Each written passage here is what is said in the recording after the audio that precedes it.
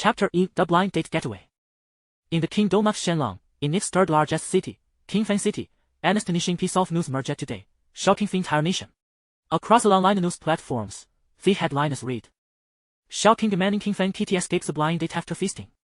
Two people in a blind date. What do you think of the man who skipped out? Must man always foots be on blind dates? Another bizarre incident in the world of blind dates. A man actually skipped out. The original Facebook was a post on Weibo, detailing the blind date between a woman and Liu and the man called Wu, during which the man astonishingly fled without paying. As soon as the post went live, it swept across the nation with lightning speed, igniting a public uproar. Blind date, skipping out, these words captivated the curiosity of the masses. As of today, this post has attracted discussions from over 100 million users on Weibo. Now, let us rule in time by a date uncover what truly transpired.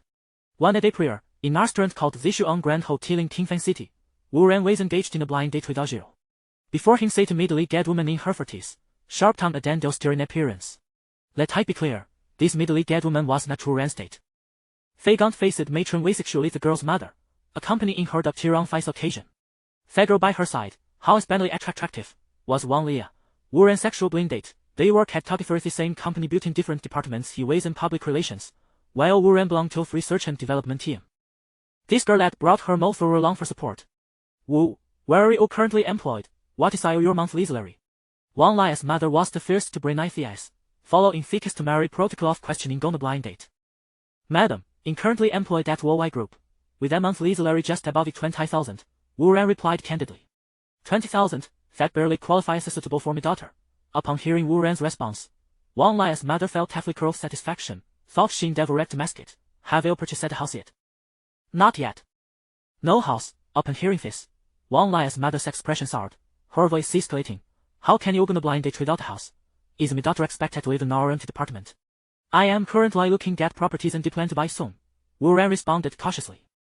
This seemed totally off Wang Lia's mother somewhat, leading her to pose another vital question typical of blind dates. If I'll buy a house, will you include our wife's name on the title? Of course, any woman who marries me and is willing to bear my children, cook, and manage the household will certainly deserve her name on the property deed. What? I won't be having any children, and I don't cook or do laundry either. I refuse to do household chores. Before Wu Ran could complete his sentence, a sharp-pitched screech interrupted him. Looking over, he saw that Wang Lia had abruptly stood up, hastening to declare her conditions. Stunned, Wu Ran attempted to process her proclamations. No children, no cooking. Frankly, the lack of culinary skills was somewhat understandable. Many devout husbands do not require their wives to handle domestic duties. However, denying the sacred duty of procreation was cross-singling, had he mistaken like to find an ancestor rather than a potential partner. Hearing Wang Lia's adamant refusal to have children, Wu Ran quickly realized that the rule is no point in continuing the blind date and chose not to debate with her. Since she was soon willing to bear children, he certainly would not consider marrying her. Thus, this blind date could very well reach its conclusion. The on display made him wish to leave immediately, but a friend, as departing abruptly would seem disrespectful. Perhaps it would be better to engage in conversation for a while. With his resolve thus formed, Wu Ran decided to remain and engage him in pleasant discourse. If you don't wish to have children, then by all means, don't. Everything is subject to your will, and as for household chores, we can always share your mate. That's entirely negotiable. Upon hearing Wu Ran's concession, Wang Lia assumed fiddling with her phone, thought she occasionally cast glances his way. Next, Wang Lia's mother continued inquiring, if I marry in the future, will you permit our wife at work, who manages your finances phone? It depends on her. If she prefers not to work, then she wants a veto, you'll support her. Regarding household finances, if she wishes to receive them, she can absolutely do so. Whatever she wants to spend, she is free to decide. Wang Lia felt a surge of delight at Wu Ran's words. It seemed she might be able to ruin an unsuspected gullible target. Not bad at all. Wang Lia's mother appeared somewhat pleased with his response. Moreover, if we were to marry, customs dictates several specifics. For the car, a $50,000 vehicle to be registered in my daughter's name. For the house, you mentioned that you intend to purchase it only, so I shall set the test aside for now. For one's 10,000 purple, we require 10,000 50 notes. For 10,000 red, we expect 1,100 yuan notes. And for 一片绿, a touch of green, an unlimited supply of 5 yuan notes. Upon finishing, Wang Lia's mother stared intently at Wu Ran, seemingly probing for his reaction. Indeed, Wu Ran's brow furrowed at her demands. Noticing his displeasure, her mood darkened, and she exclaimed, I'm offering my daughter in marriage to you, and you won't even pay a meager bride price. Wu Ran, upon hearing Wang Lia's mother say so big tone, replied coolly, Madam, please don't trust, it was not my intention. Then what are we all trying to see? Emerly inquired the former guest bride. The price would be out of the question. Do you truly lack a vast amount of money? Wang Lai's mother replied with biting sarcasm. Unperturbed by her remark, Wu Ran remained unfazed, since he never had any intention of pursuing a relationship with Wang Lai, who though not enjoy embellishing fairy tale. He continued calmly, in truth, I believe that this bride price is far too low undeterred lie unworthy of Miss Wang Lai. For someone like Miss Wang Lai, the bride price should start at a minimum of 5 million. Both Wang Lai and their mother's faces led to pine-astonish men these words, such honesty ways or rarity he said this. However, I dare family truly capable of producing such a sum. After recovering from her surprise, Wang Lai's mother read him warily. Not to worry, my family has assured me that as long as I am successful in this blind date, they'll provide whatever amount is necessary. Wu Ran responded confidently. At this, both Wang Lai and their mother visibly relaxed, sharing glances filled with mutual delight. Miss Wang Lai, madam, please remain seated for a moment in need to visit the restroom. Having reached his limit with these individuals, Wu Ran intended to take a brief respite and then head out, leaving Phoebe behind. Go ahead, Wang Lai's mother waved him off dismissively. As Wu Ran was in the restroom attending to his needs, a commotion broke out as a group of drunken young men entered the facility. Chatting amongst themselves, one of the offsets claimed, Hey, Wang, I just checked direct deposit 60,000 today, was picking up the tab. The owner referred to us. Wang shrugged nonchalantly. As long as you treat Dio, you should feel free to indulge, there will be Jacques Tofu bill. A Jacques Tope. Can you like news, Wang? Theaters looked at him quizzically. Listen up, my sister is on a blind date here today. Any hard egg is quite wealthy, Wang said with pride. So, what do each year's Easter state have to us as picking up the tab? The group remained perplexed. Ha, you'll just don't get tight, today. Everything we can drink will be charged at tough unsuspecting full on today treat my sister. After all, has wealthy if we can't eat for free, what a waste. Once we're finished, we can grab some liquor and cigarettes. If you want to marry me sister, has got to make some contributions. With that, Wang smirked mockingly. Ha ha! With Wang's assurance, we can rest easy. Truly a good brother. The man cheered gleefully, reveling in fair plans. Hearing this, Wu Ran chuckled to himself, preparing to leave to know the unfortunate soul navigating the treacherous terrain of blind dates. As Wu Ran moved to push open first room door, another young man called out, Hey, Wang, what's the name of your sister state? Reflecting on that question, Wang replied, I think his last name is Wu, but I can't recall his full name. At this revelation, Wu Ran froze in confusion, given that last name was Wang. It was likely that his sister possessed the same surname. Who else could bet you dating her about him? Could it really be this coincidental? What missile your sister in fourth date? Another voice inquired. She's in room 168. With that, the group staggered out, leaving Wu Ran alone in first room, grappling with all her wind of thoughts. What the hell? He was stunned, feeling as if he had been struck by lightning. For a moribund date, did they truly consider him a gullible to get? 60,000, what on earth did they consume? What should he do? While Wu Ran pondered possible solutions. Ding! The divine intelligence system is binding. The divine intelligence system is activating. The divine intelligence system is now online. Triggering the host's escape build test. Escape successful. The system will deal with 51 equity in worldwide group, a piece of cutting-edge technology, enhanced physical capabilities, plus 1 billion in cash. Escape failure account balance will be 0 out. A system. Will I really get a system? Is it possible for a divine artifact to fall into my hands? It know what a system is. It's the most incredible artifact imaginable. Wu Ran was elated, itching to perform a victory roll right hand and fear. Finally, it was his turn, up from the sky had landed, placing him amongst those who possess systems, winning a very beautiful high rise and descending to the pinnacle of success was now well within his reach. After a moment of ecstasy, Wu Ran collected himself, reminding himself to remain calm. He must not draw attention. The system instructed him to escape. It seemed at key user-friendly, even anticipating its thoughts. But how could he execute an escape? Wu Ran stroked his skin in contemplation. What are you pondering? A sudden voice echoed in his mind, startling him. Is that you, system? Wu Ran inquired cautiously. Who else could it be? A tone devoid of emotion replied. I asked what you are thinking about. The system persisted. He was contemplating how to escape out on the bill, Wu Ran confessed. Such a simple test, and still ponder. The system replied incredulously. Then, how should he escape? Wu Ran sought guidance from the system. Simply walk out with confidence. Do you really need to think of some elaborate strategy? The system admonished. Chapter 2 Wu Ran has fled. In another room, Wan Lia's mother was lamenting Wu Ran's prolonged absence, especially since she had many inquiries regarding his family that remained unanswered. Sitting beside her, Wan Lia consoled, "Mother, there's no need to fret, he shall return shortly." Upon hearing her daughter's soothing words, Wan Lia's mother began to calm down slightly. She then leaned closer to Wan Lia and whispered, "My dear daughter, I can see that this young man Wu holds you in high regard. When the time comes for him to purchase a house, let us hope he can put it solely in your name." Were Wu Ran to overhear such words from Wan Lia's mother, he would undoubtedly find himself in a state of bemusement. How could she perceive his feelings for Wan Lia in such a manner? Yet, it mattered little, for Wu Ran had no intention of pursuing a relationship with Wan Lia. Wan Lia cheerfully replied, "Indeed, I shall. If he refuses, I shall throw a tantrum until he concedes."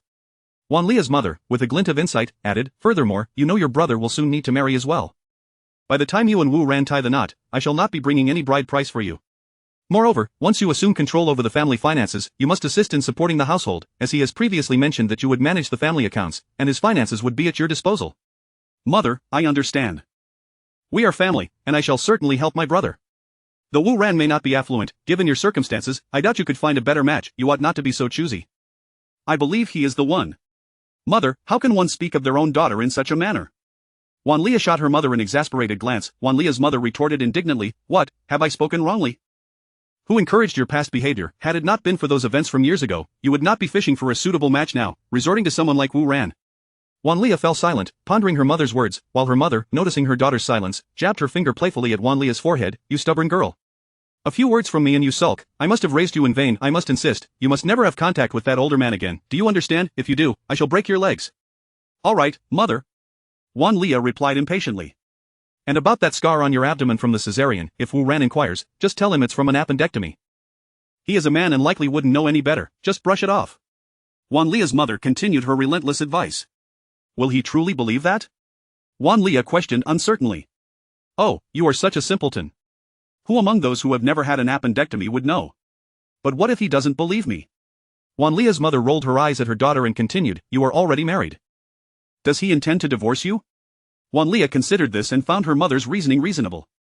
"Also, you must remember, before marriage, do not let him take advantage of you, understand? Do not let him discover your past." Wan Lia's mother reiterated her admonitions. "Mother, you are so tiresome. I already know how to handle this without your guidance." Hearing this, Wan Lia felt a touch of embarrassment, lowering her gaze. "You insolent girl. Mother is only looking out for your best interests. And remember, during your wedding night, you must prepare some dove's blood." Unbeknownst to them, much time had elapsed, and Wan Lia's mother continued her incessant chatter. "Mother, sister, something terrible has happened." At that moment, Wan Lia's younger brother burst into the room, his face a mask of panic. Wan Lia's mother, seeing him in such a state, affectionately admonished, "Li Chang, slow down, be careful not to fall." "Mother, something dreadful has occurred." Li Chang gasped, breathless. "Come, have a sip of water, then explain slowly," Wan Lia's mother urged, handing him a cup of tea. "What mood is there to drink water now?" Li Chang exclaimed, knocking the teacup aside, and hurriedly directed his gaze at Wan Lia. "Where is the person you were supposed to meet?" "He went to the restroom," Wan Lia replied, puzzled by her brother's urgency. "Restroom? He has long since fled," Li Chang exclaimed, exasperated. "What? Fled?" Both Wan Lia and her mother gasped in astonishment. "Impossible, why would he run away?" Wan Lia said in disbelief. "Who knows him?" Li Chang replied, looking at Wan Lia. Wan Lia, confused, asked, "How do you know he has run away?" "Just as I finished eating and was about to leave, when I reached the door, the restaurant manager informed me we had not yet settled the bill and could not leave. I told the manager that someone would pay. He asked me who it was, and I described Wu Ran to him. The manager then said that this person had already left and had not settled the bill. So I rushed back to find you." At that moment, Manager Li entered the room. "Fortunately, you are still here. I thought you all had departed." Upon seeing Wan Lia and her family, he breathed a sigh of relief. "Who are you? Why did you say we would run away?" Wan Lia looked at Manager Li, perplexed. "Oh, I forgot to introduce myself." Manager Li slapped his forehead and then, with his trademark smile, said, "I am the manager of this restaurant." "You may call me Manager Li." "Manager Li, what did you mean by that? Did you come here fearing we could not afford the bill?" Wan Lia inquired, casting a disdainful glance at the dishes on the table. "Ha ha ha. This young lady certainly has a sense of humor." Manager Li chuckled awkwardly, feeling a bit flustered upon hearing Wan Lia's remark. He swiftly handed her the bill. "If that is the case, please settle the bill." Wan Lia took the bill from Manager Li, thinking to herself, what a pretentious individual, as if these few dishes were worth anything, requiring him to personally ask for payment. Glancing at the bill, she noted the amount was just over 600. In this day and age, who couldn't afford that? She picked up her phone and said to Manager Lee, "I'll transfer it to you via WeChat." "This young lady, you have misread. It is not 600, but rather 60,000. Upon hearing Manager Lee's correction, Wan Lia's eyes widened in shock. "What? 60,000? As she counted meticulously, 1, 10, 100,000, 10,000, 60,000? Author's note. Dear readers, the heavens have decreed that gifts be bestowed here, as I have both an 80-year-old and an 8-year-old to support. Chapter 3 Let us go, I've taken care of the bill. Wan Lia's mother shrieked in indignation, and in the next moment, she erupted like a tempest. This is a scam. You are running a black market, we only ordered a modest amount of food, how can the bill be 60,000? You may have ordered only a little, but others have ordered numerous expensive delicacies elsewhere. Perhaps you should take a closer look at the bill. Manager Lee shot a significant glance at Wan Liqiang. Upon hearing Manager Lee's words, Wan Lia hastily scrutinized the bill, her face paling with each glance. The charges were all for high-end beverages and gourmet ingredients. But we didn't order these items. Wan Lia protested to Manager Lee. Then you should direct your inquiries to this gentleman. Manager Lee indicated Wan Liqiang.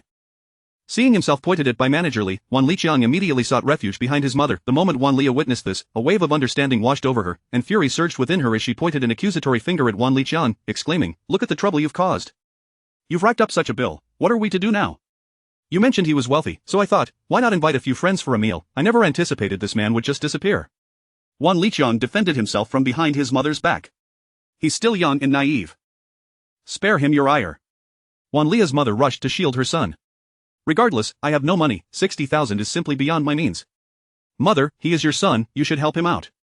All these dishes were ordered by him." Wan Lia seethed at her mother. "I don't have that much money either. What are we to do now?" Wan Lia's mother fretted, pacing anxiously. Suddenly, her eyes brightened, and she hastily suggested to Wan Lia, "Why not call Wu Ran and ask him to come back to settle the bill?" At her mother's words, Wan Lia instinctively rubbed her forehead, exasperatedly responding, "He has fled." "Do you think he'll return to pay for us?" "I suspect his phone is already switched off. To be honest, had I known the bill would amount to this, I would have fled long ago," Wan Lia mused, casting a contemplative glance at Wan Liqiang. "Little brother, how did Wu Ran know we would incur such expenses?" "I'm not certain," Wan Liqiang replied, scratching his head in confusion. He then muttered to himself, could it be he overheard something in the restroom? "What restroom?" Wan Lia pressed for clarification. "While I was in the restroom earlier, I inadvertently let slip that our meal cost over 60,000. He might have overheard me then," Wan Liqiang explained, his gaze flickering uncertainly towards his sister. "You blockhead, is your head filled with straw?" Wan Lia seethed through gritted teeth. "Sister, please don't scold me now. We need to figure out a way to settle this bill first." "What can I do? This isn't 6,000, it's 60,000. Manager Lee, why don't you attend to other matters while we deliberate?" Wan Lia suggested quietly, noticing Manager Lee lingering. "Very well, take your time to discuss. I'll step out for now." With that, Manager Lee exited the room. Once outside, Manager Lee summoned a few security guards, instructing them to keep a close watch on the individuals in the room, ensuring no one attempted to escape. After Manager Lee left, Wan Lia turned to her mother, saying, "Mother, why don't you retrieve the family's savings, consider it a loan from me, and I will repay you monthly." At Wan Lia's proposal, her mother reacted as though she had been stepped on, quickly waving her hands in refusal. "We have no money. You know very well that your brother will need funds for his future wife, we must save for that." Upon hearing this, Wan Lia's anger flared to then fine, this mess was caused by him, and he should bear the cost. "I will only cover our table." Hearing Wan Lia's assertion, her mother panicked and insisted, "Lily, you cannot say that, he is still your brother. I genuinely have no money." "Perhaps you could call your friends to borrow some?" Wan Lia's mother suggested cautiously. "I won't ask. Even if I did, I couldn't borrow that much." 2 hours later, Manager Lee returned to the room, only to find the three of them still sitting there in a stupor. Seeing this, he decided to step out again, contemplating that it might be best to report the situation to his boss. He needed to discuss whether to involve the authorities, as he suspected the individuals inside could not pay. With that thought, he pulled out his phone and called his boss, relaying the events that had transpired and seeking guidance. After a moment of silence, the boss instructed Manager Lee to wait for his arrival to handle the matter. Relieved by his boss's directive, Manager Lee felt a wave of ease wash over him. Before long, a portly middle-aged man approached. He was the hotel owner, Wang Ming. Wang Ming entered the room and, upon seeing Wan Lia, was instantly captivated by her enchanting beauty and alluring presence. Her mesmerizing eyes seemed capable of ensnaring his very soul. This woman was precisely to his taste, and Wang Ming gazed longingly at Wan Lia, unaware of his intentions. Wan Lia and her family regarded Wang Ming with confusion, looking to Manager Lee for clarification. Manager Lee quickly stepped forward and introduced, "This is Mr. Wang, the owner of our hotel." Upon hearing Manager Lee's introduction, Wan Lia promptly rose and extended her hand towards Wang Ming, exclaiming, "Ah, Mr. Wang, I am surprised you have come in person. Wang Ming grasped Wan Lia's hand eagerly, feeling as though he had lost himself in that moment. He held her hand tightly, relishing the sensation, reluctant to let go. Despite her deep-seated disdain for Wang Ming, Wan Lia felt compelled to comply, recognizing his authority as the hotel's owner. After what felt like an eternity, Wang Ming finally released her hand, adopting a facade of decorum as he spoke. I am aware of the situation, but debts must be repaid. Dining at my establishment necessitates payment, and there is nothing more to discuss. While I empathize with your predicament, I am afraid there is little I can do. Wang Ming's gaze lingered on Wan Lia, his eyes aflame with desire. However, it is not entirely hopeless. There are ways to resolve this, should you be willing to cooperate. The trio felt a flicker of hope ignite within them, sensing a potential solution. Mr. Wang, what do you propose? I assure you, I will not shirk my responsibilities, Wan Lia earnestly replied. Wang Ming leered at her, suggesting, how about we discuss this further in my office?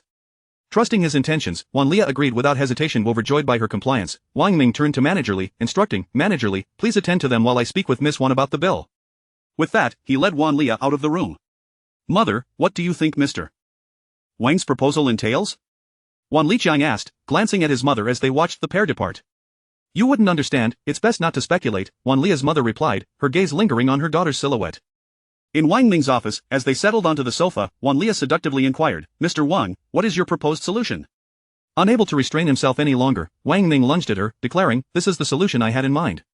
As Wan Lia entered the office, she had already sensed this outcome, and though she still harbored a distaste for Wang Ming, she realized that appeasing him might relieve her of the bill.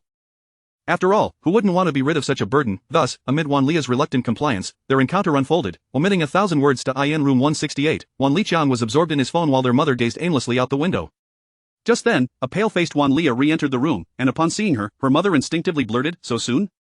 Wan Lia, her expression inscrutable, informed them, let us depart, the bill has been settled.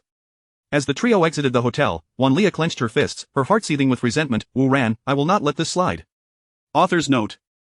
Dear readers, I sense that a gift is in order at this juncture. What do you think? I have responsibilities above and below, including an 80-year-old and an 8-year-old to care for.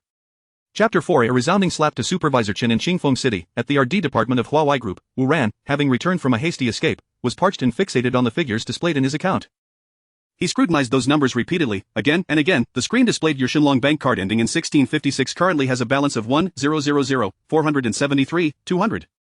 3. This was the reward for his earlier act of evasion, which the system had promptly credited.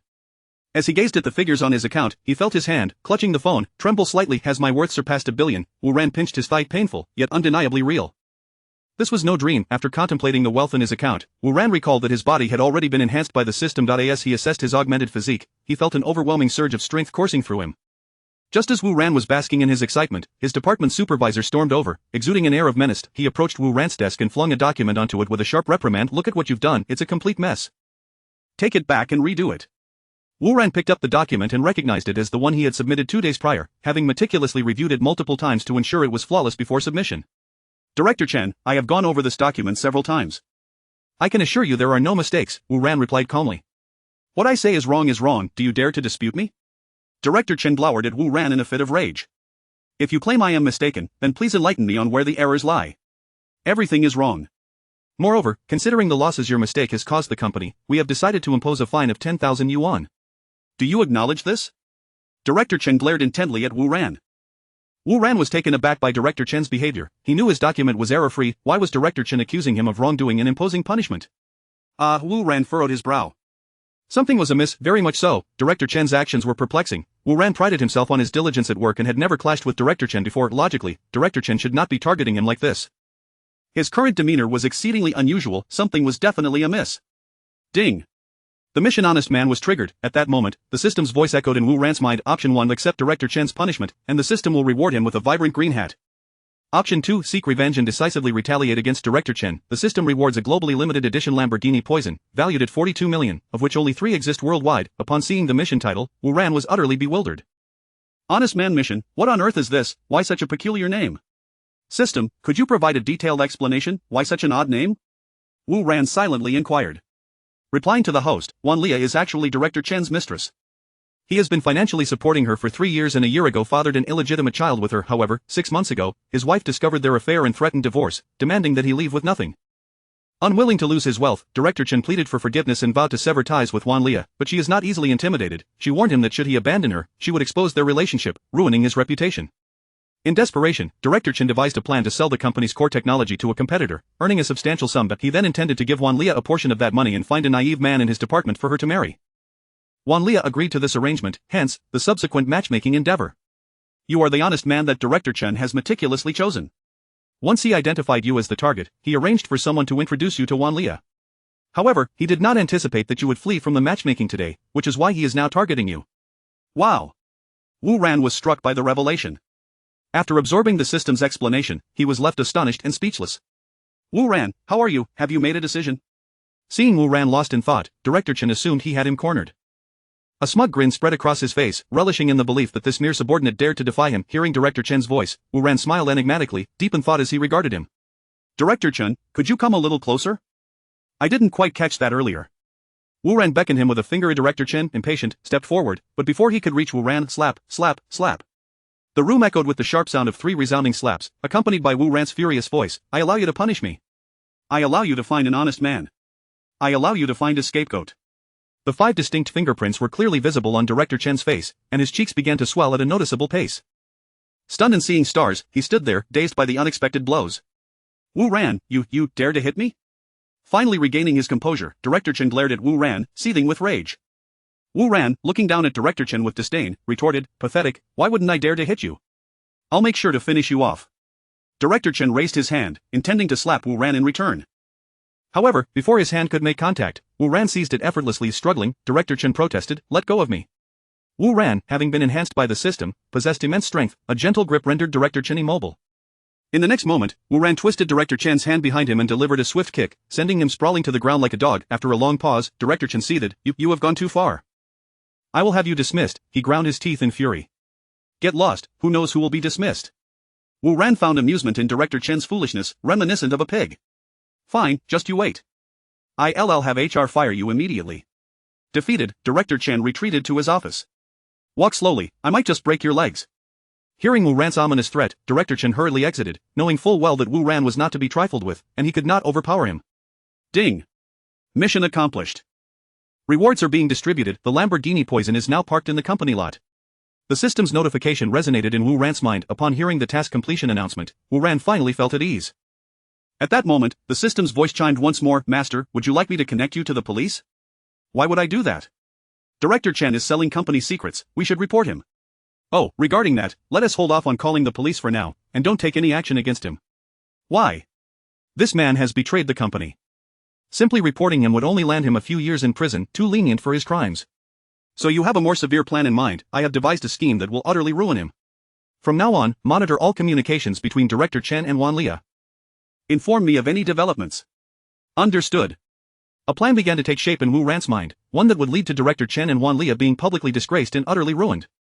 Fuming, Director Chen returned to his office, clutching his swollen face. He retrieved his phone from his pocket and dialed a number. Once connected, he said, hello, darling, it's hopeless, that Wu Ran fellow is utterly unyielding.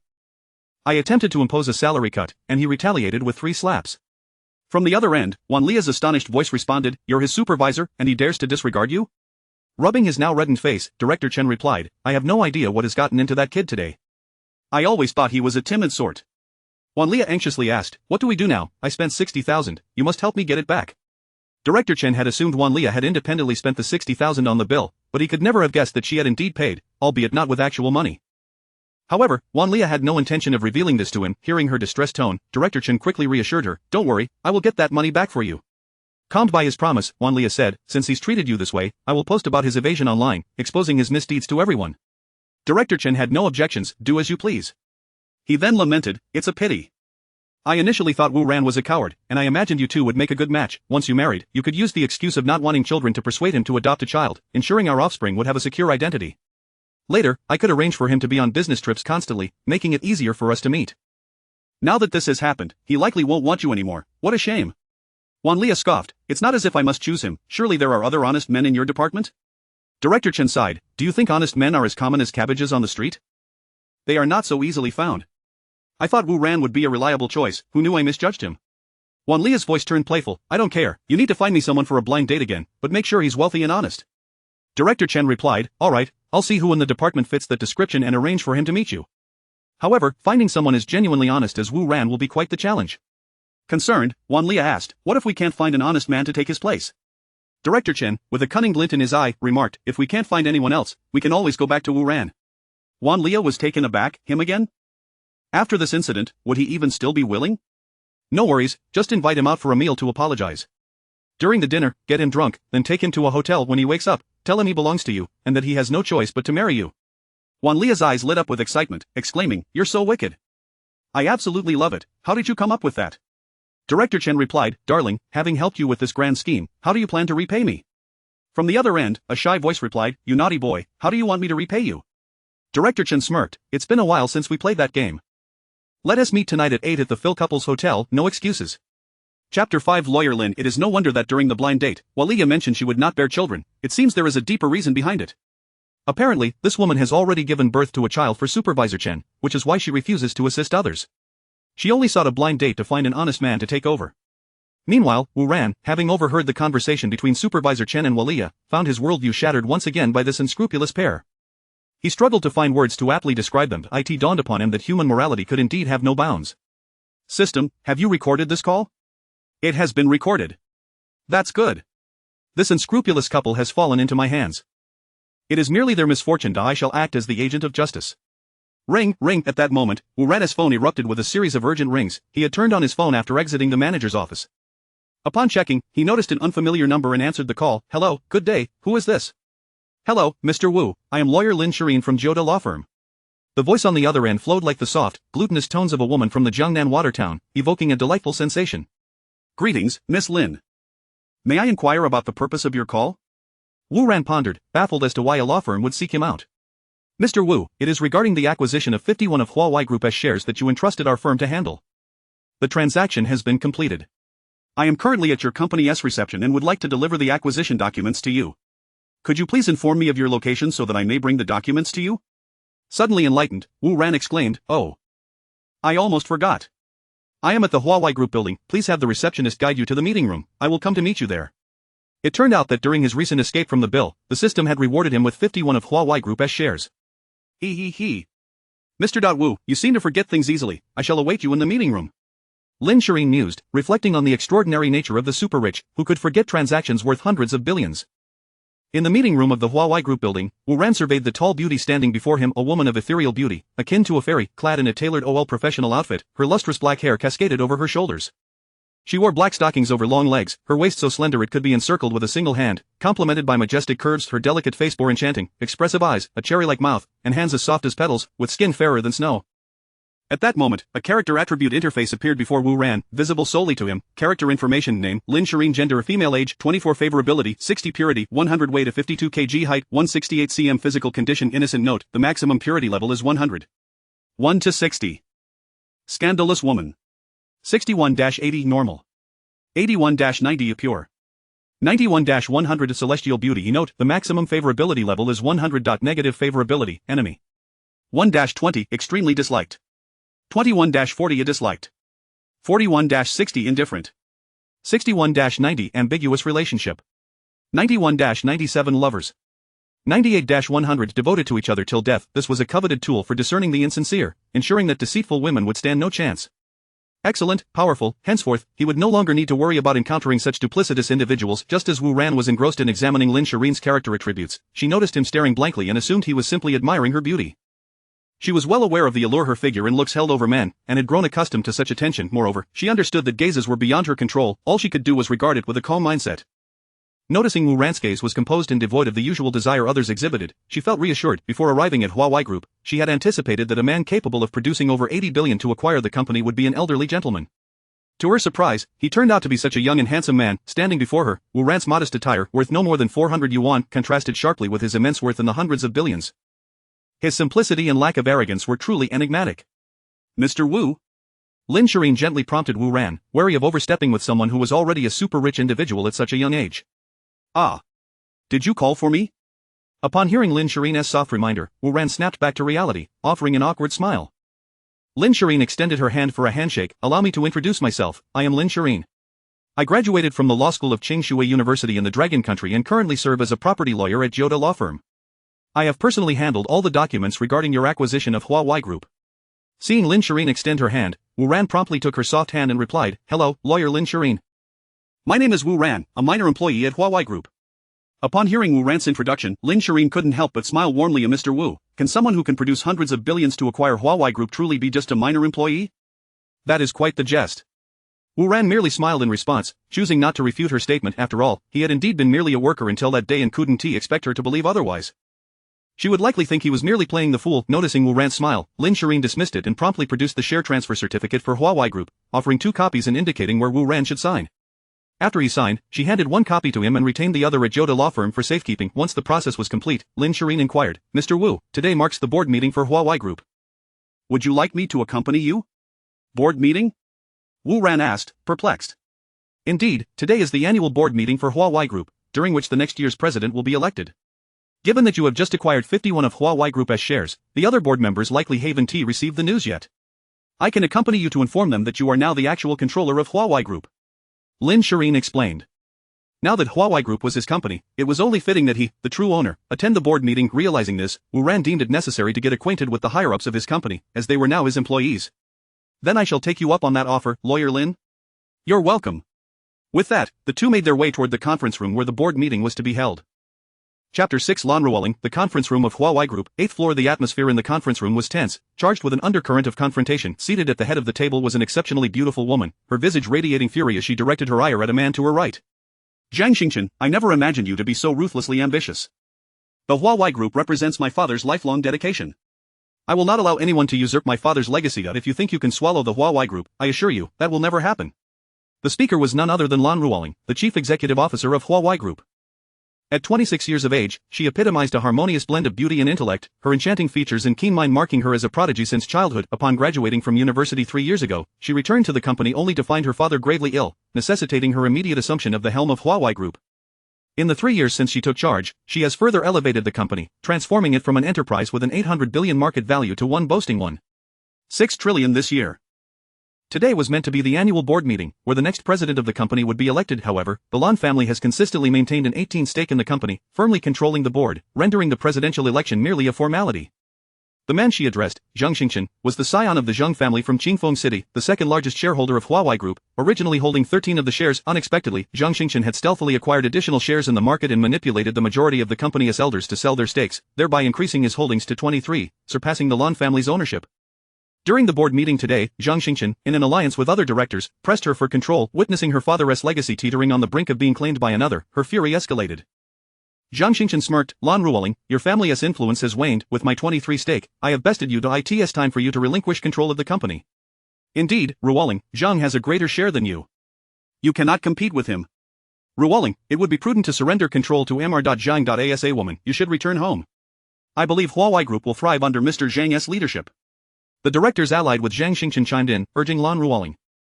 Enraged by their betrayal, she glared at the two elders who had stood by her father for 30 years. How had Zhang Xingchen managed to sway them all? "Zhang Xingchen, do not revel in your triumph. Everyone knows the underhanded tactics you employed." Seeing her fury, Zhang Xingchen chuckled, sensing the moment was ripe for his next move. "As for how I acquired my shares, that's of no concern to you. The fact remains that my stake exceeds yours. But if you refuse to relinquish control, there is a condition I require you to accept." "What condition?" Lan Ruoling instinctively inquired. Zhang Xingchen's eyes gleamed with desire as he gazed at her. "It's quite simple. Marry me. A union between our families would allow you to retain your position as president of Huawei Group. What do you say?" Lan Ruoling recoiled at the lecherous glint in his eyes, realizing his ulterior motives.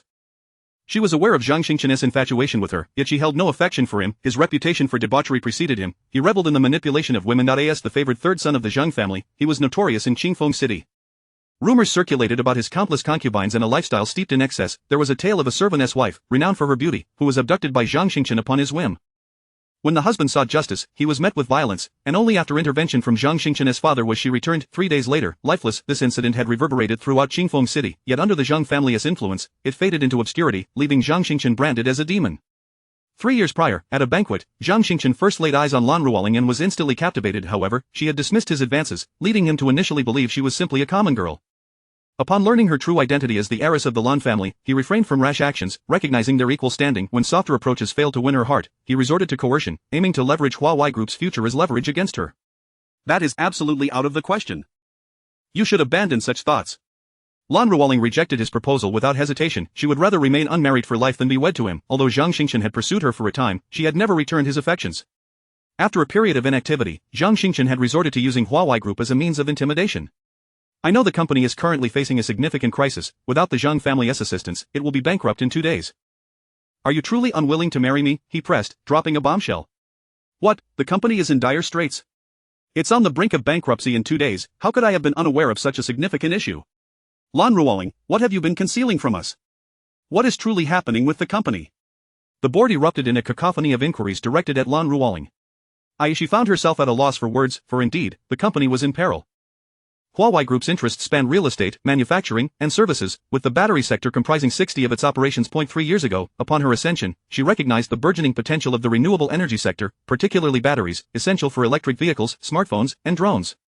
Despite the advancements in technology over the centuries, battery innovation had stagnated. Whoever could revolutionize the industry would dominate the market. Thus, Lan Ruoling had resolved to invest significantly in new battery technology, securing a 500 billion loan from the bank. After over 3 years of relentless research, Huawei Group developed a new battery with a capacity exceeding the best on the market by 20. However, unforeseen calamity struck 6 months ago when their technology was sold to a competitor, nullifying their market monopoly and resulting in substantial losses. The repayment deadline for the bank loan was fast approaching, just 2 days away, and failure to repay would result in bankruptcy proceedings. This crisis had consumed Lan Ruoling's thoughts for the past 6 months. Esteemed directors, I am already in negotiations with Shenlong Bank, and their president has verbally assured me of an extension. She attempted to placate the agitated board. Zhang Xingchen interjected with a smirk. You may have forgotten, but the president of Shenlong Bank is one of my family. As long as I make a phone call, they will not grant you an extension. Let me be clear. The bankruptcy of Huawei Group is a foregone conclusion. Your struggles are futile unless you agree to marry me, in which case I could persuade my father to invest. Lan Ruoling's face flushed with rage. Zhang Xingchen, do not forget that your family also holds shares in this company. If Huawei Group goes bankrupt, the Zhang family will suffer significant losses as well. Zhang Xingchen scoffed. While we would incur losses from bankruptcy, they are trivial compared to our overall wealth. Ruoling, for the sake of the company, you should accept Mr. Zhang's proposal. Indeed, Ruoling, if the loans are not repaid, the company will be liquidated. You surely do not wish to see your father's legacy destroyed. Mr. Zhang is a paragon of virtue, and his family is one of the prominent noble houses of Qingfeng City. Marrying him would not be a disgrace, rather, it could save the company a win-win situation. The board members, swayed by Zhang Xingchen's words, fervently urged Lan Ruoling to reconsider. Enough, I would rather die than marry him. Abandon such hopes, she resolutely rejected their counsel. Since you refuse to marry me and will not yield control of the company, I am left with no choice but to initiate the impeachment process to remove you as president. His gaze burned with determination as he envisioned a future where she would be at his mercy. He turned to the assembled elders, declaring, as the largest shareholder, I propose the impeachment of President Lan Ruoling. Any objections? Agree. Agree. Agree. The directors, having been bought off, unanimously supported his motion. As the scene unfolded, Lan Ruoling felt a surge of despair. Deep down, she understood that Zhang Xingchen's stake indeed surpassed hers, a fact she could not contest, yet the thought of relinquishing control over the company her father had painstakingly built was unbearable. Huawei Group was her father's life work, a testament to his dedication and sacrifice. The prospect of losing it was a bitter pill to swallow, especially in light of her father's devotion. Gazing out the window at the skyline of Qingfeng City, she murmured a silent prayer, may heaven protect the Lan family. If we can weather this storm and retain control of the company, I would pay any price. At that moment, the conference room door swung open, and a young man entered, his dark hair tousled and a languid smile playing at the corners of his lips. He surveyed the assembly with calm confidence, exuding an air of authority, and declared, I oppose. Chapter 7 I oppose. The sudden exclamation left everyone astonished, causing an uproar in the meeting room. Who dared to voice such a bold dissent? Lan Ruoling turned her gaze towards the door upon hearing the outcry, only to find she did not recognize the individual. She had no recollection of him whatsoever. Today marked the board meeting of Huawei Group, where typically inconsequential figures were barred entry. Yet here was a young man boldly opposing the dismissal of Zhang Xingchen. Who was he, and what could possibly motivate him to come to her aid? Did he not realize that Zhang Xingchen was the largest shareholder of Huawei Group? Even if he opposed, it would yield no effect. Observing the unfolding situation, Lan Ruoling was uncertain whether Wu Ran's intervention was a blessing or a curse. What if he were another Zhang Xingchen in disguise? She resolved to remain a silent observer, watching the events unfold. Zhang Xingchen was in the midst of initiating the process to remove Lan Ruoling, having garnered unanimous support. He was brimming with excitement when the unexpected descent shattered his daydream. Upon spotting Wu Ran standing at the entrance, Zhang's expression soured immediately. Who do you think you are? When did it become your place to oppose? Get out this instant. Zhang glared at Wu Ran, perplexed by this audacious interloper who dared to speak out. Ding. The system activated a mission. Leave immediately. System rewarded the title turtle, and the scorn of all. B. Expel Zhang Xingchen from the board. System reward of 50 billion, plus a 70 favorability rating from Lan Ruoling. What the hell? The rewards were astonishing. Wu Ran felt a surge of excitement at the prospect. Oh, you wish to expel me? Wu Ran grinned devilishly, gazing at Zhang Xingchen, whose physique seemed ravaged by indulgence. Wu Ran recognized him. Zhang Xingchen, the notorious villain of Qingfeng City, infamous for his nefarious deeds, he recalled the shocking news from years past and could hardly believe he would encounter him here today. I'll give you 3 seconds to disappear from my sight. Zhang Xingchen, seeing Wu Ran unperturbed, roared in fury. He had never before encountered someone so audacious as to disregard him. Huawei Group belongs to me, I am in my own company, who dares to expel me? Wu Ran paid no heed to Zhang Xingchen's threats, leisurely approaching him, looking down with a commanding presence. The atmosphere in the meeting room fell silent, only to erupt moments later. Ah, this is too funny. I can't breathe, I'm laughing too hard.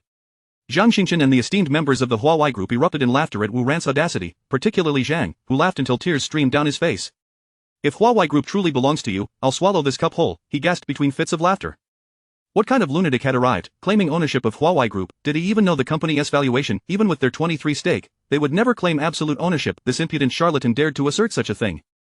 Wu Ran, unfazed by their mirth, thought to let them laugh to their heart's content. In 3 minutes, that laughter would cease. Lan Ruoling, hearing Wu Ran's proclamation, felt puzzled. Why would he assert ownership over Huawei Group? Her beautiful eyes fixed on him, she discerned that he was not jesting, he was entirely serious. Wu Ran gestured to Lin Shirin, who stepped forward, producing the agreement for Wu Ran's acquisition of 51 of Huawei Group's shares, placing it before Zhang Xingchen. Zhang Xingchen's eyes brightened as he beheld Lin Shirin, her delicate features and graceful form rivaled Lan Ruoling's. He had dallied with countless women, yet none compared to her. If he could possess her, he would pay any price. His gaze darkened with desire as he assumed she was merely a subordinate of Huawei Group, extending a lecherous hand toward her. At that moment, a loud crash interrupted the tension. Bang! Boom! Before anyone could react, Wu Ran had struck Zhang Xingchen, sending him crashing against the wall of the conference room. Do you want to die? You dare touch my people? Wu Ran's commanding voice reverberated throughout the room, leaving everyone stunned, unable to comprehend who he was and how he could confront the esteemed Zhang. Lin Shirin gazed at Wu Ran with starry eyes, her heart racing. She had not noticed Zhang Xingchen's intentions until it was nearly too late. Unexpectedly, before Zhang's hand could reach her, Wu Ran had already intervened. His protective stance had been incredibly gallant. Who would have imagined he could be so formidable? Zhang Xingchen, dazed, stared blankly at Wu Ran, shock written all over his face. He could hardly process the humiliation of being struck. No one had ever laid a hand on him before. How could this unknown youth dare to assault him? He vowed vengeance. He would make Wu Ran pay dearly. Lan Ruoling had also witnessed Zhang Xingchen's predatory advance towards Lin Shirin, and she found herself equally astonished by Wu Ran's boldness. Did he not realize the ruthlessness of Zhang Xingchen? Unfamiliar with Wu Ran's background, she was unsure what gave him the audacity to act so recklessly. She picked up the document Lin Shirin had presented and scrutinized it closely. You! How dare you strike me? Do you know who my father is? Zhang Xingchen shrieked in a frenzy. You'll pay for this. Young Master Zhang, are you all right? Someone, help! Young Master Zhang has been assaulted. Security, hurry and remove this madman. As the board members rallied around Zhang Xingchen, calling for security to expel Wu Ran, he retorted, how would I know who your father is? If you wish to find out, ask your mother. Wu Ran smirked, taunting Zhang. Others may fear you, Zhang Xingchen, but I do not. This is merely a small lesson. Should it happen again, I will end you. Not even your father can save you. This is Wu Ran's word. At that moment, a group of security personnel burst through the door, encircling Wu Ran, ready to take action. Security, apprehend him. And capture that woman too. Whoever brings them to me will be handsomely rewarded. Zhang Xingchen's venomous glare fixated on Wu Ran, convinced he was merely a fraud who dared to threaten him after striking him. Once they were captured, he would break the man's limbs and humiliate the woman before him. He needed to release this pent-up rage. What? Suddenly, a woman's voice cried out in astonishment. You acquired 51 of Huawei Group. How did you accomplish that? Lan Ruoling, holding the document, stared at Wu Ran in disbelief. Huawei Group was valued at approximately 160 billion, 51 of the shares amounted to over 80 billion. Anyone capable of procuring such a sum must be extraordinary. Even if someone could gather 800 billion, executing such a buyout was no simple feat. As a publicly traded company, its shares were widely distributed. Numerous individuals and institutions held varying quantities, resulting in potentially hundreds of thousands of shareholders. Consolidating such shares from so many sources was akin to climbing a mountain.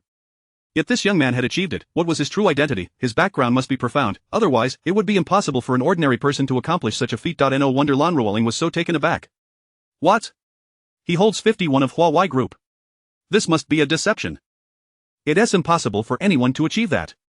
How could this be? We all know how difficult it is to acquire shares in Huawei Group. Hearing Lan Ruoling's inquiry, the board members erupted in speculation.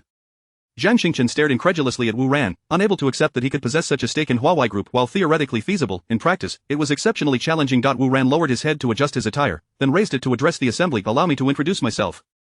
I am Wu Ran, the holder of 51 of Huawei Group shares. As I possess more than half of the company's shares, I hereby formally declare that I am now the CEO of the company. Zhang Xingchen, you are dismissed. Zhang Xingchen snatched the document from Lan Ruoling's grasp, scrutinizing it closely. This is impossible, I refuse to believe it, your documents are forged. Upon seeing Wu Ran's name clearly listed as the owner of 51 of Huawei Group's shares, Zhang Xingchen erupted in a fit of rage. At that moment, Lin Shireen stepped forward. Everyone, I am Lin Shireen from Jiuda Law Firm. Jiuda Law Firm is the largest law firm in the Shenlong Nation, and we handled all the legalities of Mr. Wu's acquisition of Huawei Group. I can confirm that this document is entirely legitimate. After affirming the document's validity, Lin Shireen returned to Wu Ran's side, feeling a sense of security in his presence. Security, I now formally order you, as the CEO of the company, to expel this fool. I will take full responsibility for any consequences. Wu Ran gestured toward the now disheveled Zhang Xingchen. The security personnel exchanged uncertain glances, unsure whether to heed the young man's command, until they looked to Lan Ruoling, who nodded in affirmation. Two security guards then stepped forward, each taking hold of Zhang Xingchen to escort him out. Realizing his chances of gaining anything from this meeting were dwindling, Zhang Xingchen, with his face swollen like that of a pig, barked at the guards, "Get lost." He trudged towards the exit, glaring at Wu Ran as he passed. You wait. I won't rest until I make you pay, but I bet you don't know that Huawei Group is on the brink of bankruptcy. You've spent a fortune acquiring a company that's about to collapse. I'll be eagerly watching how you deal with the banks in 2 days. Ha ha ha. As Zhang Xingchen strutted away, Wu Ran calmly called out, "Wait. What is it? Are you begging me?" Zhang Xingchen, mistaking Wu Ran's call for a plea for mercy, boasted, "But it's too late for you to beg now." Wu Ran flashed a wicked smile at Zhang Xingchen, who said, "I was begging you. I called you back because someone just claimed that if I truly owned Huawei Group, he would eat this cup." Upon hearing Wu Ran's words, Zhang Xingchen's complexion drained of color. Without waiting for a response, Wu Ran seized a cup from the table and smashed it to pieces. In a swift motion, he appeared before Zhang Xingchen. Wu Ran, what do you think you're doing? If you don't let me go, my father will not spare you. Wu Ran disregarded Zhang Xingchen's threats, gripping his mouth and shoving the shards of the cup into it. MMM. MMM. Zhang Xingchen, unable to move, could only watch helplessly as Wu Ran forced the glass into his mouth, blood trickling down his chin. Security, take him away. After ensuring Zhang Xingchen's mouth was filled with fragments, Wu Ran finally released him. Good. Understood, CEO. The security guards, terrified by Zhang Xingchen's condition, realized that this seemingly harmless new CEO was, in fact, a ruthless individual. Ding. The mission had been completed. The system rewards were being calculated. Beep. A text notification appeared on Wu Ran's phone. A transaction of 50 billion has been transferred to your Dragon bank account ending in 1656 at 4:11 p.m. Wu Ran tucked his phone away and turned to the astonished Lan Ruoling, speaking softly, "Miss Lan Ruoling, do you have a moment? I would like to converse with you." Ah. Why yes, let us go to my office. Stammering, Lan Ruoling looked at Wu Ran, still in shock from his earlier actions. Author's note. Esteemed readers, I have foreseen a gift coming your way. I am responsible for supporting both the elderly and the young. Chapter 8 I offer you 50 billion in the office of the president of Huawei Group. President Lan Ruoling, what was Zhang Xingchen talking about just now? Wu Ran inquired directly, having missed the announcement regarding Huawei Group's debts during the board meeting. Mr. Wu, before I respond to your question, may I pose a few inquiries of my own? Wu Ran leisurely sipped from his teacup before replying, "Feel free to ask, but I cannot guarantee that I will answer." At this, Lan Ruoling's expression faltered momentarily. Today, you compelled Zhang Xingchen to swallow the shards of his own cup. Did you not consider the ramifications of your actions? Wu Ran maintained his composure as he replied, "I did contemplate it, yet I cannot fathom why I should fear him. In the end, I simply do not fear him." Lan Ruoling was momentarily taken aback. After a brief pause, she fixed her gaze upon Wu Ran as if attempting to see through him, proceeding with her next question. "Mr. Wu, what motivated you to take control of Huawei Group?" "You." "Pardon?" "Mr. Wu, please do not jest, I possess a sense of self-awareness." Wu Ran answered nonchalantly, "I perceive significant growth potential in Huawei Group, which is why I decided to acquire its stocks." "Is that truly your only reason?" Lan Ruoling remained skeptical of Wu Ran's assertion. "Believe it or not, that is my answer." Wu Ran continued to respond at his leisurely pace. "Then your fortune is rather unfortunate," Lan Ruoling remarked pointedly. Wu Ran raised an eyebrow. "What leads you to say that? Has the company encountered some crisis?" Lan Ruoling sighed, "Alas, it is a long story." Wu Ran stated, "I have time to listen." Lan Ruoling then divulged the company's predicament. An insider had betrayed the firm by leaking its technology, bank debts were maturing, and the financial chain of the company had fractured, laying bare all her concerns before Wu Ran. After listening to Lan Ruoling's lamentations, Wu Ran fell silent, leaving her unsure of his thoughts. System.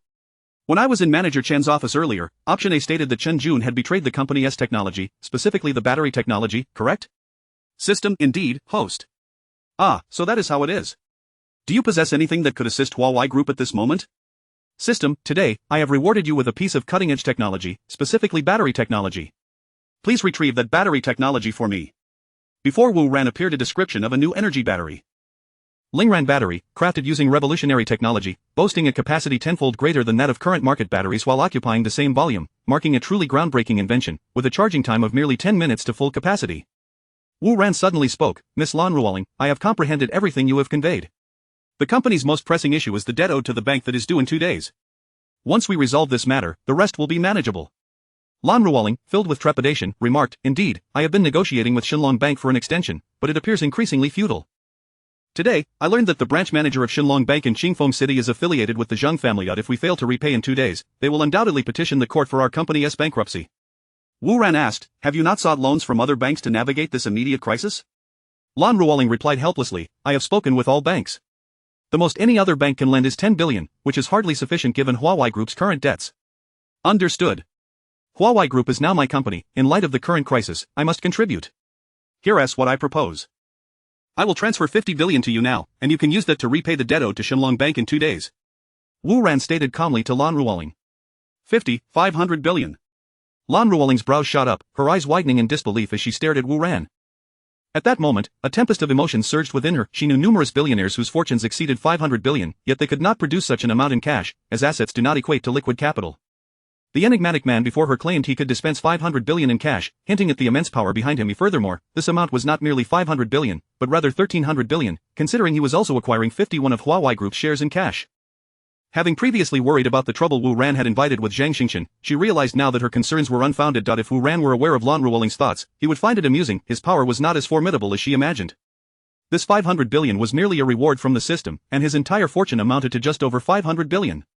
Hey, beautiful, you're not in a daze, are you? Please provide me with your account information. I will transfer the funds to you immediately. Wu Ran waved his hand in front of Lan Ruoling's face. Ah. Oh, right. Snapping back to reality, Lan Ruoling quickly retrieved the company account details and handed them to Wu Ran. Wu Ran took the account information and prepared to make the transfer on his phone. At that moment, he asked the system in his mind, System, please enable the ultra-large transfer function for my bank account. 3 seconds later. Ding. The ultra-large transfer function has been activated for the host's bank account. Subsequently, Wu Ran operated his phone, and 5 seconds later, a notification chimed on Lan Ruoling's phone, confirming the arrival of 500 billion. Did you truly just give me 500 billion? Lan Ruoling asked in disbelief, seeking reassurance. This is not a gift. Consider it a loan to the company. Wu Ran corrected her. Yes, a loan to the company. My apologies, I became overly excited. Lan Ruoling sheepishly smiled at Wu Ran. The crisis that had plagued her for half a year was thus resolved, allowing her to smile once more. She believed that with Wu Ran's infusion of capital, Huawei Group's future would be bright. I have one final question. Lan Ruoling said, lowering her head shyly. You are quite the inquisitive one. How can you have so many questions? Ask away, ask away. Wu Ran replied, somewhat exasperated. Do not worry, the 50 billion given to the company is not a poison pill. The author is aware that the Zhang family still holds shares in the group, and it will be clarified later that the Zhang family will willingly return their shares to it. Is impossible to convey all outcomes within this chapter due to word count limitations. Please enjoy the unfolding story, thank you. Chapter 9. I await you. Did you join the Huawei Group to seize control of the company? Or is it merely for the dividends? Lan Ruoling's beautiful eyes remained fixed on Wu Ran. Upon hearing her words, Wu Ran smiled. He had no desire to manage a publicly listed company. Now that he was affluent, wouldn't it be more delightful to live as a carefree slacker? Moreover, the 51 stake in Huawei Group was a reward bestowed upon him by the system, and he possessed no experience in overseeing a publicly traded corporation. Professional matters should be left to professionals, and Wu Ran's expertise lay in being an untroubled slacker. However, seeing Lan Ruoling's anxious demeanor, Wu Ran felt playful. If I were to claim I wanted to control the company, would you grant it to me? At his words, Lan Ruoling's heart sank, and after a moment of silence, she replied, If Mr. Wu truly desires control of the company, I could relinquish it. Oh, aren't you going to put up a fight? A mysterious figure capable of producing 130 billion in cash at a moment's notice is not someone a mere woman like me can contend with. I trust you would manage Huawei Group well, especially since you have invested so much. Lan Ruoling seemed to have resigned herself to her fate. Rest assured. I have no interest in managing a company, nor do I possess any experience. You should take charge of the company, I will merely act as a hands-off manager. Noticing Lan Ruoling's dejected expression, Wu Ran decided to cease his teasing. Really? You truly want to compete with me for control of the company? Upon hearing Wu Ran's words, Lan Ruoling exclaimed with delight. Indeed, it's true, I have no interest in managing a company. I cannot thank you enough. Huawei Group was founded by my father, who dedicated immense effort and passion to it. I do not wish to hand it over to others. However, since you are indeed the major shareholder of Huawei Group, you should occupy the position of CEO, while I will be content to serve as vice president. Lan Ruoling said excitedly, her eyes sparkling. Suit yourself. I have no objections. I also have a wonderful gift for you. With that, Wu Ran produced a USB drive from his pocket and handed it to Lan Ruoling. What's on it? Lan Ruoling inquired, puzzled by the USB drive he offered. You'll find out once you open it. Wu Ran replied mysteriously. Lan Ruoling connected the USB drive to her computer and opened it. Aha! A cry of exhilaration escaped her lips as she stared dumbfounded at the content on the screen. She stood there, momentarily dazed. Suddenly, she snapped back to reality and rushed to Wu Ran, fixing her gaze on him, her voice trembling as she asked, "Are the technologies inside real?" Wu Ran felt a shiver run down his spine at her intense stare, feeling as if he were the coveted Tang Sang meat everyone yearned to devour. They are indeed real. Wu Ran confirmed. No sooner had he spoken than a fragrant breeze wafted past his nose. Suddenly, soft jade pressed against him, a warm, supple body leaned in to kiss his cheek. Before he could fully savor the sensation, Lan Ruoling quickly pulled away. Her head bowed, she stammered, that she fumbled over her words, her ears gradually turning a cherry hue, unsure where to place her hands and feet. Seeing Lan Ruoling's bashful demeanor, Wu Ran couldn't help but chuckle awkwardly, scratching his nose. The office fell silent as neither of them spoke. I apologize. I was too overwhelmed. Lan Ruoling finally managed to say, as if expending all her energy to voice it. It's quite all right. Wu Ran feigned indifference. Once she composed herself, Lan Ruoling whispered, "Where did you acquire the technology contained within?" Wu Ran raised an eyebrow. "I cannot disclose the source, but you can be assured it is usable." Lan Ruoling exclaimed with excitement, "It is usable. This technology is immensely beneficial for our company. I believe that with this new battery technology, our company will undoubtedly become a leader in the battery industry." Wu Ran was content as long as the technology proved advantageous for the company. Lan Ruoling gazed at Wu Ran with affectionate eyes and shyly asked, "Why are you being so kind to me?" He had helped her eliminate Zhang Xingchen, injected 50 billion into the company to avert bankruptcy, and now provided technology that could elevate the company to the pinnacle of its industry. Was he sent by the heavens to rescue her? Wu Ran pondered inwardly. Could I admit that all of this was a reward from the system? Certainly not. Sometimes, a benevolent lie is indispensable. Wu Ran adopted a deeply affectionate expression. Do you not sense why I treat you this way? Ah. Lan Ruoling stood frozen, her heart racing. No, this is too fast. Please give me some time. I am not mentally prepared. With that, she hesitated, standing there in a fluster, her cheeks flushed. Well. I await you. Wu Ran softly assured her. Authoress note: Dear readers, I have calculated that there should be a gift at this juncture. I have an 80-year-old elder and an 8-year-old child to support. Chapter 10 from now on. Call me Ruoling from now on. You may call me Ruoling. Lan Ruoling softly declared to Wu Ran, her face flushed. Just then, a character attribute interface materialized before Wu Ran, visible solely to him. Character information: name, Lan Ruoling, gender, female, age, 24, favorability, 90, purity, 100, weight of 51 kg, height, 169 cm, health status, innocent. Upon observing Lan Ruoling's character profile, Wu Ran noted her favorability towards him had reached an impressive 90, indicating a significant affection. In light of this, they could engage in playful banter akin to that of romantic partners. Very well, then you shall call me Brother Ran. Wu Ran jested. Lan Ruoling adorably rolled her eyes at him. I refuse. I shall address you by your full name, Wu Ran. Suit yourself. However, I do have something serious to discuss with you, Wu Ran stated gravely. What is it? Upon hearing Wu Ran mention a serious matter, Lan Ruoling grew earnest. There has been a mole within the company. I already know who has betrayed the company's battery technology. Lan Ruoling was taken aback by Wu Ran's revelation. She had been investigating the identity of the traitor but had found no leads. Who is the traitor? The individual responsible had nearly driven the company to bankruptcy, and Lan Ruoling harbored a fierce desire to exact vengeance upon them. ITS Supervisor Chun from the RD department. Is it really him? That seems impossible. Wu Ran, are you certain you're not mistaken? Lan Ruoling's charming face froze in disbelief. She had suspected many individuals but had never once considered him.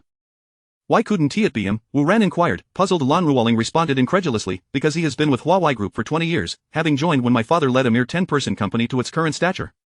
He is a true elder statesman of the company, and such individuals have profound emotional ties to its well-being. Lan Ruoling could never have imagined he would betray the company's interests. People can change, Wu Ran retorted dismissively, then proceeded to divulge the information he had learned from the system in a rapid-fire manner. You're an employee in the RD department of our Huawei Group. Lan Ruoling exclaimed in astonishment. You went on a blind date today, the woman brought along 58 other people, and you ended up fleeing. Ha ha ha. The office erupted in an unladylike burst of laughter. Wu Ran sheepishly scratched his head. Hey, are you not focusing on the real issue here? I'm trying to inform you about the mole. Just a moment, I'm laughing so hard I might suffocate.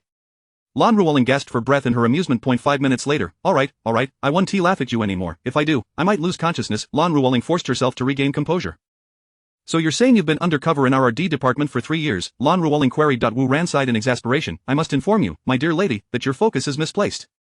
That is not the crux of the matter, and you have misused the term undercover. It should be referred to as observation. Fine, now I know that Chen Jun is the mole. With that, Lan Ruoling pulled out her phone, preparing to call the authorities. What are you doing? Wu Ran inquired as he noticed her intent, calling the police. Since I now know that Chen Jun has betrayed the company's core technology, I must report him. Lan Ruoling replied, puzzled. Do not call the police just yet, he still has significant utility. Wu Ran smiled mysteriously. What utility? Come closer, and I shall tell you. Wu Ran then whispered his plan into Lan Ruoling's ear, their postures becoming somewhat intimate. The warm breath Wu Ran exhaled brushed against Lan Ruoling's ear. Having never experienced such close contact with a man before, Lan Ruoling felt her temperature rise, her body weaken, nearly losing her balance. Ultimately, she had to rely on her formidable willpower to regain her composure, focusing intently on Wu Ran's plan. After enduring until the end, her eyes sparkled with intrigue. You're quite mischievous. I find it utterly delightful. Lan Ruoling smiled seductively at Wu Ran. Have you never heard the saying, bad boys are irresistible to women? Wu Ran replied, ha, what a twisted notion. With the burden of resolving the company's crisis and uncovering the mole finally lifted from her shoulders, Lan Ruoling was able to laugh joyfully. She found herself increasingly captivated by the enigmatic Wu Ran. Wu Ran, you must not be a local of Qingfeng City, are you? Lan Ruoling ventured to probe into Wu Ran's background after her laughter subsided. Oh, how did you deduce that I am not a local? Wu Ran countered. Lan Ruoling explained, because there is not a single family in Qingfeng City capable of producing 130 billion in cash. Ah, I see, I had thought you had already looked into my background, Wu Ran realized upon hearing Lan Ruoling's reasoning. Lan Ruoling added, I intended to investigate you but have yet to find the time. Author's note. Dear readers, I have consulted my calculations, and it appears that a gift is in order. I have a family to support, with elderly above and children below. Chapter 11. The hero of Lin Shirin. Lan Ruoling exclaimed, I intended to inquire about you, but I haven't had the chance yet. Wu Ran turned around and replied, well, take your time, I have matters to attend to, so I shall take my leave. With that, he walked towards the door. Hey! Wait a moment. Lan Ruoling urgently called out to Wu Ran. Wu Ran asked, is there anything else? Lan Ruoling said, I'll leave this presidential office to you, I will move to another room. Wu Ran pondered for a moment and replied, no need, please arrange for another room to be decorated for me. After all, you have been using this office for so many years, and moving back and forth would be quite troublesome. Lan Ruoling agreed, very well, I shall have someone redecorate a new one for you. You are now the newly appointed president of Huawei Group. I plan to convene a senior management meeting tomorrow to introduce you to them. Wu Ran responded, there's no rush, let us wait a few days. With that, he departed from Lan Ruoling's office. As Lan Ruoling silently watched Wu Ran's retreating figure, she thought to herself, Wu Ran, no matter how mysterious you are, I shall uncover the truth about you. System. I have now taken the helm of Huawei Group. Once this news is made public, various forces will undoubtedly take an interest in me. Can you assist me in erasing my data? The system replied, a trivial task. 5 seconds later, the system announced, all done. I have retained only a few of your online accounts. All other information, including that of you and your parents, is now classified as top secret. No one on the internet can retrieve any of your information. Excellent. Now I can rest easy. As Wu Ran exited Lan Ruoling's office and passed through the reception area of the presidential office, he noticed Lin Shirin sitting there in a daze, seemingly lost in thought. He had assumed she had already departed, so he was surprised to see her still present. Upon spotting her, Wu Ran pushed the door open and entered. Seeing Wu Ran walk in, Lin Shirin stood and asked, have you finished your conversation? Wu Ran replied, yes, we're done. Why are you still here? I thought you had left. Lin Shirin's beautiful eyes reflected gratitude as she said to Wu Ran, I was waiting specifically for you. At that moment, a character attribute interface appeared before Wu Ran, visible only to him. Character information: name, Lin Shirin, gender female, age 24, favorability 90, purity 100, weight of 52 kg, height 168 cm, health status innocent. Seeing that Lin Shirin's favorability towards him had reached 90, Wu Ran was taken aback. It seemed that ever since he acquired the system, his romantic fortunes had flourished. With a favorability of 90, did this imply that with a little more effort, he could engage in the activities that men generally cherish? The mere thought exhilarated him. Wu Ran, puzzled, asked, why were you waiting for me? I wanted to personally express my gratitude. Gratitude for what? Thank you for assisting me earlier in the conference room. Lin Shirin expressed her appreciation. Wu Ran, feeling a bit bashful, scratched his head and said, oh, it was nothing, I simply disapproved of Zhang Xingchen's actions. Lin Shirin's gaze sparkled, nonetheless, I still wish to thank you, I would like to treat you to a meal as a token of my gratitude. Wu Ran replied, treat me to a meal. That sounds fine, when? Lin Shirin suggested, how about tonight? Just as Wu Ran was about to agree, he suddenly remembered he was to attend a charity gala at his alma mater that evening. The school was establishing a fund to assist impoverished students and had called upon alumni to return and contribute. He had received the notice last month and had almost forgotten about it. I'm afraid I can't tonight. I have a gathering to attend, perhaps another time. Initially, Wu Ran intended to reschedule a dinner with Lin Shirin, but then he reconsidered. Inviting this young lady to accompany him to the gala could be a splendid idea. However, if you truly wish to express your gratitude, why don't you accompany me to the gathering tonight? Upon hearing Wu Ran's refusal, Lin Shirin felt a twinge of disappointment. Then it's settled. I'll accompany you to the gala tonight. In the next instant, upon hearing Wu Ran invite her to the alumni gala, Lin Shirin's spirits soared, and she joyfully exclaimed. Wu Ran affirmed, it's a deal Lin, I'll pick you up tonight. Did you drive here, or did you take a cab? I can give you a ride back to the company now. Lin Shirin lowered her head and quietly replied, I took a cab. Alright then, let us head back to your company. Wu Ran then led Lin Shirin to the company parking lot, where he located the Lamborghini Poison that the system had rewarded him with. There it stood, a sleek and imposing sports car, exuding an air of aloofness. The Lamborghini Poison is equipped with a 6.5-liter V12 engine, paired with a 7-speed ISR transmission, 5 distinct driving modes, and an all-wheel drive system. This engine is undeniably an exhilarating combination, boasting astonishing revs and pulling power, culminating in a remarkable maximum output of 750 horsepower, accelerating from 0 to 100 kilometers in a mere 2.8 seconds. The Lamborghini Poison is limited to just 3 units worldwide. Possessing one signifies a status that wealth alone cannot procure. Beside the Lamborghini stood a staff member from the 4S dealership, patiently awaiting the arrival of Wu Ran. When the vehicle was delivered earlier, Wu Ran had been too occupied to receive it, and now, at long last, he had the time. Upon seeing Wu Ran approach, the 4S staff member promptly stepped forward and respectfully inquired, Are you Mr. Wu Ran? Wu Ran replied, Yes, I am Wu Ran. The staff member continued, Greetings, Mr. Wu, here are your car keys and purchase documents. Wu Ran accepted the keys and paperwork, casually producing 1,000 yuan in cash to hand to the staff member as compensation for his time lost, to which the staff member expressed profound gratitude before departing. Lin Shirin, upon witnessing Wu Ran's supercar, although unaware of its price, instinctively recognized its exorbitance. However, she was not taken aback. After all, Wu Ran had spent over 80 billion to acquire the Huawei Group, so it was only natural for him to drive a multi-million luxury vehicle. Wu Ran, ever the gentleman, opened the car door for Lin Shirin, allowing her to enter first. This seemingly casual gesture stirred ripples of emotion within her. As they sat in the car, Wu Ran sped towards Lin Shirin's company. Upon arriving at the entrance of her office building, Lin Shirin stood beside the vehicle.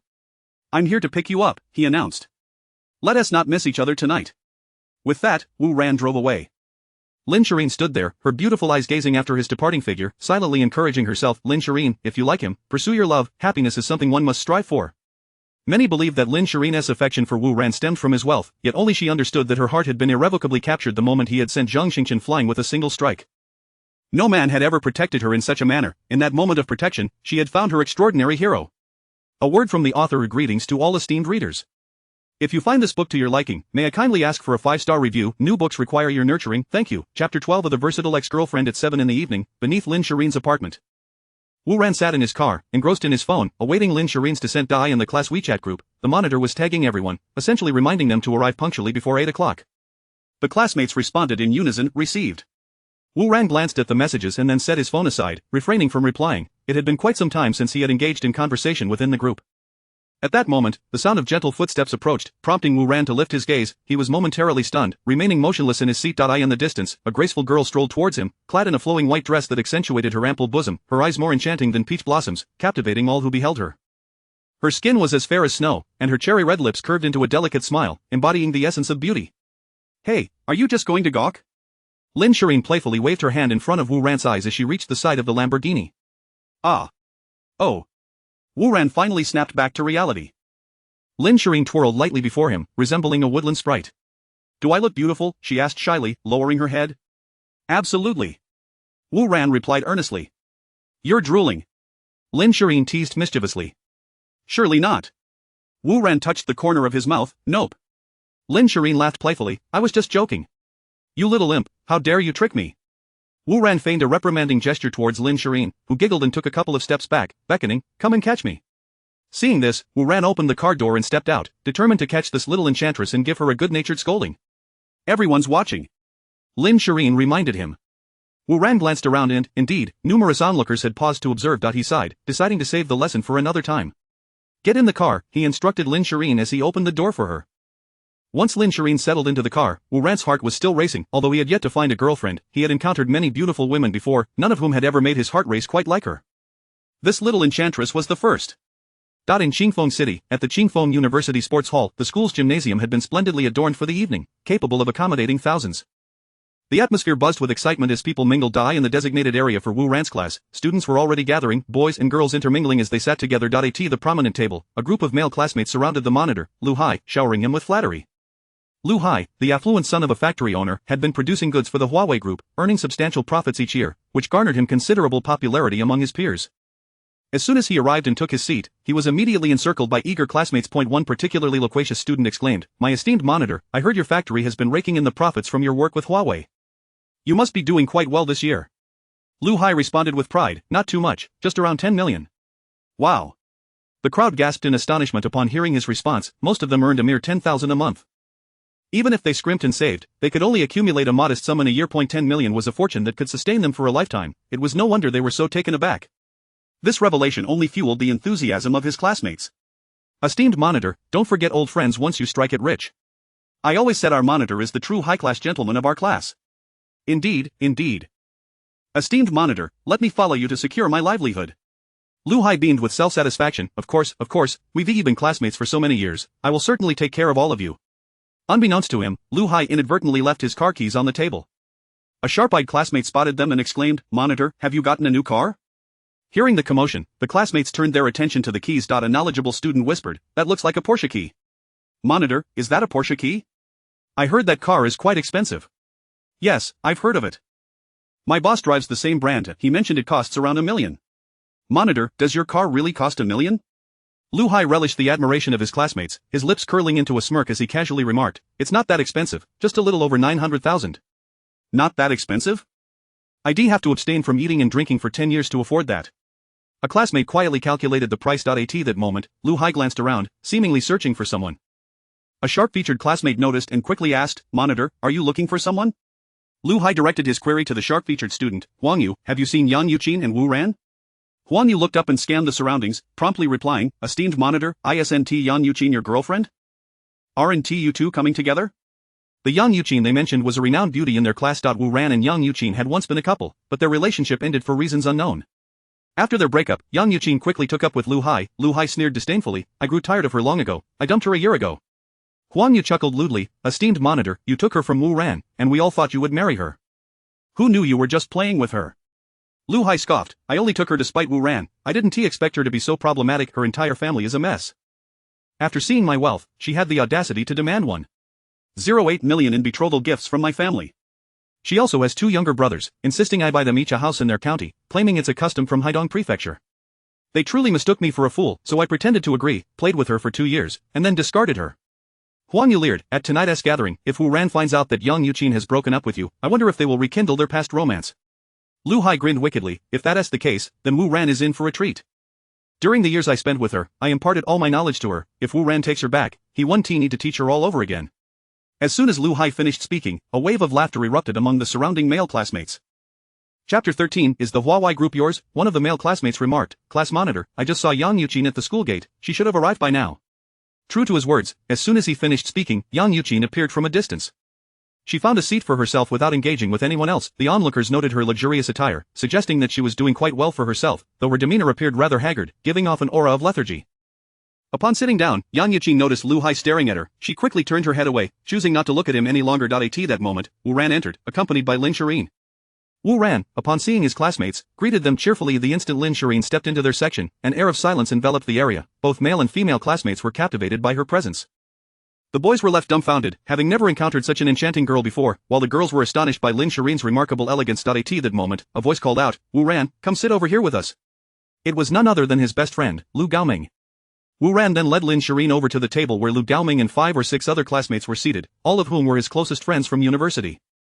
Their excitement was palpable upon Wu Ran's arrival. As Wu Ran and Lin Shirin took their seats, his friends looked at him with beaming smiles. Lu Gaoming playfully hugged Wu Ran and patted him on the back, exclaiming, "You rascal. It's been 2 years since we last contacted each other. I thought you had vanished." Wu Ran retorted, "Isn't it you who didn't reach out? You expected me to make the first move, didn't you?" Lu Gaoming joyfully replied, "I don't care. We haven't seen each other in 2 years, so tonight, we must drink to our heart's content." Wu Ran replied with a hint of annoyance, "We can drink any time, but tonight may not be the best choice." After a moment of contemplation, Lu Gaoming conceded, "Fair enough. Tonight is the charity gala organized by the school, and getting drunk here wouldn't be appropriate." Then, noticing Lin Shirin seated beside Wu Ran, he mischievously remarked, "You little rascal, you found such a beautiful girlfriend and didn't even introduce us." "Indeed. Wu Ran, won't you introduce her to us? Who would have thought that you, being so quiet, would end up with such a stunning girlfriend? Miss, do you have a sister or a younger sibling? They don't need to be as beautiful as you, just close to 70% would suffice." The other friends joined in the playful banter. No, she's not my— Wu Ran was about to clarify when Lin Shireen, her cheeks flushed, interjected, "Hello everyone, my name is Lin Shireen, and it's a pleasure to meet you all." "Hello, Miss Lin, I'm Lu Gaoming, Wu Ran's best friend and classmate." "Hello, Miss Lin, I'm Liang Ruiming, also Wu Ran's best friend and classmate." "Hello, Miss Lin, I'm Zhang Rongfu, another of Wu Ran's close friends and classmate." As Wu Ran's friends introduced themselves, some even extended their hands for a handshake with Lin Shireen. Seeing this, Wu Ran swiftly swatted one hand away, exclaiming, "Get your pig hand away." Lin Shireen felt a tinge of shyness at Wu Ran's action. After the pleasantries, Wu Ran inquired, "Lu Gaoming, where have you been working these past 2 years?" Lu Gaoming replied, "A few years ago, I went abroad to work at a high-tech company focused on new energy batteries. I'm responsible for battery development." Wu Ran expressed his surprise, "No wonder you haven't contacted me, you went overseas, so your company is also in the battery sector?" Lu Gaoming confirmed, "Yes, the global market is currently centered on developing new energy, so companies with technology are all heading in that direction." Wu Ran asked, "Since you've been abroad, what brings you back for the gala tonight? Don't tell me you came back specifically for this, I won't believe it." With a wry smile, Lu Gaoming replied, "I lost my job and am no longer with that company." Wu Ran, puzzled, asked, "Lost your job?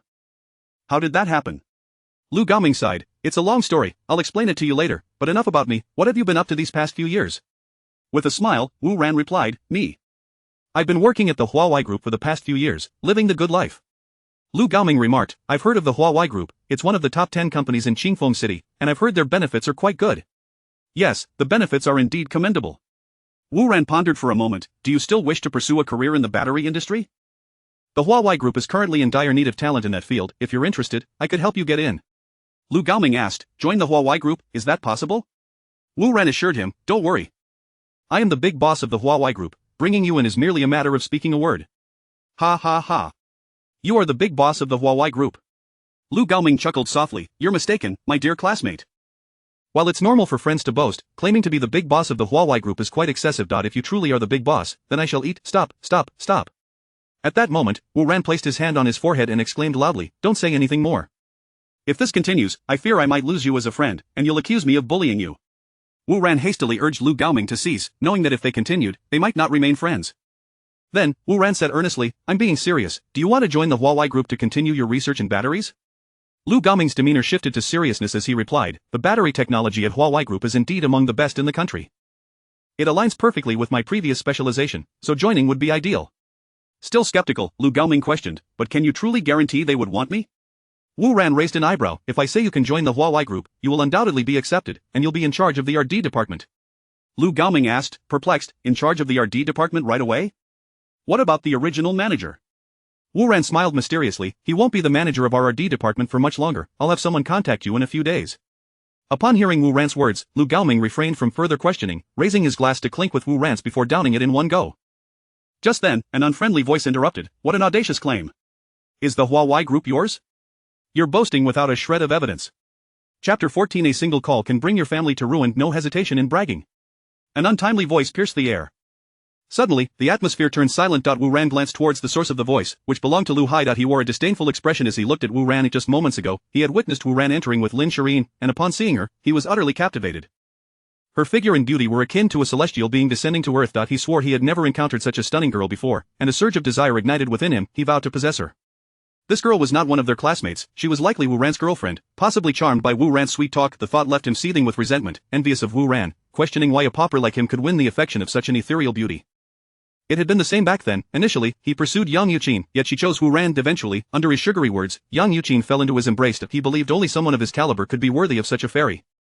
Thus, upon hearing Wu Ran's earlier remarks, he assumed his opportunity had arrived. He intended to expose Wu Ran's boasting and rescue the girl he believed had been deceived. Without hesitation, he approached Wu Ran's table, ready to unveil Wu Ran as the fraud he perceived him to be.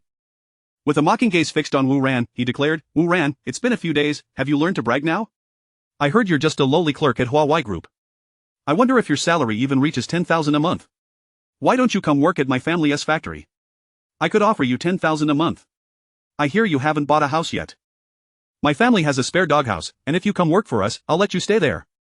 Upon hearing Lu Hai's acerbic remarks, the classmates surrounding them erupted into laughter. Wu Ran's friends, sitting alongside him, were indignant and spoke up in his defense. "Lu Hai, don't think just because you have a bit of money, you can insult others. Watch your filthy mouth. Fate will bring you low one day." Ding. Task to confront Lu Hai activated. A. Ignore Lu Hai, and receive the title turtle. B. Retort Lu Hai and bring his family to ruin, rewarded with physical enhancement, 10 billion in cash, plus a protective necklace. Note, the protective necklace grants immunity to all attacks and is the perfect gift for a loved one. With yet another task at hand, Wu Ran felt a surge of joy, his gaze towards Lu Hai softened. What a good opportunity. Lu Hai, seeing Wu Ran's silence, assumed he had struck a nerve. He turned his fervent gaze to Lin Shirin, saying, Dear lady, I wonder if you are aware of Wu Ran's true nature. Do not be misled by his flowery words. He was quite impoverished during his studies, often going hungry, working multiple jobs just to get by. How could someone like him possibly be the owner of Huawei Group? Unlike me, my family's factory produces for Huawei Group, earning millions effortlessly each year. He then fixed his gaze intently on Lin Shirin, believing that upon hearing of his wealth, she would abandon Wu Ran and fall into his arms, just as Yang Yuqin had done. Lu Hai sycophant, Huang Yu, noticing Lu Hai's affection for Lin Shirin, chimed in to encourage him. Indeed, miss, look at how wealthy our young master Lu is, and he is quite handsome too. How could someone like Wu Ran ever be worthy of you? Lin Shirin, upon hearing Lu Hai and his companion's words and witnessing his grotesque demeanor, regarded him with disdain and thought, you fools, if only you knew that the man standing before you just acquired Huawei Group for hundreds of billions today, I wonder what your thoughts would be. With a look of contempt, Lin Shirin retorted to Lu Hai, Sir, whom I choose to befriend is none of your concern. Who do you think you are? My friendships do not require your approval. And please, keep your distance. Lu Hai, expecting Lin Shirin to leave Wu Ran, was taken aback by her rebuff. Meanwhile, Wu Ran, after reviewing the system task details, glanced at Lu Hai and calmly responded, You want me to work for you? Do you think you are worthy? And might I add, how do you know it isn't you who should be working for me? Ha ha ha. Wu Ran, have you lost your mind? This is too funny. He actually thinks Lu Hai would work for him.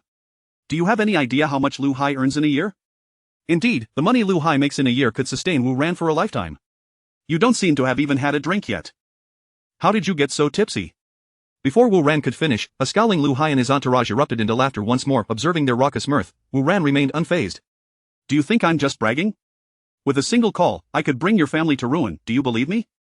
Wu Ran reiterated disdainfully. Ha ha ha. I believe. Wu Ran, your bravado is truly escalating. Go ahead, make the call. I am eager to see if you can truly bring my family's company to its knees. I can hardly wait. Lu Hai laughed heartily again. Alas! Why is it that no one believes the truth these days? Who would wish for their own company to fail? Indeed, we dwell in a world of fools. Wu Ran shook his head, muttering under his breath, then pulled out his phone and tapped a few times. Beeper beeper beep. Lan Ruoling. Hello, who is this? Wu Ran, it's me, Wu Ran. Lan Ruoling. Wu Ran, what is the reason for your call? Wu Ran, nothing much, just someone has been vexing me, and I wish to see his family's company crumble. Lan Ruoling. I don't understand, if you have the power to bring a company down, why call me? Wu Ran, this company is a subcontractor for our Huawei Group.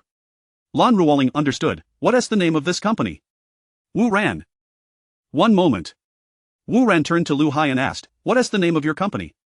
Lu Hai, perceiving Wu Ran's actions as mere theatrics, answered without hesitation, my company is called Dongtao Manufacturing Company, Ltd. Thank you. Wu Ran politely acknowledged Lu Hai, then casually spoke into the phone, did you catch that? Lan Ruoling on the other end replied, got it, give me 5 minutes. All right. And remember to inform the owner of Dongtao Manufacturing that his son has offended someone he cannot contend with. With that, Wu Ran hung up. Turning to Lu Hai, he said, wait 5 minutes, and fell silent thereafter. Lu Hai, feeling insulted by Wu Ran's dismissal, could hardly believe he dared to ignore him. Chapter 15 The pitiful must have their despicable aspects. Lu Hai cast a glance at Yang Yuqin, who was not far away, and remarked with a smirk, your old flame is here today. Perhaps you two can relive the past tonight. I spent years refining her skills during our time together, he continued, and I have no doubt that over the past year, her talents have reached new heights. You are in for a treat tonight. At that moment, Yang Yuqin, seething with fury, unleashed a torrent of curses at Lu Hai. Lu Hai, you scoundrel, after your fun with me, you just up and leave, is that how one conducts oneself? I have yet to utter a single word since arriving here, yet you come over to provoke me. Damn you, I'll wipe out your entire clan.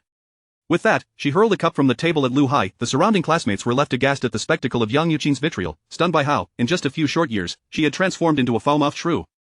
Lu Hai narrowly dodged the cup, his frustration boiling over as he retorted, you vile woman, don't think for a moment that I am unaware of what you have been up to this past year. A so-called lady of a wealthy family like you is destined to be ridden by the masses. Lady of a wealthy family? Upon hearing Lu Hai's words, Wu Ran and the others present were perplexed. Everyone was aware that Yang Yuqin hailed from Haidong Prefecture, where she had 2 younger brothers and appeared to come from a rather impoverished background during university. It was Wu Ran who worked to support her, and after graduation, she had moved on to Lu Hai. This was common knowledge among their peers. Why, then, did Lu Hai refer to her as a lady of a wealthy family? Lu Hai's chief sycophant, Huang Yu, queried with confusion, class leader, isn't Yang Yuqin from a poor family? How can you claim she belongs to a wealthy household? Having just evaded the cup hurled by Yang Yuqin, Lu Hai was filled with animosity towards her and decided to strip away any semblance of decorum. The wealthy family I speak of is merely the name of a brothel. His revelation sent shockwaves through the crowd. No way. She actually does such things. She truly is a woman consumed by vanity and laziness. Gasps of astonishment echoed around them. Wu Ran, too, was taken aback. He could hardly believe that Yang Yuqin had taken up employment in such establishments, yet, it was her choice to make, others had no right to interfere. Lu Hai, go to hell. I will kill you. As soon as Lu Hai's words fell, Yang Yuqin lunged at him, seizing his hair and yanking it, then biting down on his ear. The sycophants surrounding Lu Hai rushed to separate them, but Yang Yuqin clung fiercely to his ear, each attempt to pull her away eliciting cries of pain from Lu Hai. Finally, in a fit of rage, Lu Hai struck Yang Yuqin across the face, leaving a crimson imprint where his hand had landed. The pain caused her to release her grip, and as she was pulled away by her classmates, she glared at Lu Hai with a murderous intensity, as if she wished to inflict 1,000 cuts upon him. Lu Hai, ablaze with fury, declared, since you chose to engage in such disgraceful conduct, why fear my words? You want me to remain silent? I shall not. When we were together, her parents, upon learning of my family's wealth, came to me, insisting that if I wished to marry Yang Yuqin, I must pay a double dowry of 1.08 million yuan and assist in purchasing homes for her two brothers in their hometown. I certainly refused, which led to our eventual breakup. Later, I heard she returned home to marry. I later learned her husband had paid over 800,000 yuan as her bride price, which he had borrowed from the bank. After less than 2 months of marriage, she discovered her husband was burdened with over 800,000 yuan in bank debts, and this woman audaciously sought a divorce. Naturally, her husband was unwilling. After spending over 800,000 yuan to marry her, and now, barely 2 months in, she wanted to leave. That's simply unacceptable. When he refused to divorce her, Yang Yuqin caused daily chaos at home. Eventually, her husband, unable to tolerate her antics, said that while he would agree to a divorce, she must return the bride price. But Yang Yuqin's parents adamantly insisted they had no money to refund. Ridiculous.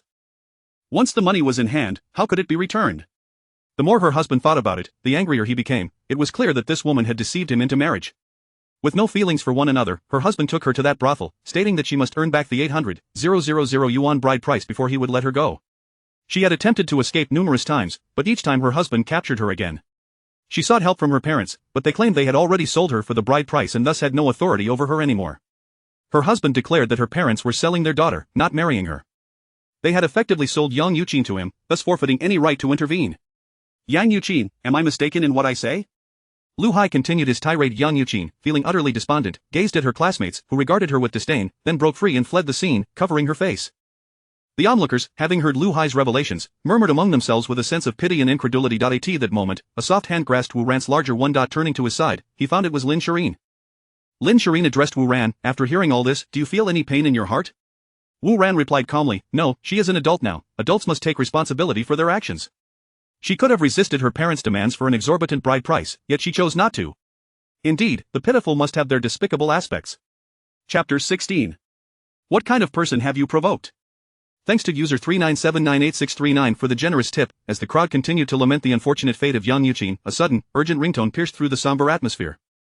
The onlookers turned their gazes toward the source of the sound, discovering that it was Lu Hai's phone that had begun to ring. Upon retrieving the device, Lu Hai noticed it was a call from his father. He answered the call, and an enraged voice erupted from the other end, where on earth are you? Get back here immediately. Lu Hai, bewildered, responded, Father, I'm at school attending an event. What has happened? A sense of foreboding washed over him as he glanced in Wu Ran's direction. How dare you even ask? Were you raised on dung? You need to return at once. What have you done out there, you dog? Huawei Group just called, stating that you've gotten involved with the wrong people, and they intend to revoke our company's wage agency qualification. The bank has also contacted us, demanding early repayment. Who exactly have you offended? How could I have given birth to such a foolish child? You've brought ruin upon our family. We are on the brink of bankruptcy. This is the end for us. Upon hearing his father's furious shouts, Lu Hai erupted, What? Our family is going bankrupt, how can this be? Bankruptcy? I must be hearing things. Did the class monitor just say his family is going bankrupt? Gasps echoed among the crowd moments ago. They had heard Wu Ran claim that a mere phone call could lead to Lu Hai's family's financial ruin. Now, it appeared that the class monitor's family truly faced bankruptcy. Could it be that Wu Ran was indeed responsible? Did he possess such formidable power? Ding! A notification sounded, announcing the completion of a task and the commencement of reward settlement. A gentle breeze swept through, and Wu Ran felt a warm surge of energy coursing through him, invigorating him with immense strength. He felt capable of defeating 10 Hulk-like beings. Ding ding. A text arrived. Wu Ran didn't even need to glance at his phone to know that the system's reward of 10 billion had been credited. Furthermore, the system's reward necklace had been placed in the storage compartment. Upon opening the compartment, he beheld a stunning necklace resting inside a purple circular crystal necklace radiating a pure luminescence. Reading the necklace's description, star-tier celestial crystal, crafted from the cores of level 7 exotic beasts from the battle realm, this necklace grants immunity to all forms of attack when worn. Unique in the Dragon Kingdom, it is indeed a priceless treasure. After absorbing the information, Wu Ran pondered the significance of this female necklace as a reward from the system. Was it a directive for him to protect someone? Meanwhile, Lu Hai glared intensely at Wu Ran, grappling with confusion. Just a moment ago, he had been the pride of the crowd, and now he found himself reduced to mere dirt. Was this what they call joy turning to sorrow? He stood frozen, staring blankly at Wu Ran. Had his family truly gone bankrupt? Was it mere coincidence? Yet, how could such coincidences exist in reality? Was Wu Ran truly the architect behind this? These questions plagued Lu Hai and his classmates alike. Even his friends seated beside Wu Ran shared the same doubts. Only Wu Ran and Lin Shirin maintained their composure amidst the turmoil. Lu Hai bitterly looked at Wu Ran. Wu Ran, is this your doing? Wu Ran, snapping back to reality, met Lu Hai's gaze with tranquil resolve. Did you not claim disbelief? Lu Hai, agitated, retorted, I have no enmity with you. Why would you wish for my family's downfall? Wu Ran's eyes bore into Lu Hai's. Who told you to scheme against me? Lu Hai was momentarily stunned before responding. You mean Yang Yuqin?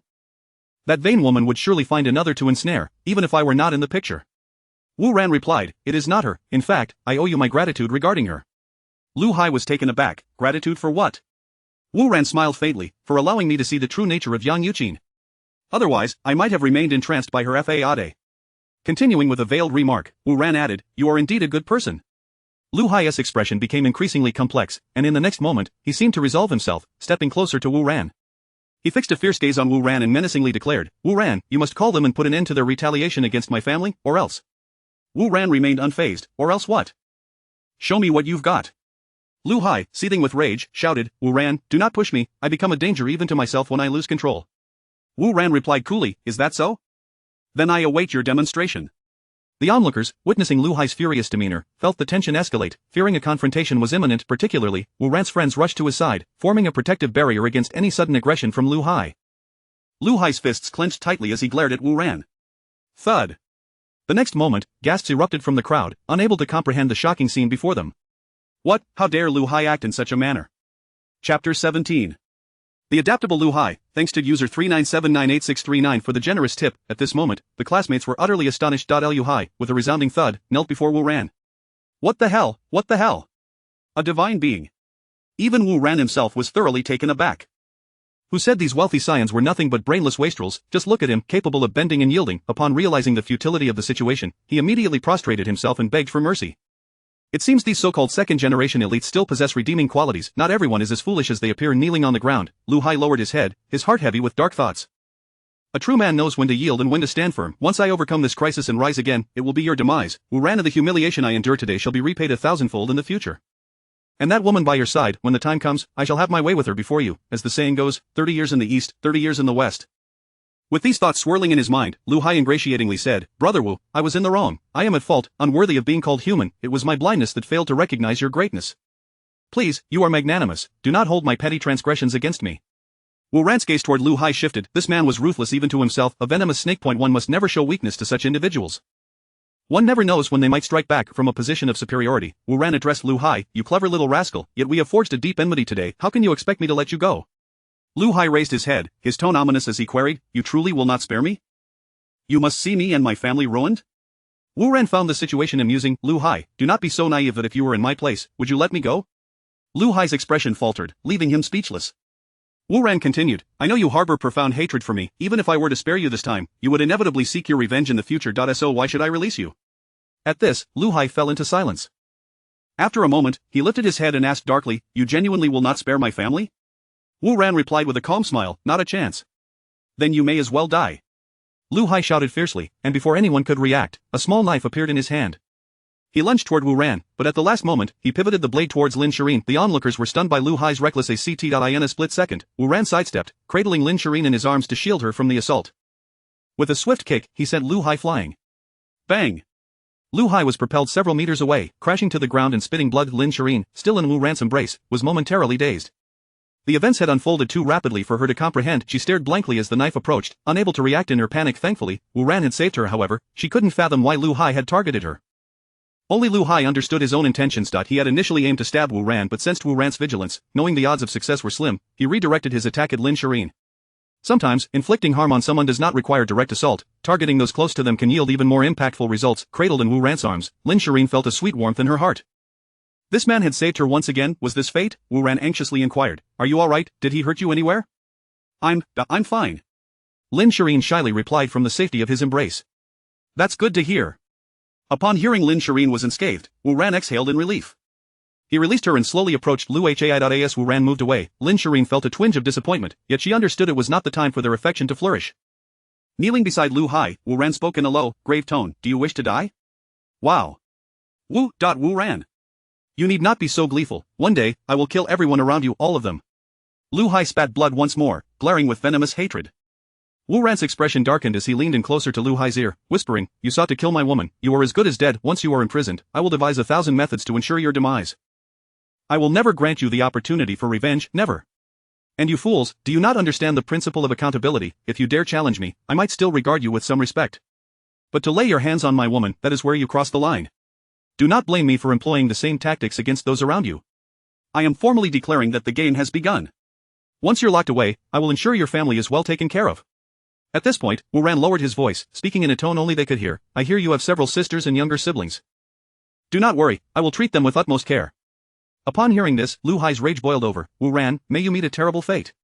Wu Ran replied indifferently, whether I meet a good or bad fate is a matter for the future, but you will undoubtedly die. Just then, several police officers surged in from outside.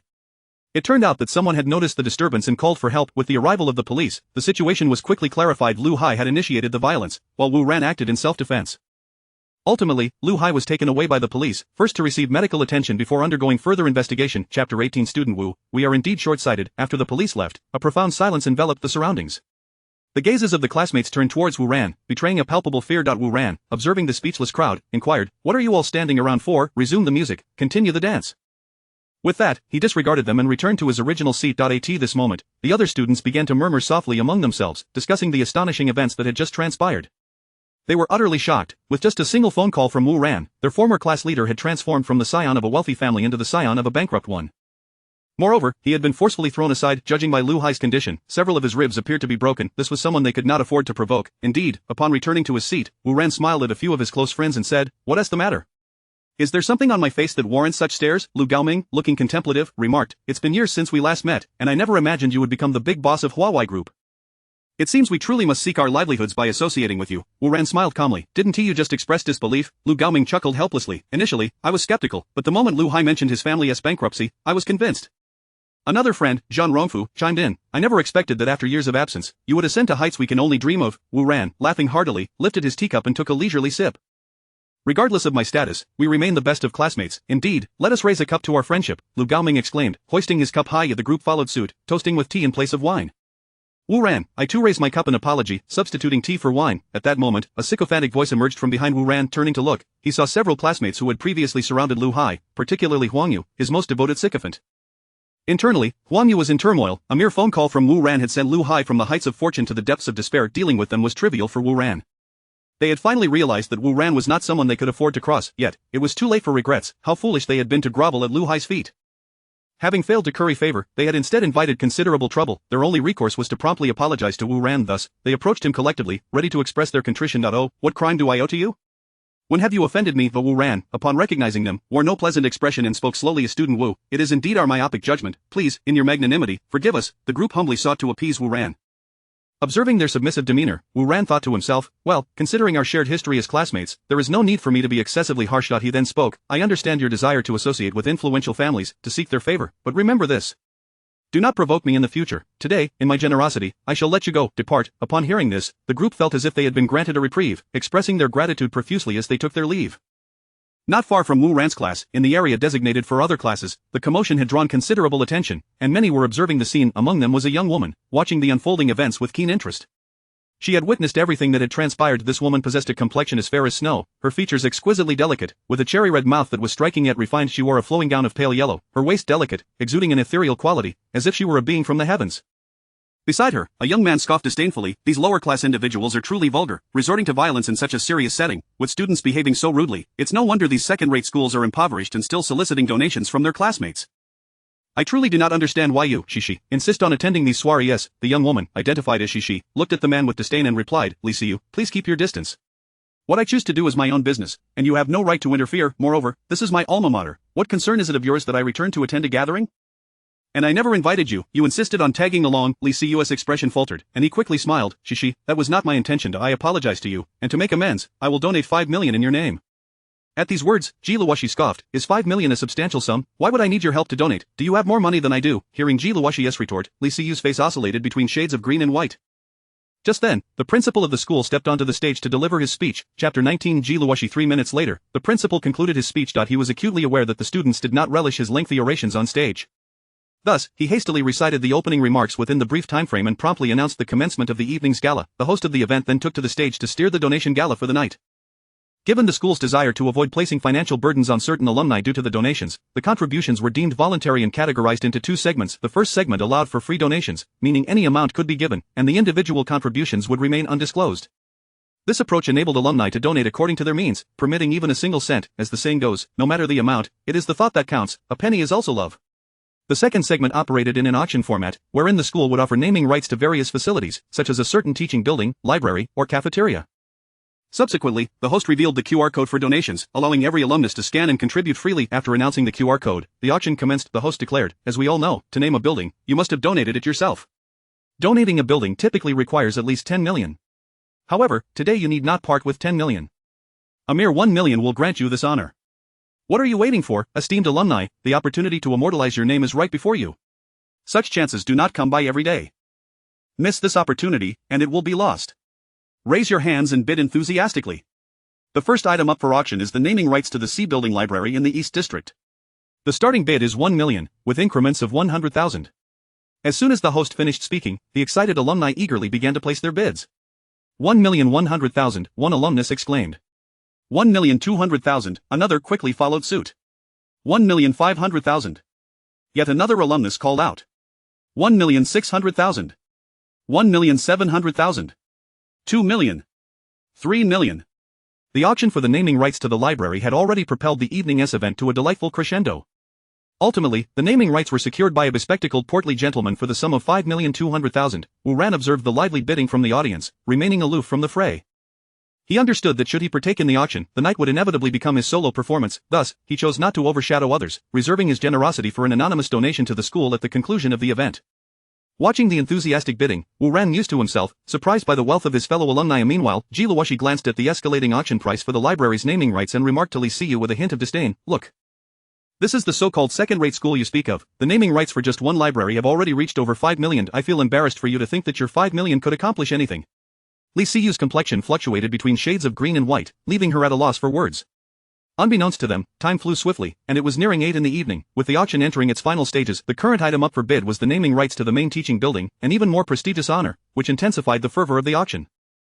The host announced, this student has bid 23 million, is there anyone willing to bid higher? 23 million for the first time.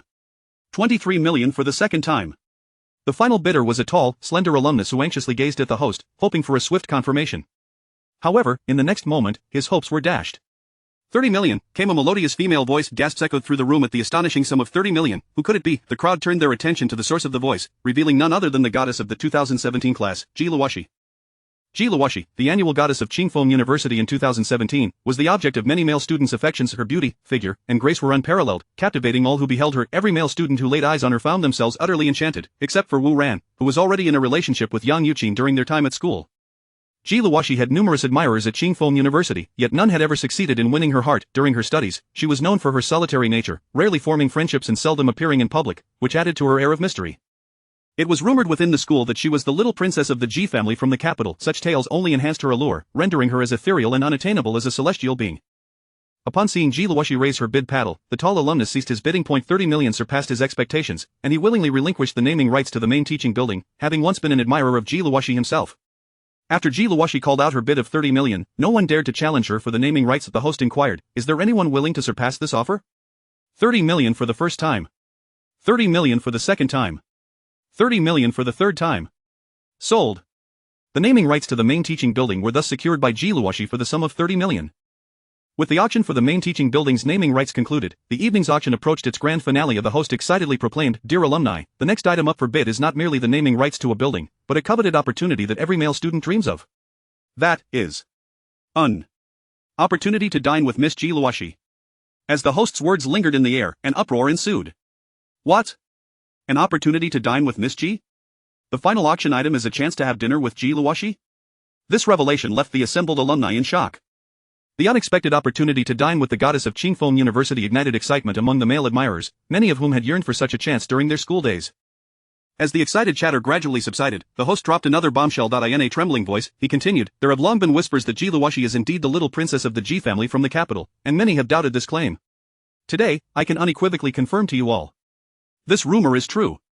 As the host's words echoed through the hall, the atmosphere in the school's auditorium erupted into a frenzy. Chapter 20 I bid 1 billion, who is unaware of this, who is not familiar with it, the Ji family of the imperial capital, one of the 5 great families of the divine dragon nation, stands as the most prestigious and enigmatic lineage. This family wields immense power and influence within the divine dragon nation. The esteemed elder Ji Lingchen, one of the 5 elders of the nation, hails from the Ji family. Seated calmly in the audience, Ji Luoshi observed the host with an unwavering demeanor. The opportunity to dine with her during tonight's auction was a proposal she had eagerly put forth to her university. Ji Luoshi had spent 3 years at Qingfeng University, nurturing a profound attachment to her alma mater. When the school invited her to participate in a charity gala, she accepted with genuine delight, wishing to assist in raising additional funds for the institution. Though she was the only princess of the Ji family, confident that her grandfather and father would wholeheartedly support her endeavors, she yearned to contribute through her own efforts.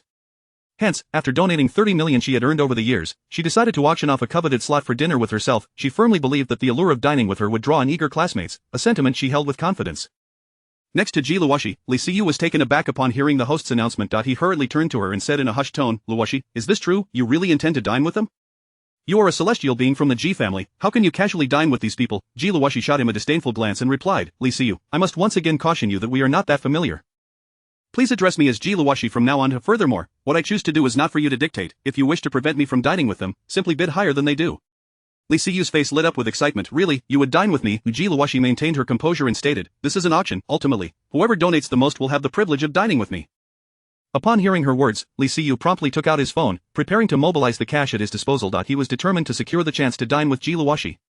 On stage, the host announced, "The auction for the opportunity to dine with Miss Ji Luoshi officially begins. The starting bid is 5 million, with increments of 50,000. Noticing the crowd's excitement, the host promptly initiated the auction. 6 million, as soon as the starting bid was announced, a classmate raised their paddle to bid. "Excellent, 6 million, we have a bid of 6 million, 7 million, before the host could finish, another paddle was raised. 10 million, 10 million, this student bids 10 million, is there anyone willing to go higher? 15 million, 15 million, any further bids? 20 million, 20 million, a marvelous bid, who else wishes to raise the stakes? 25 million, 30 million. 32 million, 32 million it is. It appears our male classmates are quite determined to seize this opportunity. 50 million, as soon as the host's words left his mouth, another student raised their paddle. The audience began to stir with excitement. The prospect of dining with a goddess had spurred a bidding frenzy, reaching an astonishing 50 million. The student who bid 50 million was Lin Wuchen, the young master of the Lin family in Qingfeng City. Lin Wuchen gazed at the stage with a calm demeanor. The Lin family was also a prominent lineage in Qingfeng City. In the past, Lin Wuchen had fervently pursued Ji Luoshi, but like many others, he had found it impossible to catch her eye. Now, the opportunity to dine with the princess of one of the 5 great families of the divine dragon nation was not one to be missed. 55 million, another paddle was raised, and the bidding continued. With the auction price climbing to 50 million, only a few classmates remained capable of bidding. 85 million, Li Siyu's voice trembled as he called out the price, which had exceeded his initial expectations. 90 million, Lin Wuchen followed suit with a bid that caused him a pang of regret. Li Siyu, hearing Lin Wuchen's bid, felt beads of sweat forming on his forehead. He had only 95 million available. Initially, he thought he could secure the bid for a mere 100 million, yet the price had soared to 90 million. If this continued, he would soon reach his limit.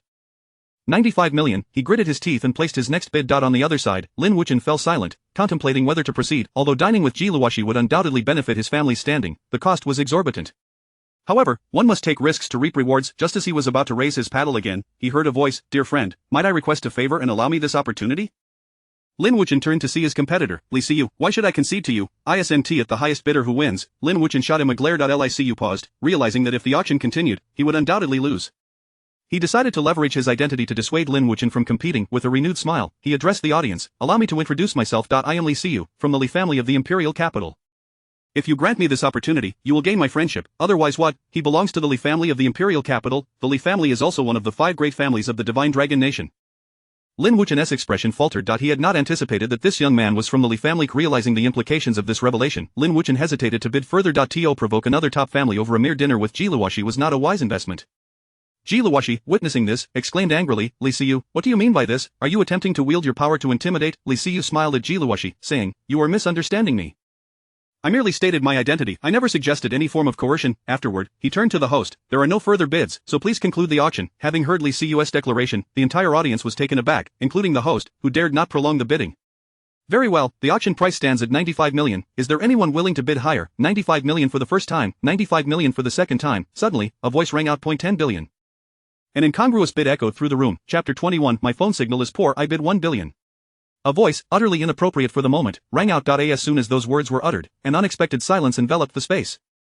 Both the alumni and the school leaders were taken aback, their hearts racing from the shock. Everyone stared blankly at Wu Ran, while Lin Shirin, seated beside him, was equally stunned. A tumult of emotions swirled within her. Why did he make a bid? Did he harbor feelings for Ji Luoxi? It must be so, for who else would spend 1 billion to have dinner with a woman? Lin Shirin gazed thoughtfully at Wu Ran. On the other side, Ji Luoxi shared the same sentiment as Lin Shirin. She too believed Wu Ran to be her admirer, and this thought stirred a flicker of excitement within her. Earlier, when the auction reached 9 billion, she felt little, but now that it had reached 1 billion, a tinge of exhilaration coursed through her, though merely a hint, a fleeting thrill, nothing more. Yet, she pondered his identity. Could he truly produce such an amount? Surely, he wasn't just boasting. Ji Luoxi gazed at Wu Ran with her enchanting eyes, seeking confirmation that he was not someone she despised.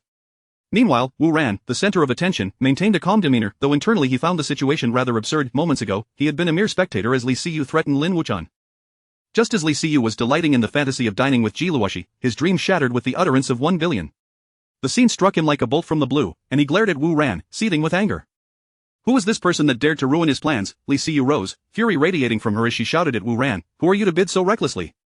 Wu Ran, leisurely lifting his teacup for a sip, replied unhurriedly, who I am is of little consequence. What matters now is that I have made a bid. If you have the means, keep bidding, if not, kindly silence yourself. Li Siyu retorted, her anger palpable. I suspect you are merely causing chaos. How could you possibly have 1 billion? Her words echoed the doubts of everyone present. Only Wu Ran's classmates were aware that he could indeed muster 1 billion, the events of earlier still vivid in their minds. Wu Ran smiled calmly and remarked, your inability to produce 1 billion does not imply that others cannot. Upon hearing this, Li Siyu faltered, thinking, impossible, he must be unable to possess such wealth.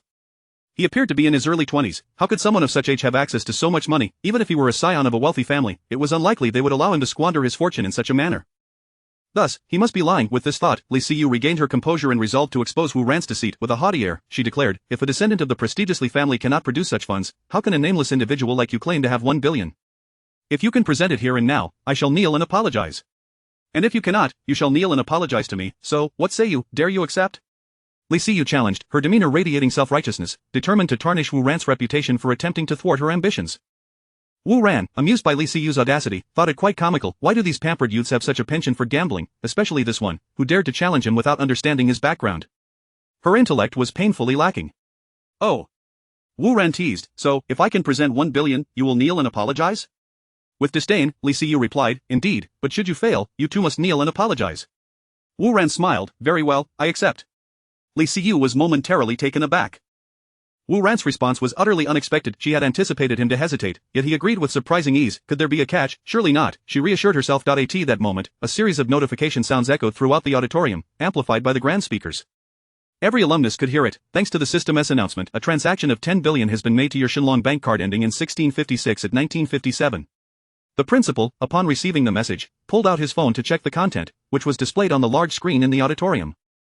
He stood there, dumbfounded, while the female students gazed at Wu Ran with starry eyes, their admiration unabashed. The school beauties looked at him with unabashed desire, lamenting that a young billionaire had been hidden within their school for 4 years without anyone noticing. They felt a deep regret. However, they consoled themselves, believing it was not too late for a second chance. Licu was utterly flabbergasted. She had not anticipated that Wu Ran truly possessed 1 billion. Wu Ran, enjoying the spectacle, turned to Li Siyu and said, my friend, it's your turn now. Turn for what? She stammered. To kneel and apologize, of course. Li Siyu froze, realizing that her earlier bravado was about to bear consequences. When she had made the wager with Wu Ran, she had not considered the possibility of him actually having such wealth, but now, what was she to do? Kneeling was out of the question. As a member of the Li family, her pride was at stake, especially with Ji Luoxi watching, yet, she found herself trapped. Seeing Li Siyu's inaction, Wu Ran pressed on, my friend, you're not attempting to weasel out of our agreement, are you? Li Siyu's face shifted through shades of anger and despair as she finally resorted to the desperate question all entitled youths resorted to when cornered, you dare oppose me? Do you know who my father is? Wu Ran leisurely took a sip of his tea and replied unhurriedly, my friend, that was your proposal. Moreover, I have no knowledge of who your father is. And frankly, I have no interest in knowing. For this matter, perhaps you should inquire with your mother. She might have the answers. At that, the entire auditorium erupted in laughter. Licu, witnessing the crowd's amusement, seethed with rage. What is your name? How dare you insult me? You will pay for this. Wu Ran glanced at her dismissively. Remember this. My name is Wu Ran. I advise you, if you lack the funds, refrain from embarrassing yourself. Li Siyu, trembling with indignation, could only stutter, you. Wu Ran retorted, what of it? A wager is a wager. Li Siyu found herself speechless, her mind racing. She still had no idea of Wu Ran's true identity, capable of producing such wealth to bid on a dinner date, which surely indicated he was no ordinary individual. In a moment of sheer desperation, Li Siyu did something utterly unforeseen. She picked up her phone and held it to her ear. Hello, it's me. What? Speak louder. I'm in a room with poor reception. Wait a moment, I'll step outside. With that, she made a natural exit, never to return. The crowd exchanged bewildered glances, and the next moment, the auditorium erupted in laughter. Wu Ran was taken aback by the scene. What a character! In this day and age, those lacking a thick skin could hardly be considered part of the privileged elite. Noticing that Li Siyu had fled the scene, Wu Ran prompted the still-dazed host. The host, shaken by Li Siyu's antics, regained his composure and, with trembling hands, raised his gavel, his voice quivering as he announced, the latest bid has reached 1 billion. Is there anyone willing to bid higher? A billion. He would never earn such an amount in his lifetime. Who would have thought he would preside over an auction valued at 1 billion today? This was a tale he could boast about for the rest of his life. At this moment, the most jubilant individual was undoubtedly the principal of Qingfeng University. He had anticipated raising only a few million that evening and was utterly astonished by this sudden windfall, which could aid countless impoverished students. The host proclaimed, 1 billion, going once, 1 billion, going twice, 1 billion, going thrice, sold. Congratulations to our student Wu Ran for winning the opportunity to dine with Miss Jiluoshi. The auditorium erupted in thunderous applause, with everyone showering Wu Ran with admiration and accolades. The ecstatic principal took the stage, passionately praising Wu Ran's generosity and inviting him to address the audience and share the secrets of his success. Now, let us welcome our student Wu Ran. May we invite our student Wu Ran to the stage? Is Wu Ran present? Chapter 22. To my astonishment, he brought me to a hotel. Our classmate Wu Ran had just bid farewell to several friends and, seizing a moment of distraction, discreetly led Lin Shireen away. As they made their way toward the parking lot, Lin Shireen, trailing behind, spoke with a hint of jealousy. Why are you leaving so early? You spent a fortune to win a lady's smile. Why not stay and cultivate a connection? Wu Ran turned to Lin Shireen with a calm smile, saying, you're overthinking it. My expenditure wasn't tea for her, he continued, I have other reasons. Upon hearing Wu Ran's explanation, Lin Shireen felt a surge of joy and chose to remain silent. Arriving at the parking lot, they got into the car. Wu Ran pressed the accelerator, and the roar of the Lamborghini Poison echoed as it sped off. Lin Shireen glanced at Wu Ran and asked, where are we headed now? With an enigmatic expression and a hint of mischief, Wu Ran replied, I'm taking you to a place that is truly enjoyable. Lin Shireen, perplexed, sat in the passenger seat, quietly admiring Wu Ran's profile as he focused on driving. This face was one she could gaze upon for a lifetime. Handsome, wealthy, charming, and possessing a presence that instilled a sense of safety. This was the quintessential dream lover many girls yearn for. Recalling the moment he had held her in his arms, her face flushed, and her heart fluttered with excitement. Lin Shireen had been an orphan since childhood, never having known her parents. She grew up in an orphanage in Qingfeng City. She never anticipated that being protected by someone could feel so incredibly blissful. 10 minutes later, Wu Ran parked the car and turned to the dazed Lin Shireen, saying, we've arrived. Let us go. Hurry, I'm afraid we might miss it. Lin Shireen exclaimed as she stepped out of the car. Upon looking up, she was struck with astonishment, her face instantly reddening, her body warm with embarrassment. She stood frozen, unable to move, unable to fathom that Wu Ran would bring her to such a place. It felt too sudden, they had barely known each other for a day. How could Wu Ran be so bold? With her head lowered, Lin Shireen remained rooted in place. Noticing her stillness, Wu Ran approached and took her small hand, guiding her hurriedly toward the towering building ahead. A large sign loomed above, emblazoned with the words, Phil Couple Hotel. Upon entering, they bypassed the front desk, as everything had already been arranged by the system. Wu Ran hurried Lin Shireen into room 608 of the Phil Couple Hotel. With her gaze downcast, Lin Shireen was led into the room. Once inside, Wu Ran began to remove his outer jacket, casually remarking that they had made it just in time. Observing his actions, Lin Shireen's head remained bowed, her long eyelashes fluttering, her fair cheeks flushed, her fingers nervously fidgeting. In a stammering whisper, she said, isn't this too fast, though I admit I have feelings for you, I'm not yet ready. I'm not the kind of person who acts so recklessly. Can you give me some time? Her voice quivered, tinged with a hint of tears. Wu Ran paused, taken aback by her reaction, and then realized Lin Shireen had misunderstood the situation. At that moment, he opened Lin Shireen's character interface, character information, name, Lin Shireen, gender, female, age 24, affection level 95, purity level 100, weight of 52 kg, height 168 cm, physical condition innocent. It turned out this little lady harbored a remarkable affection level of 95 for him, likely heightened after he had rescued her earlier. No wonder she had complied so readily when he had brought her to the hotel. Had it been anyone else, she would have likely slapped them away. Seeing this, Wu Ran couldn't help but chuckle, feeling a playful spirit arise within him. He decided to tease the young lady. "Oh, you have feelings for me?" Wu Ran playfully inquired. Lin Sharina's face turned crimson, even her neck flushed. I. Her cheeks burned like ripe persimmons as she hastily lowered her head, unable to meet his gaze. Well, after a long pause, Lin Shireen mustered the courage to speak, her words stumbling. "I do have feelings for you. But we cannot proceed with that right now." Finishing her sentence felt like an exhausting endeavor. Wu Ran slowly advanced, causing Lin Shireen to retreat. Thud. She found herself pressed against the wall, with her head lowered, her delicate eyelashes quivered slightly, her small heart racing with joyous anticipation. Is he trying to trap me against the wall, she thought, feeling a thrilling mixture of excitement and nervousness. Seeing Lin Shireen's adorable demeanor, her sparkling eyes, and her small, pouting lips, Wu Ran found himself momentarily spellbound. Just as he leaned in to kiss her, raucous sounds erupted from the adjacent room 609, accompanied by the sounds of a woman's cries. Hearing the commotion, Wu Ran's heart leapt with delight. The show was about to begin. Chapter 23, The Tale of Demon Catching. Thanks to chilling wind for the reward, in room 609, a dramatic confrontation between the legitimate wife and the mistress is unfolding. Upon hearing a commotion, Wu Ran promptly released Lin Shireen and dashed towards the door, leaving her with a face full of resentment. At that moment, Lin Shireen was inwardly cursing Wu Ran, lamenting that she had been prepared to offer her first kiss, yet he chose that critical moment to flee. Wu Ran cracked the door open just a sliver, crouching down to discreetly observe the situation across the hall. Earlier that afternoon, he learned that Supervisor Chen from the RD department of Huawei Group had arranged a rendezvous with Wan Lia at the hotel that evening. Consequently, he relayed this information through the system to Chen's wife, leading to the current spectacle. As the drama commenced, Wu Ran beckoned Lin Shireen to join him in watching. Initially bewildered, she approached the door only to discover that a captivating scene was unfolding in the opposite room. This demon was none other than a female seductress. Lin Shireen leaned against Wu Ran's back, both of them engrossed in the unfolding drama. The moment she did so, Wu Ran felt as though two towering peaks were pressing against him from behind. He mused to himself that their future children would not go hungry. Suddenly, the door to the opposite room swung wide open, revealing a woman with a face full of excess flesh, seizing a naked woman by her hair and dragging her to the threshold. This woman was none other than Wan Lia, Wu Ran's match for that afternoon. She had come to the hotel to play a game of chicken dinner with Chen Jun. Just as the game was in full swing, the door was forcefully flung open, and in strode an imposing woman, towering at 8 feet tall, accompanied by 3 or 4 men. Observing this scene, Chen Jun immediately disconnected, intending to flee, but was promptly slammed to the ground by this woman. Subsequently, her companions pinned him down. Without sparing him a glance, the woman approached Wan Lia, grasped her hair, and dragged her out into the corridor. Wan Lia, still reeling from the shock, barely registered the sensation of being yanked by her hair. Once they reached the hallway, the woman bellowed, proclaiming that Wan Lia was a mistress, a homewrecker, and so forth. As Wan Lia attempted to resist, she quickly realized she was no match for Chen Jun's wife. The surrounding hotel guests and staff, drawn by the commotion, gathered to witness the spectacle. Some hotel staff attempted to intervene, urging Chen Jun's wife to release Wan Lia, but she paid no heed, prompting one of the staff to call the police. Exposed in the hallway, Wan Lia was without any clothing, and a throng of men looked on. She lowered her head, covering her face with her hands, terrified of being seen. Ironically, her actions only drew more attention, with some even pulling out their phones to capture the moment. Wu Ran was thoroughly entertained, occasionally commenting with remarks like, "So this is how it is, and what a narrow escape," while Lin Shireen, perched on his back, felt her cheeks flush crimson. At that moment, it felt as though she was watching an adult film with Wu Ran. Seeing him so intently focused on Wan Lia incited a wave of jealousy within her. Why would he find another woman so captivating? Wan Lia was neither as beautiful nor as well-formed as she was. It seemed that all men were fools. 3 minutes later, the police arrived, and only then did Chen Jun's wife relent, allowing Wan Lia to escape. The officers took several individuals for questioning, bringing the farce to a close.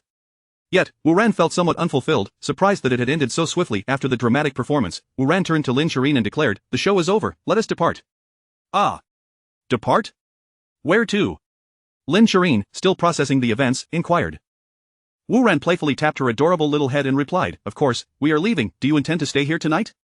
With that, he led Lin Shireen out of the hotel. As they exited, Lin Shireen realized that Wu Ran had brought her to the hotel not with ulterior motives, but rather to witness the previous spectacle. Upon this realization, her face burned with shame. Outside the hotel, Wu Ran noticed Lin Shireen's cheeks reddening once more and felt puzzled by her propensity to blush so easily. However, the intricacies of a woman's heart were beyond the understanding of men.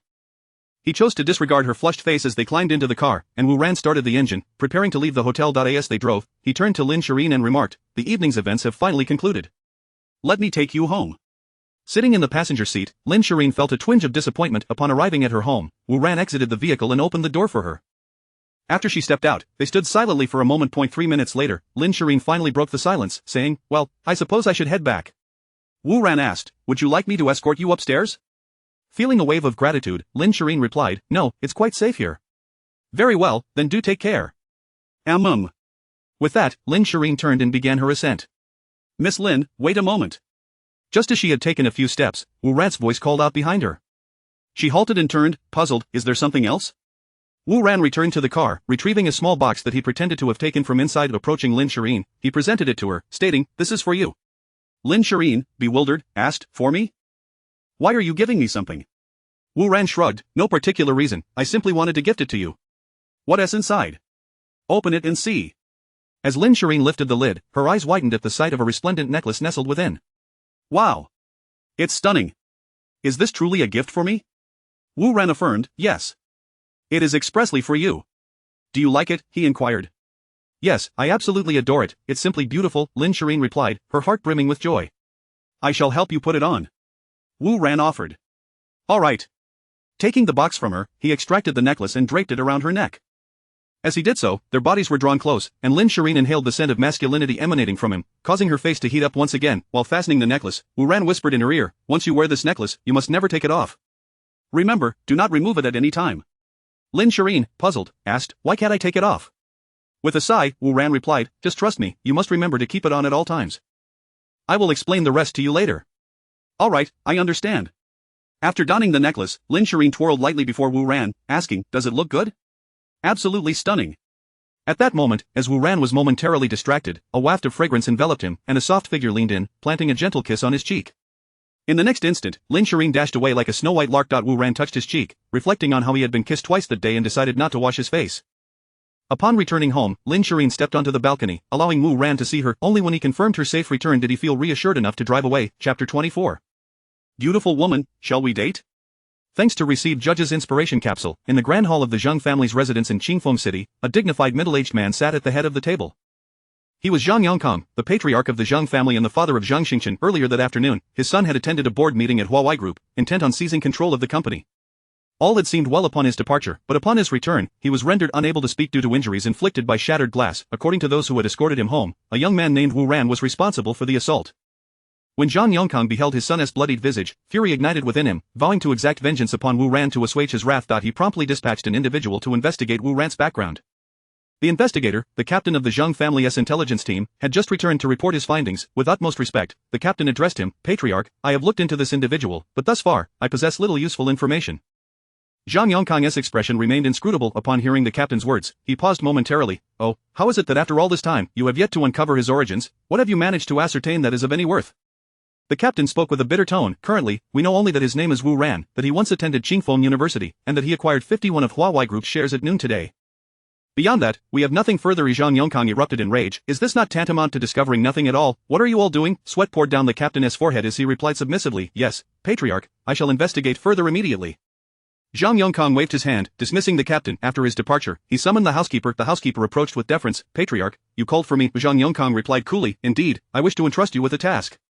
Please convey to the president of the Qingfeng City branch of Shenlong Bank that he should send representatives to Huawei Group to demand repayment. If Huawei Group is unable to fulfill their debts, they must petition the court for bankruptcy liquidation."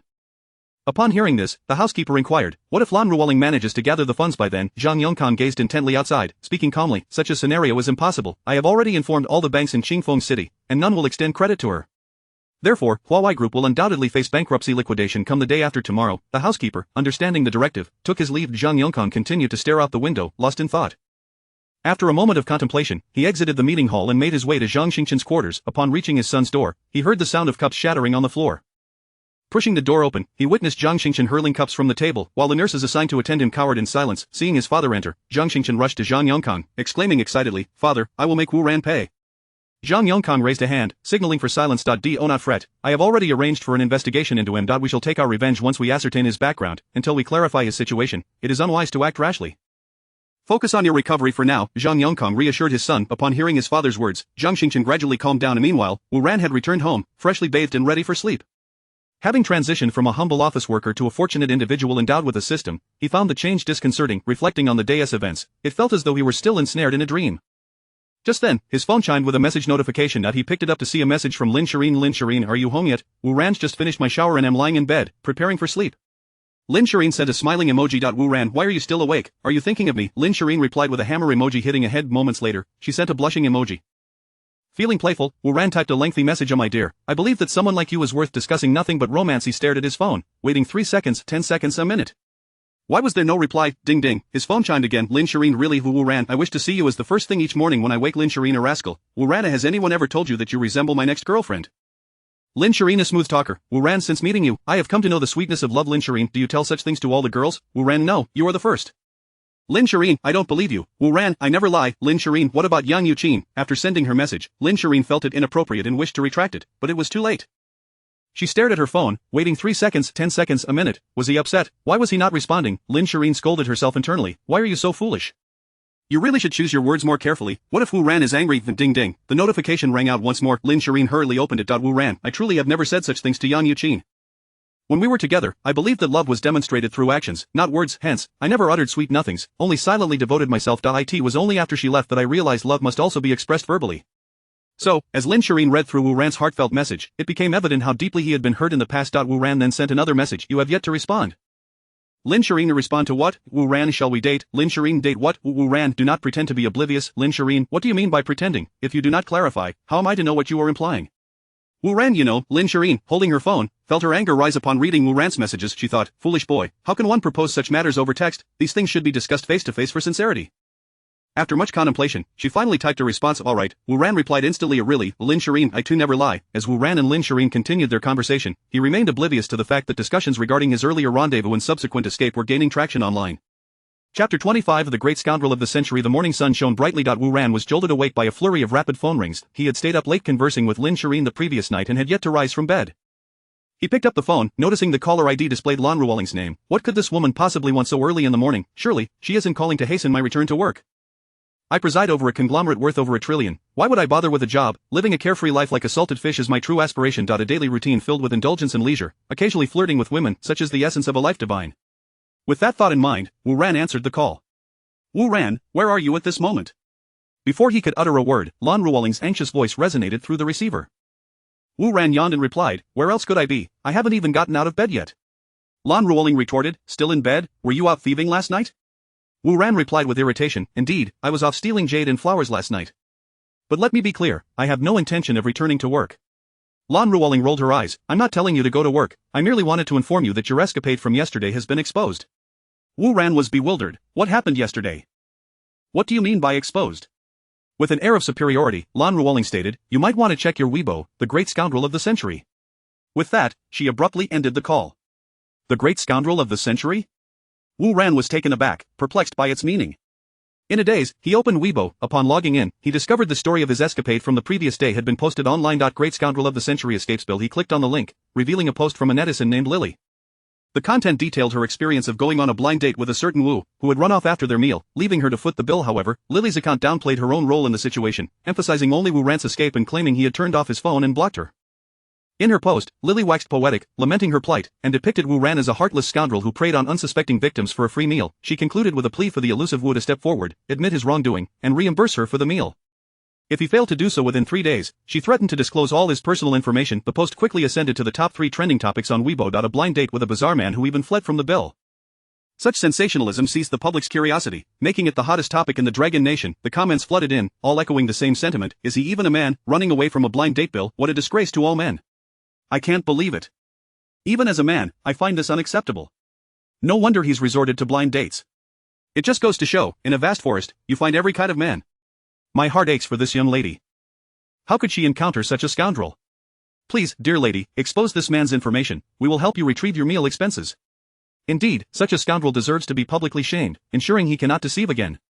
May I timidly ask, what on earth did you eat to rack up over 60,000? I suspect the young lady fell victim to a wine scammer, the type who lures you to a hotel and orders the most expensive drinks. Exactly. I suspect that Wu and the hotel are in cahoots. I believe such matters should be reported to the authorities. The post garnered over 1 million comments, nearly all condemning the great scoundrel Wu.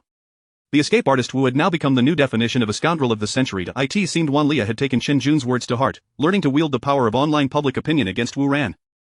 Judging by the outcome, her strategy was quite successful. She had effectively crafted Wu Ran's image as a rogue. However, it was unfortunate that Wu Ran was no longer the same man he once was. With the system at his disposal, the world was his for the taking. Observing the one-sided condemnation directed at him online, Wu Ran remained unfazed, for he knew that if he revealed the full story behind these events, the tide of public opinion would surely shift away from Wan Lia. After the dramatic events of the previous night, he wondered whether that woman would dare to show her face today. Just as Wu Ran pondered how to disclose the truth to the online community, his phone rang once more. He glanced at the screen to see Lin Shirin's name. "Lazy pig, are you awake?" Lin Shirin's soft voice chimed. "Not yet." Wu Ran chuckled to himself. "Come pick me up." Lin Shirin urged her, realizing they had agreed the night before to go house hunting today. Wu Ran hung up the phone. After freshening up and spritzing on some cologne, he drove to Lin Shirin's apartment. Leaning against his car, he awaited her arrival. Within 2 minutes, a figure appeared, darting towards him like a fledgling swallows. Wu Ran attempted to extricate himself from the tight embrace of the soft jade, but alas, she held on too firmly. "All right, let go, there are many eyes upon us." "No. Just let me hold you for a moment." Chapter 26. Purchasing a home. After their intimate encounter, Lin Shirin reluctantly descended from Wu Ran's embrace. The two of them climbed into the car, and Wu Ran started the engine, speeding towards the largest real estate development in Qingfeng City, Wanjing Mountain Forest. Upon parking, Wu Ran took Lin Shirin's delicate hand and led her to the sales office of Wanjing Mountain Forest. "Good morning to both of you." A welcoming hostess approached them politely as they entered. "May I ask if you have a familiar sales consultant?" Wu Ran responded courteously, "No, it's our first visit today." "Then please take a seat and wait for a moment. I will arrange for a sales consultant to assist you right away," the hostess said before departing to find someone to help them. "Hello, I am Lu Yuhua, your sales consultant." A sales representative approached shortly thereafter. However, Lu Yuhua's demeanor lacked enthusiasm. Upon seeing Wu Ran's attire, she immediately perceived him as someone from a less fortunate background. Such individuals are known to be frugal, meticulously saving every penny for a home purchase. Moreover, their intent to buy is typically low. Among every 100 such individuals, only 1 or 2 may eventually make a purchase. As the third largest city in the Shenlong Kingdom, Qingfeng City boasts an average housing price starting at 50,000. In contrast, Wanjing Mountain Forest, as the city's most luxurious development, commands a staggering 100,000 per square meter. Consequently, even the cheapest unit here is priced at 1 million. In Lu Yuhua's eyes, attending to such customers was a sheer waste of time. She would rather foster relationships with clients who were ready to place deposits. Wu Ran, however, remained oblivious to Lu Yuhua's cold demeanor and inquired, "What types of units do you have available?" Lu Yuhua replied nonchalantly, "We offer 3-bedroom, 2-living room and 4-bedroom, 2-living room units." She then added, "There are also the most expensive penthouses, with each floor comprising a single unit. However, those are quite costly. I suggest you consider the 3-bedroom, 2-living room options." Wu Ran was taken aback, bewildered by the sales consultant's lack of professionalism. Just as he was about to retort, a loud voice called out, "Yuhua, brother Wang has arrived." Upon hearing the voice, Lu Yuhua's face brightened as she exclaimed, "Oh, he is here." Turning to Wu Ran and Lin Shirin, she said, "I apologize, but I must attend to another guest now. I will arrange for a new sales consultant to assist you shortly." With that, she swiftly departed, leaving Wu Ran and Lin Shirin exchanging glances. Lin Shirin teasingly remarked, "Who would have thought that even a billionaire like you could face disdain?" Wu Ran could only respond with a wry smile and a shake of his head, falling silent. "Hello, esteemed guests. I am your new sales consultant." A girl named Shen Anan greeted them warmly. "I'm delighted to assist you. What type of unit are you interested in viewing?" Shen Anan's demeanor was refreshingly enthusiastic. Her fair complexion and charming appearance evoked a sense of warmth and comfort. Raised by a single mother, she had faced considerable challenges of this year. Fate dealt a cruel blow when her mother was diagnosed with a severe illness, leading to astronomical treatment costs. Having just graduated from university, Shen Anan joined Wanjing Mountain Forest as a sales consultant 2 months ago, yet she had yet to secure a sale, relying solely on a modest base salary of around 2,000, which barely contributed to her mother's medical expenses.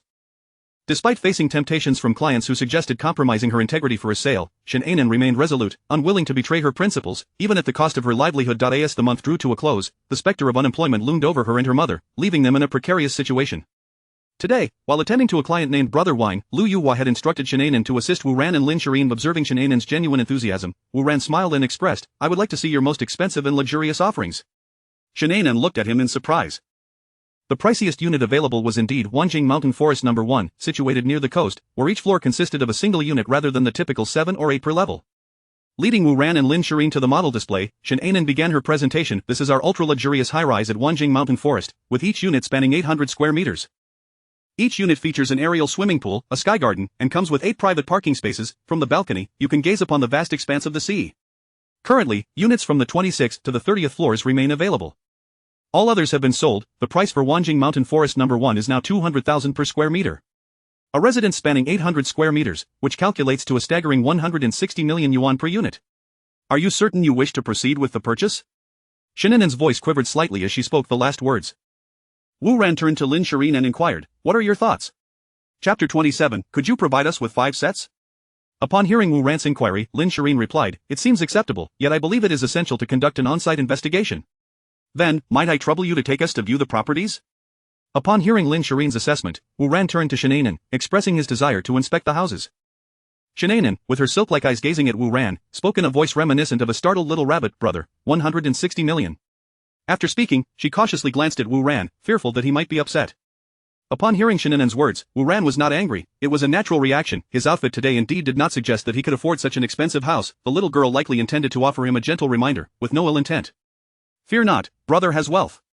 Wu Ran leaned down and whispered in Shananan's ear.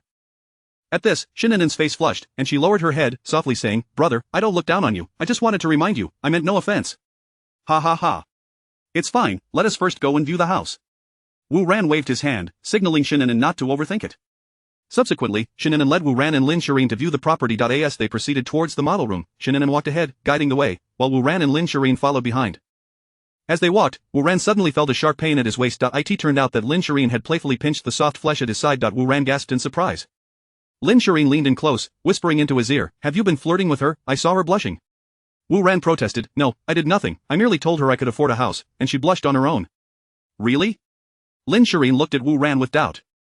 Wu Ran quickly swore that he had never actively flirted with a girl, while internally lamenting, This time I'm doomed, I found a jealousy pot. Upon arriving at the model room, Shananan began to introduce the property. Ladies and gentlemen, please take a look. This house faces the sea, offering an unparalleled ocean view. Such a splendid house is hard to find in Qingfeng City. Wu Ran and Lin Shirin stood in the model room, attentively observing their surroundings. As this was a model room, it was luxuriously decorated, with high-quality materials, and all household appliances were top-notch. Wu Ran and Lin Shirin nodded in appreciation. Mr. Wu, are you satisfied with what you see? Shananan inquired. Wu Ran turned to Lin Shirin, asking, Do you like it? You're asking me? Lin Shirin pointed to herself with her slender fingers, her shy demeanor utterly adorable. Yes. Why would you ask me about buying a house? Aren't you the lady of the house? If I don't ask you, whom should I? A lady of the house? Lin Shirin's eyes widened in surprise, her delicate face flushed. Do you like it, my lady of the house? Wu Ran leaned down, softly whispering in her ear.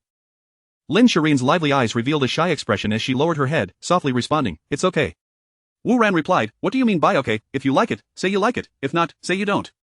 Lin Shirin bashfully looked down and replied, I like it. Then, she lifted her head, speaking earnestly, But isn't it a bit too large? Over 800 square meters, it feels quite spacious.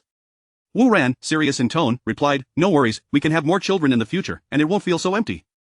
Lin Shirin coyly remarked, I won't have any.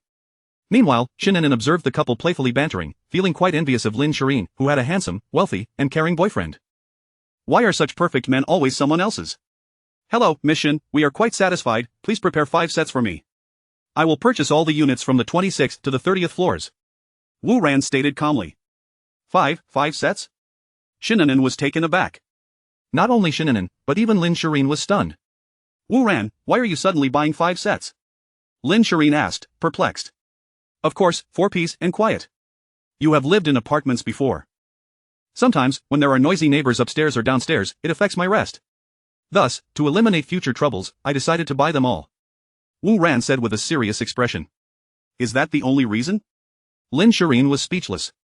After all, it was his money, and he could spend it as he pleased. On the other hand, Shananan stammered, Brother, 5 sets, that's 800. 800 million. Wu Ran waved his hand dismissively, saying, I'm aware, but brother is not short on funds. Let's go sign the contract now. Upon realizing Wu Ran's decision to buy 5 sets, Shananan felt as if she had been struck by a tremendous surprise. She was utterly bewildered. As a sales consultant, her commission was 5,000.5 sets of houses totaling 800 million. What is 5,000 of 800 million? Let me calculate. Wait, I seem unable to do the math. 800 million multiplied by what? Oh dear. 800 million multiplied by 0. 005 equals 4 million. Shananan exclaimed with her trembling voice, Chapter 28, My 4 million. Shananan led Wu Ran and Lin Shirin back to the sales office. She excused herself to find the manager and prepare the contract, while also reporting the situation to him. Shirin, is that really you? A man exclaimed joyfully as Wu Ran and Lin Shirin returned to the sales office. The man hurriedly approached Lin Shirin, his face alight with astonishment. Wang Yuan? What brings you here?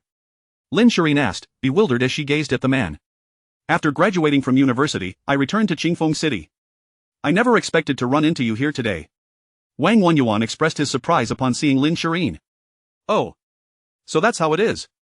Lin Shirin responded, enlightenment dawning upon her. How have you been these past few years? Where are you working now? Wang Yuan inquired of Lin Shirin. I also came back to Qingfeng City right after graduation. I am currently employed at Joda Law Firm. Lin Shireen replied. Wang Wenyuan, what brings you here? Just then, a woman's voice called out from behind.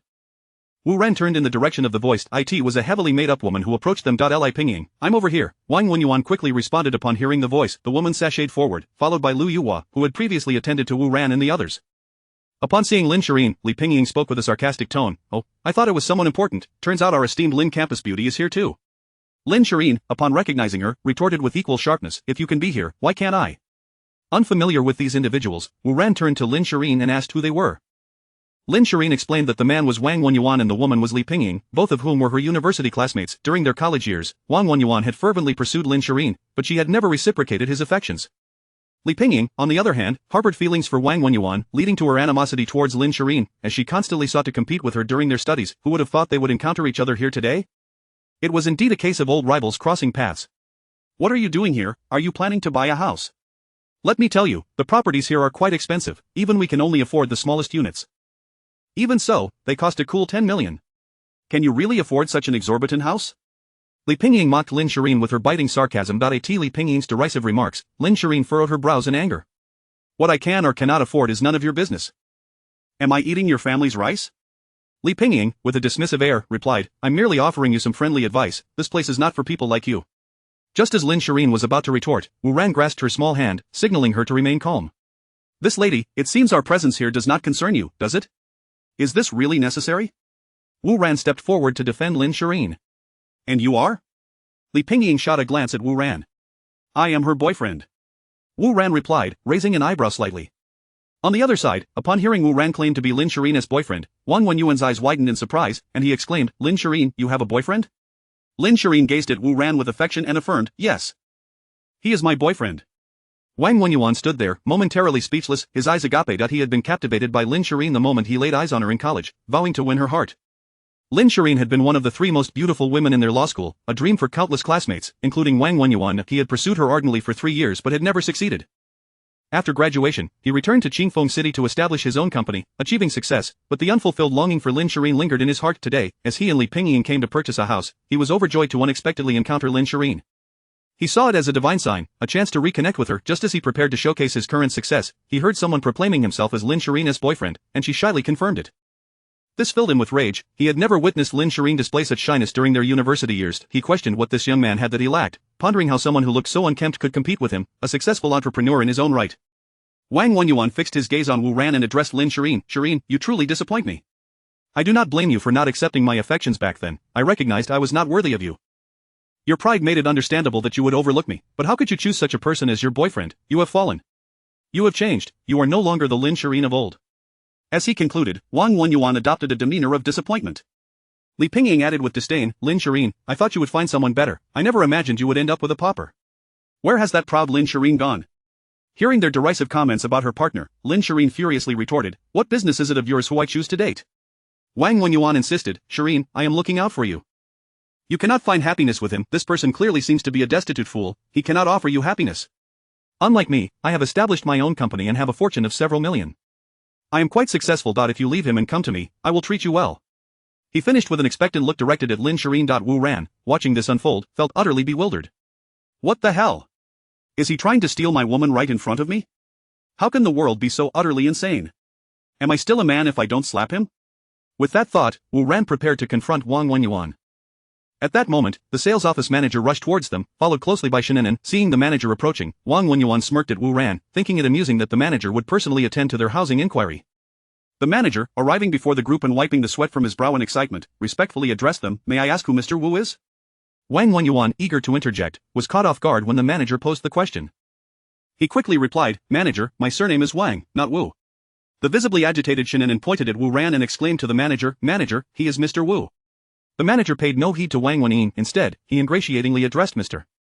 Wu, saying, Mr. Wu, we have already begun drafting your contract. However, each of these 5 luxurious mansions is priced at 160 million, amounting to a staggering total of 800 million. Finalizing this contract may require some time. In the meantime, I kindly invite you to the VIP lounge for a moment of respite. Very well. Upon hearing the manager's words, Wu Ran, accompanied by Lin Shireen, followed the manager to the VIP lounge. F5 sets, 160 million for a single unit. A total of 800 million. Wang Wenyuan and Li Pingying were utterly astonished, exchanging bewildered glances, rendered speechless. Undoubtedly, the most shocked of all was Lu Yuhua, the sales consultant who had first attended to Wu or in a state of disarray. She muttered to herself, 4 million. 4 million. My 4 million is gone. This cannot be. I was the one who attended to both of them. I merely asked Shinanen to assist briefly. They are still my clients. With that, Lu Yuhua hurriedly dashed towards the VIP lounge. Chapter 29. You are terminated. Thanks to El Chang for the urging talisman, in the VIP lounge, Wu Ran and Lin Shirin were leisurely sipping tea, while Shinanen was assisting Wu Ran with the housing documentation. The manager stood nearby, attending to Wu Ran with the utmost deference. At that moment, Lu Yuhua hurriedly burst in. As soon as she entered, she ingratiatingly addressed Wu Ran, saying, Mr. Wu, I sincerely apologize for my earlier absence. I had a matter to attend to and now that I am free, allow me to take over and assist you with the contract. With that, Lu Yuhua approached Shinanen and snatched the documents from her hands. Anan, thank you for temporarily looking after my client. Now that I am available, let me take over. Shinanen, taken aback by Lu Yuhua's audacity, widened her eyes in disbelief and retorted, Sister Yuhua, this is my client. Weren't you the one who claimed Mr. Wu appeared to be someone who could not afford a house. Attending to him was merely wasting your time. You should be busy catering to your brother Wang. Then you insisted I serve Mr. Wu. Now that you see Mr. Wu is about to sign the contract, you come back claiming he is your client. Is there anyone in this world who behaves like this? Lu Yuhua, incensed by Shinanen's words, pointed an accusatory finger at her, exclaiming in a fit of rage, you slander me. When did I ever say that? I merely asked you to attend to Mr. Wu temporarily while I took care of something else. I only asked you to assist Mr. Wu. I never intended to relinquish him to you. You are the one trying to usurp my client. I initially thought you were a decent young lady, but it seems you have learned to lie. Shinanen, you have changed. I am truly disappointed in you. Lu Yuhua displayed an expression of utter disillusionment. Seeing Lu Yuhua accuse her of deceit, Shinanen was filled with indignation, her voice trembling as she cried, I did not, you said exactly that just now. Ignoring Shinanen's protests, Lu Yuhua approached Wu Ran, her demeanor dripping with flattery as she said, Mr. Wu, let me assist you with the contract now. She then gazed at him expectantly, her mind fixated on the 4 million in commission. She was willing to do anything for that sum. Wu Ran observed the unfolding scene with amusement, choosing to disregard Lu Yuhua and instead addressing the manager. When I first arrived today, this woman deemed me unworthy of purchasing a home and stated she would attend to other clients, thereby transferring me to this young lady named Shinanen. Now she returns, claiming me as her client again. This makes me question the integrity of your company. Fire her. If you do not terminate her, I will leave immediately. Upon hearing Wu Ran's words, the manager nodded fervently, assuring him that he would provide a satisfactory resolution. He had long been aware of Lu Yuhua's sycophantic tendencies and had warned her numerous times. Each time, he reminded her that upon entering, one must regard all as guests and not judge by appearances. One could never know who might possess considerable wealth. In a certain southern region of the Shinlong kingdom, people often strolled in flip-flops, carrying snakeskin bags, yet no one dared to underestimate them, for they could very well be millionaires. Unfortunately, Lu Yuhua had always dismissed his counsel, and today she had finally encountered a formidable opponent. She likely assumed that Mr. Wu, based on his attire, was not someone who could afford a home and thus did not wish to waste time on him, transferring him to Shinanen. Little did she know that Mr. Wu was a super-rich individual, ready to purchase 5 properties at once. Realizing this, the manager addressed Lu Yuhua, you are terminated. We will settle your salary for this month shortly. What? Manager. What do you mean by this? Are you truly dismissing me? Lu Yuhua was instantly taken aback, her expression akin to one struck by lightning, disbelief etched across her face. You are terminated, the manager replied, devoid of emotion. But why? Manager, I have worked here for 4 years, diligently and faithfully. Even if I have not made significant contributions, I have certainly put in hard work. Why must you dismiss me? Lu Yuhua's countenance paled, her voice laced with resentment as she inquired. You nearly drove away a major client today, resulting in a potential loss of 800 million for the company, and you dare to speak of your contributions? I have repeatedly warned you against judging by appearances, yet you refuse to listen. Well, it appears you have finally encountered the consequences of your actions. With that, the manager turned away, disregarding her entirely. Upon hearing the manager's words, Lu Yuhua was engulfed in despair. She deeply regretted her earlier treatment of Wu Ran, having foolishly perceived him as a mere pauper. Had she known he was such a wealthy client, she would have done everything in her power to secure his favor. Her gaze instinctively drifted toward Wu Ran, who was still savoring his tea in utter tranquility. She contemplated pleading for mercy, but after much deliberation, she ultimately refrained from speaking up, leaving instead with a face ashen as death. Chapter 30. A gift for you. After Lu Yuhua was dismissed, Shinanen once again took charge of handling the housing contracts. Taking a deep breath, she calmed her excited heart and asked, Mr. Wu, will you be paying in full or opting for a loan? If it's a full payment, we can offer a 3 discount, which saves 480,000 for each unit, totaling a savings of 2.4 million for 5 units.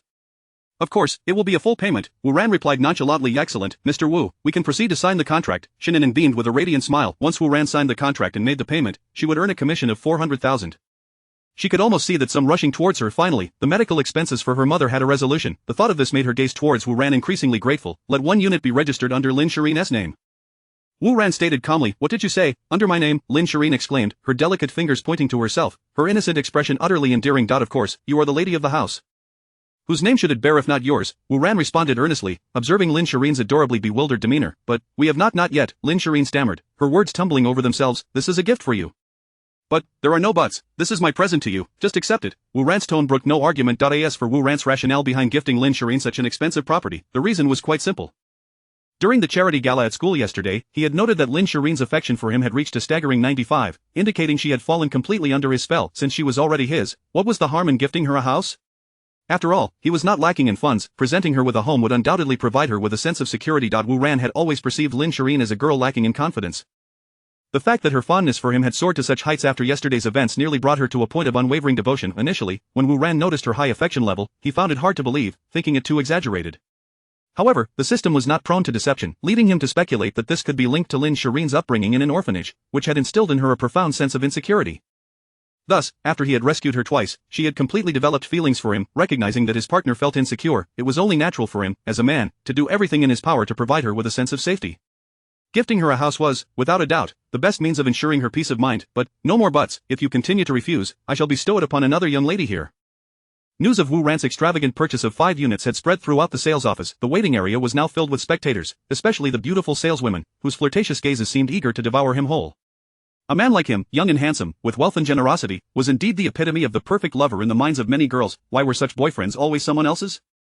Why could they never encounter one themselves? The universe seemed so unjust. Upon hearing Wu Ran mention that if Lin Shirin declined, he would gift the house to another young lady, the onlookers felt a surge of excitement, their eyes blazing with desire as they turned towards him. Each of them wished they could instantly become Lin Shirin. One particularly bold young lady even approached Wu Ran, asking, Sir, if you already have a girlfriend, would you consider switching? Or perhaps, would you like to have an additional one? She winked flirtatiously, adjusting her posture to accentuate her assets. Wu Ran, delighted by the attention, replied, I could. Before he could finish, Lin Shirin interjected urgently, You dare. Wu Ran, feeling somewhat helpless, said, Since you refuse to accept it, I might as well give it to someone else. Not a chance, then I shall bestow it upon another. You, very well. Lin Shirin relented, knowing Wu Ran was resolute in his decisions. If she did not accept this house, he might truly give it away. After settling the matter with Lin Shirin, Wu Ran promptly began signing the contract. Once completed, he retrieved his phone and, with a few taps, transferred a staggering 776 million to the real estate company's account. Mr. Wu, congratulations, we have received the payment, this house is now yours. You may move into the model unit at your convenience, and the other 4 can be renovated at your leisure. The manager, upon receiving confirmation of the funds, eagerly shook Wu Ran's hand in congratulation. Alright, we will determine a suitable time to move in over the next few days. Wu Ran had his sights set on the model unit located on the 28th floor. Even during his visit, he had envisioned purchasing it outright, as he admired the high-quality materials used in the exquisite decor. The model unit had been completed for a year, ensuring no lingering formaldehyde issues. It was ready for immediate occupancy. Meanwhile, outside the VIP room, 2 figures stealthily departed, Wang Yuan and Li Pingying, both wearing expressions of shock. Moments ago, they had been smugly boasting in front of Wu Ran, mocking him for his inability to afford property in this area, only to be swiftly proven wrong. The individual purchased the most expensive luxury residence, valued at 160 million, and acquired 5 units in one go. Wang Yuan initially believed that encountering Lin Shirin again was a divine favor bestowed upon him. With his current circumstances, he was confident that he could make Lin Shirin see him in a new light, ultimately winning her heart. In retrospect, he realizes he had been overly optimistic. As for Li Pingying, her heart is now predominantly filled with jealousy towards Lin Shirin. Why does she deserve to find such a wonderful boyfriend, one who presents her with a lavish mansion worth 160 million? In stark contrast, the man she admires, Wang Wenyin, struggles to secure even the smallest apartment without a loan, rendering him far less appealing by comparison. She questions herself, believing her physique and appearance are no less than those of Lin Shirin. She feels compelled to possess what Lin Shirin has. With these thoughts swirling in her mind, Li Pingying turned to glance at Wu Ran, her eyes darting around, lost in contemplation. Ah! As they reached the door, Li Pingying let out a sudden exclamation. What's wrong? Wang Wenyin inquired with concern upon hearing her outburst.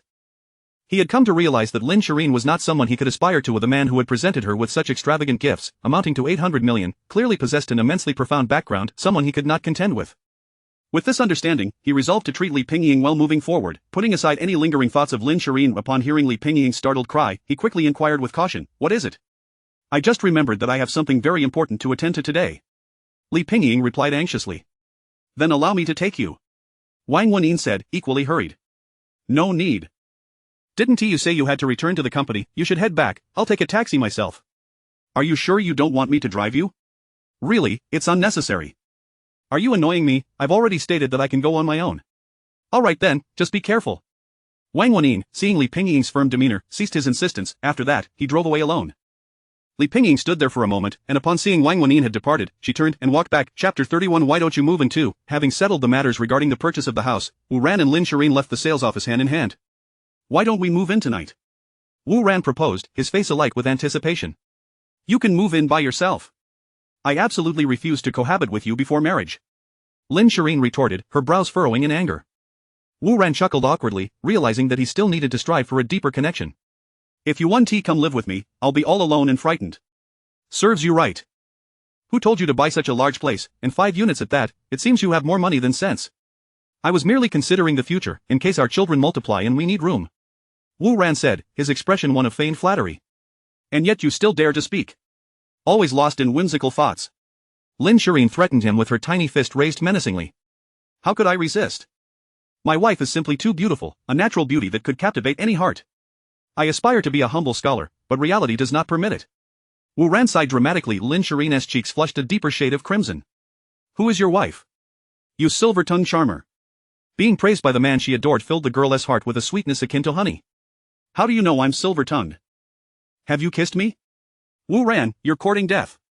She raised her hand in mock fury. With a swift movement, Wu Ran dodged her playful attack and scampered toward the parking lot, with the girl chasing after him. They both laughed as they reached the parking area. Wu Ran opened the car door for Lin Shirin, and after she settled in, he took his place in the passenger seat, starting the engine and speeding away. As they departed, a shadow emerged from the side, fixated on the retreating car. Inside the vehicle, Lin Shirin turned her head and inquired, when do you plan to move? Perhaps tomorrow. Do you need my assistance? No, there is hardly anything for me to move. Then let me help you clean up. That won't be necessary. This vast space would exhaust you. I'll hire someone instead. Alright then, I shall come over to celebrate with you afterward. Sounds good. Wu Ran opened WeChat and sent a voice message to Shinenen, requesting her assistance in finding someone to clean the house today, asking how much it would cost to transfer later. Where are we headed now? Lin Shirin asked. Today, we embark on a grand shopping spree. We shall procure ourselves a new wardrobe. Everyone thinks I'm playing the fool. In truth, I am truly wronged. Wu Ran exclaimed indignantly. Ha ha ha. Are you daft? Who told you to act so low-key? Lin Shirin erupted in laughter at the thought of Wu Ran's low-key demeanor. She had always believed Wu Ran was merely pretending to be humble, unaware that he had genuinely risen from the ranks of a mere clerk to the pinnacle of success only after acquiring the system the previous day. However, this was not something he could explain to her. Shortly after, Wu Ran turned the steering wheel and drove Lin Shirin directly to the most upscale shopping complex in the city, Coastal City. It is the largest and most prestigious shopping center in Qingfeng City, covering an area of 120,000 square meters, boasting an array of luxury brands and standing as the most popular shopping destination. Among its offerings is a Patek Philippe boutique. Patek Philippe, a renowned watch brand that originated over 180 years ago, ranks among the top 10 watchmakers in the world. As one of the few true independent watch manufacturers, every piece is crafted entirely in-house, and training a Patek Philippe watchmaker takes a decade. To watch enthusiasts and aristocrats, owning a Patek Philippe watch symbolizes status, with its exquisite artistry and expensive materials contributing to its enduring brand prestige. As a luxury brand, its timepieces start at over 100,000, with the most expensive fetching millions, truly deserving its title as a premier luxury brand. Of course, as a top-tier luxury brand, the quality of its service is unparalleled. A graceful and poised attendant warmly welcomed Wu Ran and Lin Shirin. Could you recommend some of the most expensive watches for me? Wu Ran asked with a smile. Certainly, sir, please follow me. These models are our latest releases this year and are limited editions. The attendant led Wu Ran to the display counter, pointing out several exquisite timepieces. Please take one out for me to try. Wu Ran requested, gesturing toward one of the watches. I sincerely apologize, but these pieces are our store's treasures. If you wish to try them on, we must verify your qualifications first. The attendant looked apologetically at Wu Ran. Do you require qualification just to buy a watch? Indeed, sir. I never expected you to be so elitist. Wu Ran expressed his astonishment. Good day, sir. Actually, we were not always like this. However, 3 years ago, some so-called micro-businesses emerged. They came not to purchase watches but merely to try them on, taking photos for social media, and leaving right after. This became quite bothersome, forcing us to implement a qualification verification process. We hope for your understanding, the attendant explained with a smile. Chapter 32. A dose of inspiration. Understood. I comprehend. If everyone rushes in to take photographs without making a purchase, it would indeed affect you. Moreover, these are not mere trinkets worth a few $100s, but rather watches valued in the hundreds of thousands, if not millions. If someone carelessly damages one while trying it on, who would be accountable? Rest assured, I fully grasp your store's policies. Since such regulations are in place, I shall comply. What is the procedure for verifying my assets? Wu Ran inquired with a smile. Sir, the timepiece you wish to view is the Patek Philippe 6188 or 008 automatic mechanical, measuring 44 mm and crafted from 18K rose gold. Its current price stands at 5.88 million yuan, hence, you must possess assets exceeding this amount to proceed with the purchase. The attendant maintained a polite smile. Very well, I understand. Wu Ran pulled out his phone, accessed his bank account, and presented it to the attendant for her perusal. Units, tens, hundreds, thousands, 10,000s, billions. The attendant was rendered utterly speechless. After a prolonged moment of astonishment, she finally responded by retrieving the desired watch for Wu Ran, respectfully assisting him in putting it on. Please bring forth the most expensive women's watch in your store for my girlfriend to try on. Wu Ran said with a smile. Are you gifting me yet another present? Lin Shireen inquired calmly. After all the surprises she had experienced since being with Wu Ran, the notion of him purchasing a watch worth several million no longer astonished her. Indeed, as my girlfriend, it would be remiss for you not to possess a respectable timepiece. Wu Ran replied with utmost seriousness. Lin Shireen was disinclined to converse. Having acquired a mansion worth 160 million, a few million for a watch seemed trivial. The waitress gazed at Lin Shireen in astonishment, marveling that this man had gifted her a timepiece worth several million. How fortunate she must be, however. Upon closer inspection of Lin Shireen's breathtaking beauty, the waitress understood. Indeed, the girl possessed the allure that warranted such affection. This young lady, the waitress began, is adorned with a Patek Philippe 24/731450 or 001 automatic mechanical watch, measuring 36 mm, crafted from 18K rose gold and embellished with 351 diamonds. This exquisite piece is valued at 3.2 million and is a pair with the gentleman's selection. It is the brand's newly launched couples edition for this year. The theme is creating a lifetime of commitment, savoring everlasting love. A collection of beauty, embellishing your enchanting romance. The waitress presented the watch, her eyes filled with envy as she observed Lin Shireen. Do you like it? Wu Ran inquired, eagerly awaiting Lin Shireen's response. I adore anything you gift me. Lin Shireen exclaimed, fastening the watch upon her wrist, its delicate elegance harmonizing with her own grace. Her radiant expression revealed her genuine delight in this gift. Let us take these too, Wu Ran remarked to the waitress, noticing Lin Shireen's fondness for the watch. Certainly, sir, the total comes to 9.08 million. Please follow me to process the payment. The waitress beamed, her eyes sparkling with excitement at the prospect of making this substantial sale, which would amount to her commission for an entire year. After completing the transaction, Wu Ran and Lin Shireen exited the Patek Philippe boutique, only to re-enter the Givenchy store with a watch already in hand. They could not neglect the necessity of attire. Inside the store, Lin Shireen began to try on various garments, leaving Wu Ran to wait, feeling rather bored. He had already selected his own clothes and was now merely awaiting Lin Shireen. Earlier, while purchasing the watch, Lin Shireen had shown little enthusiasm, leading Wu Ran to believe she might not have an affinity for luxury items. However, upon entering the Givenchy boutique, Lin Shireen's eyes sparkled with excitement at the sight of the clothing and bags, eagerly trying on one outfit after another, seemingly endless in her delight. It appeared that no woman could resist the allure of exquisite garments and accessories. When they first entered, the store manager, with a discerning eye, recognized the Patek Philippe watches adorning Wu Ran and Lin Shireen's wrists, aware that each piece was valued in the millions. Clearly, they were affluent customers, prompting the manager to personally attend to them alongside two female staff members. As Wu Ran waited idly, he wandered into the lingerie section, where he encountered a dazzling array of lace garments. His imagination ignited with visions of Lin Shireen donning such exquisite pieces. No, he chastised himself, I mustn't think that way, such thoughts merit a salute. He quickly recited a calming mantra in his mind to quell those thoughts, summoning the manager over to whisper a few instructions in her ear. Upon hearing his request, she winked at him, her expression conveying her understanding. 30 minutes later, Lin Shireen gazed longingly at the garments and bags, clearly torn by her choices. Have you not yet decided? Wu Ran asked, finding her indecision amusing. All the clothes are lovely, but I just can't choose. Lin Shireen sighed. What is there to deliberate? Wu Ran replied. Just buy them all. But I can't afford such luxuries, unlike you, she protested. Are you not my girlfriend now? Consider it a gift from me. Wu Ran countered. That simply won't do. You've already put the house in my name and gifted me a watch worth millions. Must I now use your money for clothing as well? Lin Shireen expressed her concerns. It might appear as though I am only interested in your wealth. You foolish girl, does it matter what others think? Wu Ran reassured her. As long as I do not perceive it that way, it suffices. He embraced Lin Shireen, casting a meaningful glance at the manager. Madam, please wrap up everything this young lady tried on. Wu Ran dismissed Lin Shireen's concerns, believing that such trivialities were beneath him. Who could wear this many outfits? Lin Shireen whispered, cautioning him. Not a problem. I shall rotate them daily, he replied confidently. The manager proceeded to wrap Lin Shireen's selections, discreetly slipping in the most exquisite and sensual nightwear while she was momentarily distracted. Thank you for your patronage. We look forward to your next visit, the manager said respectfully as she escorted Wu Ran and Lin Shireen to the door. The pair, laden with bags, made their way to the parking area, only to discover three fashionable young women filming a video in front of their car. One held a phone to record, another wielded a mirror to adjust the lighting, while the third animatedly delivered a motivational monologue. When you set aside your pride to earn money, it signifies your maturity. When you use wealth to regain your pride, it marks your success. When your pride enables you to earn money, you have truly made a name for yourself. If you remain stagnant, indulging in drinks and boasting, pretending to know what you do not, while clinging to your so-called pride, it indicates that your life will remain just as it is. 2 years ago, when I arrived in this city, my salary was a mere 2,000, and I subsisted on instant noodles costing 2 yuan a pack. Despite the hardships, I never despaired. A year ago, when I joined Mating's micro-business, you hesitated, fearing your friends would block you. Yet here I stand now, at the pinnacle of this city, earning billions annually, driving a Lamborghini worth tens of millions. The world is fundamentally simple. When your friends possess wealth while you remain stagnant, excuse me, miss, I need to drive. Wu Ran interjected, interrupting the young woman's motivational speech. Chapter 33. Handsome guy, my name is Yu Rong. Excuse me, miss, I need to drive. Wu Ran interjected, stepping beside the car and interrupting the young lady's venomous tirade.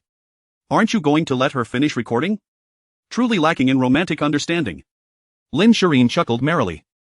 The sight of Wu Ran's abrupt interruption filled her heart with joy, as it was this casual gesture from him that delighted her. Observing the three girls, each fair-skinned and beautiful with long legs, it was evident that had it been another man, he might have obliged them by allowing them to finish their recording, perhaps even exchanging WeChat contacts and fostering a relationship that transcended mere friendship. Yet, Wu Ran chose not to do so. Is this your car? One of the girls asked, gazing at Wu Ran with curiosity. What else could it be? Wu Ran replied, opening the car door and placing his belongings inside. At this sight, the three girls' eyes sparkled with excitement. Young, handsome, and most importantly, wealthy. Was this not the very archetype they had been seeking? Handsome guy, add me on WeChat. Handsome guy, add my WeChat. Handsome guy, my name is Yu Rong, exclaimed the girl who had also adjusted her posture to accentuate her curves. I have a girlfriend. Wu Ran said, glancing at the girl while casually wiping the corner of his mouth. Would you mind having one more? She provocatively replied, giving a playful shake. Drive. Lin Shireen, observing Wu Ran's flirtatious demeanor, marched forward in a huff, casting him a resentful glare.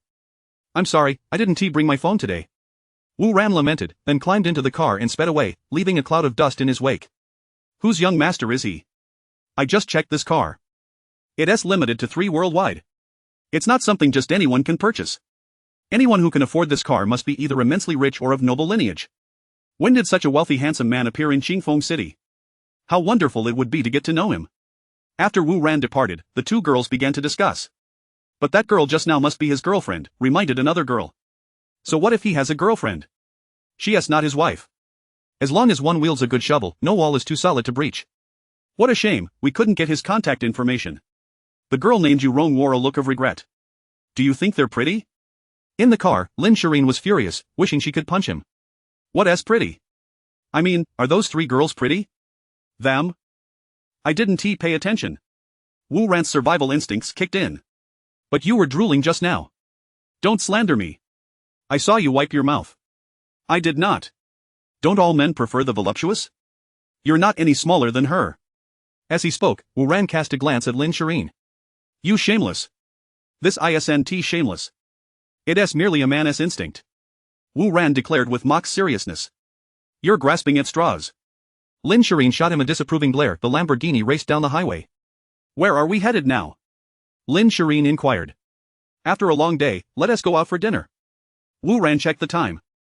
It was already 6 in the evening. The two made their way to the most luxurious restaurant in Qingfeng City. Upon entering, a waiter promptly approached them. Good evening, sir. How many are dining with us? 2. Very well, sir, please follow me. Do you have a private room? Yes, we do, sir. Then please arrange one for us. Certainly, sir, this way please. As Wu Ran and Lin Shireen entered the private room, a woman noticed them. In another VIP room, Ji Luoxi was chatting with her friend, the 6th princess of the Situ family, Situ Chanxian. This girl was quite adorable, with large, sparkling eyes and a youthful face, yet her features were exquisitely defined. Were she to don a glamorous outfit and stroll down the street, she would undoubtedly attract envious glances. Sister Cece, I never imagined you would sacrifice your beauty to raise funds for your alma mater. You are truly magnificent. The petite Situ Chanxian gazed up at Ji Luoxi with admiration. What sacrifice of beauty? Is it as dreadful as you say? Ji Luoxi playfully chided her friend. You may not know yet, but the news spread back to the capital last night, sending the young heirs who admire you into a frenzy. Each one declaring they must find this person and teach him a lesson. Situ Chanxian's eyes sparkled with mischief. These people are so tiresome. What does it matter to them who I dine with? They are utterly absurd. Lan Ruoling expressed her disdain for their antics. Quickly tell me, who is this person? Someone in Qingfeng City is willing to spend 10 billion just to have dinner with you. This is simply unbelievable. I hope he is not a middle-aged greasy uncle. Situ Qianxian's face was filled with curiosity. Not a middle-aged greasy uncle. His name is Wu Ran. He is an alumnus of our school. He is about my age. Lan Ruoling explained helplessly. And then, the little girl pressed. And then? That's all. Lan Ruoling replied. Where does he live? Which family is he from? What does he do for a living? Situ Qianxian bombarded her with questions. I don't know. Ji Luoxi said nonchalantly. You, the eldest young lady of the Luo family, can't even find information on him? Situ Qianxian exclaimed in surprise. I checked him on the Shenlong National Network, but I found that accessing his file requires the highest clearance. Ji Luoxi mused thoughtfully. So, does that mean he has significant connections? Situ Qianxian asked cautiously. Yes, that seems to be the case. If I were to investigate him further, I could indeed find out more. He studied at Qingfeng University. They should have kept a physical record of him. However, the fact that his information has been encrypted indicates that the forces behind him are substantial. If I were to recklessly investigate him, it might bring calamity upon my family. Ji Luoxi gazed out the window with deep contemplation. But is he handsome? The little girl inquired, voicing her most pressing concern. That's not the point, is it? Ji Luoxi shot Situ Qianxian a sidelong glance. Is he humorous? The little girl pressed again. I don't know. Ji Luoxi replied, exasperated. Haven T, you dined with him? How could you not know? Situ Qianxian regarded Ji Luoxi with skepticism. I have not dined with him yet. Why? Did you stand him up? It's not my fault. That person donated 10 billion and then left, without staying to dine with me. So, his intention for the donation was not to get to know you, the haughty little girl exclaimed in disbelief. That's precisely what I cannot comprehend. Ji Luoxi too was left puzzled. Chapter 34. Wu Ran, a seasoned player in the realm of romance. At that moment, a woman entered from outside, swiftly approaching Ji Luoxi and respectfully lowering her head to say, Miss, I just saw Wu Ran from last night. You saw him? Where did you see him? Ji Luoxi gazed at her in astonishment. Right here in this restaurant. Are you certain it was him? Absolutely, I recognized him clearly, and there was a girl accompanying him. I see. What a coincidence. Ji Luoxi lowered her head in silence, lost in thought. Now I understand. In the next instant, Ji Luoxi exclaimed with a sudden realization. Jia, what do you mean by now I understand? The proud little loli looked at Ji Luoxi, utterly perplexed. I mean I know why we encountered him here. Ji Luoxi declared, enlightened. Isn't it just a coincidence that we ran into him? The little loli remained bewildered. Oh, you are just too young. This is actually Wu Ran's strategy, he is far too clever. What exactly is it? Hurry and tell me. The proud little loli looked at Ji Luoxi with urgency. I'll tell you, if he had stayed last night to have dinner with me, we would have merely become ordinary friends. But he did the opposite, ignoring me and leaving. Because of that, he has left a profound impression on me. Then today, he deliberately appears around me, which has only intensified my impression of him. He is indeed a master. This man understands women very well. He must be a seasoned player in the game of love. However, I have seen through his scheme. Ji Luoxi's heart was now clear. Wow. Jia, you are so smart. Tu Qianshan gazed at Ji Luoxi with starry eyes. So what shall we do now? The little loli looked at Ji Luoxi. Since he intends to employ these tactics against me, I shall engage him in a delightful game. Come, let us go meet him. With that, Ji Luoxi assumed an air of having seen through everything. All right. I have longed to meet the one who would spend 1 billion just to pursue women, to see what kind of remarkable person he truly is. The little loli clapped her hands and jumped with delight. Upon hearing Ji Luoxi's intention to meet Wu Ran, Tu Qianshan's face brimmed with anticipation. In the private room where Wu Ran was located, the couple was enjoying their meal. At that moment, the door swung open, and 3 women entered. Wu Ran focused his gaze and was taken aback to see the goddess of Qingfeng University, Ji Luoxi. Mr. Wu, what a coincidence. I hadn't expected to run into you here. Ji Luoxi greeted Wu Ran as she entered. Hello, Miss Ji. Wu Ran and Lin Shirin quickly stood upon realizing the visitor was Ji Luoxi. I hope I'm not interrupting your meal? Ji Luoxi's face was filled with apologies. Not at all. Wu Ran responded with a warm smile. That's good to hear. I was worried I might be intruding. Ji Luoxi turned to her female bodyguard trailing behind her and said, Please wait for me outside. Certainly, Mississippi, I'll be right outside, just call if you need anything. The bodyguard replied respectfully before turning to leave. Now, allow me to introduce you. This is Tu Qianshan, my dear sister and good friend. Ji Luoxi pointed at Tu Qianshan while addressing Wu Ran. Hi, nice to meet you both, I'm C2 Qianqian. The little lowly greeted Wu Ran and Lin Shirin with a smile. And who might this be? Ji Luoxi smiled at Lin Shirin, inquiring of Wu Ran. Oh. My apologies. Let me introduce you. This is Ji Luoxi, an alumna of my alma mater. Wu Ran pointed at Ji Luoxi while stating this to Lin Shirin, then, pointing at Lin Shirin, he said to Ji Luoxi, this is Lin Shirin, my girlfriend. She is your girlfriend? Upon hearing Wu Ran's words, Ji Luoxi expressed her astonishment. Indeed. What's the matter? Wu Ran noticed Ji Luoxi's surprise and felt puzzled. This doesn't add up. If Wu Ran had any interest in me, he shouldn't be so forthcoming in acknowledging his girlfriend in front of me. His expression should appear rather awkward instead. But he seems perfectly at ease now. Could it be that I misjudged? Ji Luoxi pondered in her heart. Never mind him, I shall test him further. Mr. Wu, why did you sneak away last night? It left me quite heartbroken. Ji Luoxi's charming face wore a hint of melancholy as she gazed at Wu Ran. Si2 Qianqian looked on in shock, having never seen Ji Luoxi behave in such a manner. Is this truly the aloof Ji family's eldest daughter, Ji Luoxi? This world is utterly insane. So frightening. On the other hand, Lin Shirin furrowed her brows at Ji Luoxi's coy demeanor, watching her with guarded suspicion. Surely this woman does not intend to steal my man. Humph, I was here first. Seeing Ji Luoxi's alluring demeanor, Wu Ran awkwardly chuckled. He was taken aback by Ji Luoxi's current expression. Chapter 35. In truth, I am the quintessential scoundrel. To be perfectly candid, had it not been for the system, Wu Ran might have genuinely believed that Ji Luoxi harbored some feelings for him. Wu Ran gazed at the character attributes interface that only he could perceive, which materialized before him. Character information named Ji Luoxi. Gender a female. Age 23. Favorability 75. Purity 100. Weight of 53 kg. Height 169 cm. Physical condition untouched. Seeing that Ji Luoxi's favorability towards him was nearly 75, he felt it was utterly inappropriate for her to present herself in such a manner before him. Reflecting on her earlier alluring demeanor, Wu Ran was convinced that Ji Luoxi had ulterior motives for visiting him today. He observed her with keen interest, pondering what scheme this woman might be plotting while displaying such a beguiling facade.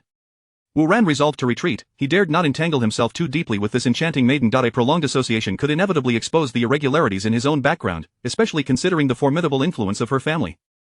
If an inquiry were initiated into Wu Ran's affairs, he would find it impossible to clarify the origins of his wealth, which surpassed 1,000 billion. Such a predicament was something Wu Ran was keen to avoid. With these thoughts in mind, Wu Ran addressed Ji Luoxi with a hint of detachment. Miss Ji, please do not jest with me. You hold a distinguished position as the eldest daughter of the Ji family in the imperial capital, whilst I am but an ordinary citizen unworthy of your company. As for the 10 billion at the auction, even had there been no event last night, I would have donated it regardless. It was merely a fortuitous circumstance that allowed me to bid. Regarding the dinner, Miss Ji, I suggest you forget about it. Rest assured, I shall not speak of you to anyone. I just remembered that I have pressing matters to attend to this evening, so I must take my leave. We can converse again when time permits. Having spoken, Wu Ran exchanged a knowing glance with Lin Shirin and hurriedly exited. Lin Shirin, understanding Wu Ran's cue, picked up her handbag and followed suit, leaving the two beautiful women exchanging glances at one another. Sis, he has fled. The little girl lowered her head, her dainty fingers poking at each other, casting a forlorn look at Ji Luoxi. And he left as if he were being pursued by ghosts. Does he truly find us so unappealing? The little girl's eyes glistened with unshed tears, her face a picture of pitifulness. Ji Luoxi paid no heed to C2 Qianqian's remarks. She remained in a daze, for this was her first encounter with such an individual. Am I truly that intimidating? Ji Luoxi gazed incredulously in the direction Wu Ran had departed. Ji Luoxi was utterly perplexed by Wu Ran's actions. Initially, she had assumed he was employing a tactic of feigned disinterest. However, after careful observation, she discerned that Wu Ran genuinely held her in disdain. Ji Luoxi was convinced that this was not a mere act but rather an authentic reflection of his sentiments. How intriguing, it seems you harbor a secret. Ji Luoxi mused to herself, her delicate face adorned with contemplation. Qianqian, let us depart. She grasped C2 Qianqian's hand and exited the VIP room. In the car, Lin Shirin beamed at Wu Ran, her heart fluttering with satisfaction at his earlier conduct. She had finally come to trust that Wu Ran's pledge to donate 10 billion was not motivated by Ji Luoxi. Yet, a twinge of anxiety lingered within her. The way Ji Luoxi had gazed at Wu Ran with such seductive eyes unsettled her. If Ji Luoxi were indeed enamored with Wu Ran, what would become of her?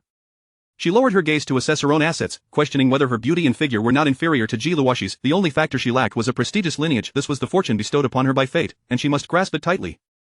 With these thoughts swirling, Lin Shirin contemplated how to maintain her position as the primary partner. After all, Wu Ran was undeniably exceptional, handsome, kind-hearted, and a super-rich tycoon. This inevitably foretold a future rife with romantic pursuits. Just this afternoon, 3 stunningly beautiful women had chased after him for his contact information, and now Ji Luoxi was casting him lingering glances of this filled Lin Shirin with a profound sense of urgency. Upon their arrival at Lin Shirin's residence, she had yet to devise a suitable plan. Wu Ran halted the vehicle and opened the door for her. After she alighted and bid him farewell, she suddenly turned and dashed back into his embrace. As Wu Ran inhaled the intoxicating fragrance emanating from her, he felt the soft warmth of her body press against his cheek. After a prolonged moment, Lin Shireen finally withdrew from his arms. "Would you care to come up to my place for a visit?" she asked shyly, offering an invitation to the man who captured her heart. Wu Ran waved his hand regretfully, stating, "I cannot, I have urgent matters to attend to this evening." Lin Shireen felt a slight pang of disappointment. "What matters? Is it something pressing?" She regarded Wu Ran with genuine concern etched across her features. Wu Ran hesitated, stammering, "It's not anything of great significance." Seeing his reluctance, Lin Shireen's alarm bells rang. Was he planning to return to Jiluwashi? "Are you concealing something from me? Did you regret your hasty departure and now wish to sneak back to her?" Undeniably, when a woman's imagination runs wild, it yields no bounds. "Did you catch the news online today?" Wu Ran inquired, his gaze inadvertently drifting towards Lin Shireen. "I did. There were no significant headlines today. Only one major story: a notorious scoundrel has emerged from Qingfeng City." Lin Shireen was puzzled by Wu Ran's question. "That infamous scoundrel is me," Wu Ran admitted, fidgeting awkwardly. "What? The man who fled from a blind date is you? How can this be?" Lin Shireen exclaimed in astonishment. With no alternative, Wu Ran recounted the entire saga to Lin Shireen. "You went on a blind date yesterday afternoon? You spent over 60,000? And you fled at the end? Ha ha ha. Ha ha ha." Unsurprisingly, Lin Shireen burst into laughter, her demeanor decidedly unladylike. Eventually, she composed herself and inquired, "What do you plan to do about it?" Wu Ran smiled mysteriously, saying, "You will find out tonight when you go online." Lin Shireen replied, "All right. I shall watch how you extricate yourself from this scoundrel label." "Do hurry back inside." Wu Ran waved her off. Chapter 36, the debate at 7:30 in the evening. A sensational piece of news surfaced on the internet of the Divine Dragon Nation. The notorious blind date scandal involving the infamous scoundrel Wu had stirred up a storm online. As he announced his intention to appear live on the Douyin platform at 8 o'clock, he extended an invitation to the original poster, the female protagonist of the scandal, Miss Wanya, to join him in a debate on the same platform. The revelation instantly ignited a frenzy across the online community, with everyone eager to uncover the true identity of this notorious rogue and the reasons behind his outrageous behavior of abandoning his date. After releasing the announcement, Wu picked up his phone to make a call. "Beep beep, hello, is everything arranged on your end?" "It's all set, we're just waiting for him to arrive." "Great." Once the call concluded, Wu turned to the system in his mind and inquired, "System, have you gathered all the evidence?" The system replied, "I am an omnipotent system, please refrain from asking me such trivial questions in the future." Wu continued, "When we start the video, could you help me appear a bit more honest and sincere?" "No need for alterations, anyone can see you are the type of person described by those who wield the term green tea bitch. Otherwise, how would your department manager have introduced you as Miss Wanya's scapegoat?" At exactly 8 o'clock, Wu punctually logged into the Douyin live streaming platform. In the live room he had created, millions of viewers had already gathered. As soon as Wu made his appearance, the online audience erupted in a frenzy. "Is he really the notorious scoundrel? He looks like an honest young man. How could someone like him abandon a date? He is quite handsome, yet I never imagined he could be such a person. Scoundrel, I can't believe you dared to show your face. With that appearance, how could you commit such an act? Scoundrel, you should be ashamed. You've disgraced your gender. There are far too many men out there who deceive others for food and drink. How dare you go live? If you can't afford it, don't bother with blind dates. Young man, perhaps you should return the money to that young lady. Don't think you can escape, I have already reported you. Sisters, let us unite to denounce this scoundrel. I'm just here to watch. This situation can't be that simple, otherwise, why would he dare to show up?" Upon entering the live stream, Wu addressed the audience, "Hello everyone, welcome to my live stream. I am the so-called scoundrel, Mr. Wu. My name is Wu Ran, and indeed, yesterday afternoon I went on a blind date with Miss Wanya. It is true that I spent over 60,000 yuan during our meal. After dining, I did indeed leave without paying. I have seen the public outcry against me online. Initially, I had no desire to respond to your accusations. However, upon further reflection, I have decided it is necessary to clarify the entire situation and restore clarity to society. Now, I invite Miss Wanya to step forward and confront me directly." After speaking, Wu turned to the system and said, "System, can you bring Wanya onto this live platform as well?" "Consider it a trivial task, just wait 5 seconds, Wu responded. "Is this something you can also accomplish? Think of me as a super artificial intelligence. Does that make it easier to comprehend?" Meanwhile, the other party involved, Wanya, had also seen Wu's invitation on her phone. A look of panic washed over her face. She was acutely aware that she did not hold the moral high ground in this situation. Her original intent in posting online was to leverage public pressure against Wu to retrieve the over 60,000 yuan he owed her. However, she never anticipated the topic would create such a sensation online. Now, with Wu inviting her to debate, she found herself in a precarious position, caught in a dilemma. Her phone suddenly activated on its own, and Wanya's image appeared in the livestream. This took her by surprise. Deep down, she was reluctant to debate Wu and wished to feign ignorance about the matter, yet, her phone had inexplicably turned on, connecting her live room with Wu's. Why had this happened? As both appeared on screen simultaneously, she had no choice but to confront Wu. Hello, Miss Wanya, I didn't expect we would meet again. The matter of our blind date has caused quite a stir in society, and I believe it is imperative for us to clarify the truth of the situation. Seeing Wanya on screen, Wu took the initiative to speak first. What truth needs clarifying? What I said is the truth. After a moment of panic, Wanya could only adhere to her original statement. Indeed, everything Miss Wanya has stated is true. Wu then continued, you see, the scoundrel has admitted to it himself. Now let us see how this scoundrel can defend himself. I knew it. Such a beautiful young lady Wu Ti Lai. The viewers were once again stirred with excitement at Wu's words, but just 2 seconds later, Wu spoke again. However, why don't you tell everyone how many people you brought along for the blind date? Upon hearing this, Wanya immediately became flustered, stammering, I brought, chapter 37 of the reversal, she brought 3 or 4. At this point, Wanya could only grit her teeth and endure. Ha ha ha. Upon hearing Wanya's words, Waran erupted into laughter. Alright, Miss Lily claims she only brought 3 or 4 acquaintances. Let us see if she indeed brought merely that. With that, Waran silently commanded the system to display the surveillance footage from the hotel lobby from the previous day in the live stream. Ladies and gentlemen, this is the lobby of the hotel where we had our blind date yesterday. Let us observe just how many individuals were present.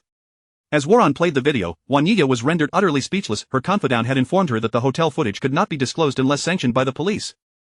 Only then would the hotel consider releasing the video to an individual. It was this very assurance that emboldened Wanya to speak so recklessly online, yet now, the existence of the hotel video in Waran's possession left her in a state of utter bewilderment. If such splendid events arise again, do be sure to inform me. I am always available. Ha, it has indeed been a long time since I've encountered such affluent company. All thanks to Teria, we were afforded the opportunity to dine in such a luxurious hotel.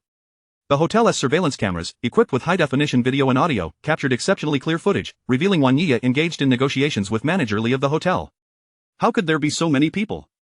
My heavens, did all these individuals accompany her for the blind date? I just counted. Including Miss Lily, there are a total of 59 people. To bring 58 individuals for a blind date, she truly dares. Did she not just claim to have brought only 3 or 4? How now do so many appear? Ah, I see, when that woman revealed the bill, I was already skeptical. How could a mere handful of people incur a bill exceeding 60,000? It appears that this woman has been deceiving us. Ha ha ha. What a dramatic twist. The moment I saw that bill of over 60,000, I sensed something was amiss, yet you all refused to believe me. Now justice can be served for this young man. A remarkable tale indeed. Bringing 58 acquaintances for a lavish feast. Take a closer look. The bags these individuals are holding resemble those containing cigarettes and alcohol. Indeed, they left with numerous bags. Not only did they mooch off the meal, but they also departed with cigarettes and alcohol. How utterly peculiar. I can only wonder how shameless one must be to behave in such a manner. I distinctly heard someone mention that they hadn't encountered such affluence in ages. These individuals truly came for a lavish meal. Have these people never dined in their lives? To be fair, if I were in their position, I would flee as well. My heart aches for this young man who encountered such a bizarre woman on a blind date. Wanya, do you not have any sense of shame? You have tarnished the dignity of our women. Birds of a feather flock together. It seems this woman is not of good character. He is not wrong. I support this young man in escaping the bill. Upon witnessing the video released by Waran, the online audience erupted in a frenzy. A torrent of vitriolic comments aimed at Wanya flooded the screen, with hundreds of thousands of messages appearing instantaneously. Wanya was momentarily rendered dazed, her face ashen, at a loss as to how to respond. With the release of the video, the tide of public opinion swiftly turned in favor of Waran. Bringing 58 people to a blind date would elicit condemnation from anyone with a sound moral compass. This sentiment was especially pronounced among the male viewers, who unanimously supported Waran. Miss Lily, I may not be well educated, but do not deceive me. Can you count and see if this is merely 3 or 4 individuals? As Waran observed Wanya's panic, he relentlessly pressed her with soul-piercing inquiries. Well, not all of these individuals were brought by me. Most of them are strangers to me. Does their following behind me imply that I brought them? Wanya gritted her teeth and continued to deny. Very well, it appears you are undeterred by the truth. Let us examine another video. Waran commanded the system to display footage from room 168. The video clearly depicted Waran and his companions enjoying their meal. One could see Wanya greeting her friends and acquaintances. Miss Wanya, do you recognize any of the individuals in this video? If you do not know them, why did you bring them along for the meal? I presume I need not introduce the individuals present to you. Waran fixed his gaze on Wanya, pressing for answers. Faced with overwhelming evidence, Wanya could only remain silent, her expression stoic. Let us now review the videos from the other 2 rooms. The scene shifted, revealing footage from 2 additional rooms, both filled to capacity, clearly capturing Wanya greeting each person. Miss Wanya, what further excuses do you have? Are these the so-called 3 or 4 individuals you mentioned? Waran continued his relentless questioning. Chapter 38. The twist again. Now, this woman has nothing left to say. I initially felt sympathy for her, but who would have thought? Indeed, I felt compassion for her at first, thinking she had encountered a rogue, only to discover. The evidence is indisputable now. It turns out it is not a bizarre man, but a peculiar woman. Such people are everywhere, seeking to take advantage of any opportunity. We have wronged this young man. Sigh. I encountered a similar situation during my last blind date, though mine wasn't as extreme. I had 11 people show up, yet it still cost me several thousand.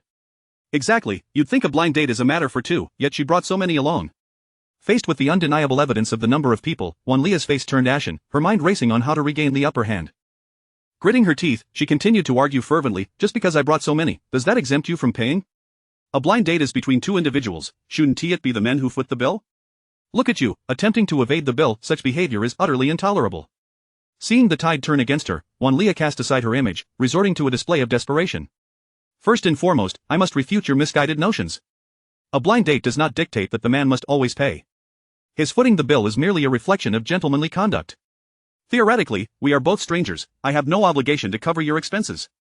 Of course, if it were merely a casual meal or a coffee costing a couple of hundred, I believe any man would pay. If he doesn't, we would all look down upon him. However, Miss Lily, look at how many individuals you brought along. Honestly, if it were just a regular meal costing a few thousand, I could accept that. But do take a look at what you all ordered. As Wu Ran spoke, he revealed the bill from the previous day for everyone to see. Look at this, see what they ordered: 12 bottles of Maotai, 20 pieces of the 9.5 Supreme. Abalone, lobster, shark fin. Goodness. These people have some audacity. I can't believe it. Do they have no shame? Is this behavior even human? Are they not just driven mad by poverty? What that friend of hers said earlier was spot on. They came solely to feast. Since it's not their own money, why not order the most expensive dishes? This has truly shattered my worldview. I never knew people could be so shameless. There's nothing more to say. If I were in his shoes, I would certainly flee. With the bill revealed, Yuan Lia was left utterly speechless, seething with anger. She felt her rage had stripped her of reason. Yet, who was she? A resilient spirit, she was not one to concede easily. Thus, without hesitation, she adopted a pitiful demeanor and lamented to the crowd, I acknowledge my fault in this matter. I truly regret it. However, I must share something with everyone, please judge for yourselves. With that, she exposed her arms and thighs, revealing the marks upon her skin. She then unveiled the wounds on her head, sobbing as she implored, look at these scars. They were inflicted by this man. After he fled the bill yesterday, in a fit of rage, I posted about it online. When this man saw my post, he invited me to a hotel last night, claiming we needed to discuss deleting the post. Without a second thought, I went. Who could have known, upon my arrival, he would assault me, striking me and pulling my hair. Eventually, he even attempted to violate me. As she reached the climax of her tale, Yuan Lia wept bitterly, her sorrow palpable. Truly, those who heard her were moved to tears. The marks on Yuan Lia's body were, in fact, from being struck by Chen Jun's wife the previous night, yet the others were oblivious to this fact. There had been 7 or 8 witnesses at the hotel, many of whom recorded videos, but under police warning, they all deleted their footage. The hotel likely retained surveillance footage of the events, yet Wu Ran was unaware of what had transpired, leaving him at a loss for where to seek any evidence. Consequently, Yuan Lia felt no fear that Wu Ran could counter her claims with video evidence. After all, in the narrative of being beaten and nearly assaulted, she was the vulnerable woman, and society invariably sympathizes with the weak. Thus, she could reverse the narrative. Of course, this was merely her naive assumption. If Yuan Lia were to discover that Wu Ran had witnessed everything last night, one could only imagine the expression that would cross her face. The viewers, stunned by the unfolding revelations, were taken aback by such explosive news. In that moment, the online audience erupted with excitement over the astonishing developments. Is this true? Wu Ran seems quite honest. Could she be deceiving us? One can never be certain. After all, one knows a person as face but not their heart. Nonetheless, the injuries on this woman do appear genuine. Though her injuries are real, that does not prove Wu Ran was responsible. I maintain my stance. Everyone should think critically. If this man were guilty, he would be in custody, not here in a livestream. But what if this young lady is too afraid to speak out against Wu Ran? You make a fair point. Perhaps we should see how Wu Ran responds. Wu Ran observed Yuan Lia parading her injuries, seeking the crowd's sympathy. He was struck with disbelief, his perception of her shattered anew. Indeed, when one loses their rationality, they are capable of any act. He had come to believe this wholeheartedly, resolving to let go. He thought, since you show no mercy, do not expect me to either. With this in mind, Wu Ran addressed the assembly. Miss Yuan Lia's accusations against me are grave. If you claim I treated you thus last night, may I ask why you did not report it? Yuan Lia, feigning vulnerability, replied, you threatened me, saying if I dared to report you, you would kill me. Out of fear of your threats, I chose not to contact the authorities. However, tonight I have resolved to break my silence. I will expose you as a scourge of society. I aim to protect other sisters from your vile grasp. As she spoke, Yuan Lia presented herself with a facade of righteous indignation. Well said. What a scourge to society. Upon hearing Yuan Lia's words, Wu Ran exclaimed thrice in affirmation. In light of this, I shall refrain from further commentary. I now wish to share a recording with you all. Let me show you what truly constitutes a societal disgrace. With that, Wu Ran instructed the system to play the recorded conversation between Chen Jun and Wan Lia from the previous day. Chapter 39 The Honest Man. Hey, darling, it's all set, that Wu Ran has agreed to pay. Now, go online and post about how he fled from the blind date, put pressure on him, but what a pity, this makes it easier for us to be together. I'll see who in the department is honest enough, and arrange for him to go on a blind date with you. What if we can't find an honest man to take over? Tonight at 8, at the Phil Couples Hotel, let's not miss each other. Upon listening to the recording, the internet erupted, especially among men who, upon hearing it, feared they might become the so-called honest man mentioned in the audio. The term honest man struck a nerve with many, as the notion of sending subordinates on business trips only to secretly rendezvous with their wives, coupled with the audacity of not having children and expecting subordinates to raise his illegitimate offspring, represented the most intolerable betrayal for men. This recording incited a profound outrage among the male populace. All comments online demanded that Wu Ran reveal the identity of the man in the recorded conversation. The debate between Wu Ran and Wan Lia that was set to unfold tonight had already ignited a wildfire across the internet, particularly after Wan Lia accused Wu Ran of attempting to assault her, which quickly became the #1 trending topic on Weibo. The number of participants in the discussion had surpassed 100 million. It had been ages since the Dragon Kingdom's online community had experienced such fervor. At this moment, an anonymous account on Weibo disclosed all of Chen Jun's personal information, including his phone number, and began broadcasting it across the internet. Upon hearing the recording of her conversation with Chen Jun, Wan Lia was struck with terror, her face drained of color, frozen in shock, her heart turned to ashes. This time, there was no hope for redemption.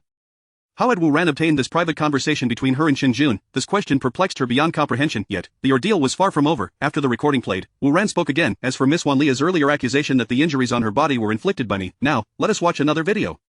He then presented footage of Chen Jun and Wan Lia hand in hand, entering the Phil Couples Hotel. As the two embraced and disappeared into a room, the video continued to play. 3 minutes later, a stout woman accompanied by several men burst into the room, and shortly after, viewers witnessed the scantily clad Wan Lia being dragged by her hair into the hallway.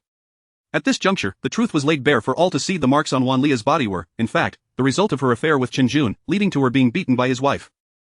This woman, after being exposed for bringing 58 people to dine lavishly, had the audacity to slander Wu Ran online, claiming he attempted to assault her. She had committed the crime of false accusation. Upon seeing this video, Wan Lia stood there, utterly disheartened. It was futile to say anything now. In the face of irrefutable evidence, her words would be feeble and powerless. Ultimately, Wan Lia switched off her phone, disappearing from the online world entirely.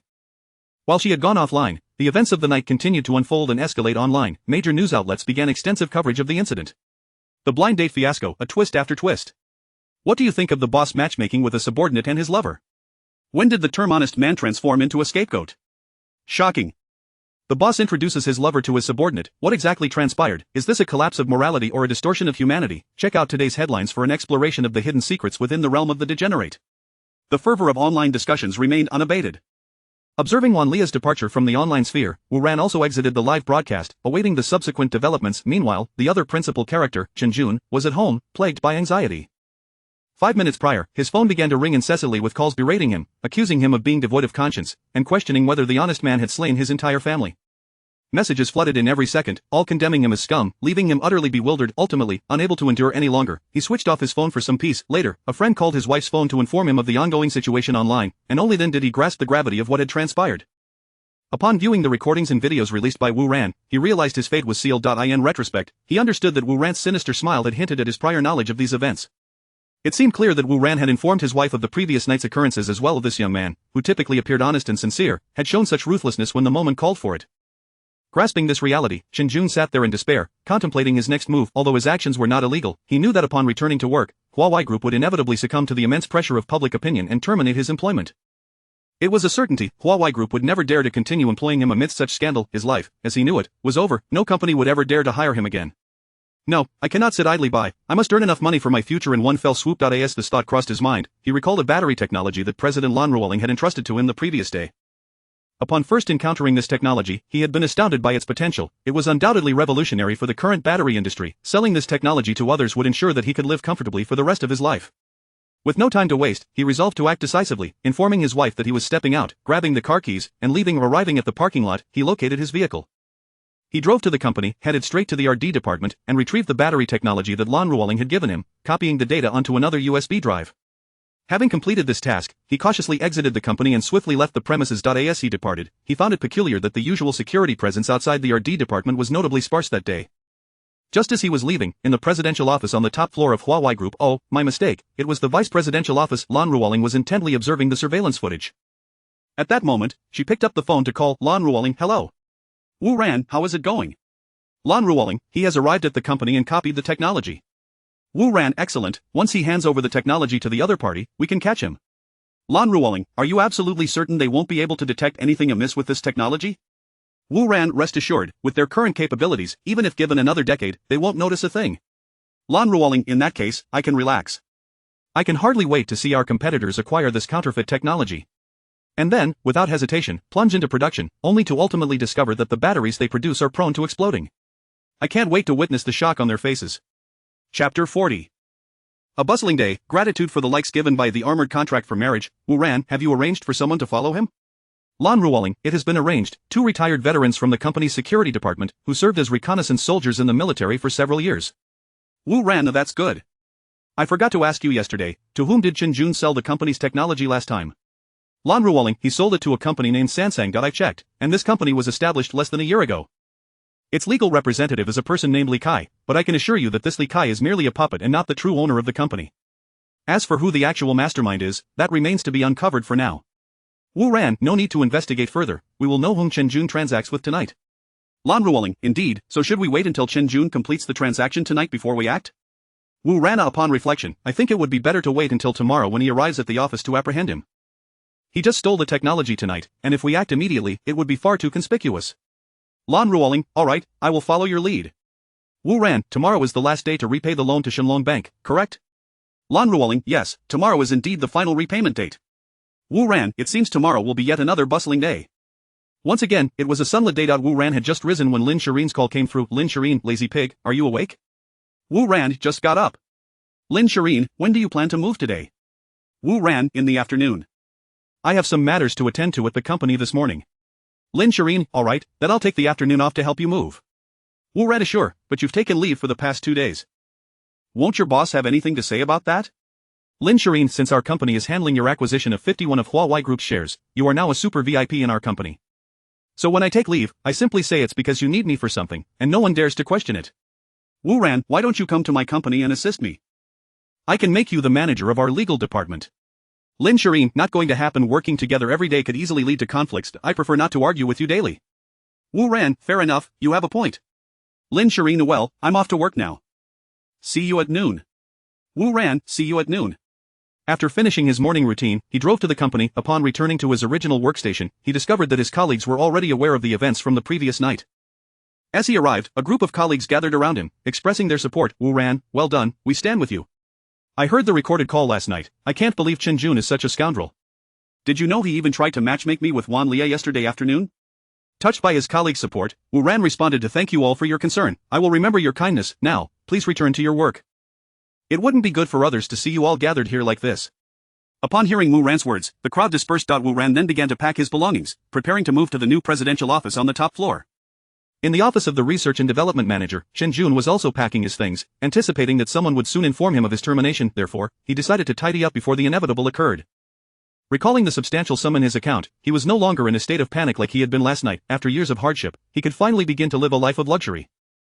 As he continued to pack, a crucial thought crossed his mind. He had almost forgotten about Wu Ran. A gentleman does not let grievances go unpunished. If he was to suffer, Wu Ran should not expect to fare well either.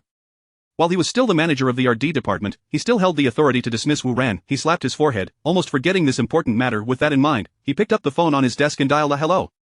Is this the HR department? I am Manager Chen from the RD department. Please assist me in terminating Wu Ran immediately due to a serious error in his work. I will send you the details via email shortly. After hanging up, he pondered for a moment before dialing again. Just then, Wu Ran was tidying up at his desk when the phone rang. He answered. Wu Ran, come to my office. He placed the phone down, smiled slightly, and headed to the manager's office.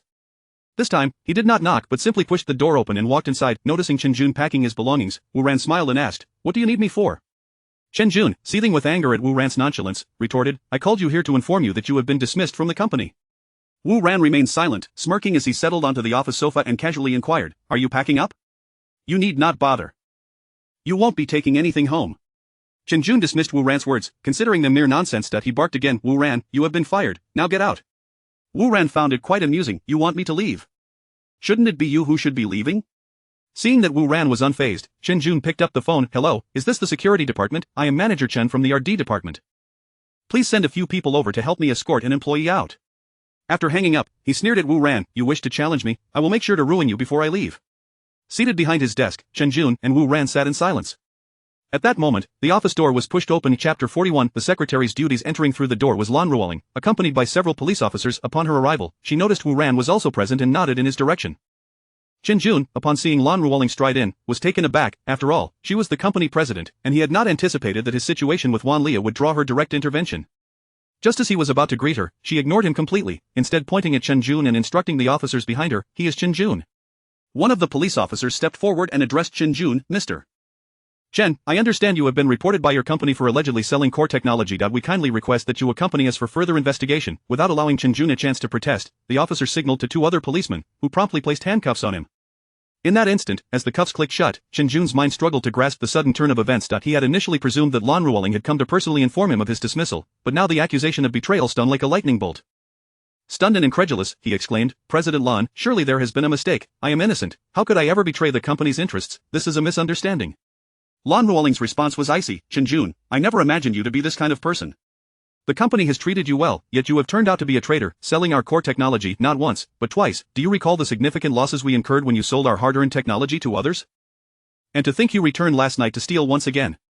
You need not deny it. I possess the entire record of your movements from the moment you entered the company to when you left." Despair washed over Chen Jun's face as he absorbed her words.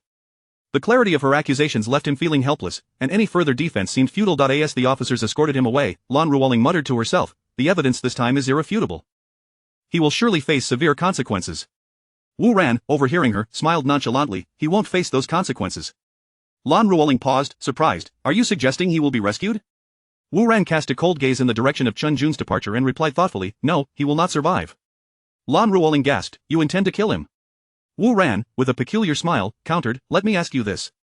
If you had acquired the technology he stole last night, only to find it was counterfeit, resulting in catastrophic losses that nearly led to your bankruptcy, what would you do?" Lan Ruoling lowered her head in contemplation, then looked up at Wu Ran, stating, "In that case, I might indeed resort to killing him." Wu Ran nodded, "Precisely, and others would feel the same." Lan Ruoling smiled brightly at Wu Ran, "Come, allow me to show you to your new office." In the newly appointed presidential office of Huawei Group, Wu Ran surveyed his surroundings with great enthusiasm. The grandeur of the space exceeded his expectations. He marveled at Lan Ruoling's efficiency. Renovations had commenced the day before, and now they were complete. "I never imagined your efficiency would be so remarkable. The office is ready in just over a day," he praised. Lan Ruoling replied with a smile, "With sufficient funds, nothing is impossible." As Wu Ran examined the surroundings, he furrowed his brow and remarked, "Yet, something still seems to be missing." Lan Ruoling scrutinized the area. "Really? I believed I had arranged everything necessary. What could possibly be lacking? I can have someone address it immediately." Wu Ran replied, "It seems there is a lack of a charming secretary." Lan Ruoling's expression faltered, and she retorted coldly, "Is having a secretary truly your foremost desire? Now that I am the president of Huawei Group, surely such privileges are to be expected." Wu Ran shrugged nonchalantly. "I merely heard this from others. It has nothing to do with me." Lan Ruoling's cheeks flushed slightly. "Regardless, it's your fault." At that moment, Lan Ruoling's secretary entered, addressing her, "Vice President Lan, the president of Shinlong Bank has arrived in the conference room." Upon hearing this, Wu Ran and Lan Ruoling exchanged glances. Lan Ruoling instructed her secretary, "I understand, I will be there shortly." The secretary acknowledged and exited. Lan Ruoling turned to Wu Ran, "They have arrived, would you like to join me?" After a moment's consideration, Wu Ran replied, "Very well, I shall accompany you." Chapter 42. "Where are your hands?" In Wu Ran's office, he softly inquired of Lan Ruoling, "What was the outcome of your surveillance on Chen Jun last night?" At this, Lan Ruoling immediately became agitated, exclaiming, "There were two individuals involved in the transaction with Chen Jun last night. They managed to capture a photograph of one of them, and I recognize him. He is from the Zhang family of Qingfeng City." Wu Ran pondered for a moment. "Ah, the Zhang family. No need to concern ourselves with them, they are already entangled in the situation." Upon hearing this, Lan Ruoling smiled, "Indeed, I am genuinely looking forward to the Zhang family's ensuing desperation." Wu Ran smiled back, "I share your anticipation." With that, the two exchanged knowing smiles. In the next moment, however, Lan Ruoling's expression turned grave as she remarked, "We are about to embark on research regarding this battery technology, yet with Chen Jun now apprehended, the position of the RD department manager remains vacant, making it difficult to find a suitable replacement in the interim. Moreover, the RD department is of paramount importance to Huawei Group. We cannot hastily recruit from outside, which is quite a headache for me." Wu Ran, unable to bear seeing the beautiful woman distressed, responded, "What is troubling you? Allow me to recommend a candidate. He is a classmate of mine who has recently returned from abroad. I shall call him shortly and ask him to come for an interview tomorrow. You can trust this individual. He is both my classmate and a close confidant. Upon hearing this, Lan Ruoling's delicate face lit up with joy, surprised that her troubling issue could be resolved so effortlessly by Wu Ran.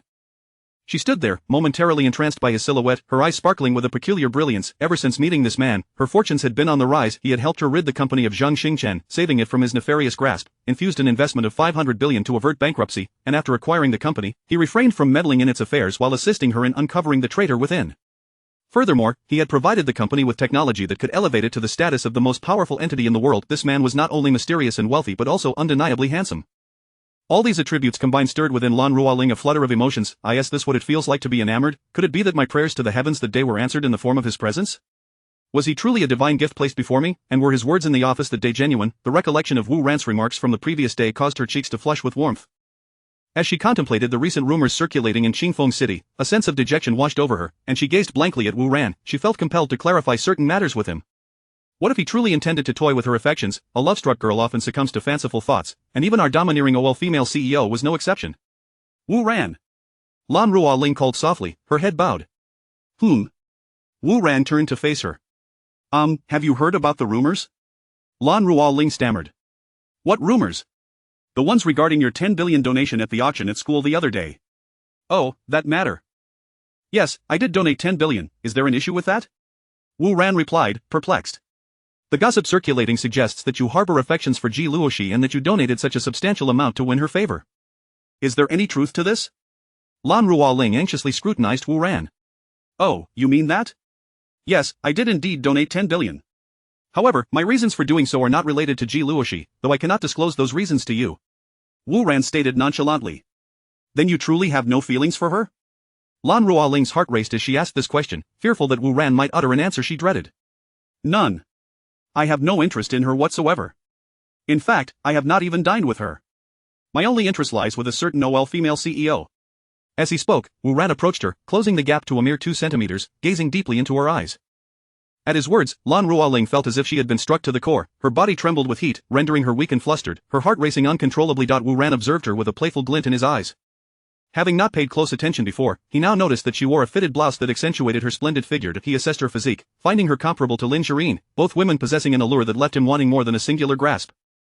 Complementing her attire was a knee-length soft yellow velvet skirt, paired with limited edition high heels from a luxury brand, her dark hair cascading naturally over her shoulders, her lively eyes sparkled, her gracefully arched brows framing long lashes that fluttered gently, and a rosy hue gradually crept across her fair skin. The sight of her bashful demeanor elicited a chuckle from him. Lan Ruoling bravely lifted her gaze to meet Wu Ran's. Chapter 43. You cannot blame me. In the presidential office of the Huawei Group, 2 individuals, a man and a woman, were gazing deeply into each other's eyes. Lan Ruoling shyly looked at Wu Ran, her face adorned with a blush of timidity in her eyes. Wu Ran appeared as a dashing and carefree gentleman, precisely the kind of man she admired. Observing her bashful demeanor, Wu Ran leaned closer and teased her softly. You mentioned that today is not suitable, does that imply tomorrow will be? Upon hearing his words, Lan Ruoling lowered her head even further, playfully punching Wu Ran's chest with her tiny fist. You're always thinking of ways to tease me. I shall ignore you. Yet, the force of her punches was negligible, akin to a mere tickle for Wu Ran. At this moment, he accessed Lan Ruoling's attributes interface, character information, name, Lan Ruoling gender female age, 26 favorability, 98 purity, 100 weight of 51 kg height, 168 cm physical condition innocent. Upon seeing that Lan Ruoling's favorability towards him had reached 98, Wu Ran realized that she indeed held feelings for him. His romantic fortune seemed to be flourishing, and he pondered how to navigate the situation. This contemplation made his head ache, thus, he decided to set it aside for the time being. Wu Ran then said to Lan Ruoling, we ought to head to the conference room, they have been waiting for quite some time. Lan Ruoling, startled back to reality by Wu Ran's reminder, hurriedly extricated herself from his embrace, casting him a playful glare filled with charm. You naughty one, this is all your fault. In the conference room of the Huawei Group, Zhang Lin, the president of Shenlong Bank, sat in calm contemplation. He had come today to press for repayment, a task he had been reluctant to undertake. However, 2 days prior, the head of the Zhang family had sent word insisting he must come in person. Zhang Lin understood that Huawei Group would likely be unable to produce the funds today. His original intent was to extend their repayment deadline. He recognized that taking Huawei Group to court for bankruptcy liquidation would yield little benefit for Shenlong Bank. The most prudent course was to allow Huawei Group to repay at a measured pace whatever amount they could today, with the remainder to be settled gradually each month. This way, they would eventually clear their debts. Pursuing court action could result in Shenlong Bank not recovering the owed sum at all, a self-defeating strategy. However, he found himself constrained by the head of the Zhang family's directives. As a member of the Zhang family's collateral line, he had to obey, for disobedience would lead to expulsion from the family, a grave consequence he dared not risk. To his left sat a rather unpleasant character, Zhang Xingchen, the third young master of the Zhang family, whose demeanor was marred by a scowl. Had it not been for Wu Ran's unforeseen interference, today Huawei Group would have been his, and Lan Ruoling would have found herself in his possession. The thought of this incited a fiery rage within Zhang Xingchen. Following his previous defeat at Wu Ran's hands, he had spent 2 days nursing his wounds at home, growing increasingly furious and seeking an opportunity for revenge. However, his father had forbidden him from confronting Wu Ran, as Zhang Yongkang had yet to uncover his adversary's background, making it unwise for him to pursue trouble. Yet, unexpectedly, Zhang Xingchen had sneaked out today. He was aware that the president of Shenlong Bank would be visiting Huawei Group to collect debts, and thus he had followed alone. To avoid another incident where he was left helpless against Wu Ran, he had brought along several of the most capable fighters from the Zhang family. Today, he would observe how events unfolded. As thoughts of Lan Ruoling's enchanting beauty filled his mind, Zhang Xingchen's heart ignited with anticipation. He eagerly awaited the unfolding drama. When the time came for them to default on their payments, he would present himself as the savior, once again proposing a union with Lan Ruoling. Faced with such desperation, she would undoubtedly acquiesce. The only variable remained that enigmatic figure, Wu Ran. Despite his extensive inquiries, he had yet to uncover the man's true nature. Nevertheless, Zhang Xingchen reassured himself that regardless of Wu Ran's capabilities, if Huawei Group failed to settle their debts today, no amount of intervention would suffice. With this thought, he felt a slight sense of calm wash over him. Zhang Xingchen periodically glanced at the conference room door. They had been waiting for nearly 20 minutes, and still, Wu Ran and Lan Ruoling had not appeared. Surely, they wouldn't be hiding upon learning of the debt collection. Indeed, it was quite plausible. Zhang Xingchen's petty mind concocted scenarios. He knew he would certainly attempt to evade such a situation, and thus Wu Ran and Lan Ruoling might very well do the same. With this in mind, he turned to Zhang Lin and remarked, "Uncle Zhang, do you think they might be hiding? Otherwise, why haven't they come to meet you?" Zhang Lin, hearing Zhang Xingchen's inquiry, turned his head politely and replied, "Third young master, they wouldn't dare to hide. As long as we do not receive payment today, I will petition the court tomorrow for Huawei Group's bankruptcy liquidation. Thus, their evasion would be futile." Zhang Xingchen considered this and agreed. Hiding would indeed be of no avail. Whatever was meant to occur would unfold as it must. However, this also indirectly suggested their lack of funds. With this realization, Zhang Xingchen felt a surge of confidence. It seemed today he would finally claim Lan Ruoling as his own. Just then, the door swung open, and in walked Wu Ran and Lan Ruoling. Upon seeing Lan Ruoling enter, Zhang Xingchen fixed his gaze intently upon her face. He noted the unnatural expression adorning her features, her cheeks flushed, curiosity piqued. He wondered why she appeared so rosy. As he observed this, his eyes narrowed. Such a hue suggested embarrassment. Had they been? Chapter 44 President Zhang, thanks to Blue Mujian from Guanyin for the likes, Wu Ran entered the conference room alongside the bashful Lan Ruoling. As Lan Ruoling stepped inside, her gaze immediately fell upon the president of Shenlong Bank, Zhang Lin, who was seated. She quickly approached Zhang Lin and courteously remarked, "President Zhang, your presence is an honor. I apologize for not welcoming you properly." Upon noticing Lan Ruoling advancing towards him, Zhang Lin stood up and extended his hand in readiness to shake hers. In the next moment, a large male hand reached out to him, firmly grasping his own. Zhang Lin focused his eyes and recognized the young man who had entered with Lan Ruoling. Though unfamiliar to him, it was evident that he was the new owner of Huawei Group, Wu Ran. Seeing Wu Ran shaking his hand, Zhang Lin turned to Lan Ruoling with a puzzled expression and inquired, "And who might this be?" Lan Ruoling noticed Wu Ran had preemptively offered his hand to shake with Zhang Lin and shot him a playful glare, fully aware of the implications of his actions. To her surprise, the man was quite possessive, but nevertheless, the thought that this was Wu Ran's way of showing concern for her brought a sweetness to her heart. When Lan Ruoling saw that Zhang Lin was asking about Wu Ran, she hastily introduced, "President Zhang, this is our new president of Huawei Group, Wu Ran." She then turned to Wu Ran and said, "President Wu, this is the president of Shenlong Bank, Zhang Lin." Upon hearing Lan Ruoling's introduction, Zhang Lin was the first to offer compliments, exclaiming, "Ha ha! So you are the new president of Huawei Group. I am truly honored. I had not anticipated President Wu to be so young and accomplished. Seeing you today, you are indeed as remarkable and graceful as rumored." Wu Ran, upon receiving Zhang Lin's praise, thought to himself, mutual flattery in business, I can play that game too. He then donned a smile and reciprocated, "Not at all. Today, with President Zhang's esteemed presence, our company is truly illuminated. It is an immense honor. I have long heard of President Zhang's distinguished demeanor and refined elegance, and I have wished to meet you. Unfortunately, opportunities were scarce until today. Finally, I have the pleasure of meeting you. Indeed, seeing is believing." Zhang Lin replied, "You are too kind." Wu Ran responded, "Not at all." Zhang Lin, feigning casual interest, asked, "Mr. Wu, where are you from? You must not be a local from Qingfeng City, am I right?" Wu Ran politely replied, "To be candid, I am not a local of Qingfeng City." Zhang Lin laughed heartily, "I thought so. If such a talented individual were from our Qingfeng City, I would certainly know of you. By the way, what does your family do, Mr. Wu? Our bank is quite eager to explore potential collaboration with your family. Would you be able to facilitate an introduction?" Hearing Zhang Lin's words, Wu Ran replied with a wry smile, "Certainly, in a few days, I will report back to my family and see what they say." "Then it's settled." Agreed. After their mutual flattery, they took their respective seats as host and guest. Once seated, Zhang Lin opened the conversation, "President Wu, I believe you are aware of the purpose of our meeting today?" Wu Ran smiled and responded, "Yes, you are here regarding the 50 billion bank loan." Zhang Lin continued, "Well, it's good that you are aware. I need not elaborate further. You are also aware that 3 years ago, we lent your company 50 billion, as our bank had confidence in you. Repaying debts is a matter of principle. Today marks the final day for repayment. I hope you can settle the amount. If you cannot provide the funds today, we will have no choice but to file for bankruptcy proceedings tomorrow. May I ask if you have the funds ready? Upon hearing Zhang Lin's words, Wu Ran exchanged a knowing smile with Lan Ruoling. She gazed at him with deep affection. Had it not been for him, she would have been unable to navigate this predicament. However, everything had changed now, and she felt grateful to have him by her side. Turning to Zhang Lin, she calmly stated, "We have already prepared the funds, and they will be transferred to your bank account shortly." What? What? Two surprised voices echoed. One was Zhang Lin's, and the other belonged to Zhang Xingchen. Zhang Xingchen looked at Lan Ruoling in shock, panic evident in his voice as he exclaimed, "This is impossible, how could you possibly have such a large sum of money?" Wu Ran cast him a sidelong glance and calmly replied, "How do you know I cannot produce this amount?" Zhang Xingchen, looking despondent, stammered, "This is impossible. You have already spent over 80 billion to acquire Huawei Group, how can you possibly have this much money left? Acquiring Huawei Group cost over 80 billion, and now you can still produce 50 billion. How is that feasible?" Wu Ran shot him a dismissive glance and replied, "Your financial limitations do not imply my own."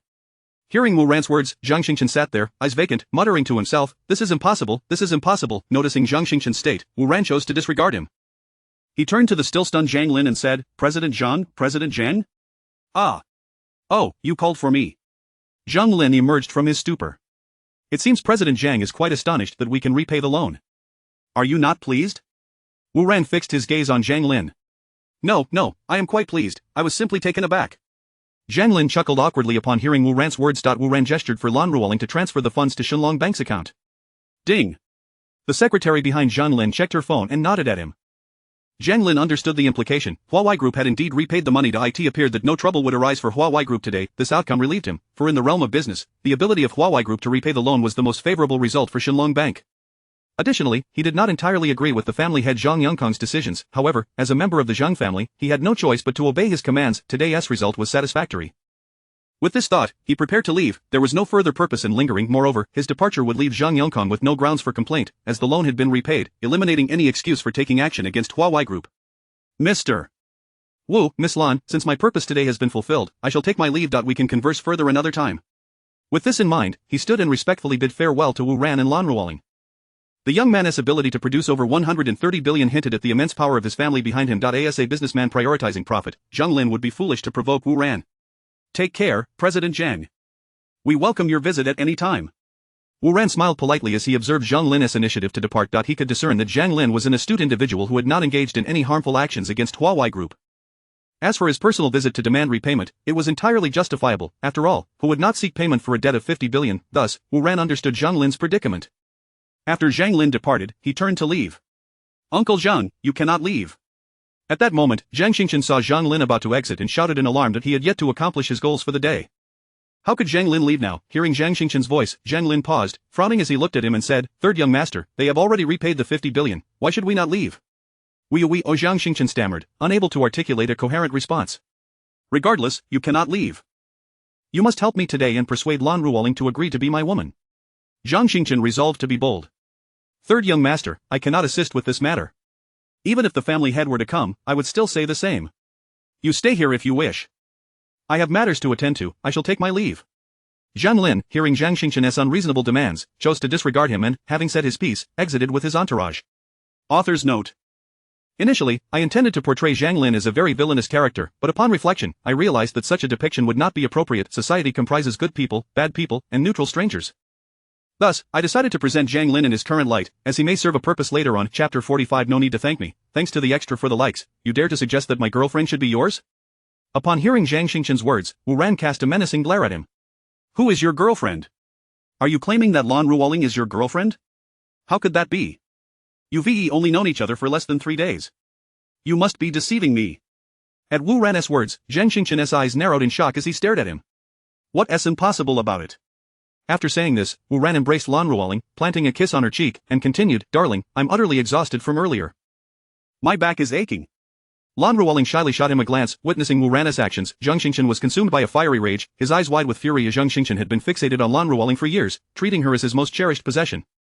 Today, this scoundrel dared to treat his goddess in such a manner, and what infuriated him further was that Lan Ruoling did not resist, instead appearing charmingly coy. Coupled with the flush on her face that he had observed upon entering, it was highly likely that they had already engaged in intimate discussions about each other's bodies. Wu Ran's audacity drove Zhang Xingchen into a frenzy. When had he ever endured such humiliation? In Qingfeng City, no one had ever dared to confront him like this. With blood-red eyes, he fixed his gaze on Wu Ran, resolving that this man must die. As Wu Ran held Lan Ruoling in a passionate embrace, he remained oblivious to Zhang Xingchen's impending assault. In that moment of lost reason, Zhang Xingchen drew a dagger meant for self-defense and lunged at Wu Ran. All that echoed in his mind was a singular voice urging him to kill. Having sensed Zhang Xingchen's madness, Wu Ran had long been prepared. As Zhang Xingchen brandished the dagger, Wu Ran swiftly pushed Lan Ruoling aside, lifting his foot to strike Zhang Xingchen's wrist. Crack! Zhang Xingchen's wrist shattered under Wu Ran's kick, causing the dagger to clatter to the ground. Before he could utter a sound, Wu Ran spun around, delivering another kick, this time to his mouth. Bang! Zhang Xingchen's head snapped back, sending him hurtling through the air, crashing into several chairs before finally coming to a halt at the far end of the assembly hall. Wah wah wah! Zhang Xingchen opened his mouth, spewing blood, which was laced with numerous teeth. He had anticipated that in Wu Ran's moment of vulnerability, he would strike decisively. However, he was wholly unprepared for Wu Ran's vigilance. Not only had he failed to eliminate Wu Ran, but he had also suffered a broken arm and lost a mouthful of teeth. Wu Ran retrieved the dagger from the ground and approached Zhang Xingchen. Towering over him, Zhang Xingchen, disheveled and bloodied, looked up at Wu Ran in terror, attempting to speak, but realized too late that he could only emit muffled sounds, his teeth gone. Have you forgotten what I told you a few days ago? I warned you that if there were a next time, I would kill you, and not even your father could save you. This is Wu Ran speaking. Did you truly believe I wouldn't dare to kill you? At this, Wu Ran raised his foot, channeling all his strength into a kick aimed at Zhang Xingchen's groin. Crack! The sound of shattering echoed. Ah! Zhang Xingchen clutched himself, screaming in agony. Wu Ran squatted down, his expression devoid of emotion as he aimed the dagger at Zhang Xingchen. Wu Ran, don't! Lan Ruoling cried out in alarm at Wu Ran's actions as Zhang Xingchen, caught in a state of excruciating pain, saw Wu Ran poised to end his life, and darkness enveloped him as he fainted. How dull! He fainted so easily. Wu Ran remarked with a smirk, lowering the dagger. Once Lan Ruoling saw Wu Ran set down the dagger, she expressed her concern. I thought you were actually going to kill him. You scared me to death. I'm not that foolish. Killing him here would lead to significant trouble, and I am well aware of that. Wu Ran replied with a slight smile. As long as you understand. You're always causing me worry. Lan Ruoling shot him a playful glare. What shall we do with him now? Lan Ruoling pouted, her delicate face furrowing in thought. Let his companions take him away. Wu Ran replied dismissively. He then turned to the servants of the Zhang family, who had rushed in upon hearing the commotion, intending to rescue Zhang Xingchen. However, upon witnessing Wu Ran's ruthless demeanor, they were paralyzed with fear, exchanging glances.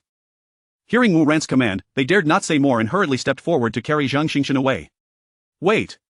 Just as they reached the doorway, Wu Ran suddenly called out. The servants of the Zhang family turned back, terror-stricken, unsure of why Wu Ran had summoned them.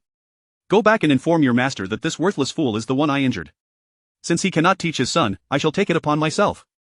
If there is a next time, I will kill this waste. This is Wu Ran's word. No need for him to thank me. Make sure to relay my message verbatim. Now, get out of my sight. The servants of the Zhang family, hearing Wu Ran's words, departed in haste, relieved to escape the tense situation. Chapter 46, Is it you? As Lan Ruoling gazed at their departing figures, a look of concern emerged on her delicate countenance as she remarked, This time you have severely injured Zhang Xingchen and rendered him incapacitated. What will happen when Zhang Yongkang seeks retribution against you? Seeing the worried expression on Lan Ruoling's face, Wu Ran gently pulled her into his embrace, reassuring her, Do not fret. Zhang Yongkang would not dare to lay a finger on me. Zhang Yongkang would not dare to lay a finger on you. How is that even possible? You have maimed his son to such an extent. How could he possibly let you off the hook? Lan Ruoling exclaimed in disbelief. Wu Ran asserted, When I say he wouldn't dare, he simply wouldn't. Lan Ruoling retorted, You are merely bragging. This is not mere bravado, it is a fact. Until Zhang Yongkang clarifies my background, he will certainly refrain from acting against me. He remains unaware of the forces that stand behind me. Should he recklessly confront me, it would bring immense trouble upon the Zhang family. A person who has ascended to his position cannot be a fool. He would understand this logic. He would not risk such peril. Wu Ran spoke confidently as he regarded Lan Ruoling. That is reassuring. I truly worry they might cause you trouble. I do not wish for you to suffer any harm. At this, Lan Ruoling gazed at Wu Ran with affection. She extricated herself from Wu Ran's embrace and darted towards the door like a lark in flight. Wu Ran watched her retreating figure, rubbing his nose. Ding ding ding, Wu Ran's phone rang. He retrieved it to find it was a call from Lin Shi and it had already approached noon, and he was to move in the afternoon. Lin Shirin wished to invite him for lunch. After hanging up, Wu Ran exited the conference room and made his way to Lan Ruoling's office, informing her, I won't be returning to the company this afternoon as I have to move. Upon hearing this, Lan Ruoling promptly offered, Would you like me to assist you? Startled by her willingness to help, Wu Ran quickly replied, No, it's fine, you should focus on your work at the company. There is a new battery project underway, and you must be quite busy. I have very little luggage, I can manage on my own. With that, he hastily left Lan Ruoling's office. Hey, why the rush? My father has learned that someone acquired 51 of the company's shares and wants me to invite him for a meal. Seeing Wu Ran dash away as if pursued by a ghost, Lan Ruoling shook her head, dismissing the matter from her thoughts. Wu Ran arrived at the building of Lin Shirin's company, where they first indulged in lunch together. After their meal, they hopped into the car and sped towards Wu Ran's former residence. Upon reaching his previous abode, a rather ordinary single apartment, Lin Shirin expressed her astonishment. The son of a billionaire resides in such a place? You were so understated in the past? I suppose this was part of my training. Noting Lin Shirin's bewilderment, Wu Ran could only respond vaguely. My interest in your background is growing by the day. When will you confide in me?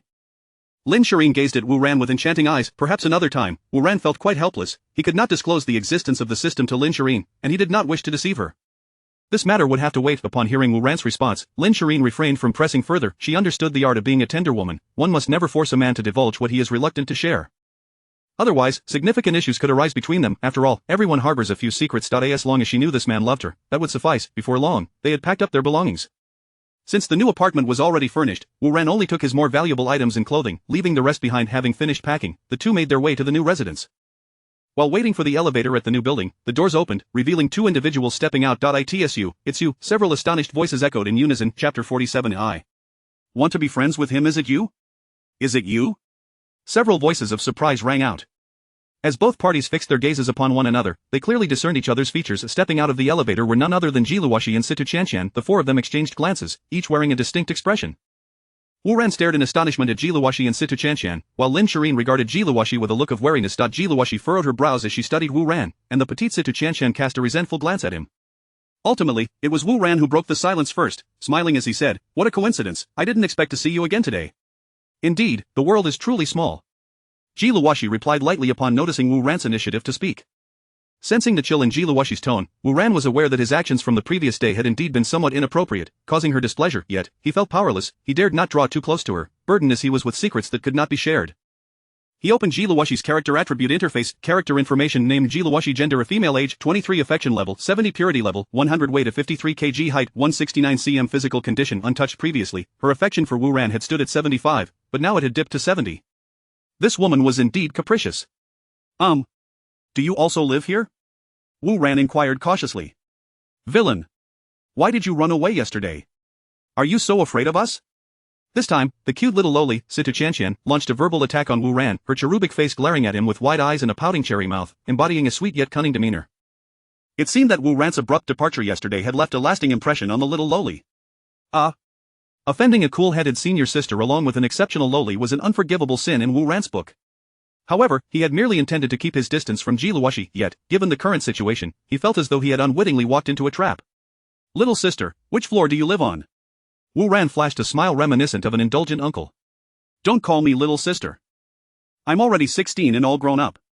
Situ Chanshan, incensed by Wu Ran's address, glared at him with fervor. Wu Ran, With her eyes wide open, Situ Chanshan interrogated him. Quickly tell me, why did you run when you saw me last night? The little loli was evidently still fixated on the matter, indicating that unless she received a satisfactory explanation, she would not let Wu Ran off easily. Jiluoxi, observing Situ Chanshan's confrontation, was equally curious about Wu Ran's response. I truly had matters to attend to last night. If you had been online, you would know. Wu Ran explained helplessly to the two beauties. We weren't online. We went to bed early. What was happening last night?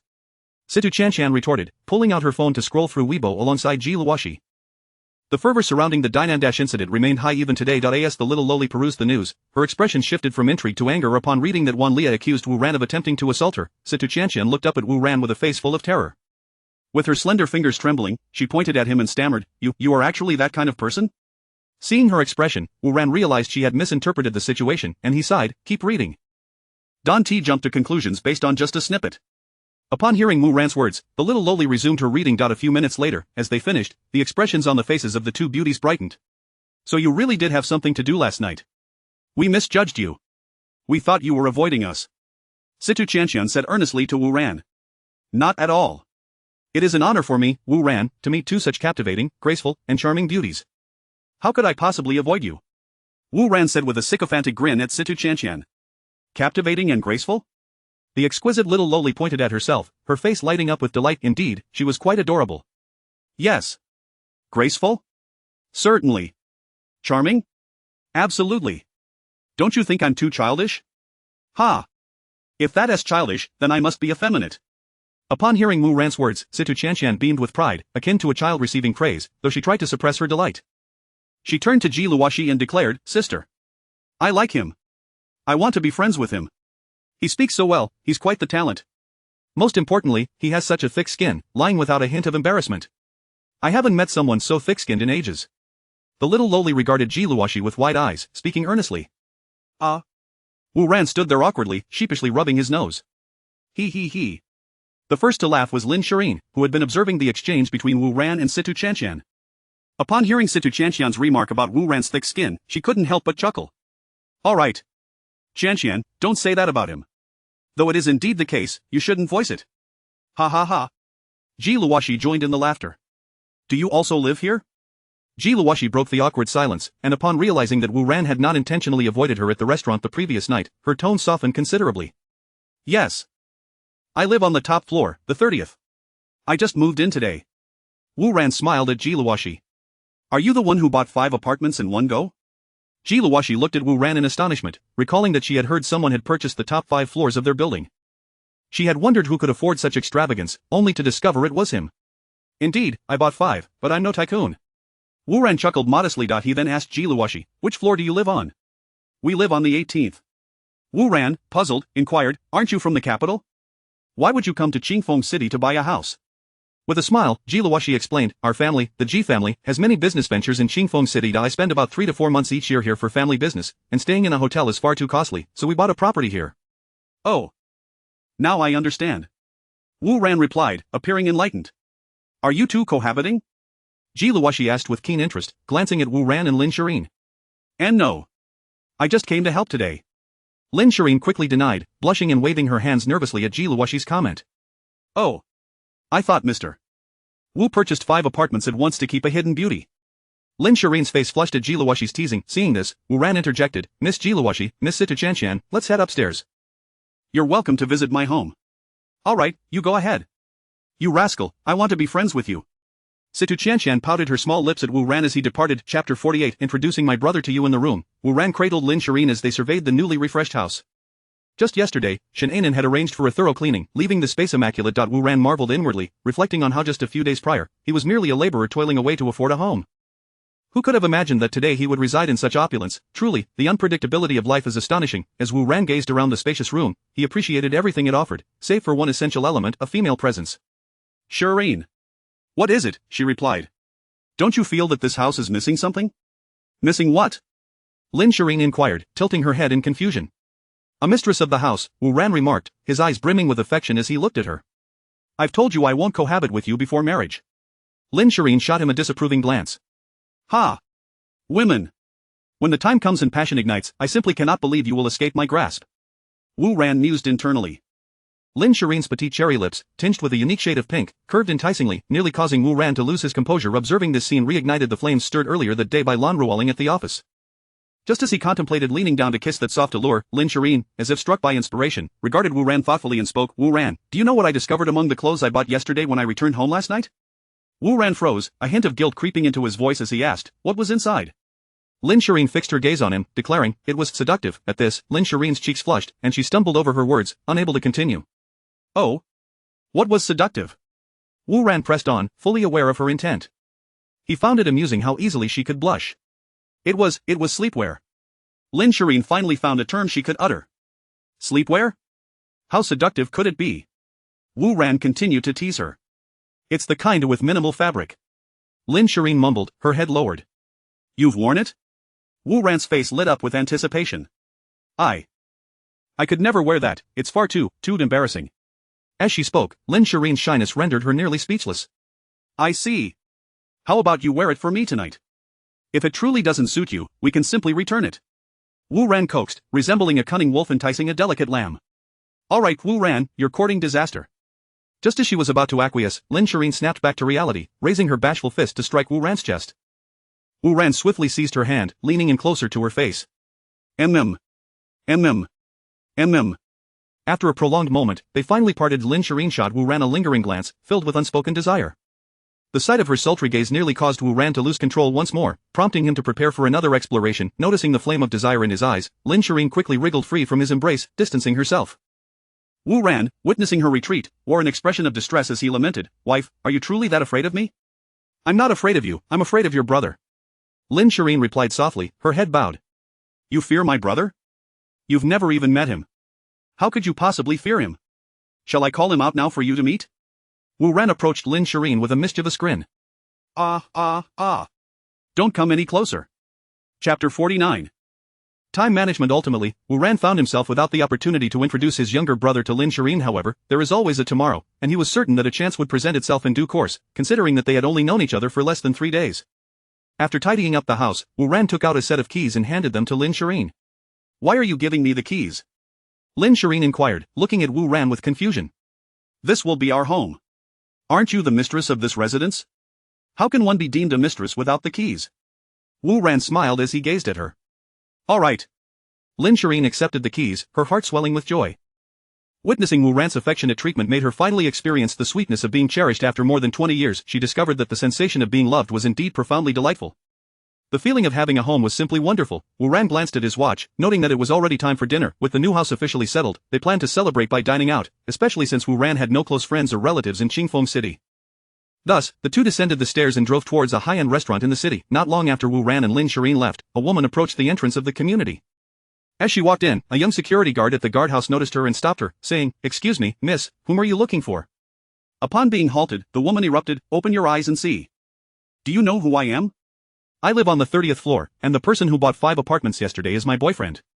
My boyfriend drives a Lamborghini Veneno and just left. Do you dare to stop me? I will report you to your supervisor." Seeing the woman's furious outburst, an older, more perceptive security guard quickly intervened. Recognizing that the woman was clad in high-end brands, he assumed she was indeed the girlfriend of the owner on the 30th floor. He pulled the young guard aside and, with a smile, addressed the woman, "Please, miss, do not hold it against him. He is new here. You may proceed inside." The woman calmed down upon witnessing the older guard's obsequious demeanor, letting out a huff before turning away without further acknowledgement. The young guard, watching her retreating figure, remarked to another guard, "Uncle Hai, why did you let her in without having her register?" The guard referred to as Uncle Hai replied, "You should take note. The fact that this woman can mention the car driven by the new owner on the 30th floor and knows he is young indicates a connection. Moreover, just look at her demeanor.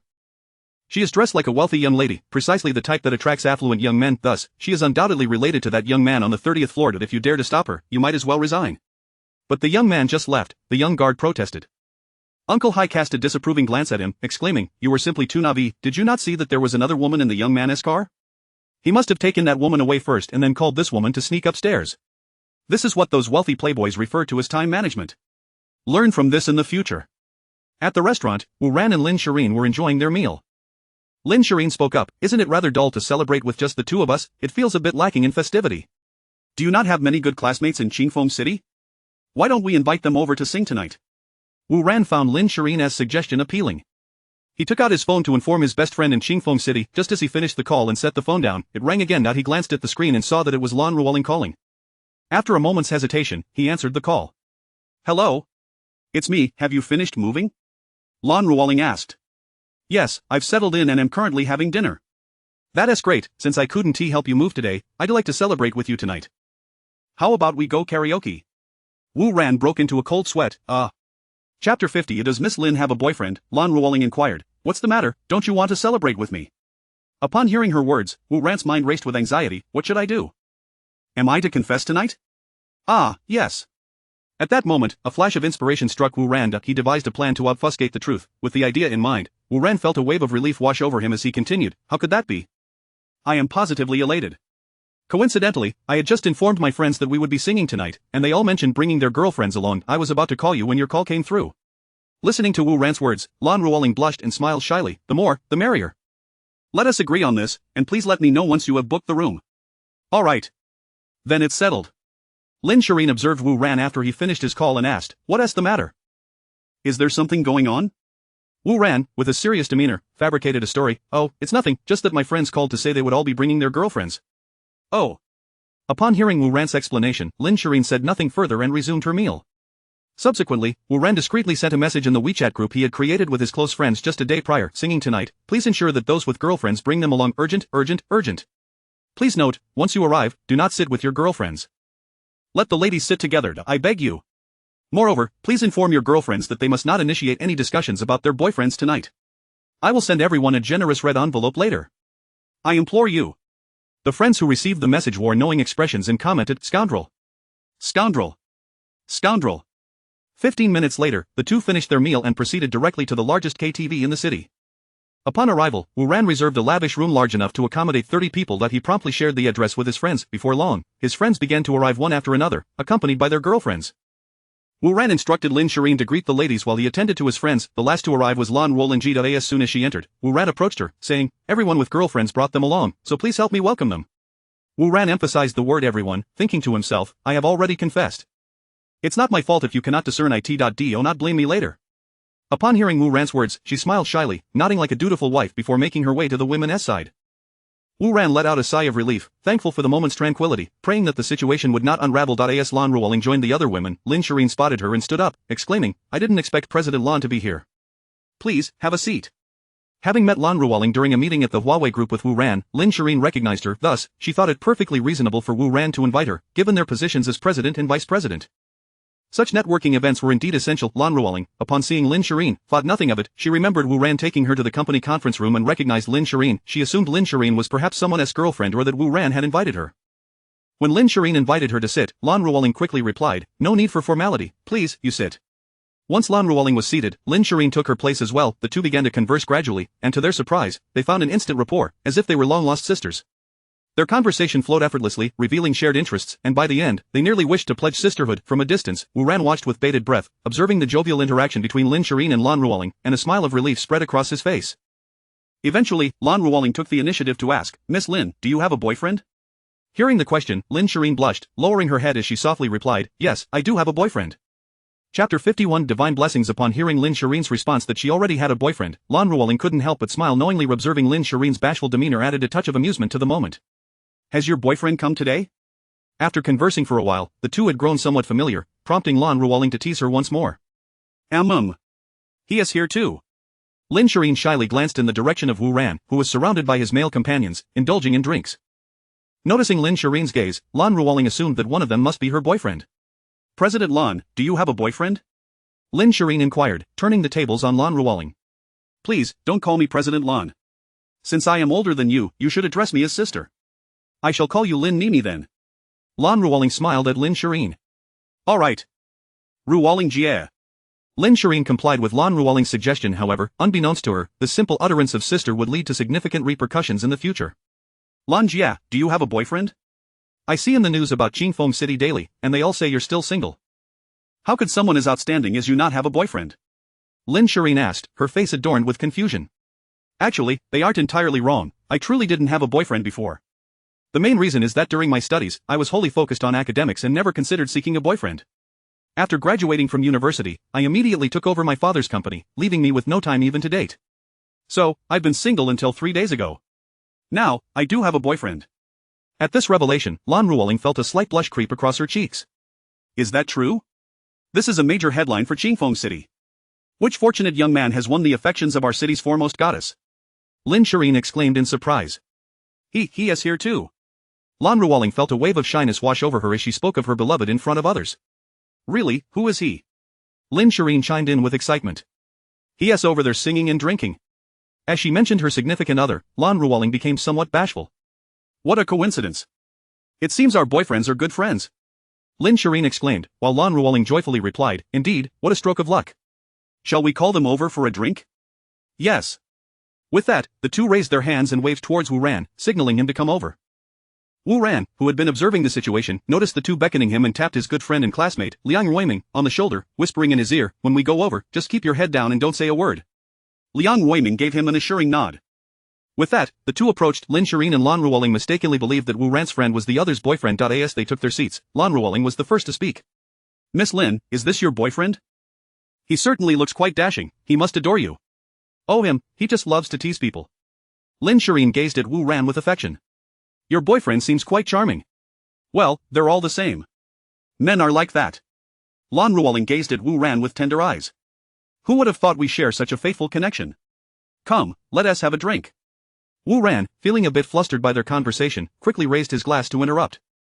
After downing their drinks, the three gradually began to engage in light-hearted conversation. Meanwhile, Liang Ruiming, who had received Wu Ran's earlier instructions, remained silent, quietly sipping his drink. With Wu Ran now part of the discussion, he deftly navigated the topics, ensuring that they did not veer back to their boyfriends. As the conversation grew merrier, Lin Shireen and Lan Ruoling couldn't help but wonder, why is her boyfriend so shy? He had not uttered a word since sitting down, merely sipping his drink. However, it was not their place to inquire further, so the two women buried their curiosity deep within. Wu Ran, facing this unprecedented situation and lacking experience, could only continue drinking to mask his inner tension. Noticing his predicament, Lin Shirin and Lan Ruoling urged him not to drink excessively. Upon hearing the cautions exchanged between the two, they interpreted it as a gesture of goodwill, casting grateful glances at one another, yet thinking little of it. Unbeknownst to them, the evening was drawing to a close. Glancing at her watch, Lan Ruoling realized it was quite late, and it was time for her to depart. She stood up and bid farewell to Lin Shirin and Wu Ran, saying, "I must take my leave. You two enjoy yourselves." As she prepared to leave, she turned to Wu Ran and added, "You continue to keep them company." Seeing this, Wu Ran exhaled in relief and quickly responded, "All right, you go ahead. We shall see you off." With that, he took Liang Ruiming along to escort Lan Ruoling. Lin Shirin, wanting to join in on seeing Lan Ruoling off, found Wu Ran hastily telling her it was unnecessary. They will return shortly. Upon hearing Wu Ran's dismissal, Lin Shirin chose not to press the matter further. Wu Ran escorted Lan Ruoling to the ground floor, where she had arrived with a driver, alleviating any concerns about her driving under the influence. After seeing her into the car and watching it drive away, Wu Ran could not help but breathe a sigh of relief. The evening had concluded without incident. In truth, had either woman rigorously inquired about the other's boyfriend, the night would have taken a disastrous turn. However, by a stroke of fate, both refrained from asking, allowing Wu Ran to evade a perilous situation. Yet, he knew that this charade could not continue indefinitely. He would have to come clean to them eventually, but not tonight. After bidding farewell to Lan Ruoling, Wu Ran returned to Lin Shirin's side, continuing to drink with her.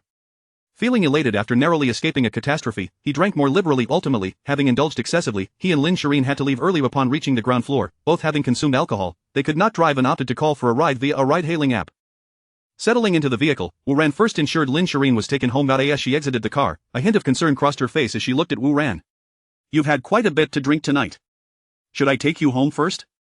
"No need. How long will we be shuttling back and forth like this? I'm a man, what else there to worry about?"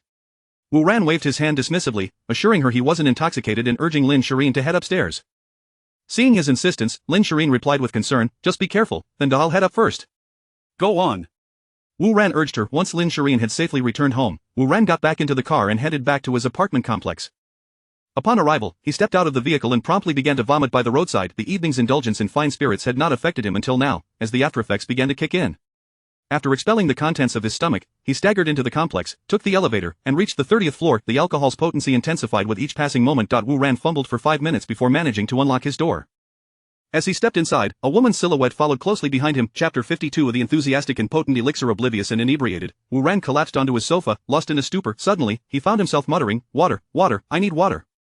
At that moment, a sultry voice echoed, "Mr. Wu, the water is here." A bottle was then offered to Wu Ran's lips. Gulp, gulp. He drank eagerly. It was only after quenching his thirst that he abruptly awoke to the realization of a woman's voice in his home. Turning his head, he beheld an alluring woman standing beside him, her visage somewhat familiar. After a moment of contemplation, he recognized her as Li Pingying, the woman he had encountered while purchasing his property. "What are you doing in my house?" Wu Ran demanded sternly. "Mr. Wu, I simply entered once you opened the door." Li Pingying flirtatiously winked at him as she approached. "What brings you here?" Wu Ran retreated a few steps, eyeing her warily. "Ever since that day I met you, you have occupied my thoughts. I have come to realize that you are the true soulmate I have been searching for." She cooed. "Thus, I have come uninvited tonight." "Don T, you have a boyfriend. Isn't his name Wang Wenyuan? Is it right for you to seek me out while you have a boyfriend? What would he think of your actions?" Wu Ran questioned her soulfully. "He is not my boyfriend." She retorted. "We are merely good friends." Upon hearing Wang Wenyuan's name, Li Pingying scoffed. "He is lacking in both capability and looks. How could he ever compare to you, Mr. Wu? What do you think his reaction would be if he knew how you spoke of him?" Wu Ran regarded her nonchalantly. "Even if he were before me, I would say the same." Wu Ran replied, "It is truly pitiable for him to have a girlfriend like you. I have already stated that I am not his girlfriend. We are merely friends. Furthermore, I am aware that he does not harbor feelings for me. His heart belongs to Lin Shiyan. It was only after learning that Lin Shirin had taken up with you that he realized he had no hope left and sought to treat me better. That is a matter between the two of you. I need not concern myself with it. Mr. Wu, do you think I look beautiful today?" As she spoke, Li Pingying twirled gracefully in front of him.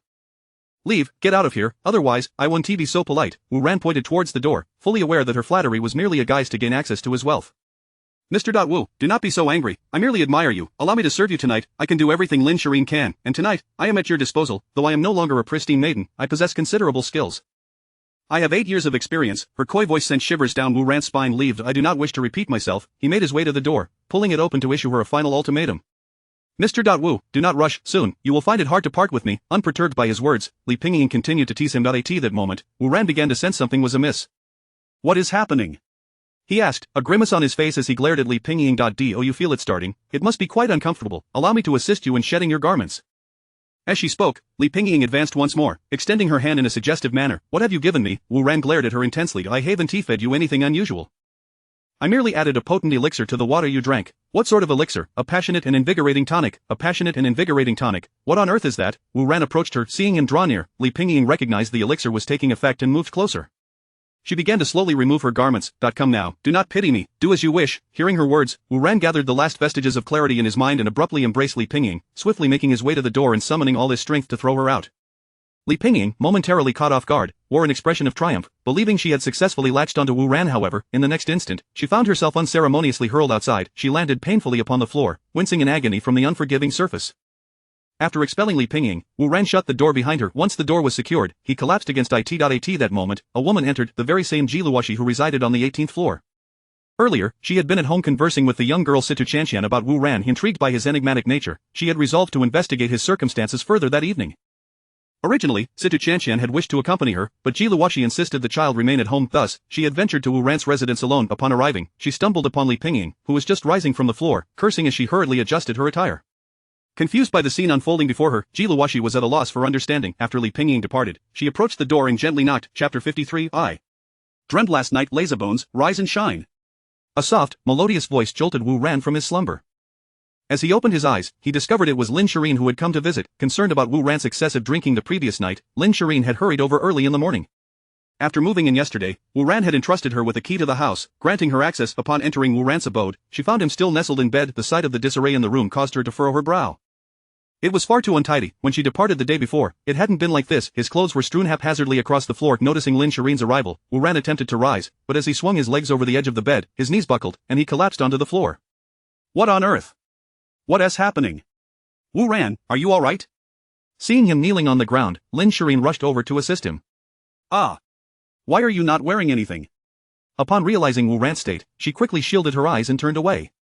Wu Ran, upon hearing Lin Shireen's words, glanced down at himself and was taken aback to find he was completely unclothed. Bewildered, he surveyed his surroundings, incredulous at how this could have happened.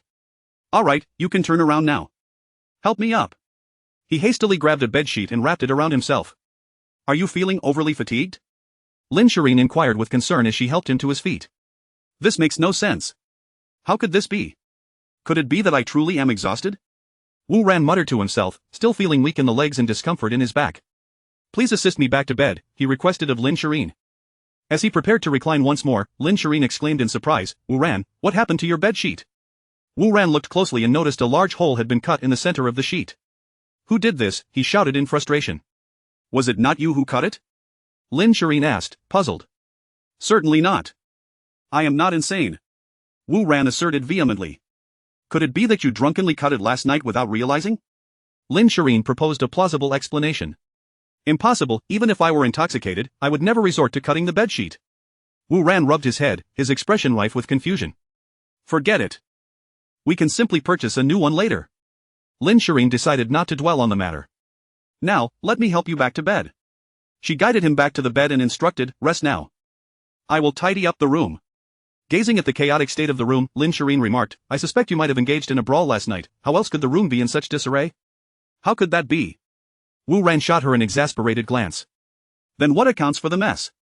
Look at your own clothes. They are all in tatters. Hearing Lin Shireen's words, Wu Ran strained to recall the events of the previous night. Wait. I remember something, he exclaimed.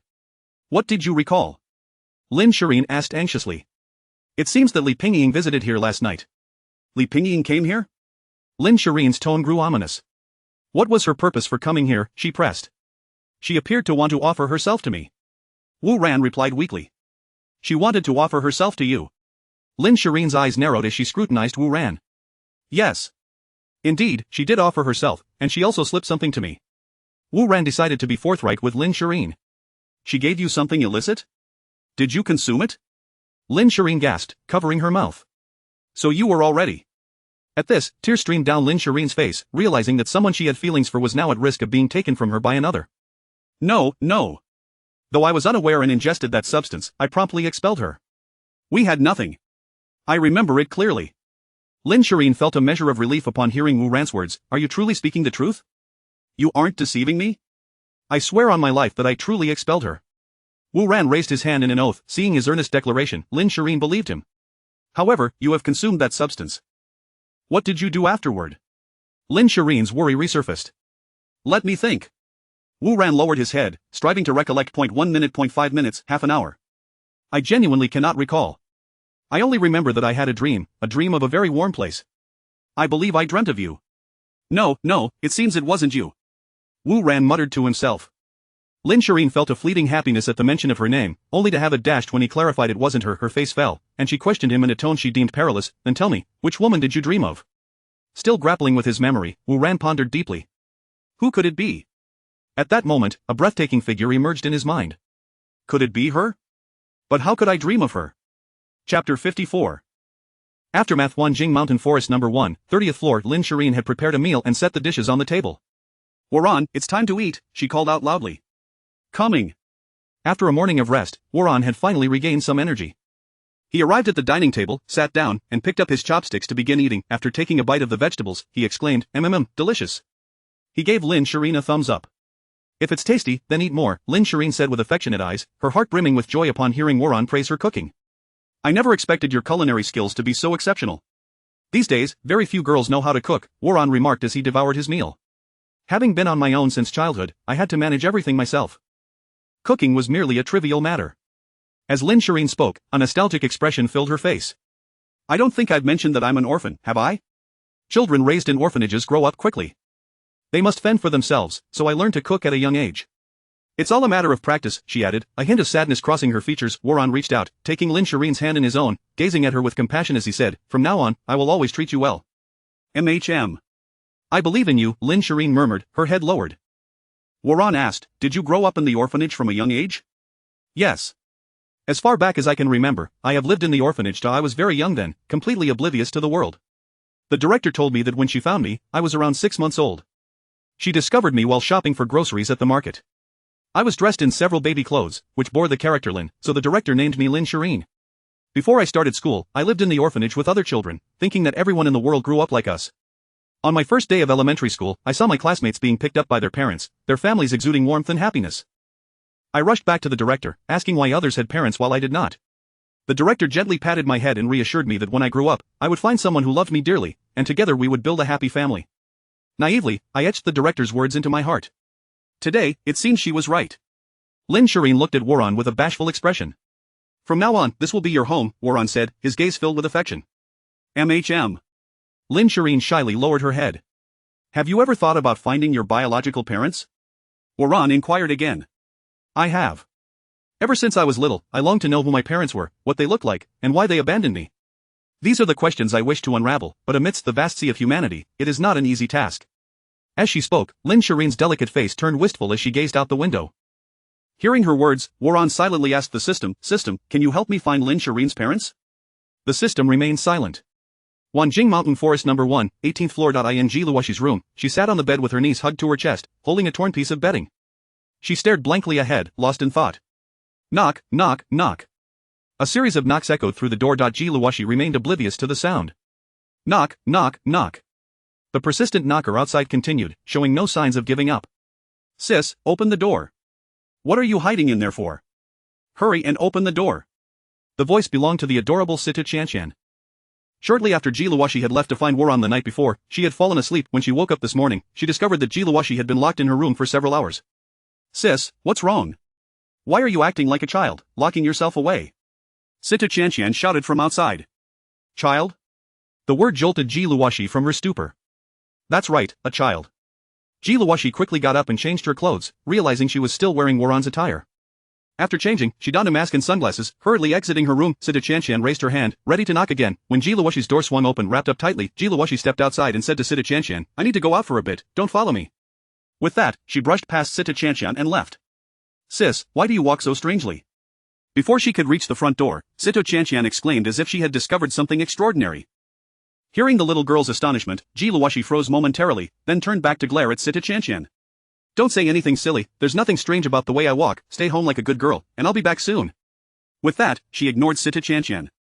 Luoshi drove to a pharmacy located several kilometers away from home. She retrieved a scarf from the car, wrapping it tightly around her head, leaving only her eyes visible before stepping out. Inside the pharmacy, she scanned the area and found a female attendant approaching her. Luoshi stammered, Hello, I want to buy that, hello, miss, what would you like to buy? The attendant greeted her with a smile. I just want to find that kind of post-exposure medication. Ji Luoxi's voice trembled. Oh. Which medication are you referring to? Shoo. Ji Luoxi glanced around nervously and put her finger to her lips, signaling the attendant to be quiet. Amused by Ji Luoxi's demeanor, the attendant found it amusing. Having never seen such a timid woman come in to buy that kind of medicine, she retrieved a box from the shelf and handed it to Ji Luoxi. This medication is effective if taken within 72 hours. Ji Luoxi quickly took the medicine and concealed it. After paying, she hurriedly exited the pharmacy and drove back home. Upon returning, she dashed into her room, locked the door, and ensured it was secure. Once the door was locked, she took out the medication from her belongings and meticulously examined the instructions. She unpacked the medicine, placed it in her mouth, and swallowed it with water. After taking the medicine, she felt a slight sense of relief. Tossing the packaging onto the floor, she sat on the bed with her knees hugged to her chest. She struggled to expel Yuan from her thoughts, but it proved futile. Whenever she closed her eyes, his image flooded her mind. At that moment, a small, delicate hand emerged from beneath her bed, picking up the packaging lying on the floor. Ah. Sis, you're taking that kind of medicine? A terrified little girl sprang out from under the bed. Chapter 55 Asitu Chanshan, are you seeking your own demise? The voice of the little girl startled Ji Luoxi, who was lost in her thoughts. Upon focusing her gaze, she discovered it was Situ Chanshan. Why are you hiding here? Ji Luoxi exclaimed, her eyes widening in surprise. You left the door unlocked when you went out earlier, so I simply walked in, the little girl stated with an earnest expression. As Ji Luoxi recalled her hasty departure, she realized she had indeed forgotten to lock the door. She was taken aback that Situ Chanshan had stealthily entered and concealed herself beneath the bed. Before you criticize me, how could you possibly consume such a thing? Situ Chanshan looked at her with a perplexed expression. This, Ji Luoxi, upon hearing Situ Chanshan's words, was filled with a sense of panic.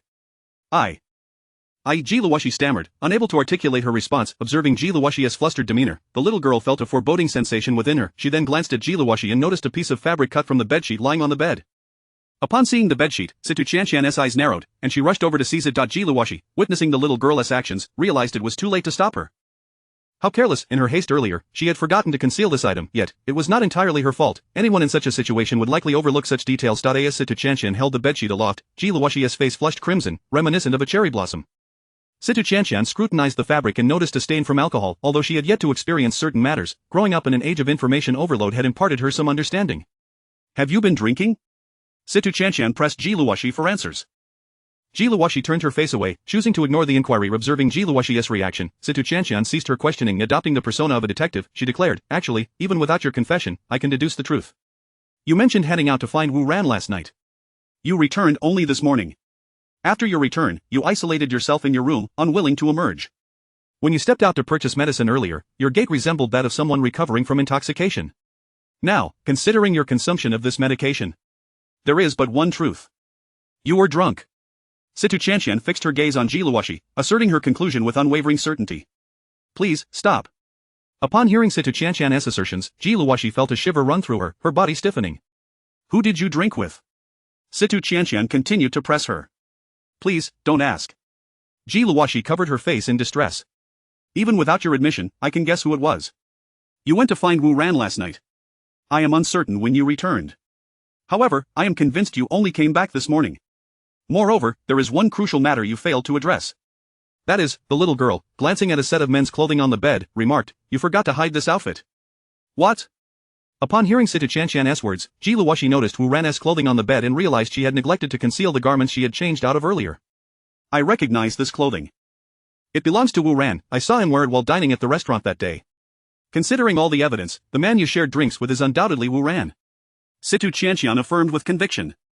Upon hearing Situ Chanshan's words, Ji Luoxi fell into a profound silence. Did he threaten you? Situ Chanshan posed a soul-searching question to Ji Luoxi. Recalling Wu Ran's menacing visage, Ji Luoxi's expression turned to one of terror. Witnessing Ji Luoxi's reaction, Situ Chanshan glared fiercely, declaring, is he even a man? After uttering this, the petite girl rolled up her sleeves, eager to confront Wu Ran. Come back. Do not seek him out. Before she could reach the door, Ji Luoxi quickly called her back. Why not? Situ Chanshan inquired, her brow furrowed in confusion. For no reason. Just don't. Situ Chanshan gasped in astonishment, he violated you, and you still defend him? Do you have feelings for him? Startled by the little girl's words, Ji Luoxi stammered, I do not. You need not deny it. I comprehend your situation. You are experiencing what is commonly referred to as Stockholm Syndrome. Ji Luoxi weakly protested, no, it's not that. He is entirely unaware of what transpired, and I do not wish for him to find out. What? Such a scenario exists? He violated you, yet remains oblivious. What kind of situation is this? Situ Chanshan's curiosity was piqued, her surprise evident. Ji Luoshi explained, he returned home intoxicated last night, rendering him unaware of what occurred. Is that so? Pray, tell me more about this. How could he have become so inebriated? Be specific. Narrate the entire sequence of events. The little girl's face radiated an eagerness to learn. Thus, under Situ Chanshan's relentless inquiry, Ji Luoshi, albeit hesitantly, recounted the events of the previous night. The little girl listened intently, absorbing every word. After Ji Luoshi finished her recounting, the little girl, with a flushed face, posed one final question. I have one last question. After a lengthy pause, Situ Chanshan finally asked what truly concerned her. What else do you wish to know? Ji Luoshi regarded her with impatience. Was it enjoyable? Situ Chanshan gazed at Ji Luoshi, her eyes filled with an insatiable thirst for knowledge. Situ Chanshan, you are courting disaster. Chapter 56. The watch at the esteemed Yoda law firm. The day was drawing to a close. The employees were engaged in light-hearted conversations, preparing to leave for the day. Lin Shireen sat at her desk, contemplating what to dine on with Wu Ran that evening. Beside her, a young man was enthusiastically chatting away, saying, Shireen, I know of a newly opened restaurant nearby that has quite a decent reputation. Shall we go there for dinner? Upon hearing his suggestion, Lin Shireen furrowed her brows and replied, No, I'm afraid I'm busy. Unfazed by her rejection, he continued, How about I treat you to karaoke tonight? I've yet to take you out for that. No need, I truly have no time, Lin Shireen responded coolly. At that moment, a group of 7 or 8 women gathered not far away, chatting animatedly. Their conversation was punctuated by gasps of admiration, as one particularly striking woman showcased her watch, eliciting envy among the others. Of this woman, named Zhang Balian, had joined Yoda law firm 2 years prior to Lin Shireen. Though her skills were rather lacking, she garnered much attention from the male executives due to her prowess in certain areas. Zhang Balian harbored a deep-seated disdain for Lin Shireen, as the latter outshone her in education, capability, beauty, and youth. This constant overshadowing incited her prideful irritation. However, these attributes, education, ability, appearance, and age, could not be altered by mere discontent. Thus, each encounter with Lin Shireen was a source of frustration for her. Yet today, she finally possessed something that surpassed Lin Shireen, a wealthy new boyfriend. She had learned that her new boss family boasted assets exceeding 100 million, engaged in import-export business. This revelation filled her with exhilaration. If she could hold on to him, marrying into a wealthy family would no longer be a distant dream. The previous night, she had expressed her desire to buy a watch to her boyfriend, who initially refused. After employing all her charms, he relented and agreed to purchase one for her. Today, having just acquired the watch during lunch, she returned to the office and ostentatiously displayed it on her wrist, eager to flaunt it to her colleagues. The other women gasped in admiration. One woman inquired, That watch must be quite expensive, perhaps 3,000? Zhang Balian shot her a disdainful glance and retorted, 3,000, clearly, you've never encountered a fine watch. This is the Cartier Ballon Blanc de Cartier Series WJBL 0005 watch. It costs a staggering 120,000. She continued, when I mentioned wanting a watch, my boyfriend immediately took me to buy one. With that, Zhang Balian cast a boastful glance towards Lin Shireen, eliciting further gasps from the women. One round-faced woman exclaimed, Your boyfriend is so generous, when will I find someone as wonderful? My boyfriend's family is in the import-export business, with assets over 100 million. Wow! Such wealth is beyond our lifetime earnings. Zhang Balian's revelation sparked waves of envy among the women. Zhang Balian, you are truly fortunate. You'll surely become a young mistress of a wealthy family in the future. Delighted by their flattery, Zhang Balian noted that Lin Shireen remained unmoved. She then called out to Lin Shireen, I believe you bought a watch a few days ago? These women simply lack discernment and appreciation. I see you're wearing a watch as well. You must have an eye for fine timepieces. Come, take a look. With that, she sauntered over to Lin Shireen, her figure exuding confidence. Zhang Balian had noticed Lin Shireen wearing a watch but had kept it concealed within her sleeve, never revealing it. This behavior led Zhang Balian to suspect that Lin Shireen's watch was likely of inferior quality. After all, if she possessed a fine timepiece, why would she hide it? Watches were meant for display. If not for flaunting, then what purpose did they serve? Who still purchased watches merely to tell time? Zhang Balian surmised that Lin Shireen's watch must be either a cheap imitation or a counterfeit. Knowing Lin Shireen had grown up in an orphanage and often sent most of her salary back to it, Zhang Balian found it incomprehensible that someone would squander their earnings in such a manner.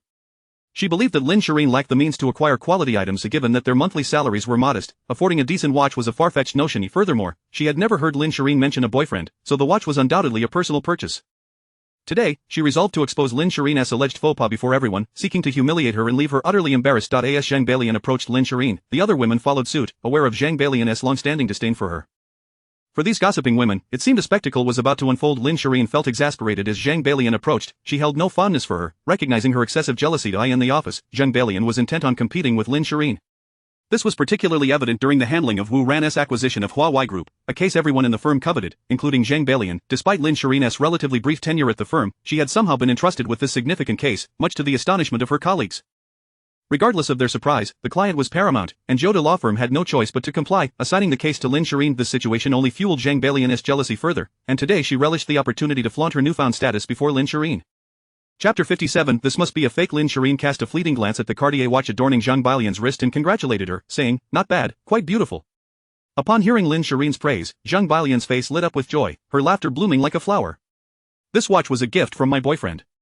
It costs nearly 120,000 yuan.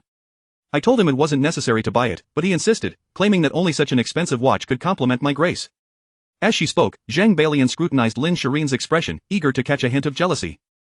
However, Lin Shireen maintained a serene demeanor, as if utterly uninterested in the entire affair. "Though, I suppose it can only be considered average." Before Zhang Balian could finish her thought, Lin Shireen interjected again. "Average? Lin Shireen, do you even realize what you're saying? To call a 120,000 yuan watch average?" Zhang Balian found herself both amused and infuriated by Lin Shireen's remark, convinced that it stemmed from jealousy. Otherwise, how could one regard a watch worth 120,000 yuan as merely average? "Since you assert that my watch is merely average, what kind of watch do you wear, Miss Lin?"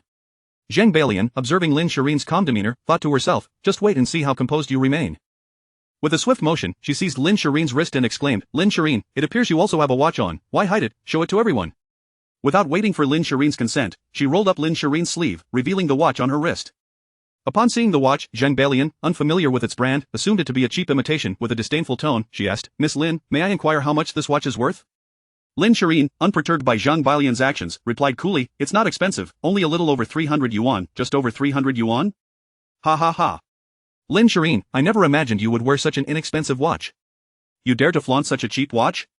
Before Lin Shireen could finish her sentence, Zhang Balian erupted in laughter, finding the notion of a watch costing merely over 300 yuan utterly hilarious. "The watch was a gift from my boyfriend. What is there to be ashamed of? Whether cheap or luxurious, it reflects his sentiments." Seeing Zhang Balian's assumption that the watch was merely worth over 300 yuan, Lin Shireen chose not to correct her, merely responding with indifference. "What? You have a boyfriend?" The women gathered around, including Zhang Balian, shrieked in astonishment. The goddess of the law firm had a partner, and this was indeed sensational news. Lin Shireen, revered as the muse of the Zhou de law firm, had been the object of affection for countless young men, yet none had ever claimed her heart. The revelation of her relationship sent waves of disappointment among the young suitors observing the scene, adding to the tension. A young man beside Lin Shireen, named Yi Chen, felt a surge of anger. "Lin Shireen, you have a boyfriend?" Yi Chen, a team leader in Lin Shireen's department, had harbored feelings for her for quite some time. Despite his persistent pursuit, Lin Shireen had only regarded him as a mere friend. Undeterred, he believed that with enough perseverance, he could win her over. Yet now, the news of her relationship struck him like a thunderbolt. "Yes. We just confirmed our relationship a few days ago, but I hadn't had the chance to tell you all." Lin Shireen candidly acknowledged Yi Chen's inquiry. Upon her admission, Yi Chen felt as if the ground had been swept from beneath him. "How could you agree to someone else's pursuit?" Lin Shireen, her tone firm, replied, "It seems to be my prerogative whom I choose to be with." "Shireen, are you not aware of my feelings for you? How could you choose someone else?" Yi Chen glared at Lin Shireen, frustration evident in his eyes. "Yi Chen, I've always told you that we are not meant to be. Your affection is one-sided." Lin Shireen regarded him with a mixture of annoyance and resolve. "Then who is your boyfriend? If he truly cares for you, why would he gift you such a cheap watch?" Yi Chen's voice rose in anger. "That's none of your business." Lin Shireen, unwilling to engage in his unreasonable outburst, found him insufferable, his narrow-mindedness suggesting that the world ought to revolve around him. She had merely been polite to him out of courtesy as a colleague, unaware that he had misconstrued her kindness. Meanwhile, Zhang Balian observed the unfolding drama with great amusement as Yi Chen confronted Lin Shireen. "Ha ha ha. Yi Chen, it seems she prefers a humble companion who gifts her a watch worth a mere few hundred yuan, rather than you." Zhang Balian's words ignited a fury within Yi Chen.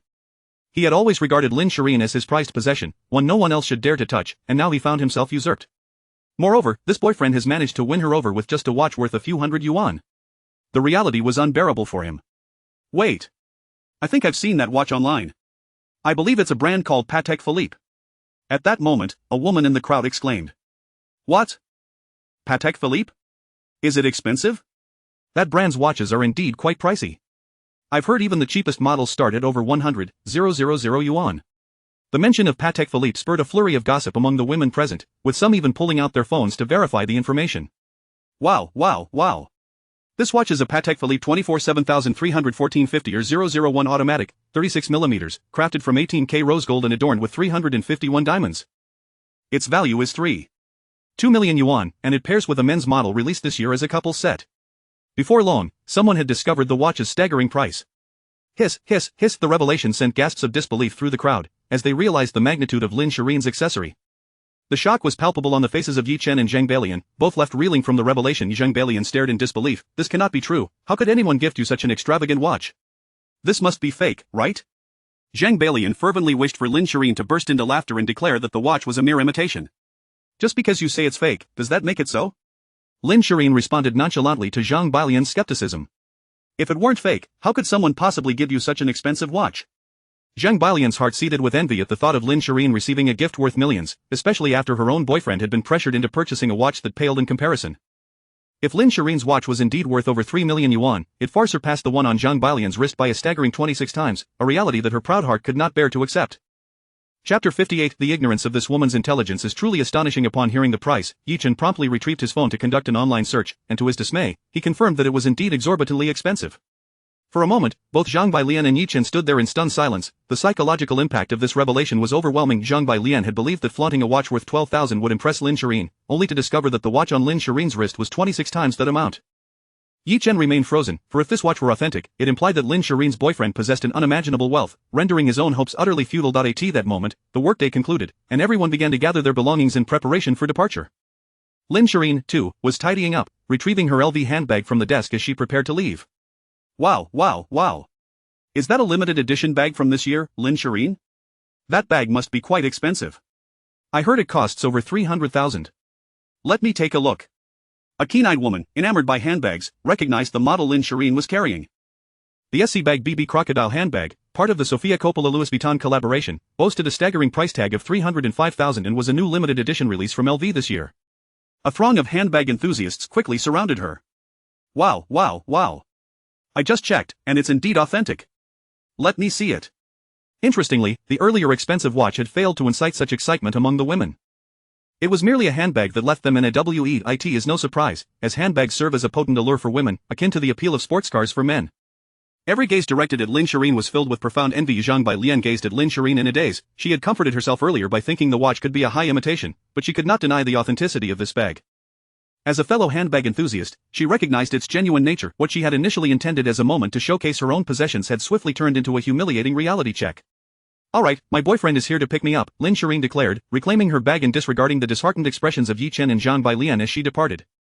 The two, witnessing Lin Shirin leave, followed suit. As everyone congregated outside the office building, they waited at the curb for their respective rides, with Lin Shirin also awaiting Wu Ran's arrival. The crowd lingered, eager to catch a glimpse of Lin Shirin's boyfriend, the individual responsible for such extravagant gifts, a handbag worth hundreds of thousands and a watch valued in the millions. At that moment, Zhang Bailian also descended to the ground floor, awaiting her own boyfriend. Just then, a luxurious car approached and came to a stop before her. A middle-aged man, approximately in his 50s, emerged from the vehicle, his face flush and balding. He approached Zhang Bailian and said, "Bailian, I'm here to pick you up." Upon seeing her boyfriend, Zhang Bailian climbed into the car, though her enthusiasm had waned considerably. "Why did you get out of the car? Why couldn't you just wait inside for me? How many times must I tell you, when picking me up, you needn't exit the vehicle? Just wait for me inside." After settling into the car, she chastised her boyfriend. Zhang Bailian wished to avoid drawing attention to his unappealing appearance. Noticing her agitation, her boyfriend inquired about her distress. Zhang Bailian refrained from divulging much, instructing him to hold off on driving as she wanted to see who Lin Shirin's boyfriend was. As they waited, the sound of a revving engine echoed from a distance, and soon enough, a Lamborghini made its grand entrance. The lavish vehicle came to a halt in front of Lin Shirin. A young man stepped out, smiling as he approached Lin Shirin. This young man was none other than Wu Ran. He extended his arms to embrace Lin Shirin, causing her cheeks to flush with embarrassment as she softly protested, "There are so many people here." Wu Ran grinned and replied, "And what of it? I can embrace my wife without needing anyone's approval." "Wow, he is so handsome. Is he Lin Shirin's boyfriend?" "That car he drives is incredibly expensive. I just checked, it seems to be worth several million." "Young, handsome, and wealthy, what a catch. Oh my, I think I'm falling in love. I feel like I might just implode." The onlooking female colleagues stared at Wu Ran, their eyes sparkling with admiration, while some even contemplated making a bold move. After all, both parties were single, and anything was possible. Meanwhile, the male colleagues, including Yi Chen, gazed in despair, fully aware that they were out of the running. Zhang Bailian sat in the car, mouth agape, in disbelief that Lin Shirin's boyfriend was such a strikingly handsome gentleman. Comparing him to the greasy middle-aged man beside her, she felt utterly disheartened. "How much is that car worth? Is it expensive?" Zhang Bailian asked her boyfriend. "That car is a Lamborghini Veneno, valued at 42 million.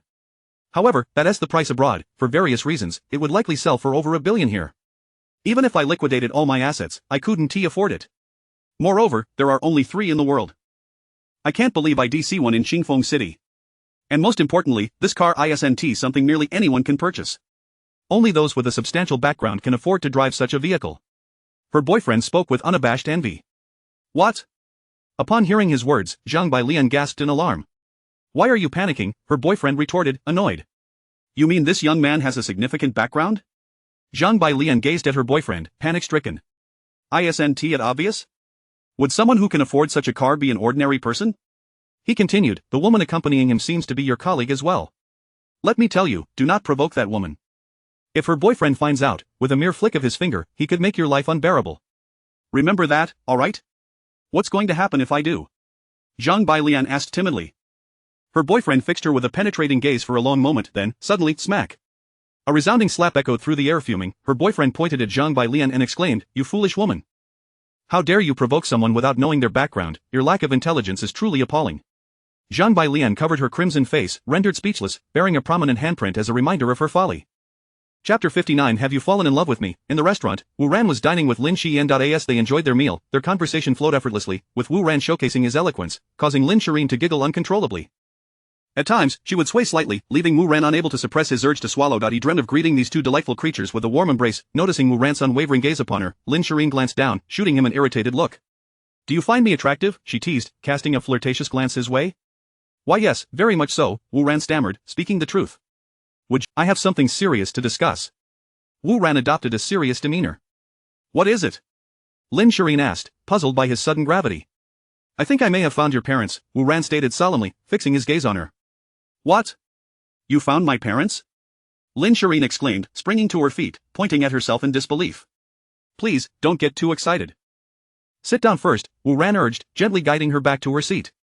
Is it true, Wu Ran? Don't play with my emotions. Lin Shirin sat down, her excitement palpable as she looked at him. I assure you, I'm not joking, Wu Ran replied, his tone serious. Upon hearing this news, Lin Shirin was overwhelmed with joy. Then let us go find them right away. She grasped Wu Ran's hand, eager to rush out, but he held her back. Please be patient. I am not entirely certain yet. Let us wait a couple of days to confirm, and then I'll accompany you, he suggested softly. But I can't wait, I need to see them immediately. Lin Shirina's face was alight with anxious excitement. Observing her distress, Wu Ran reassured her, so many years have passed, a few more days won't make a difference, let us wait until we have confirmation before we go. Once we verify, I'll accompany you, alright? Wu Ran gazed into Lin Shirin's eyes. Okay. Alright then. Lin Shirin replied softly, her excitement tempered.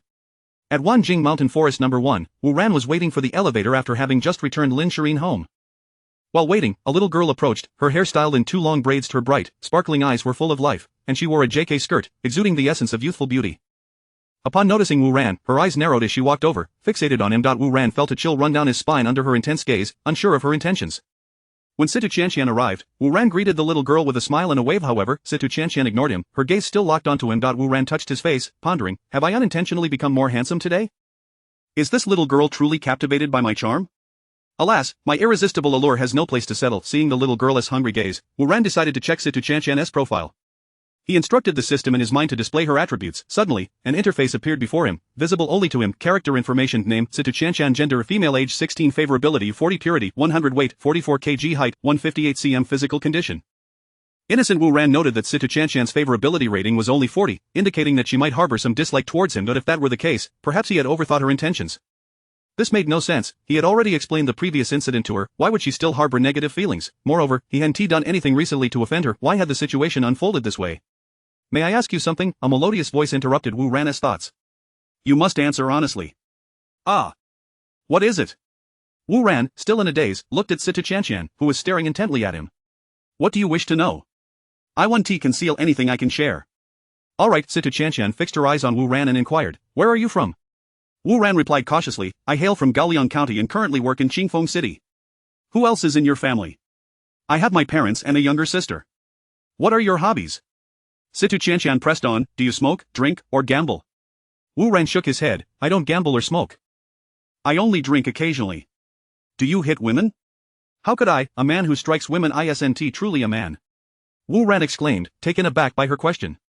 What is your current occupation? I am the president of Huawei Group.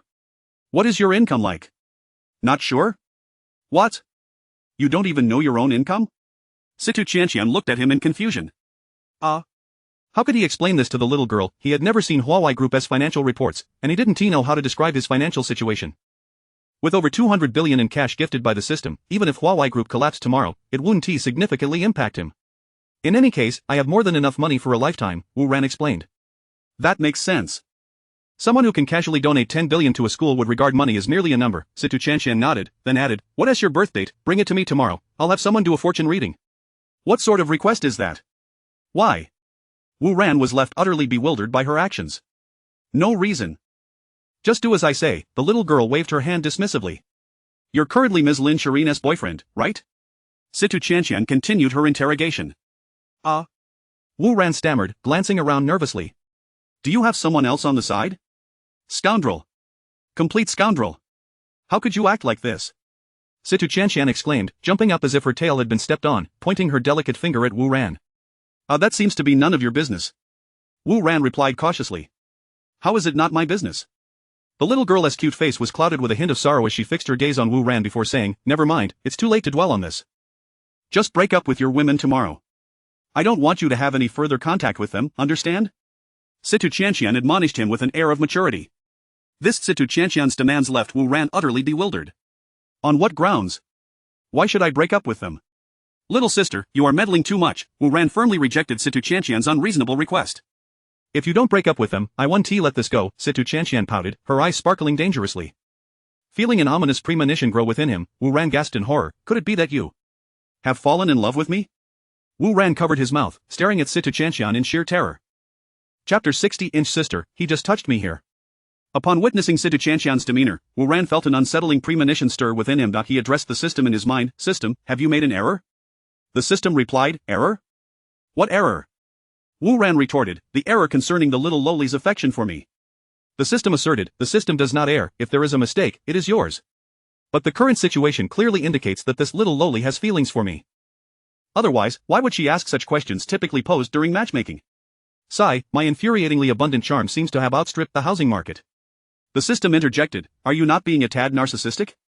I have never encountered anyone so audaciously shameless. I must have been bewitched to choose you as my host. How do you explain her current behavior? Wu Ran confidently posed a soul-searching inquiry to the system. The system retorted, I do not wish to converse with you. Are you not aware of the things you have done? Wu Ran, at a loss for words, responded, what have I done? Speak up. How would I know if you do not enlighten me? Wu Ran continued to press the system for answers. The system fell silent. It seems you have intentionally altered Situ Chanqian's feelings for me, have you not? Wu Ran shook his head, chuckling in disbelief. Who would have thought that even the system could harbor jealousy? Wu Ran, have you thought it through? Situ Chanqian, noticing Wu Ran's lowered gaze, assumed he was pondering. At her words, Wu Ran lifted his head, shyly gazing at the little lowly. Miss Chanqian, while I concede that I am indeed a paragon of elegance, possessing both charm and grace, I must confess that I harbor no romantic feelings for you. Of course, I do not mean to imply that you are lacking. In truth, your bright eyes and radiant smile, coupled with your graceful demeanor, render you an exceptionally beautiful woman. However, I genuinely do not feel anything for you. As you are aware, matters of the heart cannot be forced. You are still quite young and have much to learn. Perhaps, in a few years, you might revisit this conversation? Wu Ran concluded, cautiously observing Situ Chanqian. What nonsense are you spouting? The little lowly was utterly bewildered. I merely asked if you have decided to break up with them. Why would I break up with them? Wu Ran countered. Situ Chanqian insisted earnestly, because if you do not end those relationships, how can you marry me? At this point, she suddenly recalled Ji Luoxi's admonition to keep Wu Ran in the dark.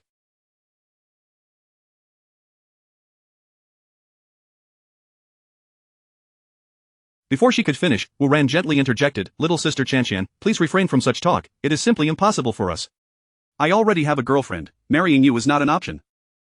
Alas, being handsome brings its own troubles. Even this stunning little lowly has come forth to profess her feelings, yet, he remained resolute in his rejection of Situ Chanqian's advances. At this juncture, Wu Ran glanced at the little lowly's demeanor and continued, of course, while we cannot be romantic partners, we could still be friends.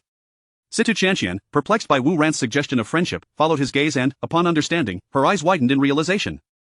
With a tight jaw and furious gaze, she lunged at Wu Ran, leaping onto him, biting his shoulder. Wu Ran attempted to pry her off, but her grip was unyielding. Completely taken aback by the little lowly's ferocity, Wu Ran had not anticipated such an intense reaction from her. As she clung to him, he had no choice but to hold her to prevent both from falling. How reckless, it seems this little lowly is quite sensitive to the matter, merely suggesting friendship incited such ire. It appears today's events will not easily conclude. I told you to call me beautiful, I told you to call me beautiful. Are you not aware that this is a woman's sore spot? I'll bite you. The little loli chastised him, her eyes glistening with unshed tears. I never called you unattractive. Wu Ran protested. Do you think I cannot discern your words? Ah. Stop biting. That hurts. Let go of me. At that moment, a sharp pain shot through his shoulder, prompting Wu Ran to yelp. Despite having undergone 2 rounds of physical enhancement from the system, he could not withstand such pain. I refuse to let go, you called me unattractive. Situ Chanshan maintained her grip, sinking her teeth in once more. Ow, ow, ow, release me. If you do not blame me for being rude. I will not release you. Then do not hold it against me. With that, Wu Ran raised one hand and struck the crescent-shaped area of Situ Chanshan. Smack. Smack. Will you relent? Ah. How dare you strike me there? You are doomed.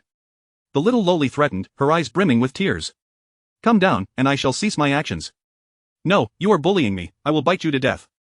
With that, the little loli lunged for Wu Ran's cheek, seeking to bite him.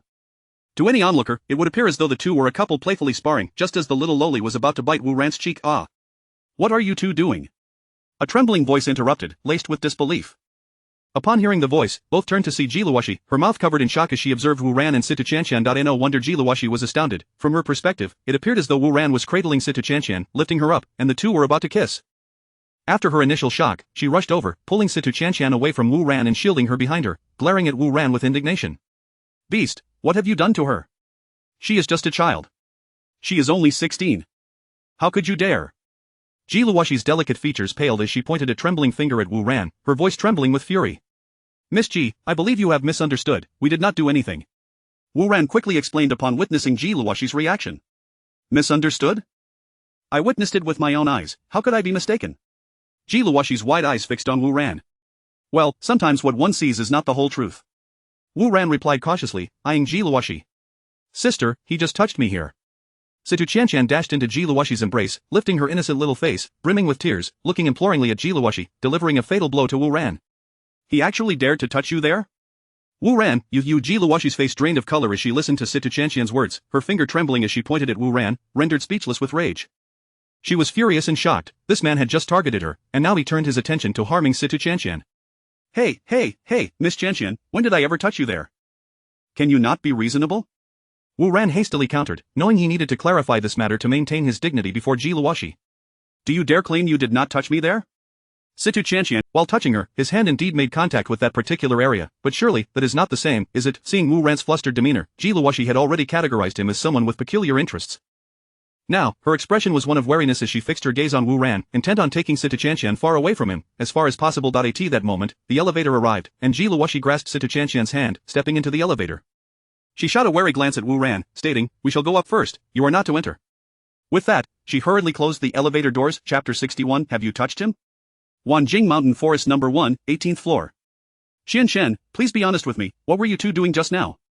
Jiluwashi looked at Situ Chanshan with a face full of anxiety. Sister, we didn't do anything. Situ Chanshan raised her delicate. I thought you two were, as long as nothing happened, it's all good. Hearing Situ Chanshan's words, Jiluwashi let out a sigh of relief. Thankfully, this little girl had not fallen prey to that scoundrel. He is a man you like. I will certainly not compete with you for him, so rest easy. You little brat, how can you say such things? Upon hearing Situ Chanshan's words, Jiluwashi. Seeing this, Situ Chanshan quickly dodged, exclaiming, Sister, do you not like him? Everyone says that drinking together signifies good friendship, I am merely speaking the truth. You still dare to say that, just wait until I teach you a lesson. Upon hearing Situ Chanshan's shameless remarks, Jiluwashi could no longer maintain her composure, picking up a slipper from the floor and chasing after Situ Chanshan. Thus, a stunning little girl ran ahead, while a graceful woman pursued her from behind. 10 minutes later, both beauties, one large and one small, lay breathlessly on the sofa. Sister, do you truly not intend to seek him out again? The little girl remained puzzled about this matter. You are too young to understand. Do not concern yourself. What is there not to understand? You two merely had a quarrel, a simple apology would suffice. If you do not express it, you two may never become good friends again. Upon hearing Situ Chanshan's words, Jiluwashi fell silent. After a long while, she finally said, My heart is currently in disarray, allow me to ponder this alone. I just learned some very important news, you must prepare yourself mentally. The little girl looked at Jiluwashi with a serious expression. What news could make you so solemn? Seeing Situ Chanshan like this, Jiluwashi became intrigued. I just asked Wu Ran, and he admitted to having a girl he likes. Situ Chanshan continued. You mean this? Did we not already know this when we were at the restaurant? Ji Luoxi realized that she had yet to address this matter with Wu Ran, which was also why she had refrained from telling him what occurred that night. She had concerns, fearing that Wu Ran might choose Lin Shirin over her, so she preferred to remain silent. However, he has more than one girlfriend. Did he tell you this directly? Ji Luoxi gazed intently at Situ Chanshan with a serious expression. He did not say it outright. It is merely my conjecture. Situ Chanshan asserted confidently. Sister, what are you thinking? Noticing Ji Luoxi's silence, Situ Chanshan looked at her with concern. I am not thinking of anything, let us not discuss this matter anymore. After all, I am not anyone significant to him, I cannot meddle in his affairs. Ji Luoxi quickly regained her composure and smiled at Situ Chanshan. Are you not heartbroken? What is there to be heartbroken about? He has a legitimate girlfriend, it is not my place to feel sorrow. You have such a big heart. Let us return to the previous topic. Why did you want to bite him earlier? Ji Luoxi looked at Situ Chanshan with confusion. Who told that scoundrel to say I'm flat? I was infuriated and jumped on him to bite. As she spoke of this, the little girl grew angry once more. He said you are flat? Ji Luoxi's demeanor instantly shifted to one of alertness, her voice trembling as she asked, Did you let him touch you? Sister, where are your thoughts wandering? How could I allow him to do that? What do you take me for? Upon hearing Ji Luoxi's assumptions, Situ Chanshan's face flushed crimson. If he hasn't touched you, how would he know? Just as she was about to continue, Ji Luoxi noticed Situ Chanshan's rather flat chest and realized she was overthinking. Such an obvious matter could indeed be discerned without any touch. It is best if it is not as I feared. Ji Luoxi's heart finally settled, since it was not as she imagined, she felt relieved. Remember, from now on, avoid him whenever you— I know how to handle this. Situ Chanshan grew impatient with Ji Luoxi's incessant cautioning. I am doing this for your own good. Ji Luoxi shot a glare at the little girl, who did not seem to appreciate her concern. If you truly cared for me, you would tell me how to grow into someone like you. The little girl still harbored envy towards Ji Luoxi, admiring her femininity. What nonsense fills your little head all day? Ji Luoxi reached out her slender hand and poked Situ Chanshan's forehead. I want to be like you. At school, they all call me the Princess of Flatness. Situ Chanshan murmured shyly, her head lowered. Do you think that is desirable? Carrying two heavy burdens around all day is exhausting, you know? Ji Luoxi looked at the little girl with exasperation. But I truly envy you. What is there to envy about? You will understand in time.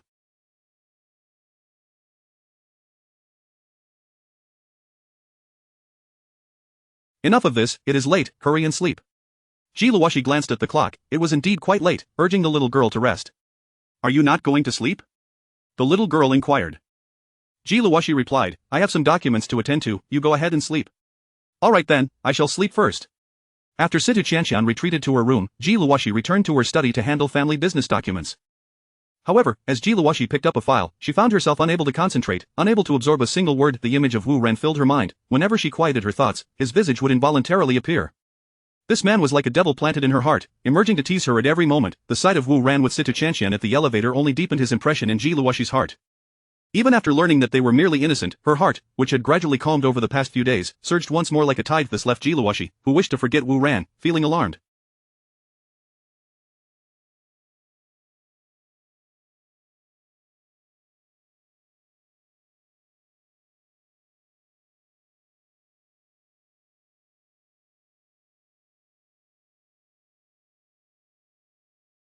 Yet, this was not the most infuriating part. The most distressing aspect was that every night as she lay down to sleep, memories of that evening would resurface in her mind. Each time she recalled that scene, Ji Luoxi would feel weak and disoriented, frustrated. She tossed aside the documents in her hand, muttering under her breath, damn it. Meanwhile, Situ Chanshan returned to her room, lying on her bed, recalling the moment Wu Ran had struck her earlier, her face instantly flushing with embarrassment. She touched the spot where he had hit her, still able to feel a lingering sensation there. Pulling the covers over her head, she reflected that she had never been so intimately close to a man in her life. Who would have thought that today, in a moment of impulse, she would leap into a man's embrace? This experience, foreign to her, caused Situ Chanshan to feel an unfamiliar flutter of emotions. She found this sensation intriguing. Embracing him felt incredibly comfortable. This feeling was truly delightful. No, he is destined to be my brother-in-law. How can I think this way? Situ Chanshan lamented. Oh dear, this is so mortifying. Chapter 62. Wu Ran is, in fact, the president of the company. After several days of absence, Wanya finally returned to work today. She had been embroiled in a case involving Chen Jun, who had betrayed company secrets, and had spent the past few days under police interrogation. During the investigation, Wanya learned from the authorities that Chen Jun had profited over 10 million yuan from his initial betrayal, all of which he had concealed for himself, leaving her with not a single cent. This revelation filled Wanya with a mixture of anger and fear. She was incensed that Chen Jun, despite possessing such wealth, had feigned poverty before her. Lamenting his financial struggles, her fear stemmed from the realization that had Chen Jun given her any of that money, she too would have been implicated as an accomplice. Fortunately, the police concluded that Chen Jun's actions were solely his own and had no connection to her, leading to her release after a few days of investigation. Having just been freed yesterday, she returned to the office today. Upon entering her workspace, she was met with knowing glances from her colleagues, particularly the male staff, who regarded her with unabashed scrutiny, clearly viewing her through a dubious lens. Ignoring their stares, she proceeded directly to her desk. No sooner had she settled in than a colleague approached, informing her that the supervisor wished to see her in his office.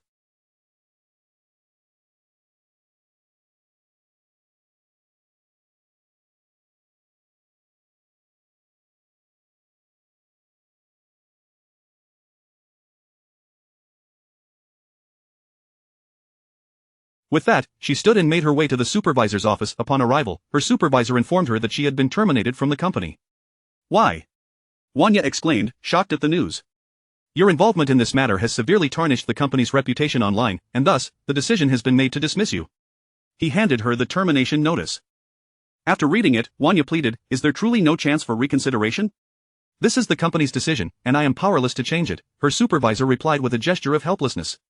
Please, I beg you, you cannot fire me. I cannot afford to lose this job. In a moment of desperation, Wanya clutched her supervisor's hand, shaking it vigorously. Her body swayed as she implored him, and he swallowed hard, attempting to maintain an air of detachment.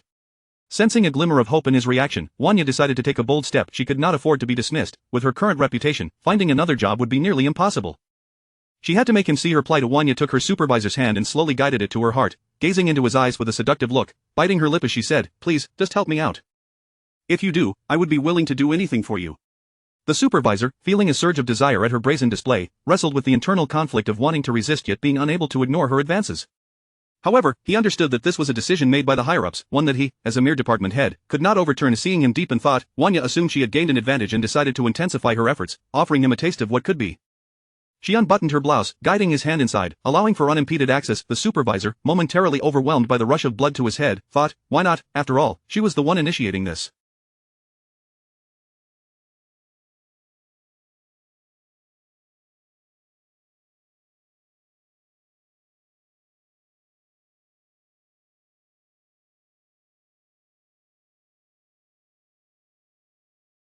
With that thought, he lifted Wanya and tossed her onto the office couch. Once again, a considerable portion has been omitted.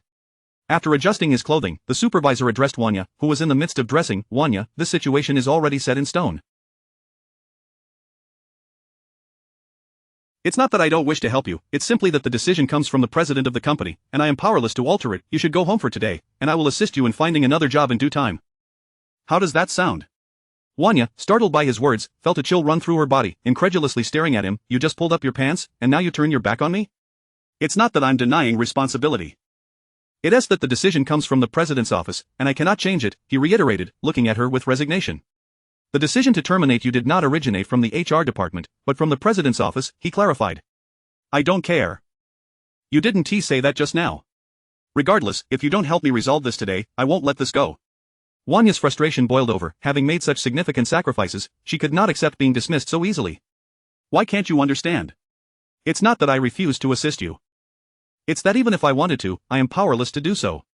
I've already told you, this decision was made directly by the president. As a lowly supervisor, I have no authority over it. Wanya, seething with anger, retorted, if you can't assist me, then why did you come on to me? You can't blame me for this. You initiated it. Given your actions, should I still pretend to be a virtuous person?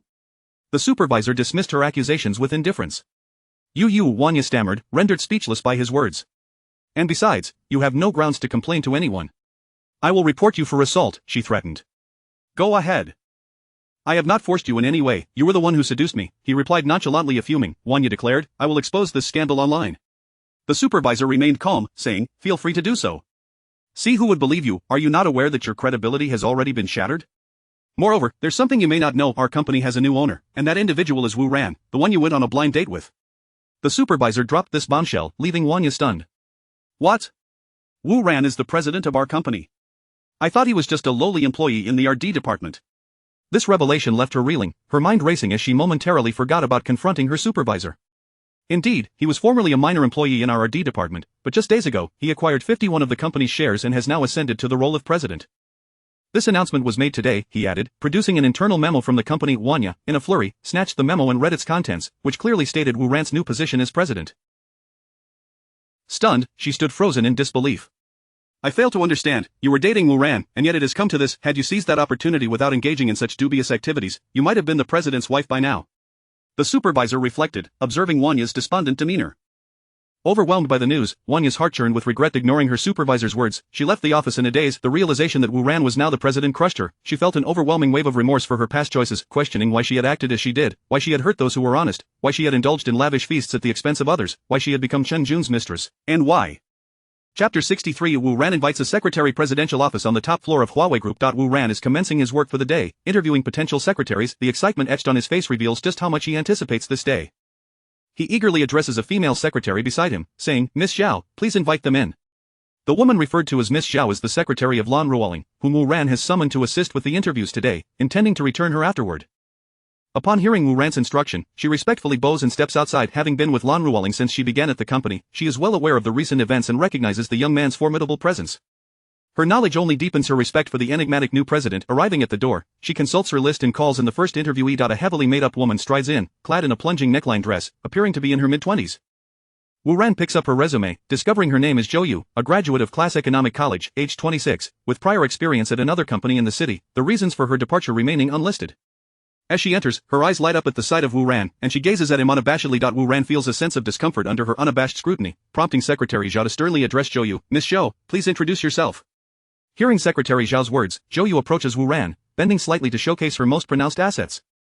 Immediately afterward, she casts a flirtatious glance at him and declares, "President Wu, I have long admired you. Upon learning that you were hiring a secretary yesterday, I hurried over first thing this morning." Wu Ran is momentarily taken aback by the overwhelming display before him, so pristine, so pale, so grand.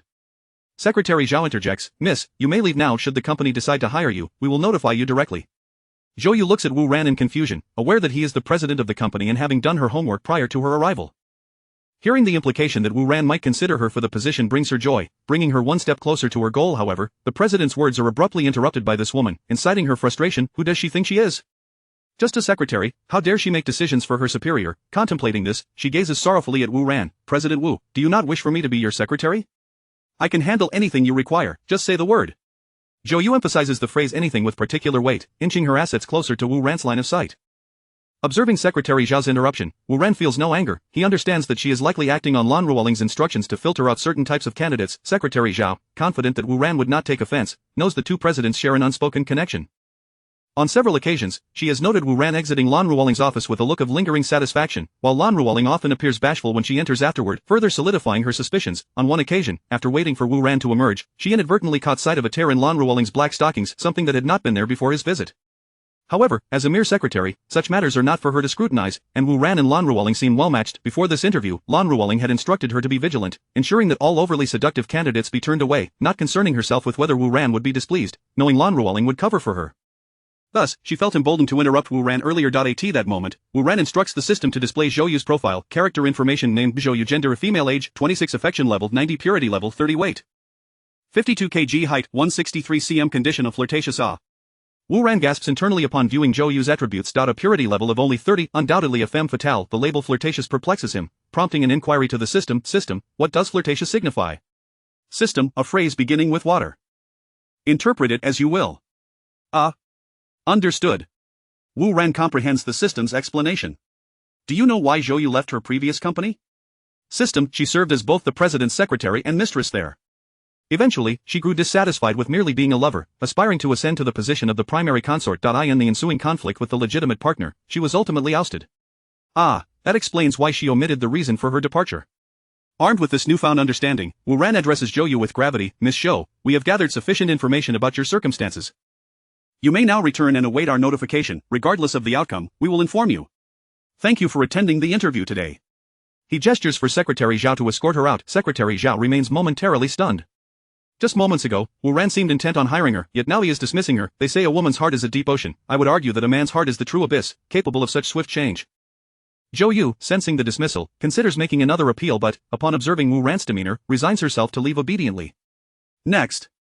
After seeing Zhou Yu out, Secretary Zhao resumes calling in the next candidate. 2 hours later, Wu Ran sits there, his expression one of utter despondency. During this span, he has interviewed 5 candidates, none of whom have met his expectations, although their appearances were impeccable. Once he activated the revealing lens, their true natures became apparent. The highest purity level among them was merely 50, leaving Wu Ran disheartened. He perceives that these individuals are not here to apply for the secretarial position, they are vying for the role of the president's wife. Is it truly so difficult to find a secretary with a touch of purity? Observing Wu Ran's dejection, Secretary Zhao softly reassures him, President Wu, we've only seen 5 candidates so far. Surely, there will be a suitable one among those yet to come. Wu Ran contemplates her words and regains his composure. Next. Secretary Zhao calls for the next candidate. When the 6th applicant enters, Wu Ran is immediately captivated. She stands before him with downcast eyes, her gaze like shimmering autumn waters, shyly meeting his. Wu Ran excitedly rubs his hands together, scrutinizing her intently with bright eyes and a radiant smile. Her delicate frame is complemented by a playful ponytail cascading behind her, clad in a well-fitted OL uniform skirt. Her long, elegant legs are accentuated by black stockings, and she stands poised in a pair of slender high heels. Chapter 64 A Fool. The button is in the front. President Wu, perhaps it would be prudent to gather more information before making a decision. It's fine. I find her quite appealing, she is the one. President Wu dismissed Secretary Zhao's counsel nonchalantly. We know nothing about her, your decision is rather premature, Secretary Zhao remarked cautiously as she observed Wu Ran, pondering to herself that this was not merely a recruitment for a secretary, but rather a selection for a consort. With that thought, Secretary Zhao addressed the 6th candidate, candidate number 6, could you kindly introduce yourself? Upon hearing Secretary Zhao's words, the 6th candidate timidly lifted her head to gaze at Wu Ran. Taking a deep breath to steady her nerves, she began, my name is Luo Qingcheng, I am 23 years old and have just graduated from the prestigious Wapping Management Academy in the capital. As Luo Qingcheng presented her self-introduction, President Wu picked up her resume and scrutinized it closely. The more he read, the more astonished he became. This young woman's resume detailed her impressive academic background in political economics, monetary finance, securities investment, international economics, accounting, business management, econometrics, and various other subjects. Moreover, she had excelled in all her courses. It is often said that one should not be overly ambitious lest they become inept, yet, this girl appeared to be a polymath, achieving perfect scores across the board. Not only was she beautiful, but her academic prowess was equally remarkable. Was she not the ideal candidate tailored for his needs? Nevertheless, to safeguard against any unforeseen circumstances, President Wu decided to examine Luo Qingcheng's attributes. Character information: name, Luo Qingcheng. Gender, female. Age, 23. Favorability, 60. Purity, 100. Weight, 49 kg. Height, 166 cm. Physical condition, innocent. Upon reviewing this information, Wu Ran felt quite satisfied. He interjected during Luo Qingcheng's introduction, Miss Luo, I have perused your resume and find myself exceedingly impressed. I have made the decision to offer you the position. Your probation period will last for 3 months, during which your salary will be 10,000 yuan per month. Upon successful completion of your probation, your salary will increase to 30,000 yuan monthly. Secretary Zhao, having also reviewed Luo. Just as Luo Qingcheng was in the midst of her self-introduction, she was unexpectedly interrupted by Wu Ran. Initially, she feared he had dismissed her, feeling disheartened, but the next moment his words filled her with exhilaration. Did I hear correctly? Are you truly offering me the position? Luo Qingcheng gazed at Wu Ran with wide eyes, her heart brimming with joy.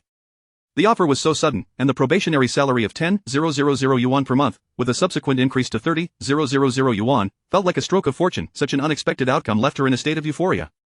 You did not mishear. We have indeed decided to hire you, Wu Ran affirmed. Welcome to join our Huawei group. Rising from his seat, he extended his hand with a smile directed at her. Still in shock, Luo Qingcheng quickly reached out to shake Wu Ran's hand. Miss Luo, can you start work tomorrow? Wu Ran inquired, seeking her confirmation. Absolutely. Luo Qingcheng replied without hesitation. Excellent, please arrive at the office by 9 o'clock tomorrow. Upon your arrival, seek out Secretary Zhao, Wu Ran instructed before turning to Secretary Zhao. Secretary Zhao, please oversee Miss Luo's onboarding procedures tomorrow. Upon hearing President Wu's instructions, both women eagerly acquiesced. After ensuring everything was in order, Wu Ran departed the office. In the office of the vice president of Huawei Group, Lan Ruoling was engrossed in managing company documents when she heard footsteps approaching. Lifting her gaze, she saw it was President Wu. President Wu, have you found a satisfactory secretary? She asked, setting aside her papers, her beautiful eyes tinged with a hint of envy as she regarded him. Noticing Lan Ruoling's demeanor, President Wu approached her. Today, she wore a professional short skirt. While it appeared appropriate when standing, it revealed too much when she sat down. This predicament left Lan Ruoling flustered and bashful. Realizing this, she turned her face away, avoiding Wu Ran's gaze. Observing her reaction, President Wu recognized that the young lady was feeling a touch of jealousy. The next moment, he reached out to gently lift her chin, turning her face back towards him, his gaze burning with intensity. The two locked eyes, their mutual affection palpable in the air. Chapter 65. Are you free tonight? The two individuals commenced a discussion regarding company matters. How have you been digesting the battery technology one provided you with a few days ago? Wu Ran inquired, addressing his primary concern. Regarding that, I was just about to mention it. Our newly established R&D department has nearly mastered the technology, Lan Ruoling replied earnestly. Once the transformation of the existing factory is completed, we will be poised to commence production. Upon hearing Wu Ran's inquiry about the batteries, Lan Ruoling adopted a serious demeanor. That is reassuring. I was apprehensive that the technology might be too advanced for you to assimilate. With Lan Ruoling's report of smooth progress, Wu Ran felt a sense of relief wash over him. Indeed, the technology is quite sophisticated, yet it remains within the bounds of our current scientific capabilities, allowing us to assimilate it with relative ease. At this juncture, Lan Ruoling gazed into Wu Ran's eyes, which sparkled with admiration. This man was remarkably powerful, capable of presenting such cutting-edge technology. This is indeed the best outcome. Do we have any intelligence on the Zhang family? How are they progressing? We possess some intelligence on them, albeit limited. Currently, we know they are expanding their factory in preparation for large-scale production, aiming to launch their products to market ahead of us. That is preferable. Once they unveil their explosive batteries, we shall introduce our safe batteries to the market, and the victor will be clearly defined. Yes, I share that sentiment. Wu Ran pondered for a moment before continuing. As it stands, the Zhang family still holds 23 of our company's shares. I believe it is time to reclaim their shares. While I could issue additional shares to dilute the Zhang family's stake, such a move would be futile. Regardless of dilution, they would still retain their benefits from the company. We must devise a strategy to reclaim the shares in their possession. President Wu sought Lan Ruoling's counsel. What you propose is no longer a concern. Upon hearing Wu Ran broach this topic, Lan Ruoling's eyes sparkled with excitement as she looked at him. Why is that? Wu Ran inquired, puzzled. Noticing Wu Ran's confusion, Lan Ruoling enthusiastically explained, the Zhang family possesses shares in our Huawei group, while my family also holds shares in the Zhang family's company. In our Qingfeng city, our families engage in reciprocal shareholding arrangements. Can you fathom that once our new battery hits the market, it will elevate the company's stock price, ultimately benefiting the Zhang family as well? The Zhang family is of the same mindset. They do not wish to see their company's stock price rise while my family reaps the rewards. Consequently, yesterday, the head of the Zhang family approached my father, proposing that we exchange our respective company shares. At that moment, my father was quite bewildered, suspecting the Zhang family of orchestrating some scheme. It was only after he called me that he grasped the full context of the situation. He welcomed the Zhang family's approach wholeheartedly, laughing heartily. Moreover, this share exchange plan will yield significant profits for my family. The Zhang family holds 23 of our Huawei Group's shares, which, based on our current market valuation, amounts to 36.8 billion. My family's stake in the Zhang family's company is worth approximately 32 billion, but they waived any need for us to make up the difference, hastily signing the contract. As a result, my family profited nearly 5 billion.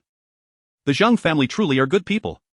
Upon reaching this point, Lan Ruoling couldn't help but marvel at the abundance of benevolence in the world. Hearing her account, Wu Ran became aware of the intriguing developments that had transpired. Wu Ran grinned mischievously at her. Is that not the case? Ultimately, Lan Ruoling recalled something, lowering her head and softly uttering, Are you free tonight? Upon hearing her words, Wu Ran felt a jolt of exhilaration surge through him, his spirit soaring as he gazed at Lan Ruoling, so eager. You desire it tonight?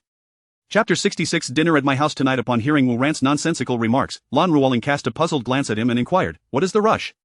Leaning closer, Wu Ran whispered softly in her ear. After processing his words, she raised her fist in indignation, exclaiming, What are you thinking? Is what you said not in line with my thoughts? Wu, the CEO, replied with a teasing gaze directed at Lan Ruoling. Of course not. Lan Ruoling, feeling both angered and embarrassed, began to lightly punch him. I merely wished to invite you to dinner at my home. Oh, is that so? I thought tonight would be an exhilarating affair. Wu, misinterpreting her intentions, suddenly appeared disheartened.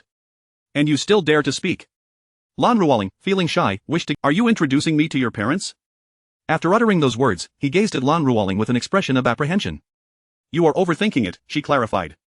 The truth is, my father has been eager to meet you ever since he learned of your acquisition of 51 of the company's shares. However, due to his poor health, he is unable to visit you in person, hence the invitation for a simple meal at our home. I see, Wu said, enlightenment dawning upon him. Then I shall come over tonight. Yes, I will accompany you home tonight. With Wu's agreement, Lan Ruoling's face brightened with joy. That evening, Wu Ran drove Lan Ruoling towards her residence. Meanwhile, at Lan Ruoling's home, several guests were already present. Her mother, Zhuang Ruyun, was hosting a friend named Li Yixiang, a longtime college companion and confidant of over 20 years. The two women had maintained a close bond since graduating from university, often referring to each other as sisters. Particularly during the past few years of Lan Ruoling's father's illness, Li Yixiang frequently visited, always bringing her son along.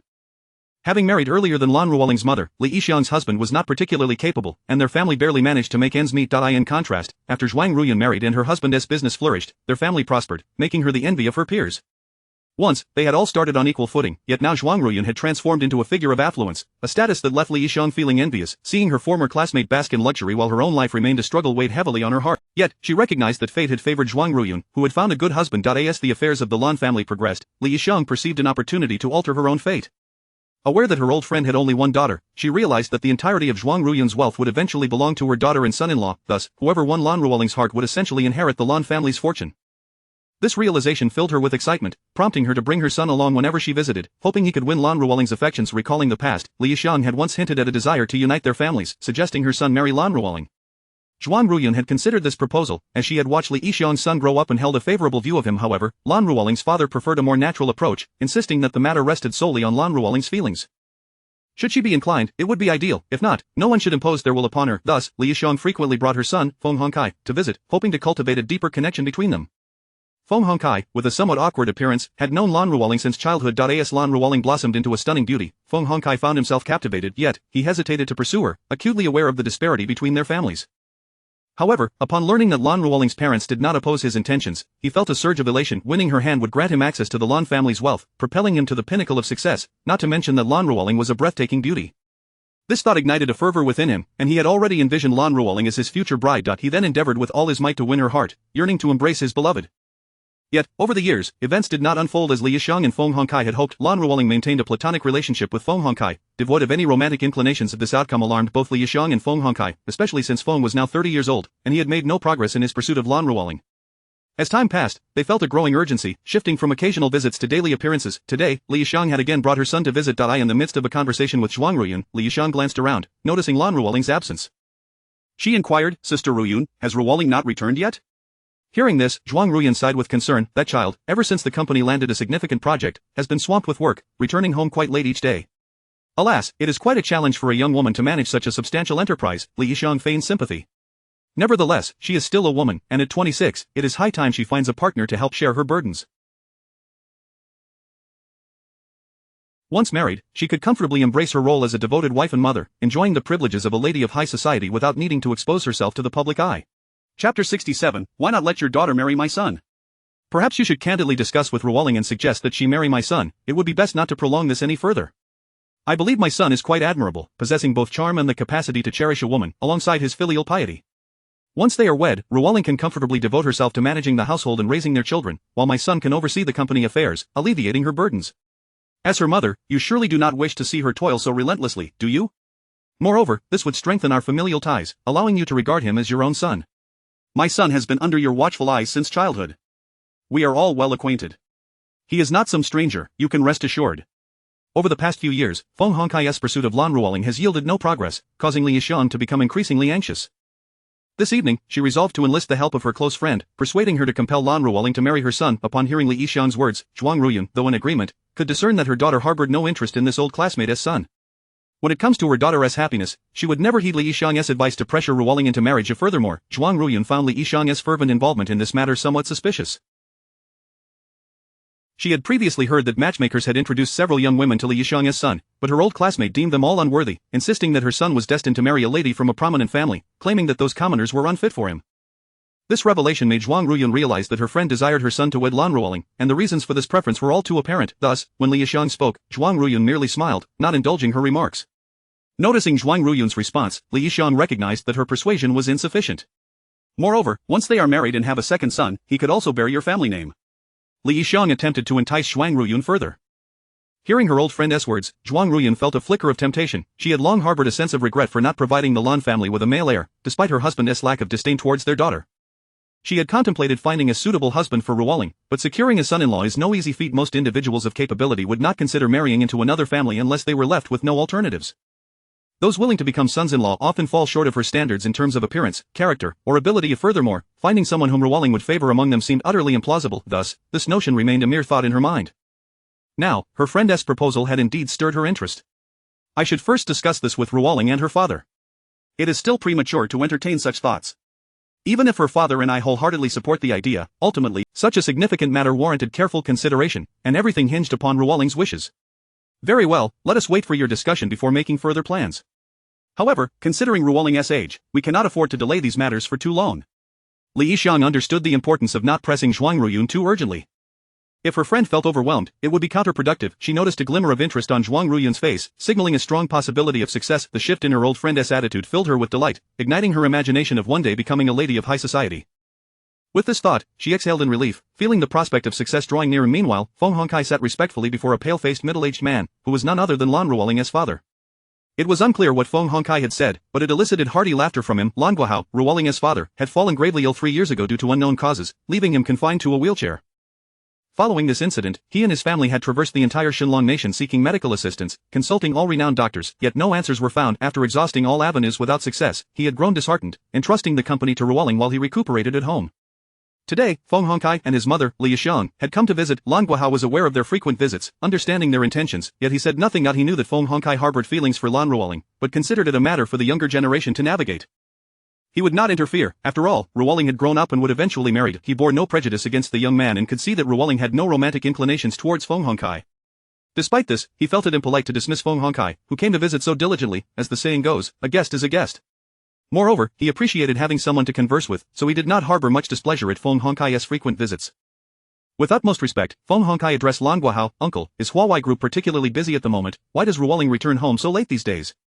Upon hearing Feng Hongkai's inquiry about the company, Lan Guohao recalled a visit from Zhang Yongkang, the head of the Zhang family, who had proposed a share exchange plan. Initially perplexed, he felt immense joy after Ruoling clarified the situation for him. He had not anticipated that the young man entering the company would set such a grand trap for the Zhang family. Should this plan succeed, it would plunge the Zhang family into irretrievable ruin. Ever since this young man took charge, Lan Guohao had wished to meet him, but had been unable to arrange a meeting. Earlier today, Ruoling had called, stating that she would bring this young man to dinner tonight. As he glanced at the clock, he realized they would soon arrive.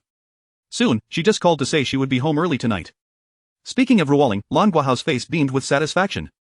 With such a daughter, what more could he desire? Upon hearing that Ruoling would return early, Feng Hongkai's spirits lifted. Although he had visited daily, he had seen Lan Ruoling only a handful of times, as she often worked late at the company, returning home close to 11:30.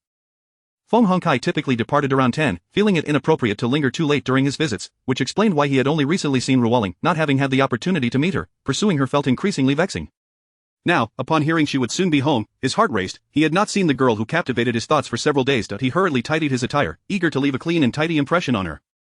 Outside the door, under Lan Ruoling's guidance, Wu Ran arrived at a magnificent mansion. After parking, he disembarked and opened the passenger door for Lan Ruoling. As she stepped out, the two walked hand in hand into the house.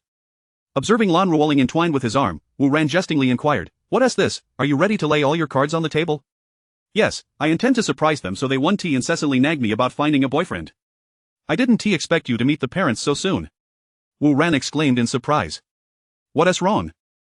Don't you like it?" Lan Ruoling shot him a playful glare with her sparkling eyes. "How could I not? I'm more than delighted." Wu Ran gently teased her by tapping her nose. "Dad, Mom, I'm home." As Lan Ruoling reached the entrance, once Wu Ran entered, he noticed 4 individuals seated within. 2 middle-aged people bore a striking resemblance to Lan Ruoling. They were undoubtedly her parents. In addition, a woman and a young man were present.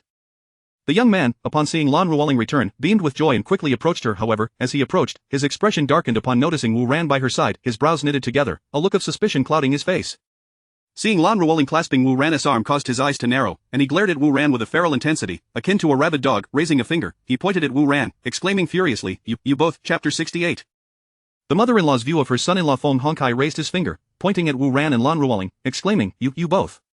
However, Lan Ruoling paid him no heed, gracefully walking past him, leading Wu Ran to stand before her father, Lan Guohao.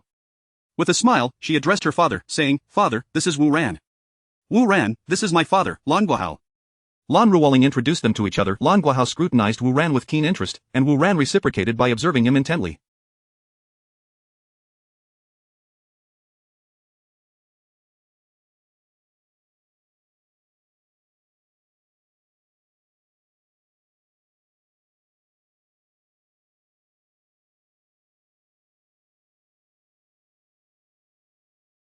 Upon witnessing Lan Ruoling entwining her arm with Wu Ran's, a knowing smile crept across Lan Guohao's face, as he realized that his little cabbage had finally found a suitor. As Lan Ruoling introduced Wu Ran, Lan Guohao extended his hand for a handshake. Wu Ran, noticing the gesture, promptly stepped forward, grasping Lan Guohao's hand firmly, and said with a beaming smile, "Uncle Lan, it is a pleasure to meet you. I have long heard of your esteemed reputation, but have regrettably lacked the opportunity to meet you until today." In response to Wu Ran's flattering words, Lan Guohao expressed his delight. "I have also heard of you from Ruoling, Mr. Wu. I have always wished to meet you, but due to my health, I have found it challenging to venture out. I am grateful that Ruoling extended the invitation, and I must say, upon meeting you, Mr.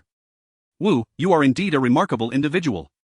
You're too kind, Uncle Lot. If you think well of me, please just call me Wu Ran. Addressing me as Mr. Wu feels overly formal. Very well, then I shall call you Wu Ran from now on. Wu Ran, this is my mother. Mother, this is the Wu Ran I mentioned to you. Zhuang Ruiyun had been observing Wu Ran intently since he and Lan Ruoling entered through the front door. Upon witnessing Lan Ruoling entwined with Wu Ran, a sense of speculation arose within her. This young man appeared remarkably handsome and refined, which formed her initial impression of him. She regarded Wu Ran with the discerning gaze of a mother-in-law assessing her daughter's suitor, growing increasingly satisfied with what she saw. Indeed, it is often said that a mother-in-law tends to grow fonder of her daughter's partner the more she observes him. Feeling somewhat bashful under Zhuang Ruiyun's scrutinizing gaze, Wu Ran quickly greeted her, and, "Good day. I am Wu Ran, and this is my first visit. Please accept this small token of my respect." With that, he produced a gift he had purchased with Lan Ruoling on their way home.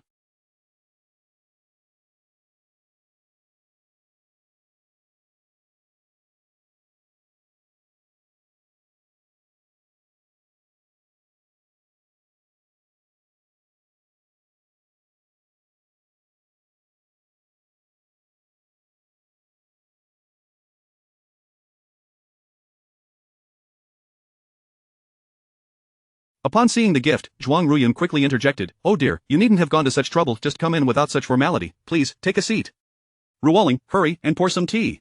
Once seated, Zhuang Ruiyun prepared to inquire further into his family background. What brings you here? Who is this impoverished wretch, daring to covet what is beyond his reach? At that moment, a snide voice interrupted. Wu Ran turned towards the source, only to find a sharp-featured woman glaring at him. Unfamiliar with her, he looked at Zhuang Ruiyun with a puzzled expression. Sensing his confusion, Zhuang Ruiyun felt a surge of anger. Her friend was being exceedingly rude. Today marked the first visit of her daughter's boyfriend, and yet, here she was, casting cold jibes. What was her intention? Zhuang Ruiyun was aware of her friend's aspirations for her daughter to marry her son, yet it was clear that Ruoling harbored no feelings for him. Now, with her daughter bringing home a boyfriend, this woman's caustic demeanor was uncalled for. Realizing this, Zhuang Ruiyun's irritation grew. She promptly introduced Wu Ran, saying, "This is Li Yixiang, a friend of mine, who has come to visit today." Li Yixiang had indeed witnessed the affectionate manner in which Lan Ruoling and Wu Ran had entered together.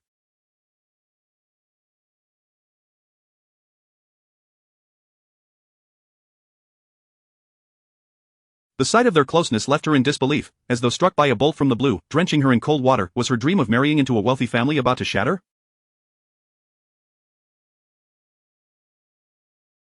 No, she had plotted for too long to let it all fall apart now. At that moment, Feng Hongkai, who had been lingering at the door, regained his composure and approached Wu Ran, fixing him with a penetrating stare. What is your relationship with Ruoling? Who is this? Wu Ran asked, bewildered, as he looked to Lan Ruoling for clarification. Seeing the blatant rudeness displayed by Feng Hongkai and his mother, Lan Ruoling's eyes widened in disbelief. This pair was utterly lacking in decorum. It seemed she would need to speak to her mother later about ensuring that this duo never darkened their doorstep again.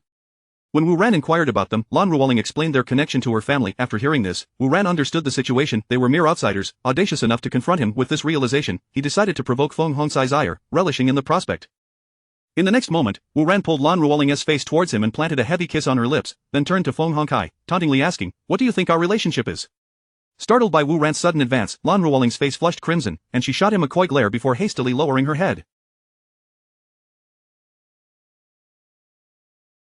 Feng Hongkai, witnessing Wu Ran's boldness and Lan Ruoling's bashful demeanor, felt his vision blur with fury, as if doused in icy water during the dead of winter. Despite having known Lan Ruoling for years, he had never witnessed her display such a captivating side. To think she would reveal her bashfulness before a stranger was utterly intolerable for him. Chapter 69. Do you wish to stab them? No, Ruoling is mine. No one can take her away from me. She belongs solely to me, only to me. Feng Hongkai muttered to himself, and after a moment, he suddenly raised his head, pointing at Wu Ran with a thunderous fury, exclaiming, "Kid, if you wish to avoid death, then leave her alone. She is not someone you toads can covet." Upon hearing Feng Hongkai's words, Wu Ran understood it was time for a confront. Sure enough, who would appear just when you need it most? Naturally, it was the system. Ding! Task activated. Unravel the conspiracy between Li Yixiang and Feng Hongkai. Upon successful completion of the task, the system will reward you with a piece of cutting-edge technology, an antidote pill, and a body enhancement. Failure of the task will result in a significant reduction in your endowment. Seeing the task description, Wu Ran was once again rendered speechless. Here came that same old punishment. Could you perhaps offer something new? Every time I see this, it sends chills down my spine. With this thought, Wu Ran bargained with the system in his mind. A system, can we change the location for the body enhancement? I would like it to be longer. System, why would you want it that long? Do you wish to stab your woman? Wu Ran's face darkened. Are you capable of conversing pleasantly at all? What purpose does this antidote pill serve? After having been left in the lurch, Wu Ran decided to sidestep this topic. System, this antidote pill is meant for your future father-in-law. Wu Ran, utterly perplexed, replied, for him, is his ailment caused by poison, who poisoned him? System, Li Yixiong poisoned him. It was her? Upon hearing the system's explanation, wasn't she supposed to be Zhuang Ruyun's dear friend for decades? How could she commit such treachery? This woman was truly ruthless. Why did she resort to poisoning? What benefit would poisoning Lan Guahao bring her? Wu Ran resolved to clarify. While Zhuang Ruyun was in the kitchen preparing soup and had to attend to something, she called upon Li Yixiong for assistance with the fire. Li Yixiong seized the opportunity to slip the poison into the soup Zhuang Ruyun was making. However, fate had other plans. She intended to poison the soup meant for Lan Ruoling's parents. But Zhuang Ruyun had not yet tasted the soup. It was Lan Guahao who drank it first, leading to his immediate distress. Once Lan Guahao fell ill, Zhuang Ruyun hurriedly took him to the hospital, leaving the soup untouched.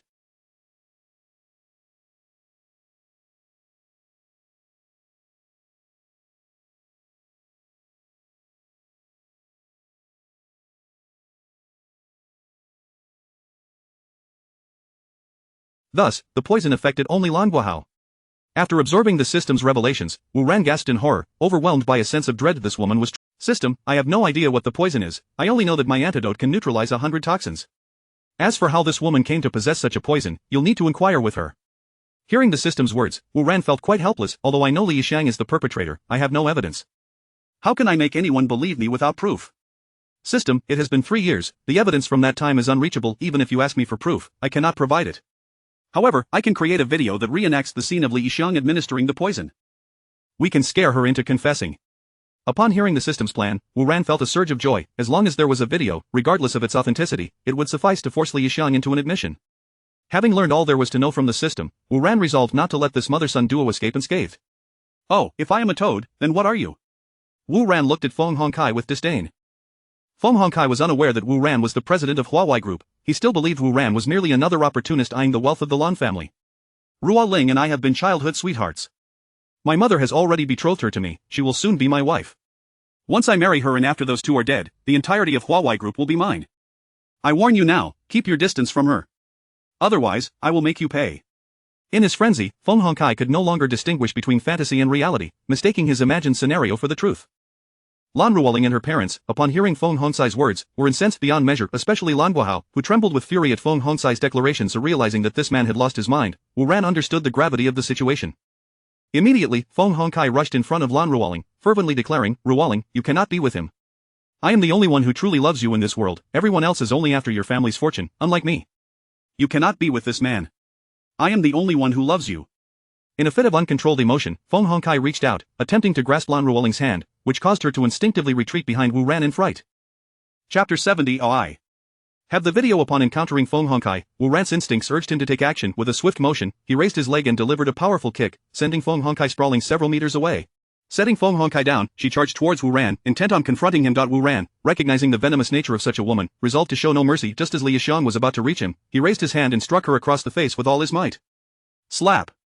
The sound echoed, and in an instant, Li Yixiong was sent flying, landing beside Feng Hongkai. A crimson handprint marred her face, and several of her teeth were dislodged by the force of the blow, her cheek rapidly swelling. As she lay there, blood gushed from her mouth, her expression one of utter shock. She had believed Wu Ran would not dare strike her in front of witnesses. The incident transpired in a flash, and it was only after Li Yixiong was knocked down that Lan Guahao and Zhuang Ruyun emerged from their daze. Though they had been angered by Feng Hongkai's earlier words, they considered it inconsequential. Seeing the mother and son in such a state at Wu Ran's hands stirred their compassion. Only Lan Ruoling maintained her unwavering support for Wu Ran, believing, in her eyes, that he could do no wrong. Lan Guahao implored, Wu Ran, let it go, they haven't committed any grave offense, just let them be. Wu Ran, upon hearing Lan Guahao's plea, smiled and replied, I may allow them to depart, but first, let me finish my words, and you will certainly not wish for their release. Uncle and Aunt. Seeing Lan Guahao's puzzled expression, Wu Ran laid bare Li Yixiong's sinister schemes. Upon hearing Wu Ran's revelations, the trio gasped in disbelief. Could such treachery exist? Wu Ran, do not. How could I conspire against her? Li Yixiong panicked, her mind racing at how Wu Ran had uncovered her secrets. Wu Ran, is it true? Do you have any evidence to substantiate your claims? Lan Ruoling demanded anxiously. 3 years have elapsed. If you truly seek evidence, I must concede I possess none. Wu Ran shrugged helplessly. Wu Ran, your lack of evidence equates to defamation. Initially, Li Yixiong had thought Wu Ran's knowledge of the events indicated he held some proof, but upon realizing he had none, she felt a wave of relief wash over her, prompting her to retort. One may know a person's face but not their heart. Who knows what thoughts linger in your mind? Wu Ran replied coolly. By your logic, I could assert that your intentions in approaching Lan Ruoling are equally questionable. With the absence of proof, Li Yixiong regained You are no virtuous person. Li Yixiang believed she had caught Wu Ran in a trap, delighting in her perception.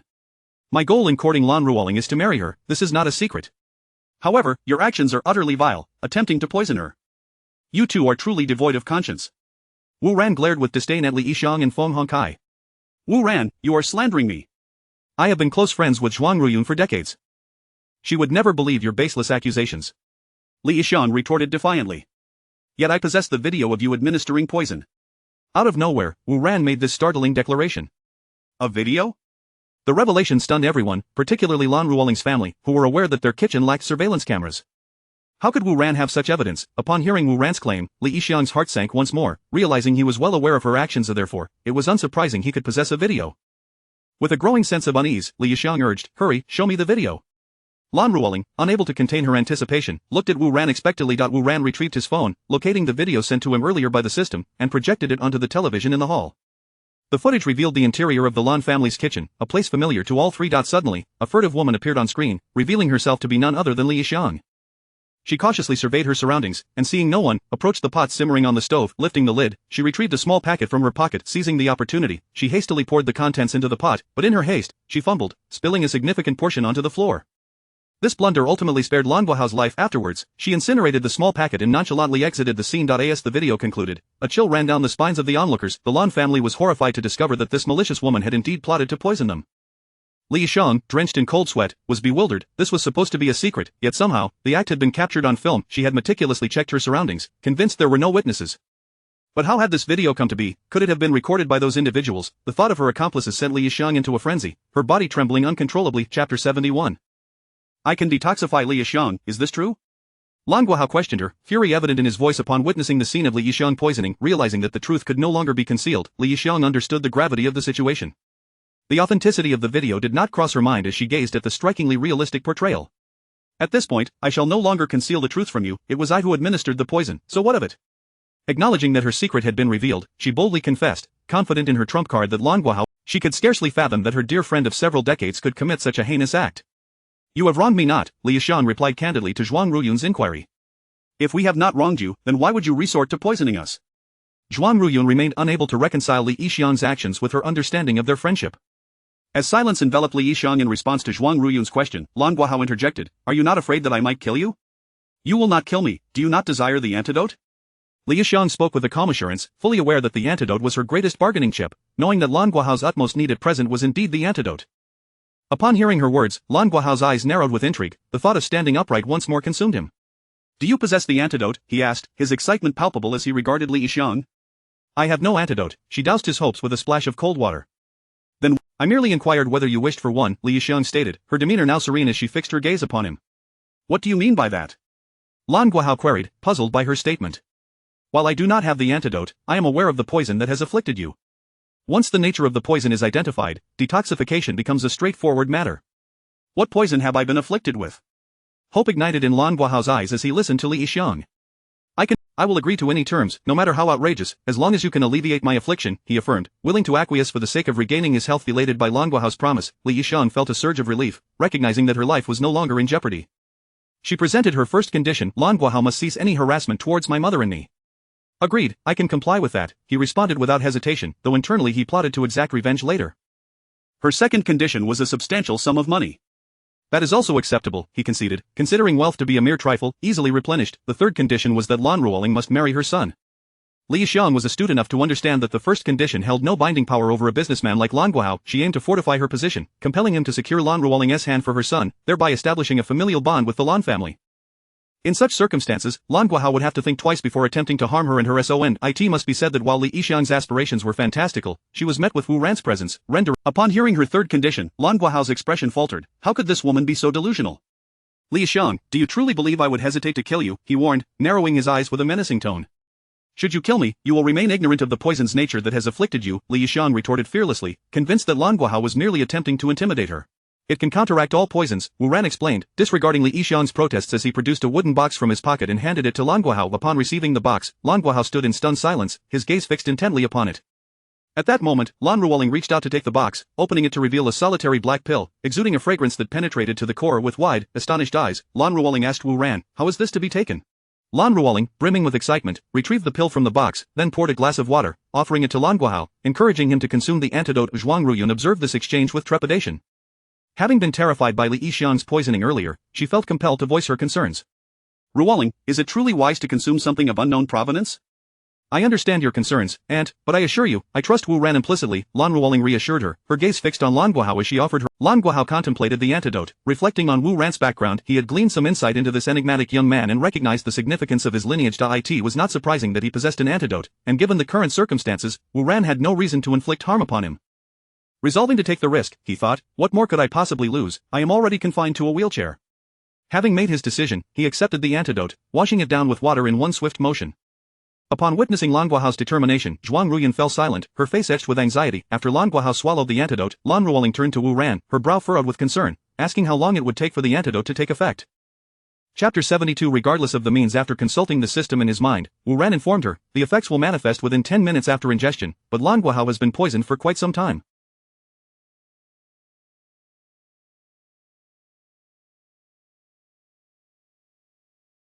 Even after detoxification, he will need to rest for a while to fully recover. Upon hearing Wu Ran's words, Lan Ruoling let out a sigh of relief. She gazed at Wu Ran with enchanting eyes, feeling that her fortunes had continually improved since their acquaintance.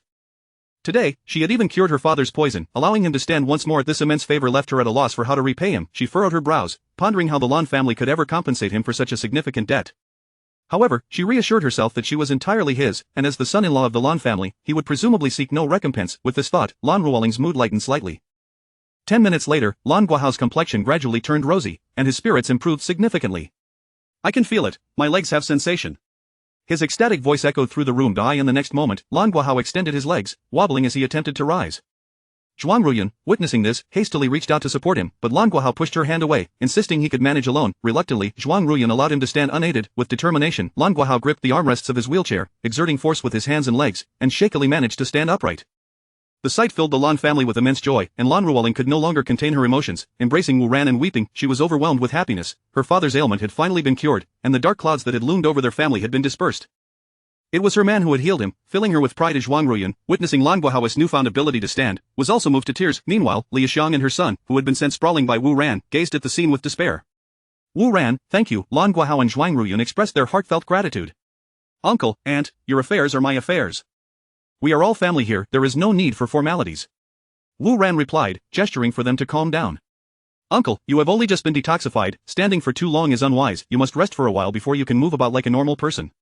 Upon hearing Wu Ran's advice, Lan Guohao, after experiencing the sensation of standing, chose to sit back down. With the primary issue resolved, only the matter concerning Li Yixiang and her son remained. Li Yixiang, we need to have another discussion, Lan Guohao stated coldly, his tone devoid of emotion.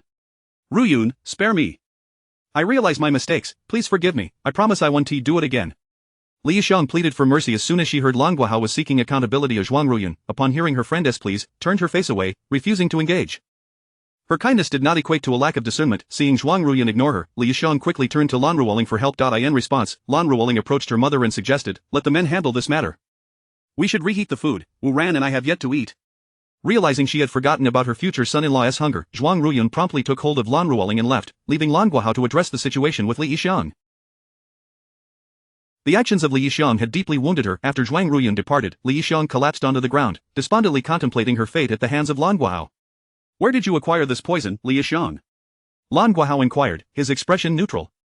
Li Yixiang lowered her head in silence, fully aware that she could not disclose that information. Noticing her reluctance, Lan Guohao decided he had no desire to linger on this matter with her. You may remain silent for now, but in due course, you will reveal the truth. Old Lu, come in, Lan Guohao commanded, summoning the housekeeper from outside. A middle-aged man in his 50s, who had served Lan Guohao for decades, entered the room. Lowering his head, Lu Kai softly asked, Master, did you call for me? Lan Guohao replied calmly, arrange for a few people to take these two downstairs and interrogate them thoroughly to ascertain who instructed them. Understood, Master. By what means? Lu Kai inquired after a moment's contemplation. Whatever means necessary to achieve results, Lan Guohao stated matter-of-factly. Understood, I will know how to proceed, Lu Kai acknowledged before exiting to summon several security personnel, who then dragged the pale-faced Li Yixiang and her son away. Ding. Task completed, rewards are being dispensed. Upon hearing the system's voice, Wu Ran felt a wave of relief wash over him. He had successfully safeguarded his allies. After the two were taken away, Lan Guohao regarded Wu Ran with a kind smile. Wu Ran, let us proceed to dinner. Today was meant to be a welcoming occasion, yet you have been subjected to such a spectacle. Hearing his invitation, Wu Ran smiled in return. It is said that one cannot judge a person by their appearance. Such events are unavoidable, uncle, so there is no need for concern. With that, he assisted Lan Guahao toward the dining room. Upon entering, they found Zhuang Ruiyun and Lan Ruoling had already reheated the dishes and arranged them on the table.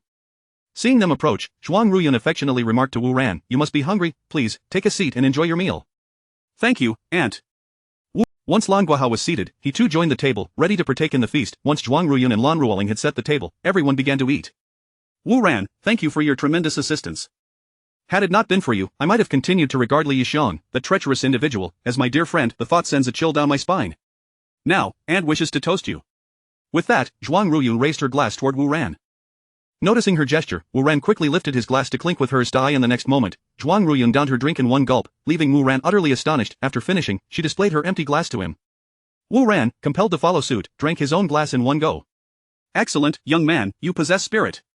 Lan Guahao praised upon witnessing Wu Ran finish his drink. Ruoling, refill Wu Ran's glass. I too wish to share a toast with him. After observing Wu Ran's empty glass, Lan Guahao signaled for Lan Ruoling to refill it. Chapter 73. Your nutrition is remarkable. Come, Wuran, let me raise a glass to you, Lan Guahao declared, lifting his cup in honor of Wuran.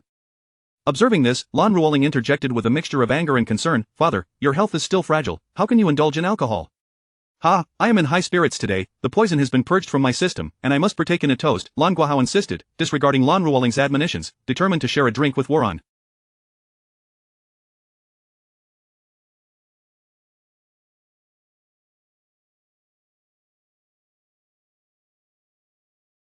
Seeing her father's obstinacy, Lan Ruoling swiftly cast a pleading glance towards Wuran. Upon noticing her gaze, Wuran consulted his system, which advised moderation in drinking. "Uncle can have a little, as long as he doesn't overindulge," Wuran replied with a smile. Upon hearing this, Lan Ruoling ceased her protests, fully compliant with Wuran's words, trusting him implicitly despite any seeming absurdity. "Ha ha, let us drink." Lan Guahao exclaimed joyfully, encouraged by the prospect of drinking. Wuran clinked glasses with him once more. "Ah, delightful." Lan Guahao exclaimed, setting down his cup and wiping his mouth with gusto. "Come, refill our glass." Feigning concern, Lan Guahao teased, "It seems your worries are not for my well-being, but rather for Wuran's. You're already so protective of him before marriage, what will it be like once you are wed?" At her father's playful jab, Lan Ruoling's cheeks flushed crimson, her long lashes fluttering as she bashfully replied, "Father, you jest." Wuran, too, felt a flush of embarrassment at Lan Guahao's words, yet inwardly he breathed a sigh of relief, recognizing that Lan Guahao had tacitly acknowledged his relationship with Lan Ruoling. "Wuran, do come to our home often. Your uncle and I will always welcome you," Zhuang Ruiyun chimed in, her voice warm and inviting.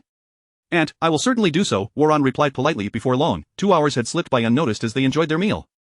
By the time dinner concluded, Wuran had consumed several glasses of wine and felt a pleasant haze settling over him. "Uncle, Aunt, it's getting late, I must take my leave," Wuran announced, glancing at the time. "Can you manage to go home alone after drinking so much?" Lan Ruoling's expression was one of concern. "I'm fine." "I am not intoxicated," Wuran reassured her, waving dismissively. "You've had quite a bit to drink, perhaps you should stay the night." Zhuang Ruiyun interjected, her worry evident. She was not at ease with the thought of Wuran driving under the influence. "Indeed, let us have you stay the night." "There are plenty of empty rooms here," Lan Guahao declared decisively, preventing Wuran from leaving. Reluctantly, Wuran acquiesced to their hospitality, saying, "Very well, I shall impose upon you this evening." Thus, Wuran remained at the Lan household as a guest. Later that evening, in the guest room on the 3rd floor of the Lan villa, Lan Ruoling knocked on Wuran's door. When he opened it, he found her standing there, holding a set of men's pajamas. Stepping aside to allow her in, Wuran watched as she handed him the sleepwear. "This was originally my father's, it's new and hasn't been worn, you can wear it now," she offered. Taking the pajamas, Wuran gazed intently at her and asked, "Have you bathed?" "Why do you ask?" Lan Ruoling replied, puzzled and leaning closer. Wuran whispered in her ear. Though they had shared kisses before, such boldness caught her off guard. She tossed the sleepwear into his hands and fled from his room as if escaping a perilous situation. Watching her retreat, Wuran chuckled and headed to. After showering, he lay on the bed, feeling somewhat more sober. At that moment, Lan Ruoling knocked again. "Wuran, are you done bathing?" "Yes," he replied. Upon hearing his response, she opened the door and entered.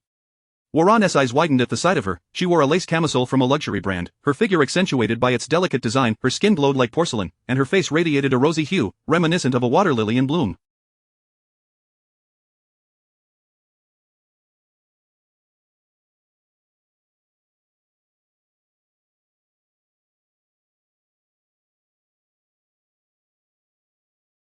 Such breathtaking beauty rendered Wuran speechless, his senses overwhelmed. As she stepped closer, noticing his awestruck expression, Lan Ruoling smiled playfully. "Silly boy, are you mesmerized?" Wuran, recovering from his daze, responded with flattery, "Indeed, I am entranced." I hadn't anticipated such exquisite charm. You flatterer. Lan Ruoling rolled her eyes at him, though her heart fluttered with joy. Every girl delights in such praise from her beloved. Give me a bedtime hug, Wuran requested, extending his arms, fully aware that Lan Ruoling was unreserved this evening. This was an unparalleled opportunity. Without suspicion, Lan Ruoling stepped forward, opening her arms to embrace him. As he drew her into his embrace, their lips met in a kiss. Before long, Wuran's hands began to wander. Lan Ruoling, feeling his boldness, chose not to resist. After all, she reasoned, it could be seen as a reward for saving her father earlier that day. Wife, your nutrition is truly remarkable. Wuran couldn't help but exclaim. Understanding the implications of his words, Lan Ruoling closed her eyes, choosing not to respond. However, as Wuran's hands ventured further, she jolted back to reality, swiftly escaping his grasp and darting out of the room.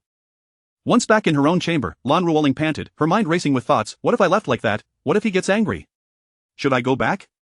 If I return, and he desires more, what will I do? Lan Ruoling felt a pang of anxiety at the thought of Wuran's potential displeasure. Chapter 74, To Give or Not to Give, that is the question at this moment. Lan Ruoling, nestled in her blankets, had already heard the sound of Wu Ran opening the door. Her heart raced in her chest. How can he be so audacious? What does he intend to do? If he desires that, what should I do? Should I give what to do? In the fleeting seconds before Wu Ran entered, Lan Ruoling's mind was swirling with myriad thoughts. As Wu Ran's footsteps drew closer, her heartbeat quickened in tandem. Before she could decide her course of action, Wu Ran had already stepped inside. Standing before Lan Ruoling, illuminated by the silvery moonlight streaming through the window, Wu Ran noticed her eyes tightly shut, yet her long eyelashes trembled slightly, betraying her inner turmoil. In the next moment, he lifted the covers and slipped in beside her. Feeling Wu Ran's movement, Lan Ruoling's body stiffened, a slight tremor coursing through her, unmistakably revealing her agitation. Sensing her unease, Wu Ran smiled subtly, intending to tease her. He propped his head on his hand, observing her intently. Though Lan Ruoling feigned sleep with her eyes closed, she could sense Wu Ran's gaze upon her. This made her, caught in her charade, flustered, her cheeks flushing crimson, and her body quivering slightly from embarrassment. Noticing her state, Wu Ran gently tucked a strand of her hair behind her ear, bringing it to his nose to inhale its delicate fragrance. The subtle scent of orchids wafting from her hair elicited a soft exclamation from him. Ah, how fragrant! Upon hearing his playful remark, Lan Ruoling's face turned so red it seemed it could drip with water. Observing that she continued to feign sleep, Wu Ran reached toward the place that haunted his dreams. Ah! Remove your piggish hand. Lan Ruoling finally abandoned her pretense, opening her eyes to glare at Wu Ran in indignation. Not pretending to sleep anymore? Wu Ran regarded her with amusement. Confronted by his penetrating gaze, Lan Ruoling's eyes darted away, unable to meet his stare. You still dare? Hurry up and leave. If my parents catch you, it will be disastrous. She sat up, her cheeks flushed with embarrassment, glaring at him while extending her hand in an attempt to shove him away.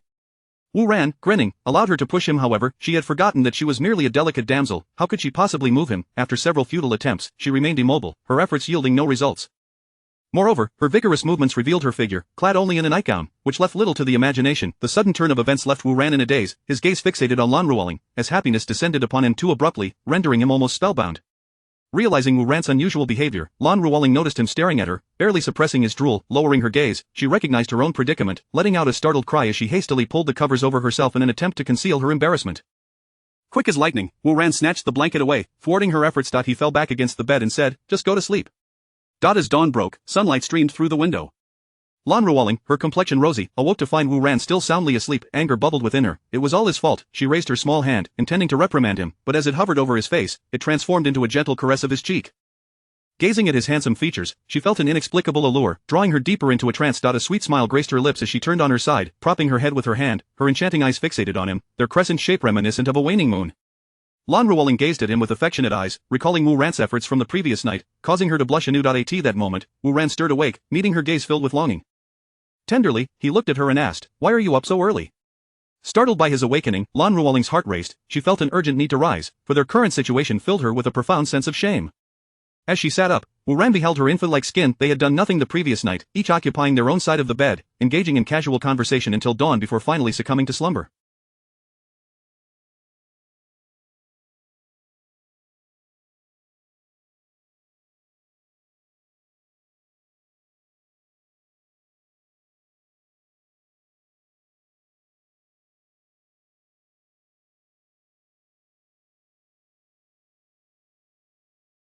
Chapter 75 Is there a man hidden in the daughter's room? As the sun ascended high in the sky, the two individuals awoke once more. They opened their eyes and silently gazed at each other, sharing a smile after a prolonged moment of mutual contemplation. "Why don't you take the day off work today?" Wu Ran said tenderly, his gaze fixed on Lan Ruoling. Perhaps I shall rest at home for the day," she replied, initially intending to go to work, yet sensing that she truly needed a day of respite at home. "Close your eyes." You are not permitted to look, Lan Ruoling instructed cautiously as she rose to change her clothes. Despite their candid exchanges throughout the night, the thought of dressing in front of Wu Ran still made her feel bashful. All right, I shall not look, Wu Ran swore earnestly, his eyes firmly shut. Only after confirming that he had indeed closed his eyes did she feel a sense of relief and turned away. Are you not wearing stockings today? Wu Ran suddenly inquired as Lan Ruoling was in the midst of dressing. She turned back, her delicate face displaying a playful frown as she chided, "Didn't I tell you to keep your eyes closed? With such beauty before me, how could I possibly resist peeking?" he retorted. With today off and staying at home, what need is there for stockings? Lan Ruoling shot him a disdainful glance before dismissing him entirely. Once she was fully dressed, Lan Ruoling approached Wu Ran. "Get up, I need to tidy the bedding." "Why do you need to tidy the bedding?" Wu Ran asked, bewildered. "Just get up," she urged him. After he finally rose, Lan Ruoling retrieved a pair of scissors and approached the bed to lift the covers. She extended the scissors, preparing to cut the sheet. Seeing this, Wu Ran looked at her in confusion. "What do you need the scissors for?" Lan Ruoling smiled brightly. "I intend to cut it and keep it safe." "But you needn't cut it. You could simply take the entire sheet instead," he replied. "Ah. I must have been mistaken. Having read too many novels, I developed a fixed mindset about cutting sheets," she realized, giving her head a light tap.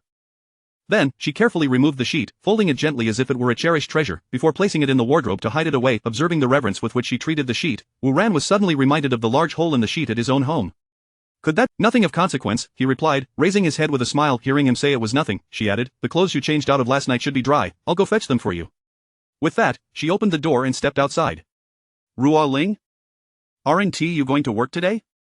Just as she opened the door, she saw Zhuang Ruyan standing at the entrance. "Mother, what are you doing here?" Upon seeing her mother outside her room, Lan Ruoling felt a surge of panic. "But isn't your air conditioning on?" Zhuang Ruyan questioned, puzzled. It seems to be on," Lan Ruoling stammered, flustered. "Step aside, let me come in and tidy up a bit," Zhuang Ruyan said, attempting— "I misspoke, you needn't come in, I can manage the tidying myself," Lan Ruoling corrected herself hastily. "It's alright, after all, I have plenty of time every day, I might as well help out," Zhuang Ruyan waved her hand dismissively. "Mother, truly, there's no need. You should spend more time with Father Da. I can handle my own room," Lan Ruoling firmly maintained. "Is there something hidden inside?" Zhuang Ruyan's suspicions were aroused by her daughter's evasiveness. "No. Nothing at all. What could I possibly hide in there?" Lan Ruoling stammered, feeling cornered. "Dear, why haven't you brought my clothes yet?" Just then, a young man's voice echoed from within the room. Upon hearing a male voice from her daughter's room, Zhuang Ruyan's eyes widened in surprise. Is there a man concealed in her daughter's room? The voice seemed so familiar. "It sounds like Wu Ran," Zhuang Ruyan exclaimed, her gaze falling upon the now flushed Lan Ruoling. "Did you two spend the night together?" Chapter 76. Luo Qingcheng in a modest apartment in Qingfeng City, a breathtakingly beautiful woman was engaged in a phone conversation. "I have successfully ingratiated myself into his vicinity, please advise on the next steps, do not undertake any unnecessary actions at this time." "Observe him for a while." "I needn't do anything?" "Your sole task is to remain by his side, concern yourself with nothing else." "Understood. For now, let's leave it at that. Do not contact me unless it is of utmost importance, and remember to show him some respect." "Why?" "Do not ask questions that are best left unasked." "Understood."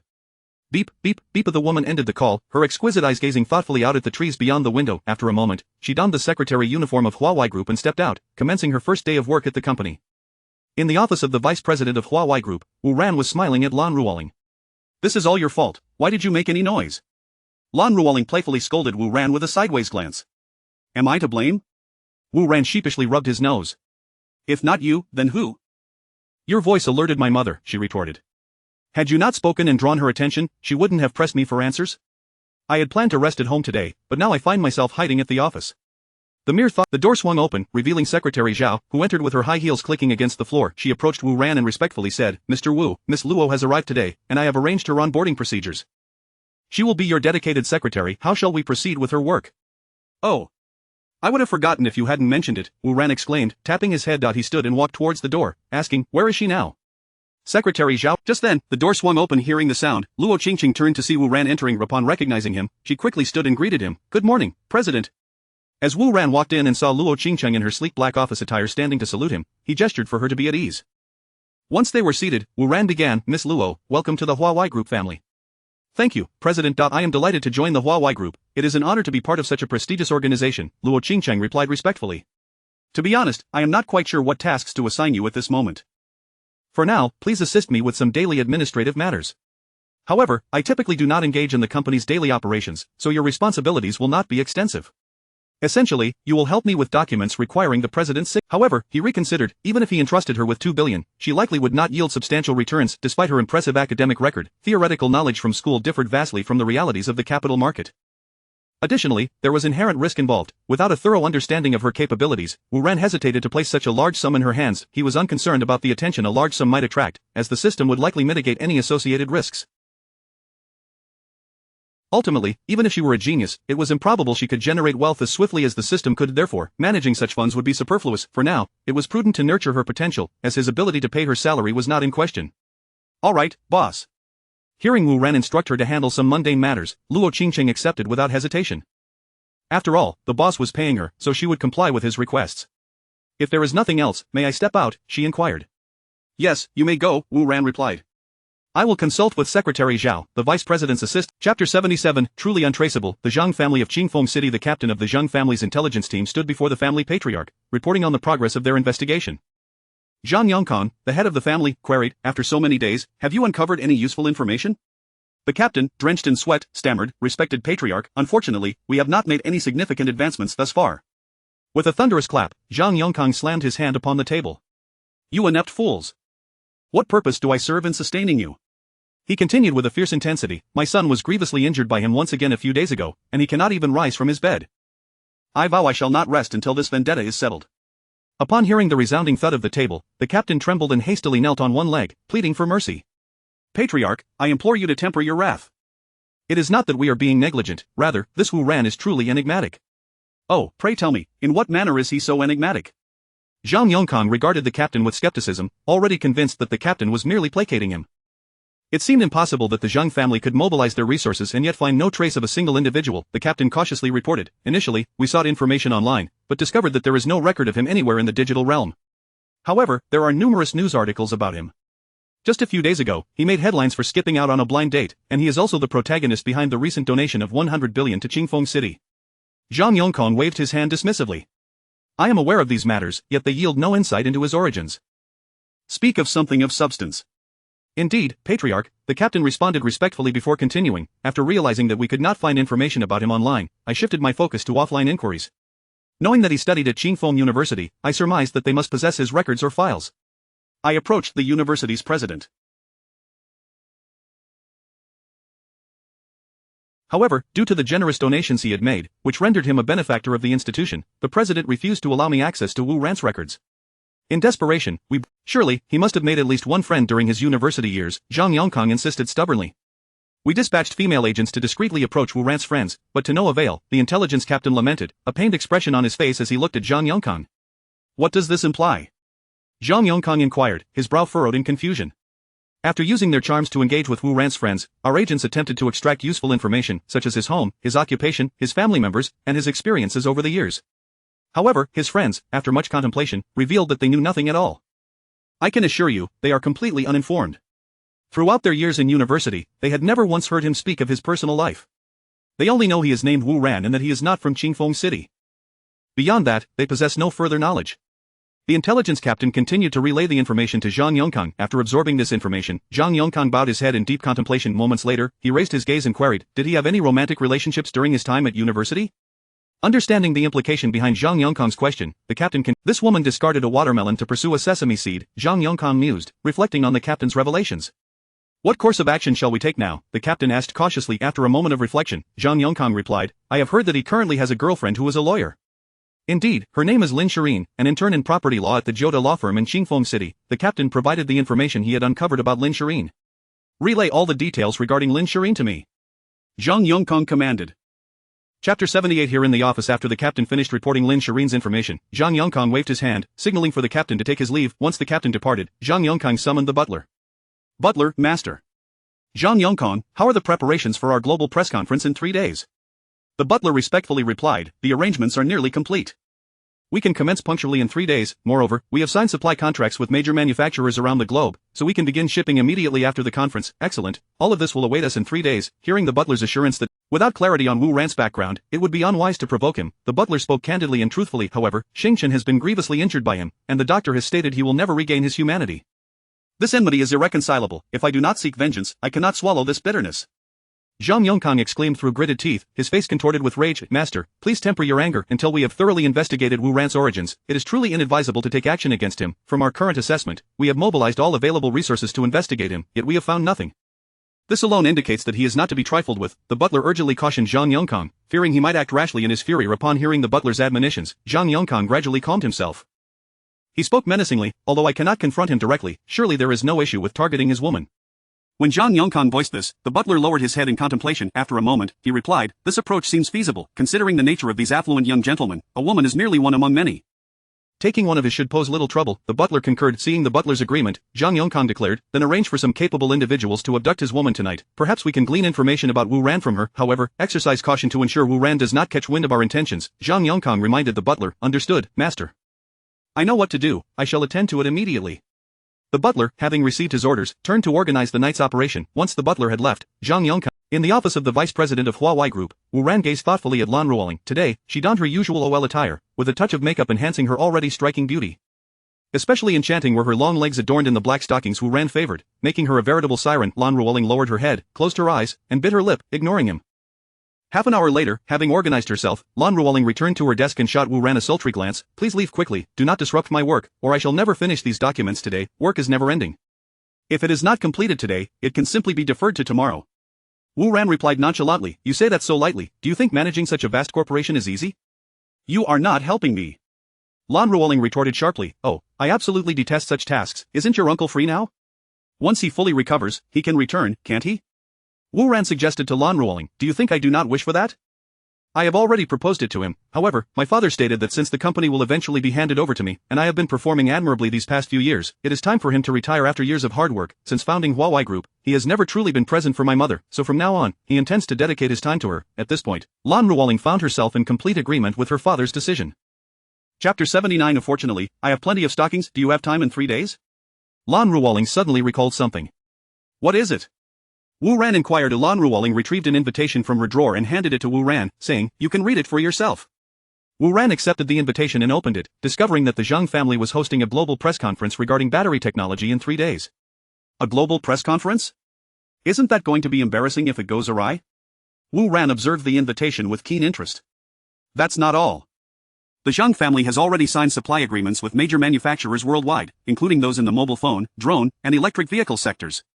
I've heard they even secured contracts with the military of Shenlong. They will undoubtedly flock to us.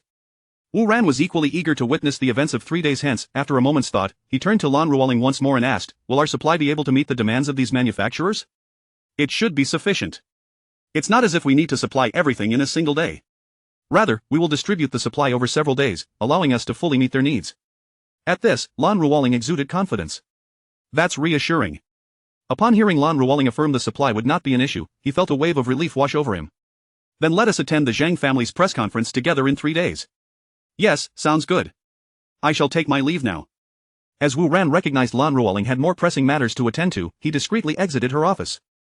He planned to wait for Lin Shirin to finish work so he could take her out for dinner. Outside, Secretary Zhao, stationed at the desk, observed as the office door swung open.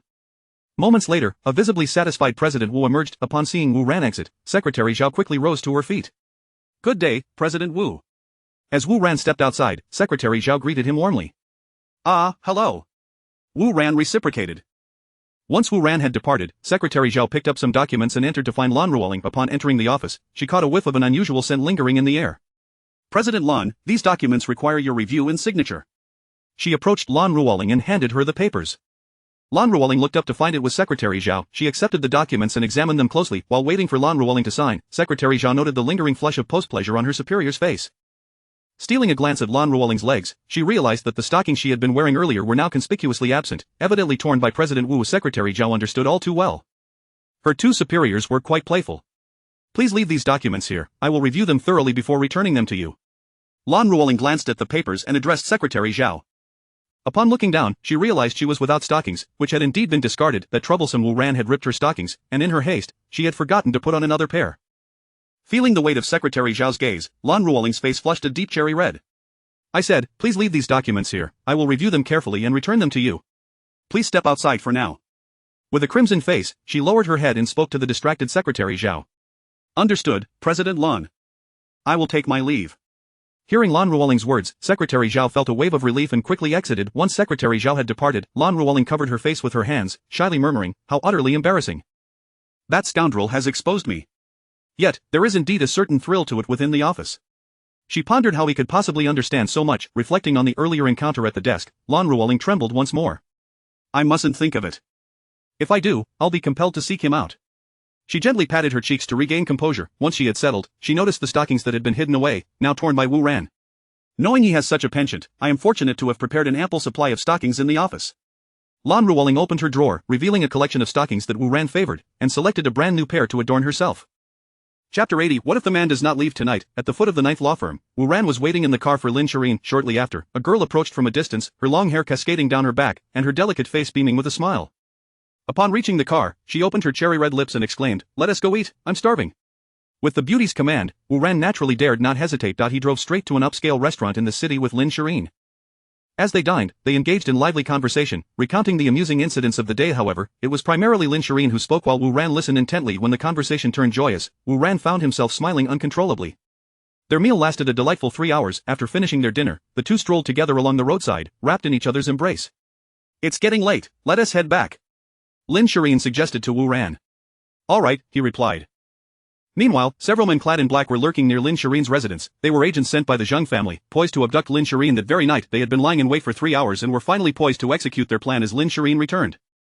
Wu Ran parked the car downstairs at her apartment and assisted her out of the vehicle. After escorting her to the entrance, they exchanged a customary embrace, lingering for a moment.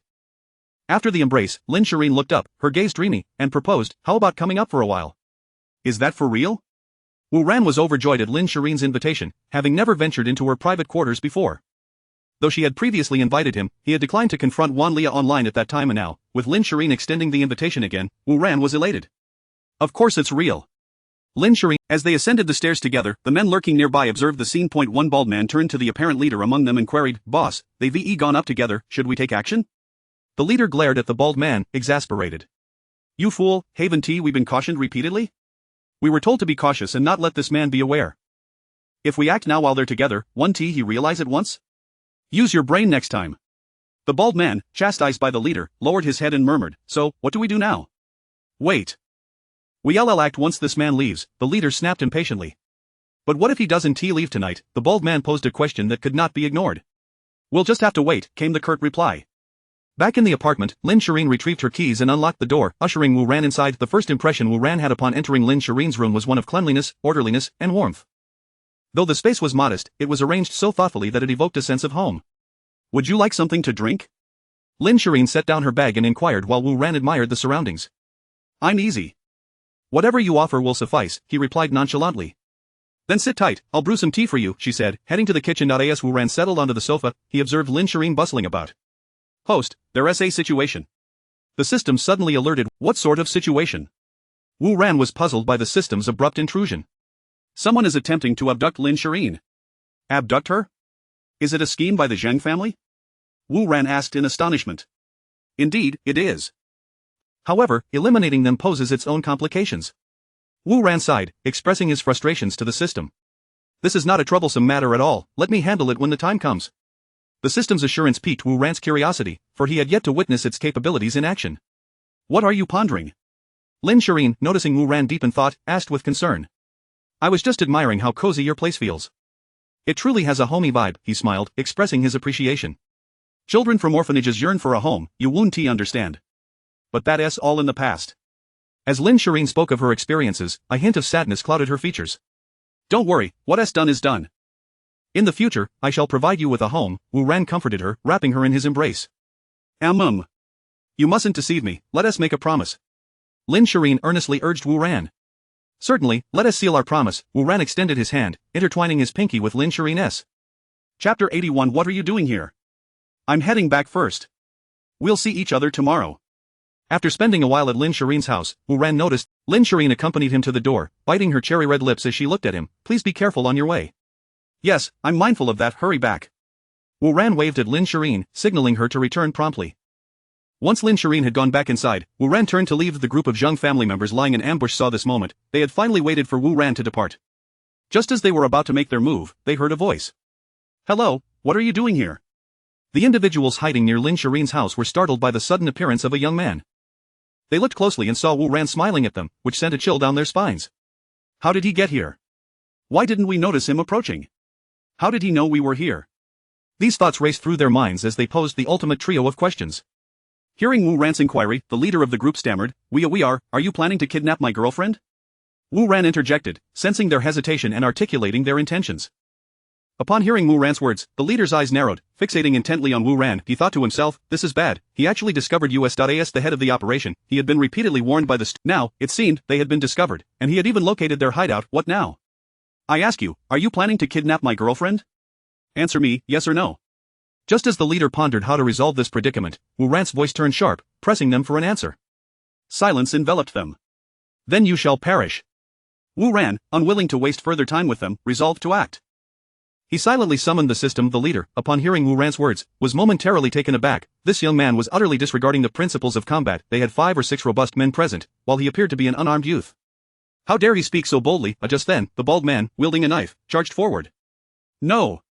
The leader exclaimed, desperately attempting to stop him, but it was too late. Wu Ran, on high alert, noticed the bald man's movement and was prepared to retaliate. Suddenly, a flash of white light enveloped the scene. Is that all?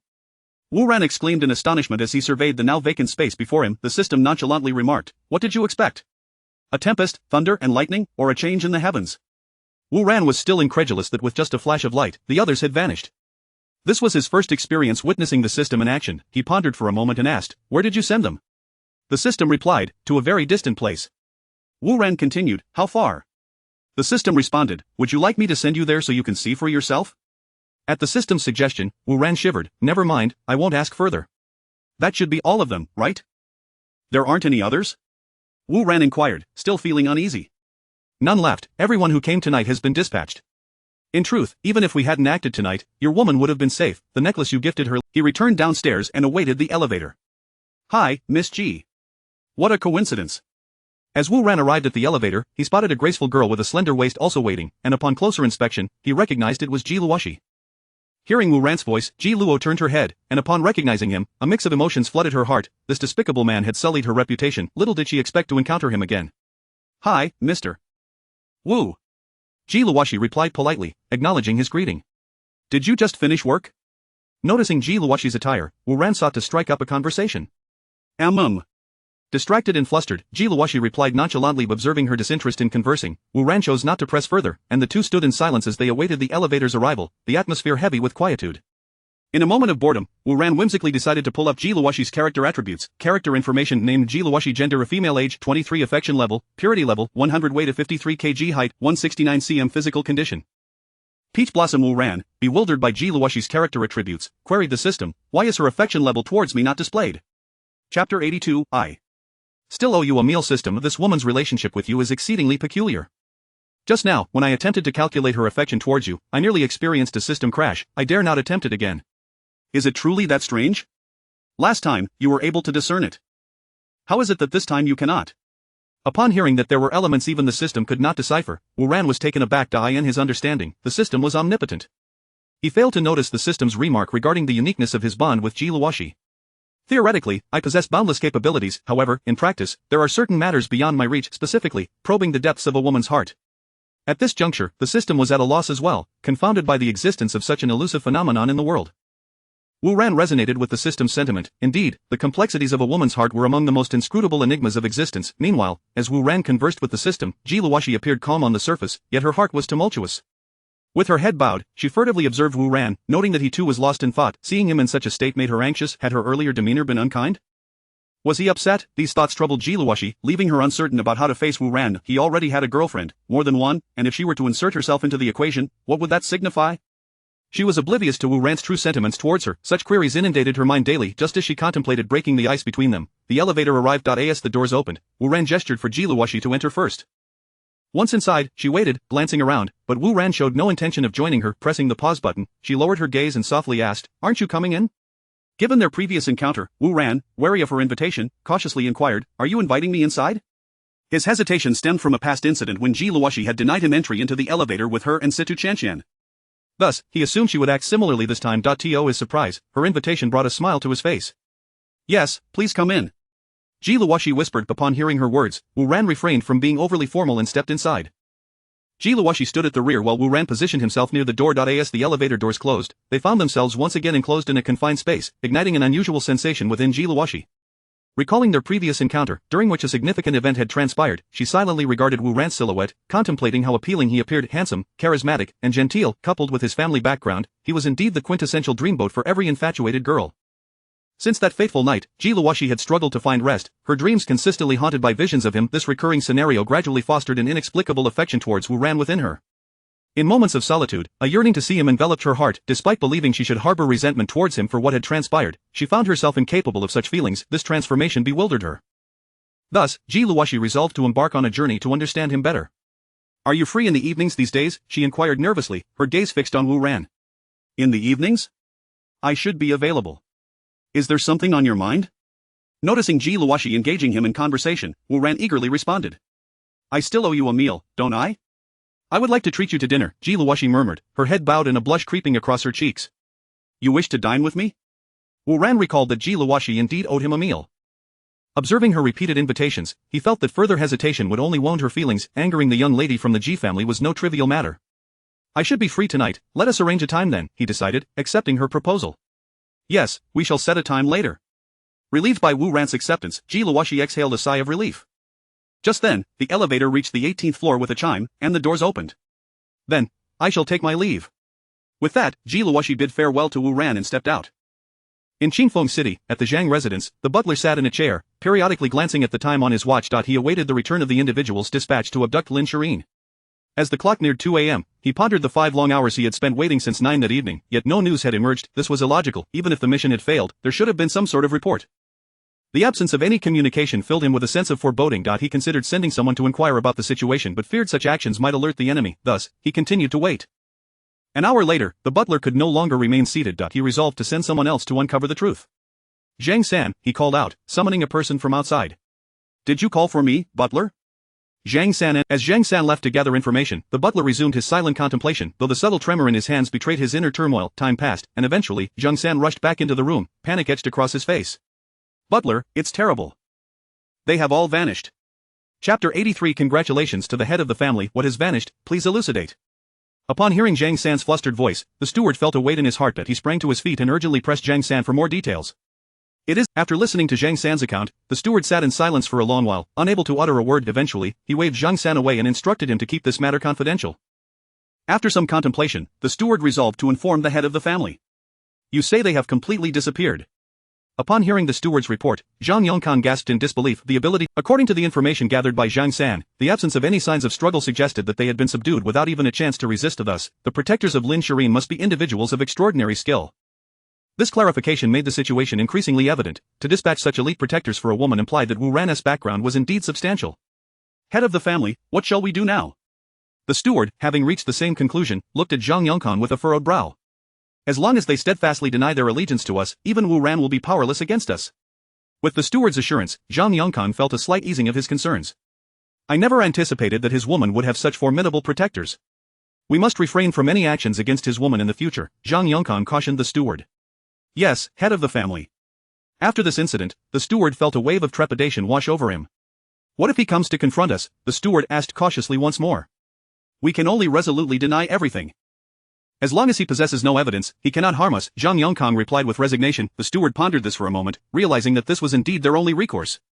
"What is the current status of production at the factory?" Zhang Yongkang's primary concern. "All is proceeding smoothly," the steward reported. "That is excellent news. I have finalized contracts with the majority of the factories. We are merely awaiting the press conference to officially commence shipments. This matter is of utmost importance. Ensure you oversee it closely in the coming days," Zhang Yongkang reiterated earnestly. "I will personally supervise it," the steward replied with a grave tone. "Head of the family, how do you suppose Huawei Group acquired this technology?" The steward had long been puzzled by the origins of this technology. Having some understanding of the technological capabilities of the Lan family's Huawei Group, he knew they could not have developed such advanced technology independently. Thus, it must have been procured externally. Given the current circumstances, it is highly probable that Wu Ran— If these events are not connected to him, I find that highly implausible, Zhang Yongkang surmised. What if Wu Ran discovers that we have obtained his technology and seeks retribution? The steward posed a question that weighed heavily on his mind. On that note, I have a question that has long perplexed. We have already sent out the invitations. Logically, Wu Ran should have been aware that his technology has been compromised by now, yet, despite the passage of time, he has not approached us with any grievances, which is quite illogical, Zhang Yongkang mused, unable to reconcile this discrepancy. I would offer a different perspective, the steward interjected thoughtfully. Head of the family, we did not specify our technological parameters in the invitations, so he may be unaware that our technology mirrors his precisely. He will likely only realize the truth on the day of the press conference when we unveil the battery data. You raise a valid point, perhaps I have been overly cautious. Zhang Yongkang conceded after contemplating the steward's reasoning. They had merely indicated a significant breakthrough in battery technology without disclosing specific parameters, thus, it was unsurprising that Wu Ran remained unaware. He might still believe that the Zhang family's battery technology was only marginally more advanced. By the time of the press conference, even if Wu Ran were to discover that his technology had been leaked, it would be too late. Zhang Yongkang had already forged alliances with various major manufacturers and consortia. No matter how formidable Wu Ran's background may be, it would be impossible for him to contend with everyone. With this realization, Zhang Yongkang felt a sense of relief.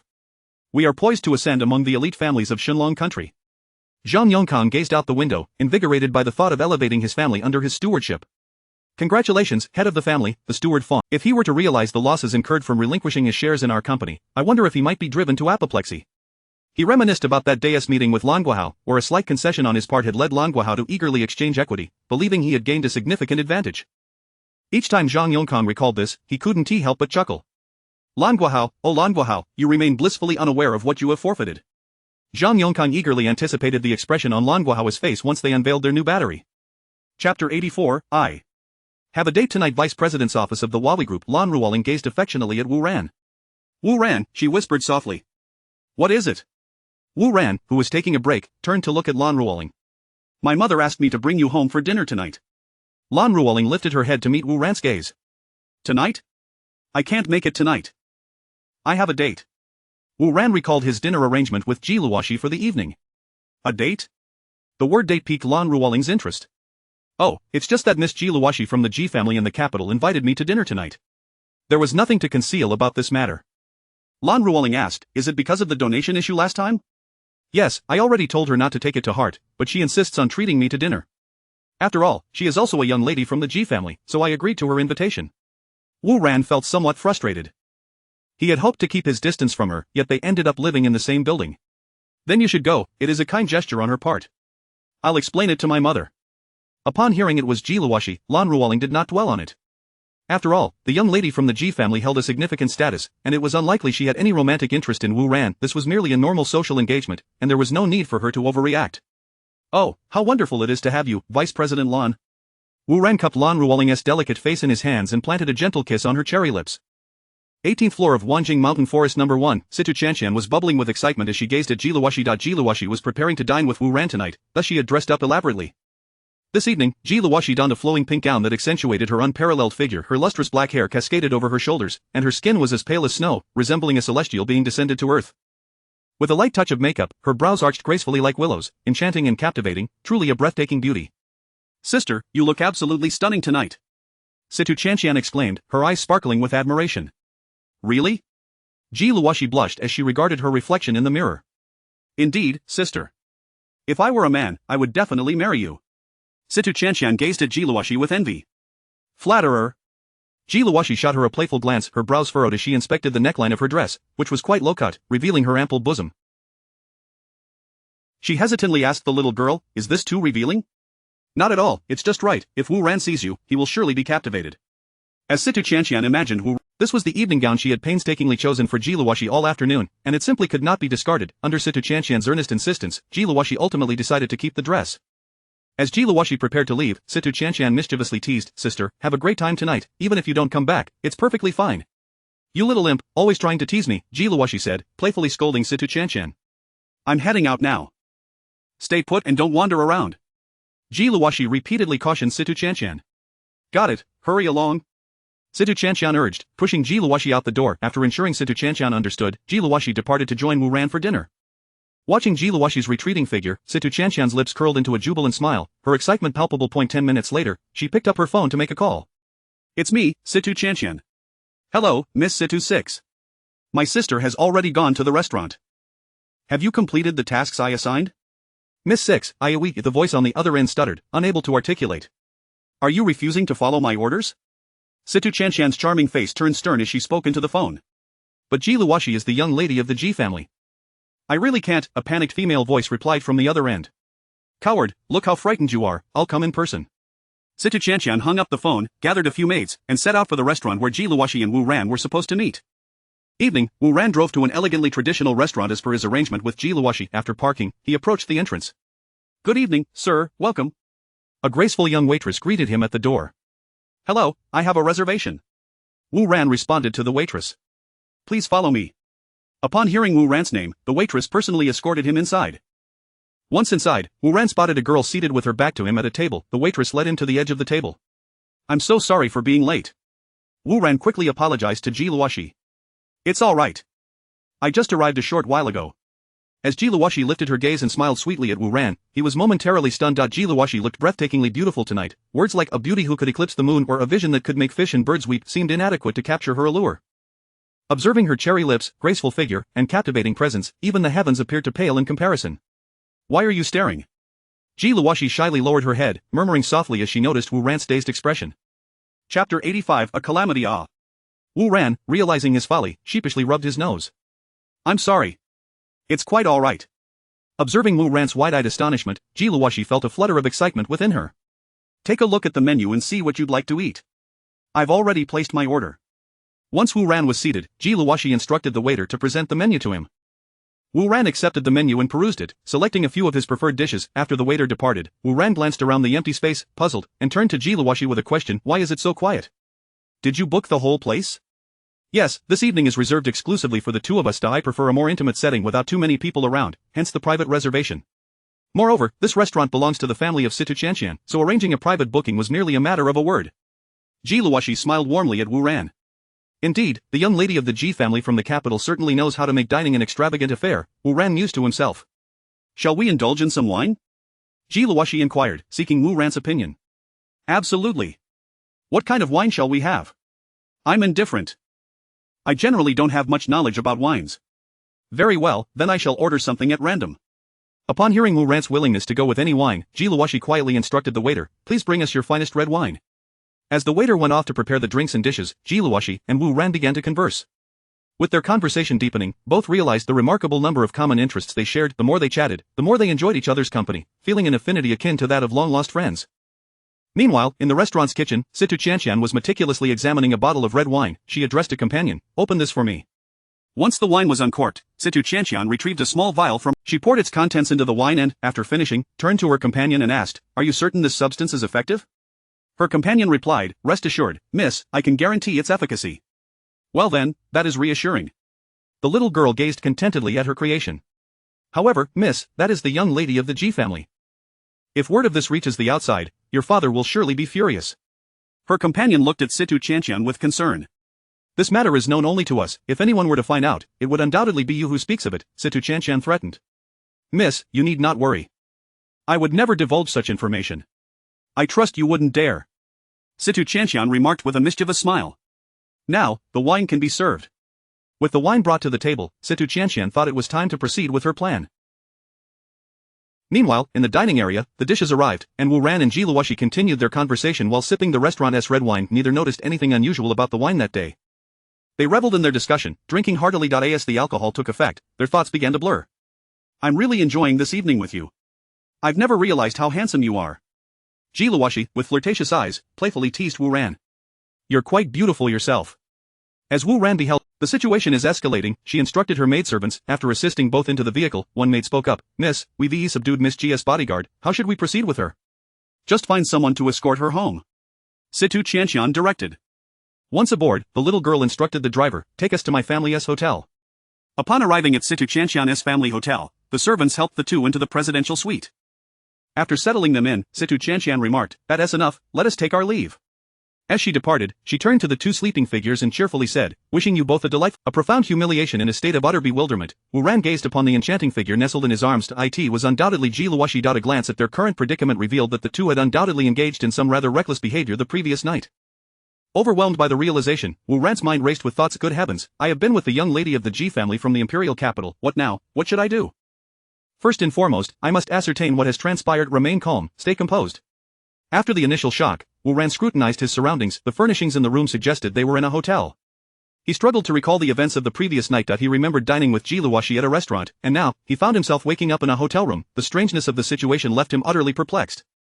It seemed as though they had been eating and suddenly collapsed into unconsciousness. Who could have orchestrated such a scheme? Was this an attempt to frame him? Yet, it felt less like a trap and more like a bizarre twist of fate.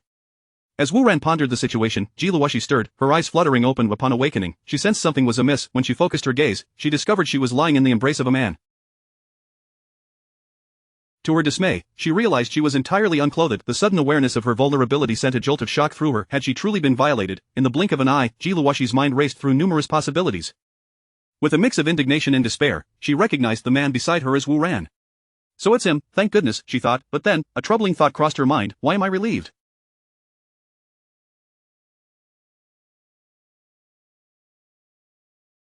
This is unacceptable. How could I allow myself to be so recklessly taken advantage of? Wu Ran sensed that the beauty in his arms had awakened and turned his gaze toward Ji Luoxi. She met his eyes with a fierce intensity, her brows knitted in anger. Feeling the weight of her stare, Wu Ran's heart raced, realizing the gravity of their situation. He spoke cautiously, Miss Ji, I didn't intend for this to happen. Ji Luoxi dismissed his attempts at justification, continuing to glare at him. Wu Ran, do you remember how we ended up here last night? I can't recall. It's all a blur, he confessed. All I remember is dining with you, and then everything else is lost to me. Cradling Ji Luoxi, he gently stroked her hair. We must have been set up, but by whom? Someone bold enough to target us both. Ji Luoxi's brows furrowed deeper as she mentally filtered through potential culprits. Indeed, who could it be? Wu Ran echoed her thoughts, contemplating the audacity of their adversary. Could it be the Zhang family, he speculated, only to dismiss the notion moments later. They lacked the courage to act against him, let alone involve Ji Luoxi. If it's not the Zhang family, then who could it possibly be? After ruminating for what felt like an eternity, the sheer frustration of the mystery led Wu Ran to abandon the thought. Noticing the concern etched on Ji Luoxi's delicate features, he reassured her, if we can't figure it out, then let us not dwell on it. Rest assured, I will protect you from any harm. As Ji Luoxi continued to frown, Wu Ran tightened his embrace, offering solace. She murmured, laying her head against his chest, and for a moment, they held each other in silence. Suddenly, a pressing thought struck Wu Ran. He cautiously inquired, Luoxi, given our current situation, how will you explain this to your boyfriend? Boyfriend? Ji Luoxi queried, confusion evident in her eyes. Who told you I had a boyfriend? Wu Ran asked, bewildered. ISN. Hesitant, Wu Ran stammered, why would you think I had a boyfriend? Ji Luoxi's brows shot up in disbelief. Aren't you no longer that person? I just assumed you had someone. As the conversation unfolded, Wu Ran struggled to articulate his thoughts. What do you mean by that person? Seeing his hesitation only added to Ji Luoxi's bewilderment. Are you going to say something or not? If you remain silent, don't blame me for being unkind. Rising to a sitting position, Ji Luoxi supported herself with her hands, her petite face drawing closer to Wu Ran's, resembling a curious kitten. Realizing her intent, Wu Ran leaned closer, whispering into her ear. Once she comprehended his words, her gaze locked onto his, and she asked pointedly, are you really asking me about this?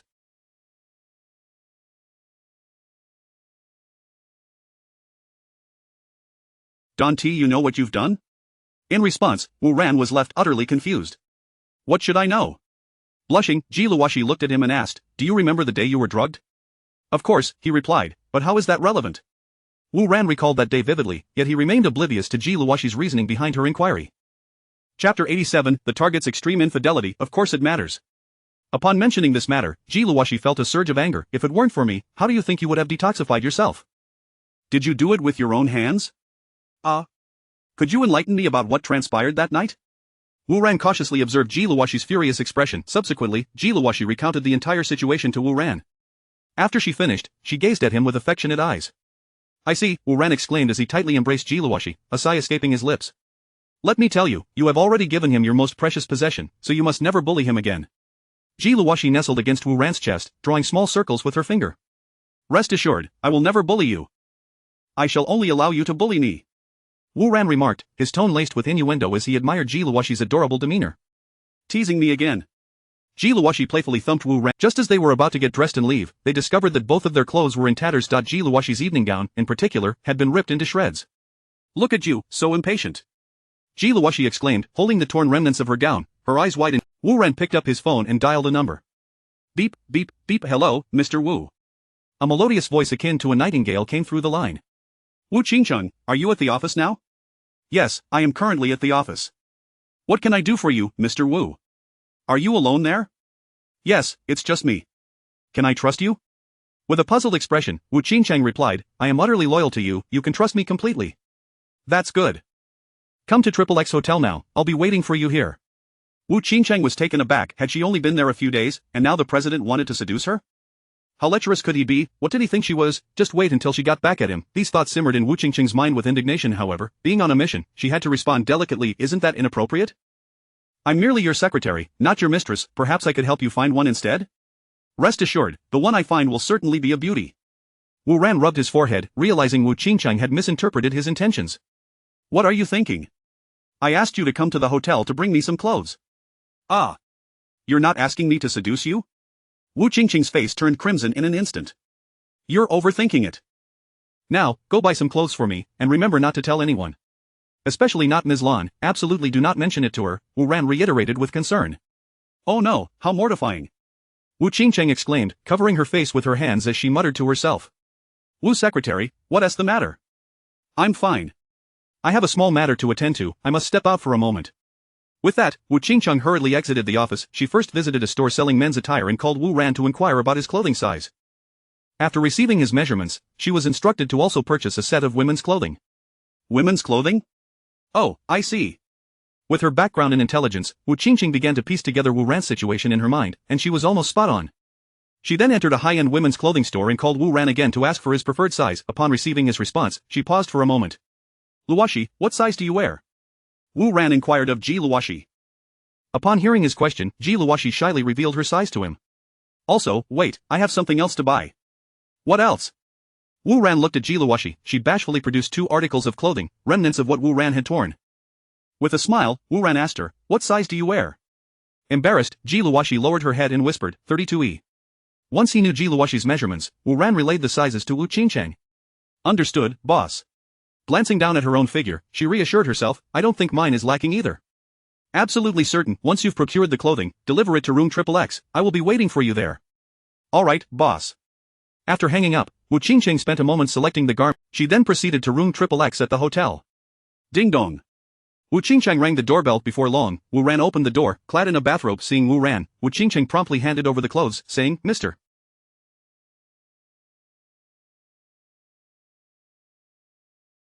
Wu, I've brought the clothes. Great. As Wu Ran accepted the garments, he prepared to close the door after receiving them. Just then, he called out to her, wait a moment. Is there anything else, boss? Wu Qingcheng looked at him in confusion. Have you seen me today? Wu Ran smiled at her. Upon hearing his question, she immediately understood, her smile returning as she replied, no, I haven't seen you at all today, nor have I delivered any clothes to you. Excellent, you have a bright future ahead. I will give you a bonus. Upon hearing Wu Qingcheng's response, Wu Ran realized she had grasped the implication. Thank you, boss. If there is nothing else, I shall take my leave. Yes, you may return now. Wu Ran waved her off and closed the door behind him. On her way back to the office, Wu Qingcheng composed a message on her phone. The target is extremely unfaithful. Chapter 88. The moment has finally arrived today. The network in the Divine Dragon Nation was set ablaze by a sensational announcement. Shocking news. Sansang Company develops the world's most advanced battery. After enduring 8 years of challenges, Sansang Company, located in Qingfeng City, has finally unveiled a groundbreaking battery technology that has astonished the globe. This very day, Sansang Company is poised to hold a product launch event in Qingfeng City, and the news is spreading across the world at lightning speed. At the Zhang family's company, Sansang Technology Company, preparations are underway for a live global broadcast of the new battery product launch. Upon the arrival of the Huawei Group's vehicle, Wu Ran and Lan Ruoling walked in hand. Welcome, esteemed guests. Upon their entrance, a hostess approached them with a signature smile. May I inquire? Together, they resembled a pair of celestial beings. Hearing the hostess's inquiry, Wu Ran promptly presented the invitation. Upon reviewing it, she recognized it belonged to President Wu of Huawei Group and President Lan. The head of the family, Zhang Yongkang, had specifically instructed her to extend a warm welcome to these two individuals, ensuring they were treated with utmost respect. Ah, it is Mr. Wu and Miss Lan from Huawei Group. Please, follow me. Upon seeing the invitation, the hostess immediately adopted a more respectful demeanor. Wu Ran surveyed the scene and noted that 60 of those present were from renowned media outlets, both domestic and international. The hostess led them to an empty table. Please take a seat for now. The head of the family will personally come to greet you shortly. After saying this, the hostess departed to inform the head of the family that the two esteemed presidents of Huawei Group had arrived. Wu Ran and Lan Ruoling nodded in gratitude as she left. At that moment, a throng of sweet and charming female reporters spotted Wu Ran. Their eyes lit up. This dashing young man was none other than the talk of the Divine Dragon Nation in recent days. Due to their profession, they were well acquainted with this prominent figure, having followed the sensational stories surrounding him, from the scandal of a blind date gone awry to his generous donation of 10 billion to his alma mater, not to mention his recent appointment as the new president of Huawei Group. The mysteries surrounding this man were numerous, and he was undeniably handsome, youthful, and wealthy, spending billions for the sake of beauty. I wouldn't need 10 billion, with just 10 million, I would let him do as he pleases. Such were the thoughts swirling in the minds of the many female reporters. Soon, they swarmed around Wu Ran, eager to interview him. Hello, Mr. Wu, I'm a reporter from Qingfeng City Daily. May I interview you? Hello, Mr. Wu, I'm from Top News Daily. Would you be willing to accept my interview? Mr. Wu, I'm from a certain website. Mr. Wu, just as Wu Ran had settled in, he found himself surrounded by a cacophony of eager female reporters clamoring for his attention. Thank you all for your kind interest, but today is the product launch event for Samsung Company, so I suggest we focus on that for now. The reporters displayed looks of disappointment upon hearing Wu Ran's refusal. Noticing their forlorn expressions, he smiled gently and added, after the launch, I will gladly accept your interviews, and I have some significant news to announce. Upon hearing this, once the reporters had left, Wu Ran leaned in to converse quietly with Lan Ruoling. I didn't expect Zhang Yongkang to be so extravagant. It seems he has invited every notable media outlet in the world. Wu Ran remarked, holding a glass and smiling at his surroundings. Indeed, today he will surely be in the... Please forgive me. Upon hearing this voice, Wu Ran and Lan Ruoling turned to see a duplicitous middle-aged man approaching them. He reached them and addressed Lan Ruoling first. Lan niece, it has been a while.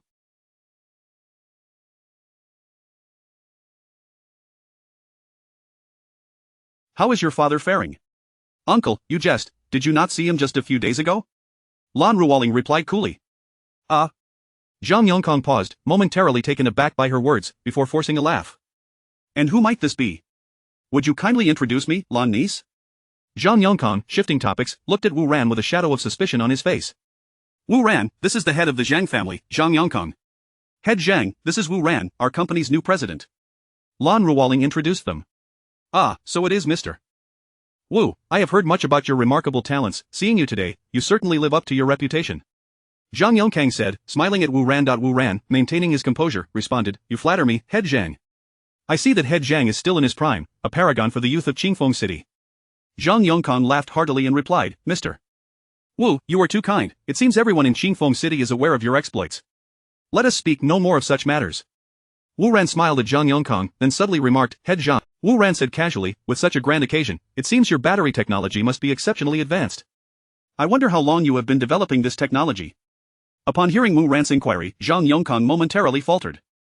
He pondered why Wu Ran would ask such a question. Did he already know something? However, regardless of Wu Ran's knowledge, the die was cast for today. I have already secured partnerships with major powers regarding the battery technology.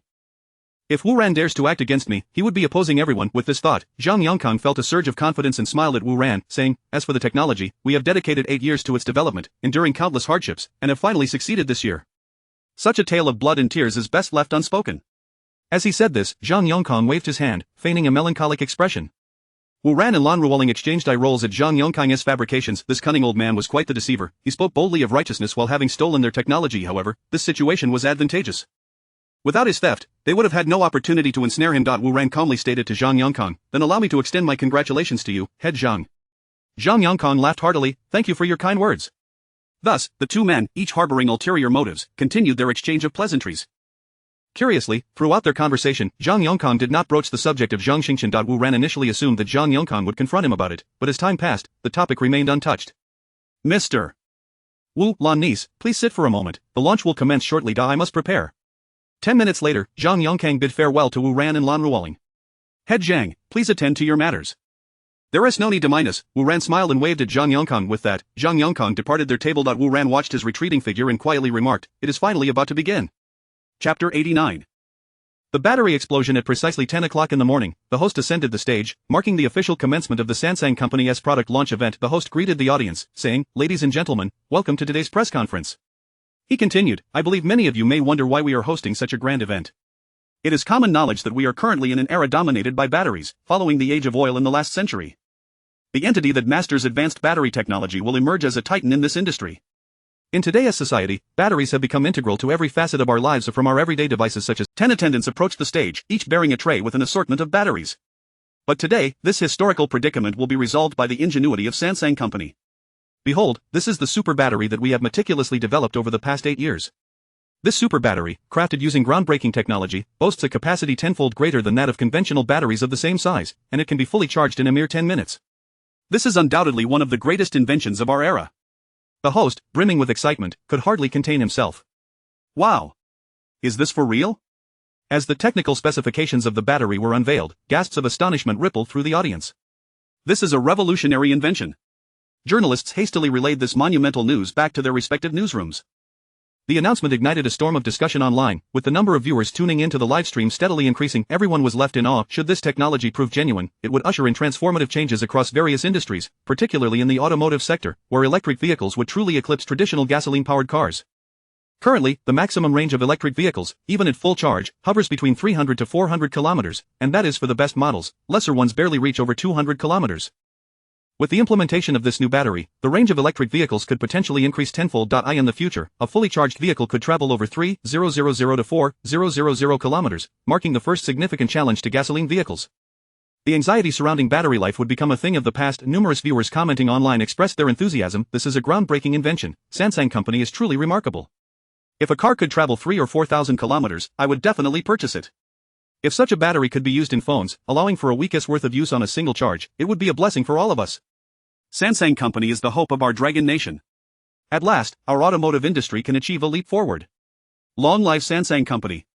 The internet buzzed with jubilant remarks from excited netizens.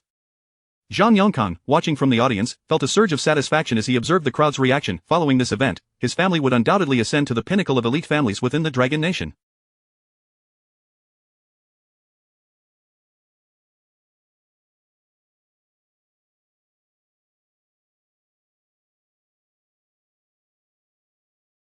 The capital market responded swiftly. He had just learned that with the announcement of the super battery, the stock price of the Zhang family's parent company began to soar. Noticing the exhilaration of the crowd, he instinctively glanced towards Wu Ran, who was seated nearby. To his surprise, Wu Ran wore a serene smile as he gazed at the stage, his expression calm and composed. Zhang Yongkang scrutinized Wu Ran's face, hoping to discern some sign of discontent. Yet, to his astonishment, Wu Ran showed no signs of dissatisfaction or anger. In fact, he appeared genuinely pleased, his face illuminated with excitement as he observed the battery on display. Zhang Yongkang had expected Wu Ran to erupt in fury upon the revelation of the battery's specifications, fearing that he would accuse them of theft concerning the technology. Zhang Yongkang had taken additional precautions in anticipation of such an outburst. It seemed he had worried for naught. Wu Ran's demeanor perplexed Zhang Yongkang. Did he already know that their battery technology was identical? Shouldn't he be furious? Why did he maintain such a tranquil expression?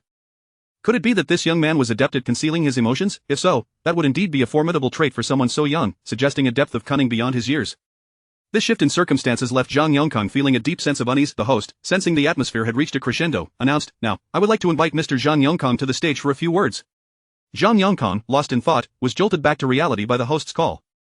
He lifted his gaze to find everyone looking at him. Casting aside his previous musings, he stood, bowed respectfully to the audience, and made his way to the stage. Addressing the throng of journalists, Zhang Yongkang stated, "Greetings, everyone. It is an honor to have you here for the unveiling of our new battery. This battery has been in development for a full 8 years at Samsung Company. Throughout these years, we have encountered countless failures and setbacks. Yet, we persevered. For the sake of society, we believe that with dedication and hard work, success is inevitable." Wu Ran sat beside Lan Ruoling, and upon hearing Zhang Yongkang's words, he leaned closer to her and whispered, "This old man is exaggerating. Samsung Company has only been established for just over a year, yet he dares to claim 8 years of development." Lan Ruoling smiled at Wu Ran's remark, replying, "Everyone is so astonished by this technology that no one will notice such minor details." At this moment, Wu Ran took Lan Ruoling's hand and said, "Let us keep our distance from these batteries for now." He then led her towards the back of the venue. Meanwhile, Zhang Yongkang continued his impassioned speech on stage. "I am pleased to announce that our battery has entered the mass production phase. We have already established cooperation agreements with major manufacturers worldwide. Our Samsung Company factory is currently operating at full capacity, and soon, you will all be able to use products equipped with this super battery. Samsung Company is committed to a people-centered philosophy." Boom. Suddenly, a loud noise interrupted Zhang Yongkang's address. Almost instantly, smoke and flames erupted from the batteries displayed on stage. This unforeseen turn of events left the audience and countless viewers online in shock. "The battery has exploded." A voice, seemingly from nowhere, broke the stunned silence. "Dear readers, I sincerely need your 5-star reviews and would greatly appreciate your support by watching a few seconds of advertisements. Thank you, may good fortune accompany you always." Chapter 90, a catastrophe unfolds. The warehouse is ablaze. An explosion of batteries. The alarming cry jolted everyone awake. Chaos erupted on the scene as people rushed about, shouting in panic. Zhang Yongkang, who had been delivering a speech, was left utterly stunned, his eyes wide as he beheld the flaming batteries. At that moment, several security personnel sprang into action, wielding fire extinguishers and dousing the inferno with fervor. A thick cloud of smoke enveloped the stage. Viewers watching the live broadcast were equally taken aback, staring at the unfolding drama in astonishment. Gradually, their shock morphed into a frenzy of disbelief. Am I seeing things? Did that battery actually explode? No, you're not mistaken, the battery truly exploded. I was just praising it a moment ago, and now it's gone up in flames? How can anyone boast about it being a super battery? Who would dare use a battery that can explode? As the security team extinguished the fire, Zhang Yongkang remained frozen in place. This was a disaster. The image of the battery exploding was sure to spread across the internet like wildfire. This incident had unfolded before numerous journalists and clients, making any attempt to salvage the situation utterly futile. What would the manufacturers think? This was a catastrophe, Mr. Zhang. Why did your battery explode, Mr. Zhang? Doesn't this indicate that your battery quality is subpar, Mr. Zhang? Have your batteries undergone testing, Mr. Zhang? If your batteries can explode, who would dare use your company's products? Mr. Zhang, is this a case of false advertising by your company? Sansang, Mr. Zhang, doesn't this suggest that your battery technology is not yet mature? Mr. Zhang, I'm a reporter from ABC Television. I'd like to inquire. A swarm of journalists converged on Zhang Yongkang, eager to interview him. The news was sensational. The battery that Sansang had touted so highly had exploded in front of an audience. This was undoubtedly a major scoop. As microphones were thrust toward him, Zhang opened his mouth, but words eluded him. Ladies and gentlemen, please stand back. This was merely a minor mishap. We will provide an explanation shortly. At that moment, the family steward, accompanied by several security guards, stepped forward and extricated Zhang from the throng of journalists. Once free from their clutches, the steward, perspiration beading on his brow, informed him, "Master, all the manufacturers who have signed contracts with us are waiting for you backstage, seeking an explanation." Upon hearing this, a dazed Zhang Yongkang paused momentarily before responding gravely, "I will head there immediately." After he departed, numerous reporters flocked to the backstage lounge, hoping to obtain first-hand information. Inside the backstage lounge, the atmosphere was thick with tension. Upon entering, Zhang Yongkang found the faces of several manufacturers' representatives pale with anger. Leading the charge was the head of the largest mobile phone manufacturer in the Dragon Country, along with representatives from Huawei, Dami, Oppo, and others. The representative from Dami, Lei Jun, seethed, "Zhang Yongkang, what is going on today? You assured us repeatedly that your battery technology was reliable, and yet, it caught fire and exploded at a press conference. How can we trust your batteries now? I'm waiting for your batteries to power my latest phone, and now this scandal has erupted. What am I supposed to do?" As Zhang entered, he was immediately bombarded with accusations.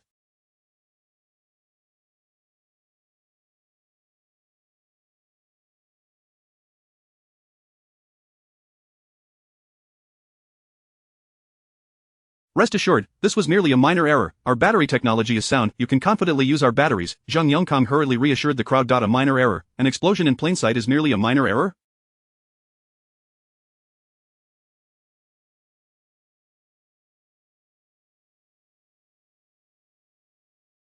What good does that do us? Your company's batteries have now acquired a tarnished reputation. If I use your batteries in my phone, will I be able to sell it? Another manufacturer interjected. Indeed, who would dare purchase a phone that could explode? You wouldn't even buy it yourself, would you? Another chimed in, your phones may be fine, but we in the electric vehicle industry are in serious trouble. Who would dare drive a car laden with explosives? A representative from an electric vehicle company remarked, shaking his head, what now? My factory is waiting for the batteries to commence production. If your batteries are unusable, placing a new order is out of the question, reproducing them takes time, and my product is poised for market release. Now this happens, yes, Zhang Yongkang, you've doomed us. The crowd's accusations rained down upon him. Everyone, I assure you, this was truly just a minor oversight. Our batteries remain safe. Zhang Yongkang could only offer solace to the distressed. To compensate for everyone's losses, I am willing to sell our batteries at a loss. What do you think? Considering the vast warehouses filled with batteries, Zhang Yongkang realized he had no choice but to incur losses. If these batteries were left unsold, they would become a massive liability. He could only sell them at a loss to ensure they moved, even if it meant significant financial detriment. Hearing Zhang Yongkang's proposal, the manufacturer's representatives began to assess the situation's implications. Meanwhile, outside the lounge, the reporters' phones erupted with notifications. What? A fire at Sansang's factory? I'm on my way. Surprised murmurs echoed as the reporters quickly dispersed. Inside the lounge, the steward's phone rang frantically. He retrieved it from his pocket. Hello? What is the matter? Not good. The warehouse storing the batteries at our factory is on fire. A panicked voice crackled over the line. What? The warehouse is ablaze? The steward exclaimed in horror, drawing the attention of everyone in the room. The steward, trembling, turned to Zhang Yongkang and said, Master, the factory just called to inform. What? The warehouse has been destroyed? Zhang Yongkang's eyes flared with rage as he seized the steward's collar. Yes, all the batteries have been incinerated. The steward gazed at Zhang with sorrow.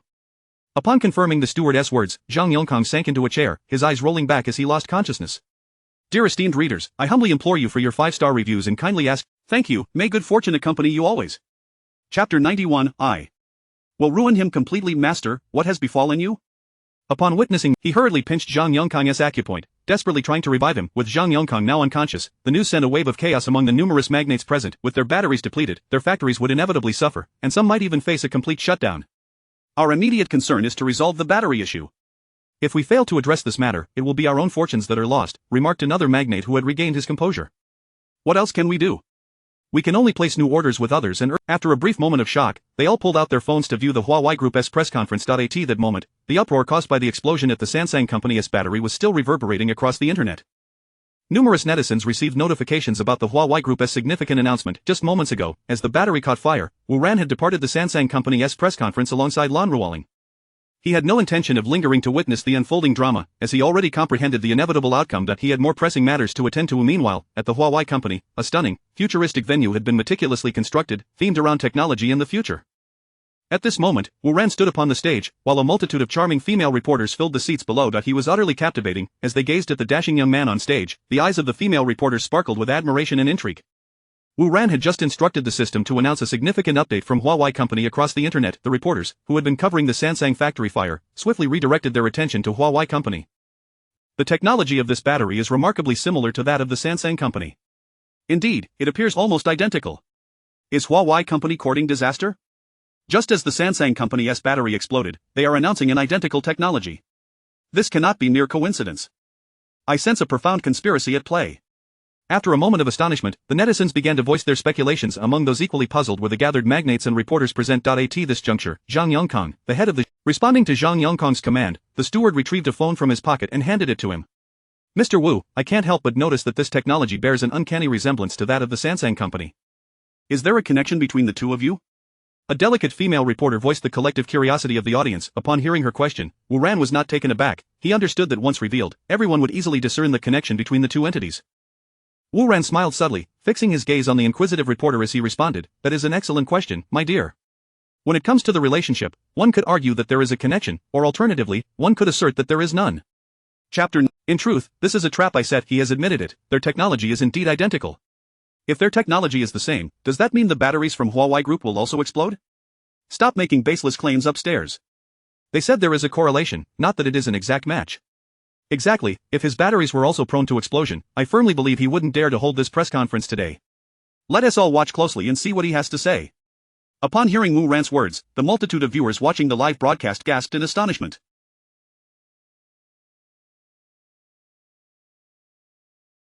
The female reporter, who had been scrutinized by Wu Ran, shyly lowered her gaze. However, she soon lifted her head, casting a flirtatious glance at Wu Ran, and inquired, "Mr. Wu, why do you say that? Is there some underlying truth behind this that you could elaborate on?" Wu Ran smiled at the camera and continued, "In fact, the battery technology of Samsung Company was stolen from our Huawei Group." "What? The battery technology of Samsung Company is pilfered? This is truly a sensational piece of news." The audience watching the live stream erupted in shock. "Slander! This is sheer slander!" Zhang Yongkang shouted in a fit of fury. "Be quiet. What are you making such a racket for? We haven't even settled the score with you." The numerous dignitaries in the lounge cast displeased glances at Zhang Yongkang, questioning his disruptive behavior. "Mr. Wu, this is a grave accusation. May I ask if you possess any evidence?" At this moment, another female reporter rose to ask. "Of course, I have evidence. It is clearly the same person." So it was true. The battery technology of Samsung Company was indeed pilfered from Huawei Group. As the crowd witnessed this revelation, they were left in utter disbelief. "Mr. Wu, I have another crucial question." A female reporter spoke up once more. Wu Ran calmly regarded the questioning reporter. "Please go ahead. Given that the technology of Samsung Company was stolen from Huawei Group, does this imply that your company's batteries are also at risk of exploding?" This reporter had posed the most pivotal question. "I understand that everyone is concerned about the quality of the batteries, and there are many doubts regarding our products. As you are all aware, Samsung Company's battery technology originates from Huawei Group. If Samsung's batteries are prone to explosion, does that mean ours will be as well?" "I can assure you with utmost responsibility that the batteries of Huawei Group are unequivocally safe. They will absolutely not catch fire or explode." Zhang Yongkang, who was watching the live broadcast on his phone, furrowed his brow in intense concentration. Indeed, if Samsung's batteries are susceptible to explosion, it indicates that the technology remains immature. However, how could Wu Ran assert that his batteries are flawless? Furthermore, how could he boldly host a press conference? Did he not comprehend the implications? He could not possibly be unaware. If he understood the repercussions of his actions, why would he still proceed? Wu Ran's irrational behavior left Zhang Yongkang feeling uneasy. He sensed that he had fallen into a web of deceit. Wu Ran continued, "That is because the technology stolen by Samsung Company is counterfeit." A profound silence ensued. Everyone stared at him in disbelief. On one hand, Samsung Company had claimed a groundbreaking invention, only for their batteries to ignite and explode shortly thereafter. On the other hand, Huawei Company asserted the existence of a super battery, revealing that Samsung's technology was actually pilfered, and furthermore, that Samsung had stolen false technology.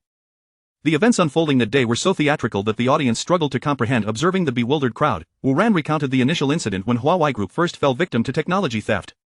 He had set a trap, and during the second instance, he presented a fake technology for Qinjun to steal and sell to others. Thus, I laid the groundwork. In truth, this was a scheme I orchestrated, specifically designed to ensnare the Zhang family. What I did not anticipate was that the Zhang family, Zhang Yongkang, with eyes wide in disbelief, stared at the video of Wu Ran. Fake? The technology we acquired was counterfeit? The batteries we painstakingly manufactured were fraudulent? Was all of this merely a trap set by Wu Ran? Am I now on the brink of financial ruin? No wonder the share exchange with Lan Guohao went so smoothly. He must have known all along.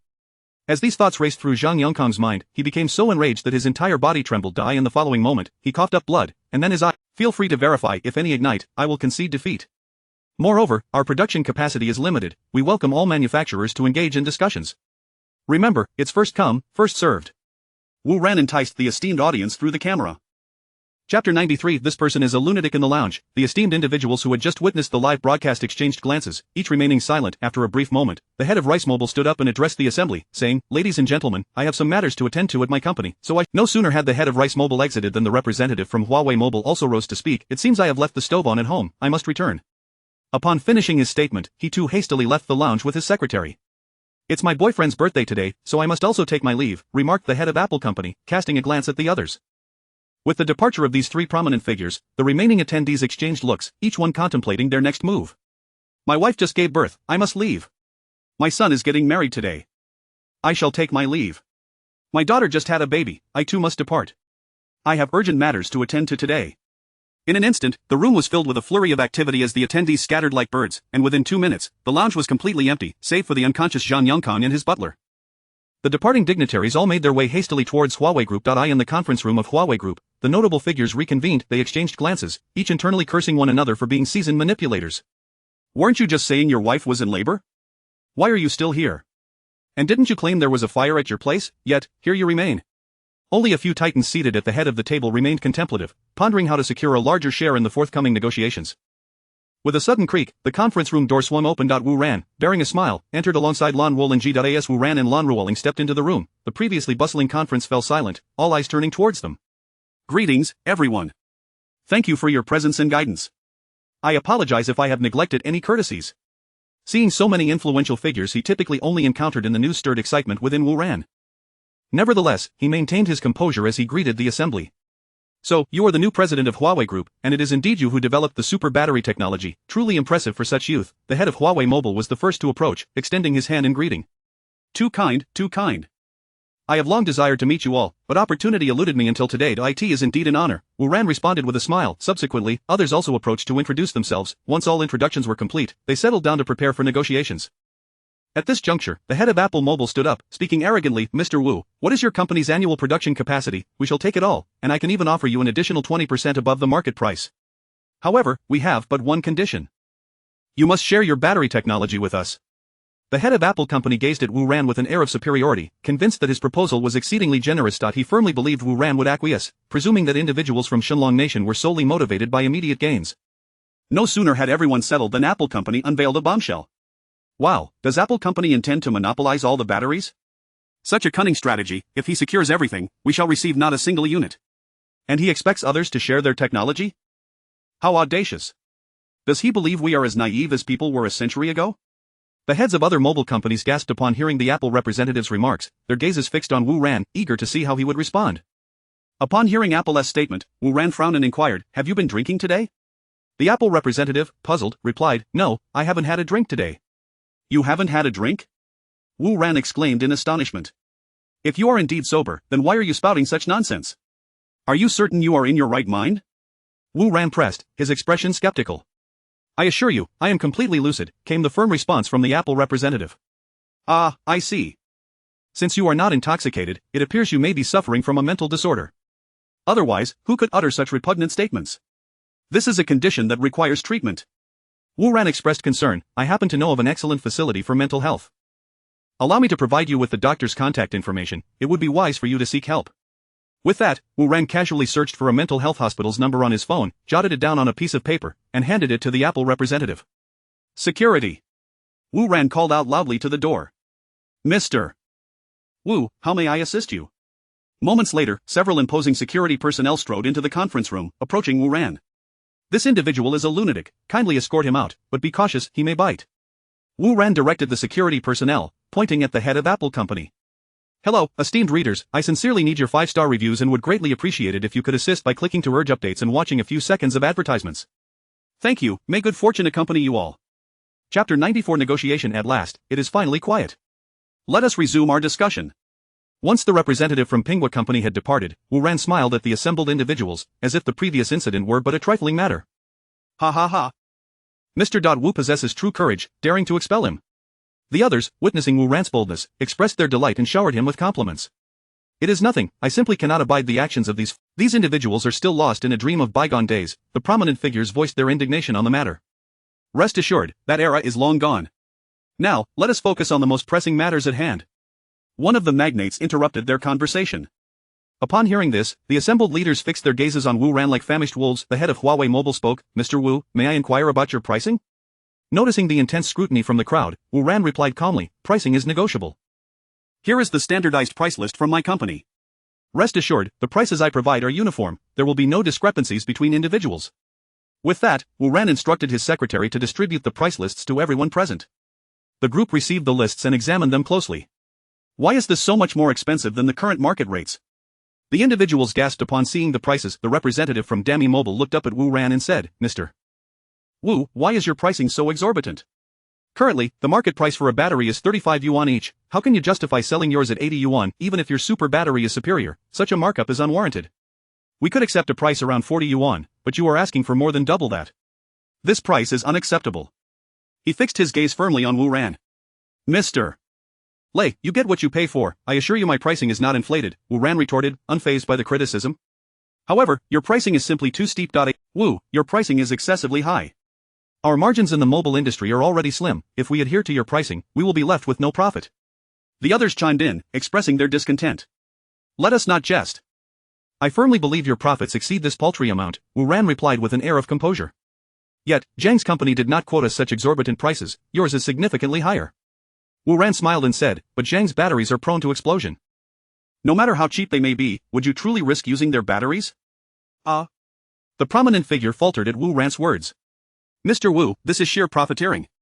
Based on our projected demand, your margins are substantial.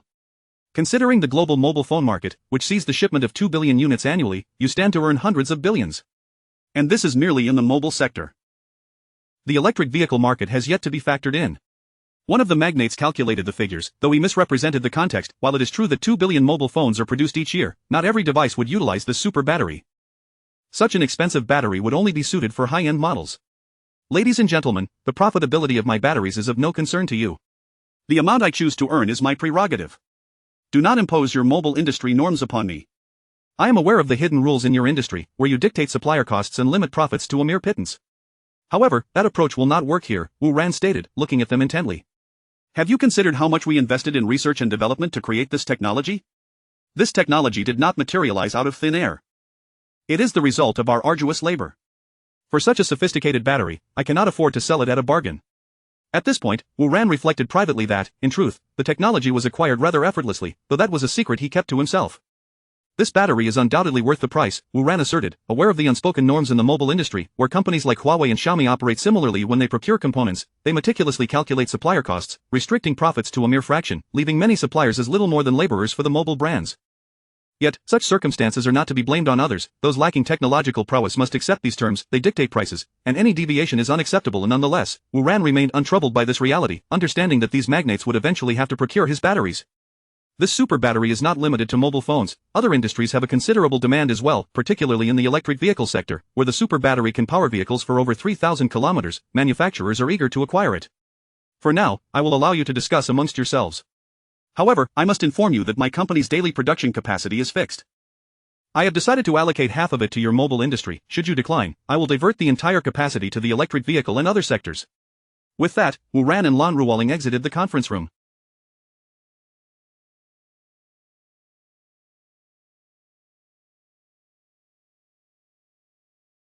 Lan Ruoling had accompanied Wu Ran to this meeting, remaining silent throughout to allow him to take center stage, embodying the supportive partner behind him. Upon returning to Wu Ran's office, Lan Ruoling inquired, "Do you believe they will accept this price?" They will. They have no choice.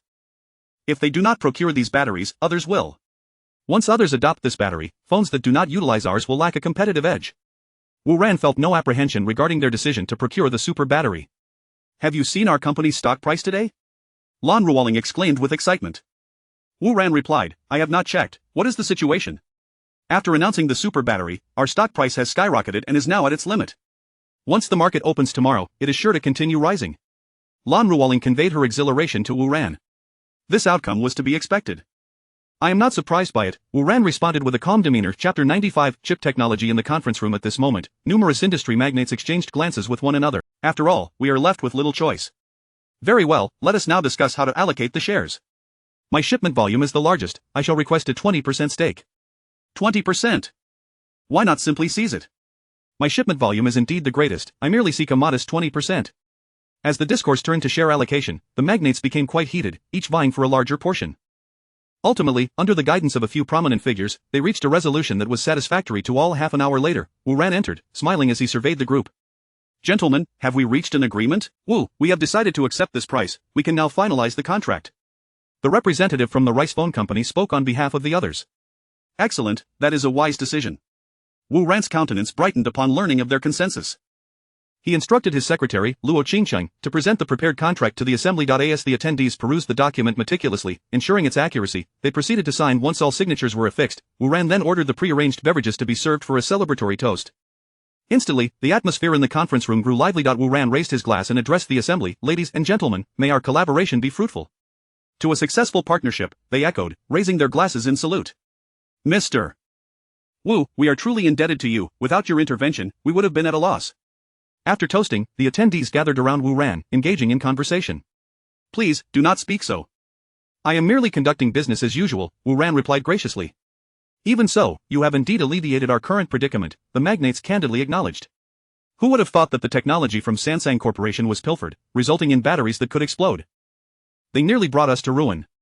One of the magnates expressed through clenched teeth. Upon hearing the mention of Sansang Corporation, Wu Ran, intrigued, inquired of the group, "With such significant losses inflicted by Sansang, what are your plans? What plans could we possibly have?" "They must compensate us, without a doubt. The contract we signed clearly stipulates that should their negligence prevent us from fulfilling our orders, they are liable for triple damages." "Tomorrow, we shall approach the Zhang family to demand restitution." The assembled magnates voiced their agreement in unison. Triple compensation?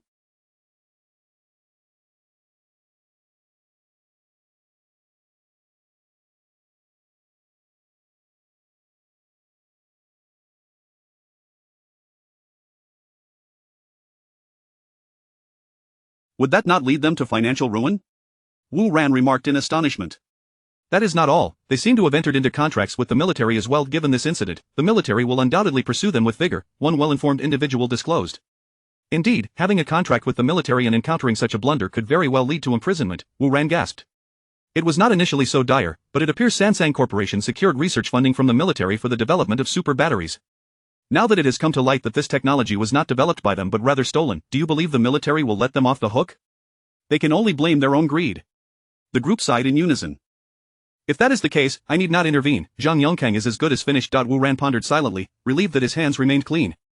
"Well then, regardless of Zhang's fate, let us cease discussions about him and turn our focus to other matters." The conversation then shifted away from the Zhang family, delving into various issues within the mobile phone industry, with the chip dilemma taking center stage. As the topic of chips arose, the mood grew somber. It is well known that the chip industry in Shenlong country pales in comparison to that of foreign nations, necessitating annual imports of nearly $300 billion worth of chips, equivalent to approximately 20 trillion in domestic currency. Furthermore, the industry is susceptible to sanctions, with several companies already suffering significant setbacks this year due to chip shortages. Each manufacturer now treads cautiously, fearful of becoming the next target. Yet, this is the reality. Lacking in technology, there is little recourse. Recalling the advanced technology the system had bestowed upon him previously, Wu Ran remembered it was related to chip manufacturing.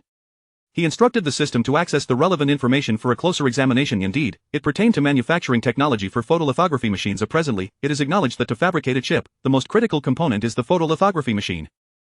Possessing an advanced model enables the production of cutting-edge chips. Shenlong country is capable of producing photolithography machines, yet they are not sufficiently advanced, while others have machines capable of producing 5-nanometer chips. Shenlong's most advanced equipment can only manage 45 nanometers, leaving a considerable gap. For instance, a certain company may design smartphone chip technology that rivals others, yet due to the lack of an advanced photolithography machine, they must outsource production. Currently, foreign nations are targeting Shenlong's technological sector, with restrictions on their ability to have chips produced, creating a considerable dilemma. As Wu Ran scrutinized the technology, he realized it surpassed the most advanced techniques currently available worldwide. Astonishingly, it was a 1-nanometer manufacturing technology, a full decade ahead of its counterparts. Moreover, the manufacturing process was not overly complex. Their company possessed the capabilities to produce it if filled with excitement. Wu Ran envisioned the prospect of acquiring the most advanced photolithography machine, enabling the production of the most advanced chips. A market worth 20 trillion a year, who wouldn't desire that? Wu Ran's imagination soared as he contemplated dominating the global market. Rest assured, this issue will soon be resolved, Wu Ran remarked with a smile to the assembly. Mr. Wu, there is no need to console us, we are well aware of the challenges involved in chip production technology, they responded. To manufacture advanced chips independently within a decade is simply unattainable. The assembled magnates dismissed Wu Ran's optimism, assuming he was merely offering consolation, and did not take his words to heart. Chapter 96. The Divine Dragon Army. Observing the skepticism etched on the faces of those around him, Wu Ran felt that their reaction was entirely reasonable. After all, the notion he had presented was indeed far-fetched, and it was unlikely that anyone would take it seriously. Ultimately, he decided to focus on actualizing this technology before discussing it further. For now, any words spoken were mere illusions. With this thought in mind, Wu Ran raised his glass and toasted frequently to the assembly. At that moment, Luo Qingqing approached Wu Ran and whispered a phrase in his ear. Upon hearing her words, Wu Ran's eyes sparkled with realization. They had finally arrived. Subsequently, he took his leave from the gathering, leading Lan Ruoling out of the conference room. Upon returning to his office and pushing the door open, he was greeted by the imposing figures of several formidable soldiers from the Divine Dragon Nation seated within, awaiting his arrival. As Wu Ran entered, they all turned their gaze towards him. Greetings, it is a pleasure to welcome you esteemed guests to our company. Wu Ran extended his hand towards one of the men and offered a cordial greeting. The soldiers were clad in military uniforms, and Wu Ran recognized one of them as a major general, discerned by the stars adorning his shoulders, marking him as the highest ranking among the group. Mr.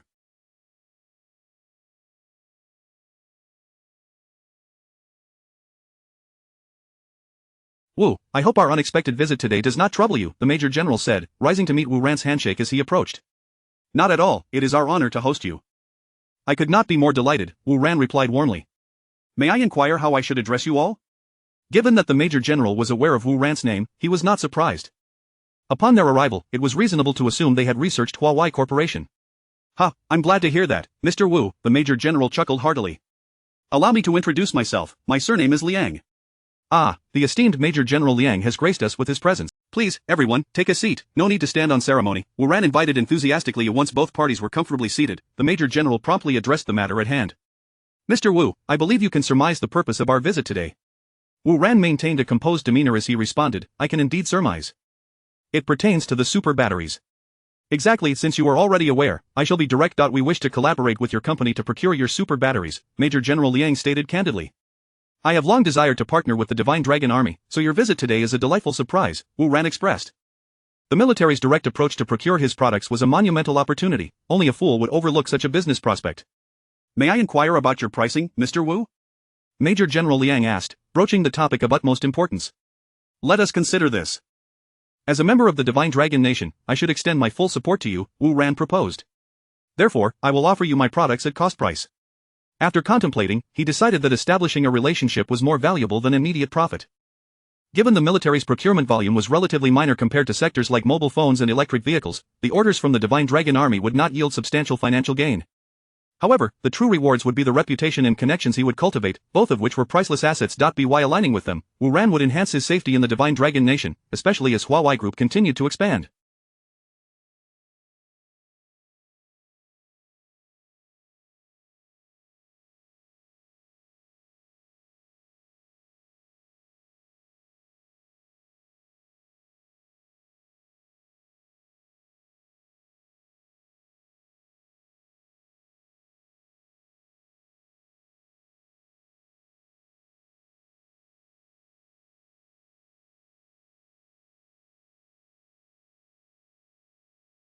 As profits increased, so too would envy, and with envy came risks of theft of technological advancements. Thus, it was prudent to forge strong ties with the Divine Dragon Army before attracting too much attention. Excellent, Mr. Wu, your generosity is commendable, Major General Liang remarked. It is evident that you possess a patriotic spirit. Upon hearing Wu Ran's conditions, Major General Liang beamed with delight. Here's to a fruitful collaboration. To a successful partnership, they both congratulated each other, shaking hands enthusiastically. With the most critical matters settled, the remaining details regarding the contract drafting could be delegated to others. Wu Ran and Major General Liang then engaged in casual conversation. As they chatted, the discussion veered towards the recent battery explosion incident involving the Sansang Company. Wu Ran smiled at Major General Liang and inquired, I have heard that the Divine Dragon Army has signed a contract with Sansang Company. With their current predicament, I wonder how you intend to address it. The Major General took a sip of tea, his demeanor calm as he replied, after tomorrow, there will no longer be a Sansang Company or Zhang family. Wu Ran paused at his words and asked, is it truly that severe? In response to Wu Ran's inquiry, Major General Liang explained, if the issue had merely been a failure to fulfill the contract due to the battery explosion, it would not have been a significant concern. Compensation would suffice. However, their audacity in attempting to defraud us of our research funding is a grave offense. The dignity of the Divine Dragon Army cannot be sullied. Wu Ran nodded in agreement. Indeed, Zhang Yongkang's audacity was astonishing. Daring to deceive even the military's research funding indicated a complete lack of boundaries. Major General Liang glanced at Wu Ran and remarked, I have heard that your relationship with the Zhang family is less than favorable. Would you require my assistance? No, there is no need for that. Please proceed according to your protocol, Wu Ran interjected, waving his hand. After all, Zhang Yongkang and his family were already cornered, and he did not wish to complicate matters further. Throughout this ordeal, Wu Ran had never regarded the Zhang family as a significant threat. His ambitions were far grander, and he need not fixate on them. Upon hearing Wu Ran's response, Shortly thereafter, the contract was drafted, and both parties affixed their signatures. Once the contract was finalized, Major General Liang prepared to depart. The military's nature was to conduct affairs swiftly and efficiently. Wu Ran and Lan Ruoling accompanied them to the ground floor. As Major General Liang entered the vehicle, he produced a business card and presented it to Wu Ran. Mr. Wu, here is my business card. Should you encounter any issues in Qingfeng City, do not hesitate to reach out to me. Major General Liang offered. Wu Ran accepted the card with genuine delight, responding, thank you, Major General. I will certainly seek your assistance should any troubles arise. Very well, I shall take my leave. With that, Major General Liang entered the vehicle and departed from Huawei Corporation. After Major General Liang's departure, Wu Ran and Lan Ruoling returned to his office. Sitting behind his desk, Wu Ran contemplated the business card given to him by Major General Liang. What occupies your thoughts? Lan Ruoling inquired, noticing Wu Ran's pensive expression. Upon hearing her voice, Lan Ruoling accepted the USB drive and opened its contents on the computer at Wu Ran's desk. This is yet another cutting-edge technology, she exclaimed, her eyes wide with astonishment as she beheld the information contained within the USB drive. She was taken aback. Wu Ran had only recently unveiled the super battery, and now he was presenting chip technology. What else could he possibly be capable of? As the owner of a technology company, she fully understood the immense significance of this technological advancement. If they could harness this technology, it would bring an enormous wealth to Huawei Company each year. Currently, the chip market in Shenlong country alone is valued at 2 trillion yuan, and the global chip market has reached a staggering 4 trillion.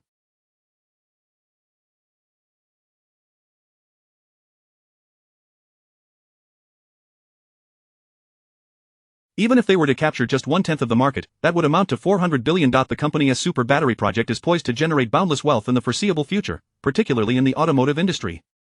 If they could ensure that all vehicles utilized their super batteries, the implications would be unfathomable. And now, with the introduction of chip manufacturing technology, Lan Ruoling could scarcely fathom the potential earnings.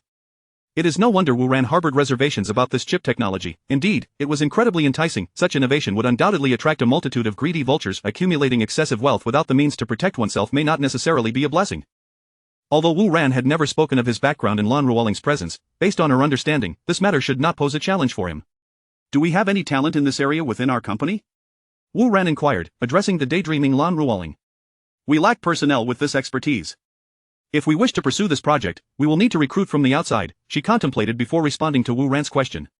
Recruiting anew, that sounds quite cumbersome. We would have to start from scratch and establishing a research institute, she remarked. Every endeavor would need to begin anew, and it may take a year or two to yield results. That is far too slow, Wu Ran mused, lowering his gaze in thought. After a moment, he lifted his head and proposed to Lan Ruoling, how about this? Our company is now financially stable. Let us look for smaller companies that specialize in lithography machines and consider acquiring one. In that case, we would have the necessary talent, facilities, and equipment. Why didn't I think of that sooner? The technology is readily available. We can simply purchase a smaller company and assign them the research tasks. This would indeed save us a great deal of time. We could potentially see results within 3 months, she added, her lively eyes sparkling with excitement as she regarded Wu Ran. The super battery project was already in full production, promising a continuous influx of wealth to the company. With their successful partnership with Shenlong Army through the super battery initiative, all that remained was the chip technology. If they could acquire a small company focused on chip production, this issue would be resolved. With all matters coming together, Wu Ran felt an overwhelming sense of elation that he could foresee his commercial empire beckoning him. Observing Wu Ran's exuberance, Lan Ruoling too felt uplifted, her spirits lightening in response to his joy. Chapter 98. Was it you who struck her? In the evening, Wu Ran and Lin Shireen were dining together. As they reached the midpoint of their meal, Lin Shireen glanced at Wu Ran, hesitating to speak. Noticing her demeanor, Wu Ran, puzzled, inquired, "What's the matter? Do you have time tomorrow?" Lin Shireen gazed at Wu Ran quietly. Tomorrow? Yes, I'm free. Then accompany me to a place. Where are we going? Please come with me back to the orphanage. I thought you were going to say something else, but sure. Early the next morning, Wu Ran arrived at Lin Shireen's residence and knocked on the door. Please have a seat while I get ready. Moments later, Lin Shireen, still groggy from sleep, opened the door to welcome Wu Ran inside. Wu Ran sat on the sofa, idly scrolling through his phone. Let us go. Half an hour later, Lin Shireen emerged, refreshed and ready. The two then descended and got into the car. It has been 2 months since I last visited the director. Just the thought of seeing her again makes me quite excited. On the way to the orphanage, Lin Shireen animatedly recounted her experiences living there. As she spoke of joyful memories, she laughed heartily, momentarily shedding her demure demeanor. Wu Ran, focused on driving while listening to her, found his spirits lifted by her exuberance. The orphanage was not far, and they arrived after about an hour's drive. Upon reaching, they exited the vehicle, hand in hand. As they entered the orphanage grounds, Lin Shireen began to describe the environment to Wu Ran. Wu Ran observed that the orphanage was modest in size, approximately 2,000 square meters, featuring a cafeteria, dormitories, playground, and a quaint little garden. It was summer, and the garden was bursting with lush flowers and greenery, the fragrant blooms wafting in the air, refreshing the soul. A few children were currently playing in the garden. Sister Shireen. Sister Shireen has come back. Wu Ran, touched by the innocent smiles of the children, smiled back and greeted them warmly. Sister, who is he? One of the older girls, about 7 or 8 years old, asked Wu Ran curiously. Before Lin Shireen could respond, another little boy jumped in, saying, I know, I saw them holding hands just now. I heard only husbands can hold a girl's hand. So he must be Sister Shireen's husband. Lin Shireen shot Wu Ran a playful glare while focusing on her interaction with Xiao Ai. After a brief moment, they continued their stroll through the garden. As they walked, Lin Shireen admired the scenery, her face aglow with nostalgia. This was the place where she had played with her friends during childhood. Here, the girls would play hide and seek and catch butterflies, while the boys would climb trees to find bird nests. Reflecting on those memories, Lin Shireen's expression turned wistful. Many cherished friends from her youth had grown up and gone their separate ways after finishing school, yet, they all understood that the orphanage was their true home, and they made it a point to reunite there annually. Today was, in fact, the day they had agreed to meet. Observing the stillness around her, Lin Shireen remarked, We seem to have arrived early, everyone else hasn't shown up yet. Come, let me take you to the director's office to find her. With that, one of them, the apparent leader, addressed the director, saying, Director, I want to purchase this piece of land, name your price. Facing them was a warm and approachable middle-aged woman, the director of the orphanage. Today, these 3 young men had come to her with the audacious proposition of buying the land on which the orphanage stood. This land was the very foundation of the orphanage, and selling it would leave them without a home. The director was resolute in her refusal. If she sold this land, where would the children of the orphanage go? Please leave, I've made myself quite clear, this land is not for sale. The director firmly dismissed the trio. Director, how about this? I'll raise my offer, what do you think? I'll add 200,000, bringing it to 1 million, is that acceptable? The leader continued, undeterred. I've told you, I won't sell it for any price. The director, now visibly agitated, struggled to contain her anger. Not only had she never contemplated selling this land, but even if she were to consider it, 1 million was laughably inadequate for such a vast property. This entire orphanage spans over 1,000 square meters. Do you really think I would sell it for such a paltry sum? You must think me a fool. Director, you need to understand right now, we are approaching this matter amicably. Don't make me resort to harsher measures. Once they express interest, you'll have no choice but to sell this land, whether you want to or not. Seeing that the director remained unmoved, the leader dropped his pretense, his eyes glinting with malice as he spoke venomously. Lin Shireen and Wu Ran were approaching the director's office when they heard a startled cry from within. Recognizing the voice as the director's, Lin Shireen rushed inside. Upon entering, she saw the director standing there, hand clasped over her face, while a 2 unsavory young men lounged on the sofa. Director, are you all right? What happened? Lin Shireen approached the director, her voice filled with concern. Shireen, is that you? I'm fine. The director, upon seeing Lin Shireen, a bright red handprint was visible on her cheek. Upon seeing the mark, Lin Shireen's emotions surged. Growing up in the orphanage, the director was akin to a mother to her, not just for her, but for every child raised there. Now, witnessing her mother being harmed ignited a fierce protectiveness within Lin Shireen. Was it you who struck her? In the next moment, Lin Shireen glared at the leader, her voice filled with rage. Chapter 99. Which hand struck? The small-time boss is, in fact, no one of significance within the Huawei Corporation. His earlier remarks were merely an attempt to intimidate the principal, compelling her to relinquish the land to him. He is the son of a modest merchant from Qingfeng City, and his family possesses a moderate fortune. Last night, a relative who works at the Qingfeng City Hall visited him.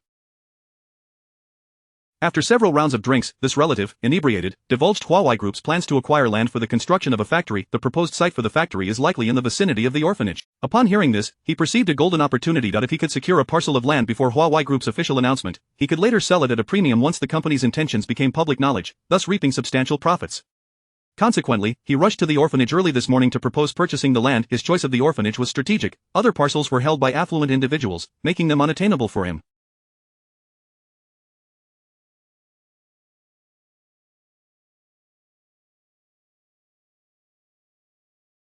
The orphanage, lacking significant backing, appeared to be the perfect target for his scheme. He believed that offering 1 million would be a compelling gesture for the inexperienced principal. To his astonishment, she dared to reject his offer and attempted to expel him. Unwilling to back down, he calculated that securing this land would yield tens of millions, or even hundreds of millions. When Huawei Group commenced their demolition, the thought of watching such wealth slip through his. Just after he struck her, a man and a woman entered from outside. Lin Shireen frowned at the small-time boss. "Oh, where did this little beauty come from?" he leered at Lin Shireen.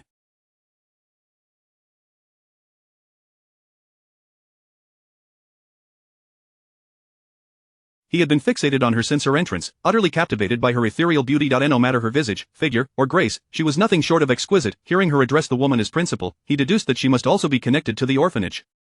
It was evident that individuals emerging from such institutions rarely possessed significant backgrounds, thus, he felt confident in his ability to manipulate her. Today, he intended to claim both the land and the girl, truly a double. Wu Ran, who had silently observed the unfolding drama since entering with Lin Shireen, stepped forward.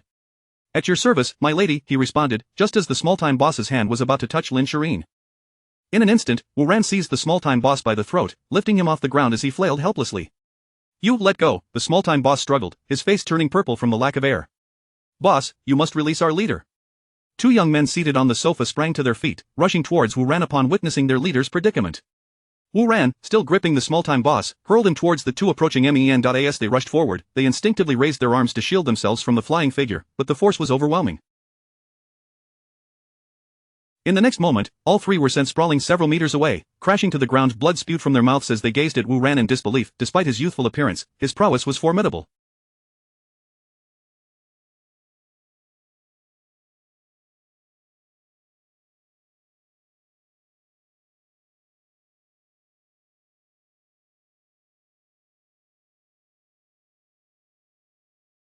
They realized they had encountered a formidable opponent. After the three men fell, Wu Ran turned to Lin Shireen. "You and the principal should exit now." Lin Shireen nodded and helped the principal leave the room, knowing that Wu Ran wished for them to avoid witnessing what was to come. Once they had departed, Wu Ran approached the small-time boss. "Don't come any closer." "Do you know who I am?" the agitated small-time boss inquired as Wu Ran advanced. "I neither know nor care," Wu Ran replied, towering over the. "Typically, individuals from such backgrounds lack the audacity to confront me. I was merely intimidated by his fierce demeanor earlier."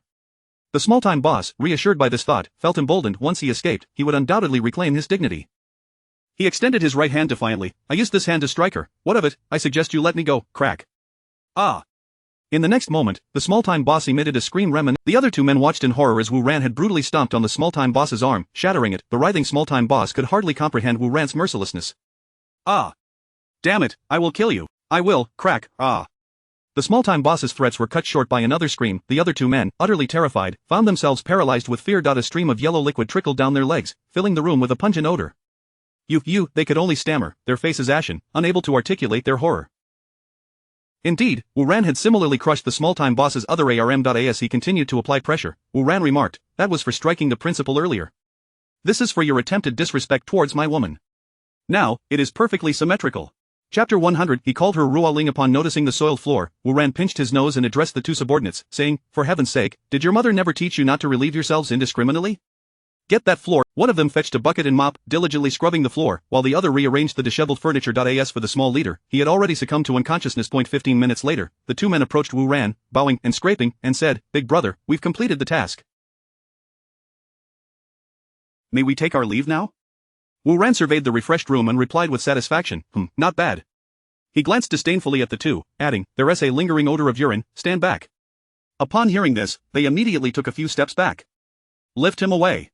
"Thank you," the two men exclaimed in relief, hoisting the still unconscious small leader and fleeing the scene as if their lives depended on it. "Wait." Just as they reached the doorway, Wu Ran called out to them. Their hearts sank. Could it be that this merciless man was going back on his word? With a bitter expression, they inquired, "Brother, is there anything else you require from us? When you return, once he regains consciousness, inform him that I am Wu Ran, the owner of Huawei Group. If he seeks revenge, he may come find me at Huawei Group." You are Wu Ran, the one who has been in the limelight lately? The two exclaimed in astonishment. It was no wonder they were shocked. While they had heard of Wu Ran's illustrious name, these petty thugs had never bothered to look up news online, so they had only heard of him and had never seen his photograph. Otherwise, they would have recognized him the moment he entered. Without a doubt. You may leave now. Wu Ran waved them off after the small leader's subordinates carried him away. Wu Ran summoned Lin Shireen back. Lin Shireen accompanied the director back to the room, gently caressing the director's face as she lamented, "These people are inhumane. How dare they lay such heavy hands on you?" "Einer, I am fine," the director reassured her with a kind smile. Noticing Wu Ran on the other side, she teasingly remarked to Lin Shireen, "Einer, who is he? Why don't you introduce us?" "Oh, I completely forgot to introduce him." Lin Shireen suddenly realized her he held the utmost respect and affection for the director, who had raised Lin Shireen.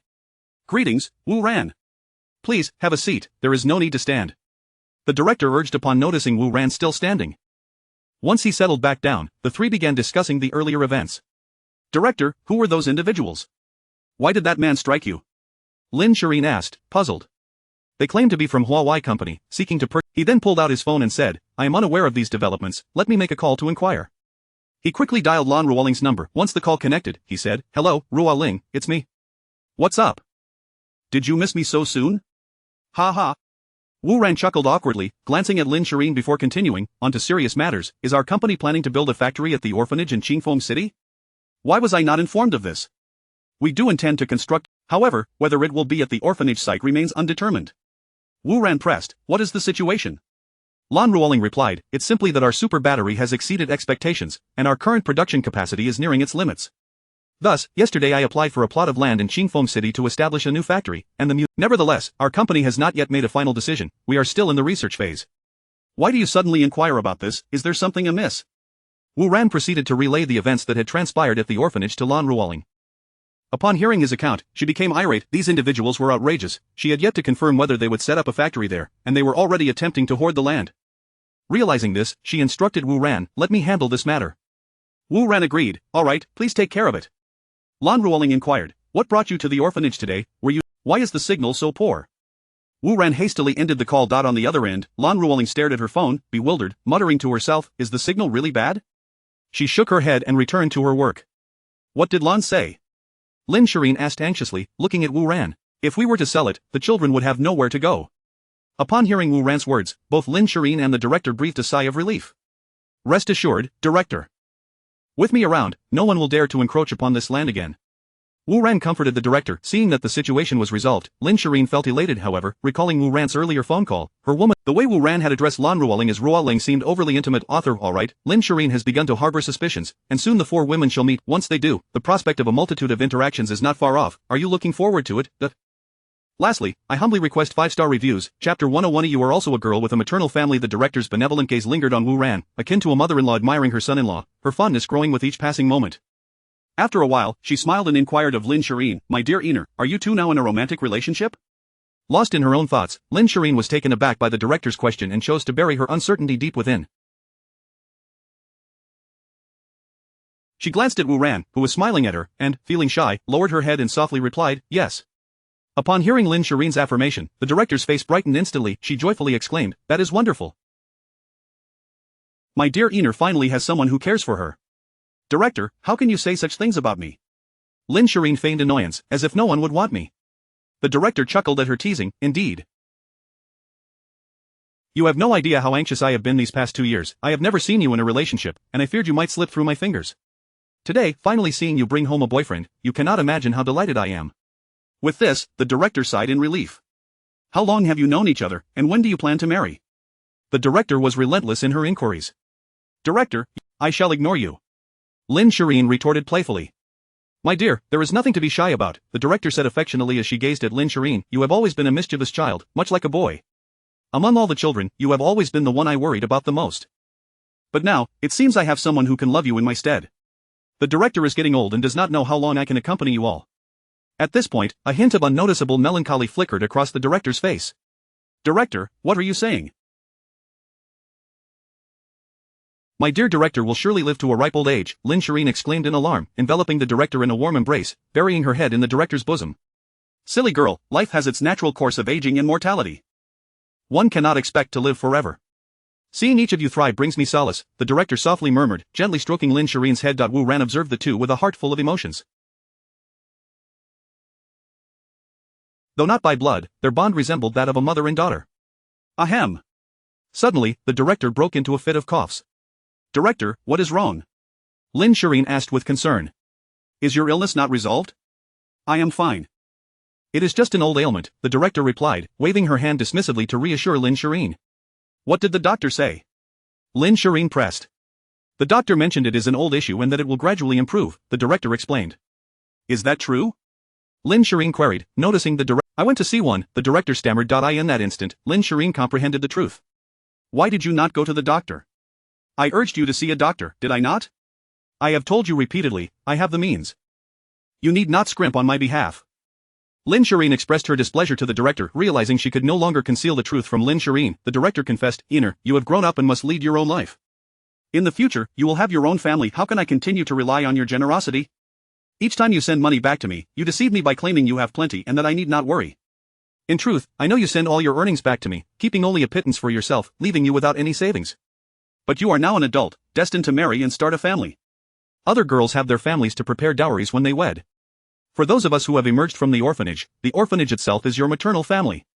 As the director, I must provide dowries. All my funds are devoted to caring for the children at the orphanage. Thus, I have saved all the money sent back by the girls, intending to present it to them when they marry. This way, they need not feel looked down upon by their husbands' families. I want the world to know that the girls from our orphanage also possess maternal families and are no less than others. With that, she rose and approached a desk, opening a drawer to retrieve a bank card. Returning to Lin Shireen's side, she presented the card, saying, My dear, this contains the money you have sent back over the years. I have saved it for you. This is your future dowry, and now I hand it over to you. Director. In the next moment, Lin Shireen's eyes brimmed with tears. Wu Ran, witnessing the director's actions, was deeply moved. The director's greatness was undeniable. He resolved to contribute to the orphanage in some way. With this thought in mind, he spoke up, Director, does your orphanage currently accept donations from the public? Upon hearing Wu Ran's words, Lin Shireen surmised his intentions. His gesture profoundly touched her heart, as she understood it was for the sake of the orphanage. The director, hearing Wu Ran's inquiry, was uncertain of his motivations but replied gently, Yes, we do accept donations. Presently, our orphanage has two sources of income. One is government funding. We receive an annual allocation from Qingfeng City, though it is not substantial, it suffices for our needs. The other source is donations from members of society, which is a smaller portion but better than nothing. In fact, there is a third source of income, but I have not spent that money. I have saved it. It comprises the funds sent back by the children who have left the orphanage, regardless of gender. I have refrained from using it and saved it for them. Because the boys from the orphanage, when they grow up and enter society, will find themselves lacking connections, background, and finances. They must strive tenfold to achieve success compared to others. As the director, I lack the means to assist them significantly, so I can only save the money they send back. At least it will help them in the future when they wish to marry. As for the girls from the orphanage, they are somewhat better off. If they can find a good husband and a supportive family, they can lead a happy life. Wu Ran, can you promise me one thing? Chapter 102 I entrust Shireen to you. At this point, the dean fixed a serious gaze upon Wu Ran and inquired earnestly, What is it, Dean? Noting the gravity of the dean's demeanor, Wu Ran responded with equal seriousness, You must treat Iner well in the future. Look into my eyes and answer me. The dean spoke to Wu Ran with an unwavering authority. Rest assured, Dean, I shall love her dearly. I will never let her down in this lifetime. Wu Ran replied earnestly, locking eyes with the dean. Upon hearing Wu Ran's candid declaration, Lin Shireen cast a shy glance in his direction. Very well, the dean repeated her approval several times, visibly gratified by Wu Ran's promise. Afterward, she symbolically placed Lin Shireen's small hand into Wu Ran's, as if entrusting something significant, and said, Then I can rest easy knowing she is in your care. Subsequently, Wu Ran and Lin Shireen held each other's hands tightly, their gazes filled with affection. The dean observed the young couple's interaction with a beaming smile. Her spirits lifted. Dean, I wish to make a donation to the orphanage in Shireen's name. Wu Ran continued, still holding Lin Shireen's hand. A donation? No, you should save your money for your future marriage with Iner. The dean quickly waved her hands in refusal, believing Wu Ran to be merely a working-class individual with limited earnings.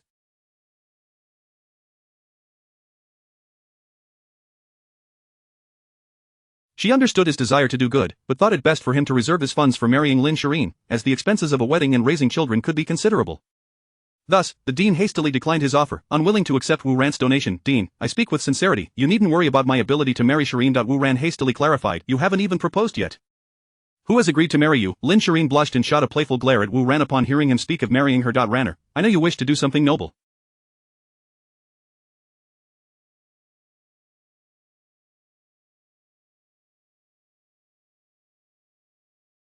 However, you should keep that money for your future life together. Your intention alone is already deeply appreciated. The dean did not want Wu Ran to part with his marital funds. I wish to donate 10 million, 1 million each year.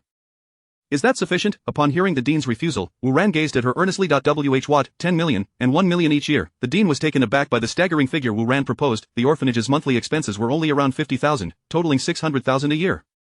Such a donation could sustain the orphanage for 16 years, marking the largest contribution it had ever received since its establishment. 10 million is far too much. There is no need for such an amount. The dean quickly waved her hands again. It is of no concern, dean. 10 million is but a trifling matter to me. Consider it a gesture of filial piety from a son-in-law. Wu Ran smiled at the dean. Will such a generous donation not impose difficulties on your own life? The dean felt a surge of joy at Wu Ran referring to himself as her son-in-law, yet she regarded Lin Shireen with a questioning gaze. Sensing the dean's uncertainty, Lin Shireen smiled and reassured her. Dean, please accept it. This amount is merely pocket change for Emma. The dean, still puzzled, inquired, Xiao Ran, what do you do for a living? It seemed she had forgotten to ask Wu Ran about his profession earlier. Dean, I own a company. Wu Ran replied with a smile. Oh, I see. The dean finally understood why he could afford to donate 10 million. However, even if you run a company, there is no need for such a large donation. You should reserve those funds for your company's growth. The dean believed Wu Ran's company was not particularly large and worried that such a donation might disrupt its operations. She felt reluctant to accept his generosity, fearing it would cause him distress. Dean, please accept it. His company can easily manage the 10 million. Seeing the dean still hesitant, Lin Shireen chimed in to persuade her. Is Xiao Ran's company quite sizable? The dean continued to inquire. Since the launch of our super battery, the company's stock price has been soaring, and as of today, its market value exceeds 300 billion. Wu Ran explained after a moment's thought. 300 billion. The dean was astounded, struggling to comprehend the magnitude of such wealth. Indeed, so please, dean, accept it, Lin Shireen urged the still dumbfounded dean. Well then, since this is your heartfelt intention, I shall accept it. However, this should be a one-time donation. This 10 million will sustain us for a very long time, and there is no need for annual contributions. Hearing Wu Ran's insistence, the dean finally agreed to accept his donation, recognizing the orphanage's pressing financial needs. With this contribution, the orphanage could renovate its outdated facilities and improve the children's meals. Upon receiving the dean's acceptance of his donation, Wu Ran felt an immense sense of relief. Indeed, in his heart, he had already regarded the dean as his mother-in-law. Knowing that such a promising son-in-law existed, the dean felt elated. She was also happy for Lin Shireen, grateful that her daughter had a man who cared for her so deeply. It was a blessing, alleviating her worries about Lin Shireen's future. Then, as if recalling something, the dean gently said to Wu Ran and Lin Shireen, please, sit for a moment, I shall fetch something. Moments later, the dean returned, carefully cradling a small box in her hands, as though it contained a precious treasure. She meticulously dusted off the box, gently opened it, revealing a set of infant girl's clothing nestled inside. The dean's eyes filled with nostalgia as she beheld the garments. This set of clothes is what you wore when I first brought you home. Now, I entrust it to you. Should you encounter your parents in the future, this infant clothing will serve as proof of your identity. With that, the dean handed the small box to Lin Shireen. Lin Shireen carefully accepted the box, examining the infant garments with great attention. It appeared to be an ordinary set of baby clothes, similar in style to those of the present day, with nothing particularly unusual about it, save for a tiny character Lin embroidered on the collar. Wu Ran, sitting beside Lin Shireen, also scrutinized the clothing. Suddenly, he felt a sense of familiarity with the design, though the feeling was buried deep within his memory, eluding his recollection. Author brothers, I shall release 2 chapters today. We have now reached a critical juncture concerning Lin Shireen's identity, and I shall ponder carefully how to arrange her backstory this evening. Originally, I had several identities in mind for Lin Shireen, but I am still deliberating on which is most fitting. Since Lin Shireen's identity impacts the subsequent plot, it is imperative that it is handled with care. Currently, I have yet to finalize the identities of the 2 women, one being Lin Shireen and the other Luo Qingcheng. I have contemplated several versions for both, yet I remain uncertain as to which is the best. This decision will influence how Wu Ran rationally navigates his future harem, so careful consideration is necessary tonight. Rest assured, the chapter 10 you will be compensated tomorrow as best as I can manage. Your brothers, if you have any good ideas, feel free to leave a message, I will certainly read them. Lastly, I humbly request a 5-star review from everyone. Chapter 103 They did not abandon me. What is it? Noticing Wu Ran's unusual demeanor, Lin Shireen inquired. Nothing at all. Wu Ran shook his head in response to Lin Shireen. He too was perplexed by the inexplicable sense of familiarity he felt towards the style of the clothing, yet, no matter how hard he tried, he could not recall why. Thus, he chose to let it be. Upon hearing Wu Ran's dismissal, Lin Shireen turned and gently caressed the clothes she once wore with her small hands. After a brief moment, she lifted her gaze and addressed the director. Director, could you recount the circumstances under which you encountered me? Upon hearing Lin Shireen's request, the director fell into a contemplative silence, reminiscing. After a long pause, she slowly began. That was a matter of 24 years ago, on a winter's night that I distinctly remember. At that time, the orphanage was facing severe financial constraints. To procure affordable groceries, I would wait until nightfall to visit the market for discounted produce. On that particular evening, it was already past 6 o'clock. Winter nights descend particularly early, and by the time I arrived, perhaps they found themselves in difficult circumstances. When I picked you up, I waited for 2 hours in that very spot, hoping someone would return. In the end, seeing you wail from hunger, your After absorbing the director's words, Lin Shireen gazed silently into the distance, lost in thought. Seeing her in such a state, Wu Ran, filled with concern, asked, "Are you all right?" After a moment, Lin Shireen took a deep breath to calm her agitated heart. She looked at Wu Ran with a reassuring smile and replied, "I am fine, please do not worry about me. In fact, I am quite happy, truly. For now I know that they did not abandon me.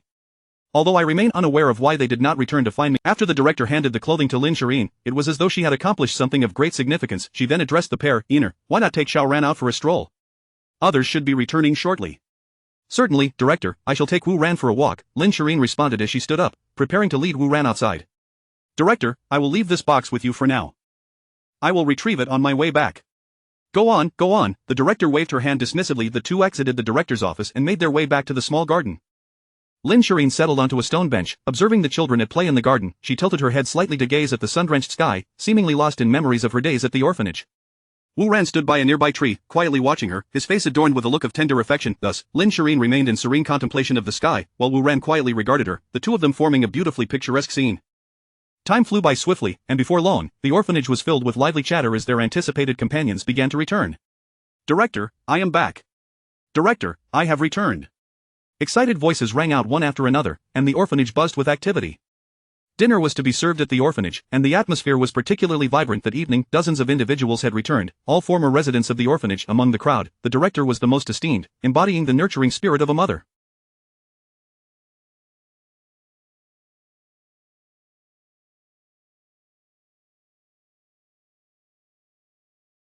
Following her was Wu Ran, who had garnered even more admiration after the director announced his generous donation of 10 million to the orphanage, leaving everyone in awe. When the director revealed that Wu Ran was the owner of Huawei Group, the atmosphere reached a crescendo.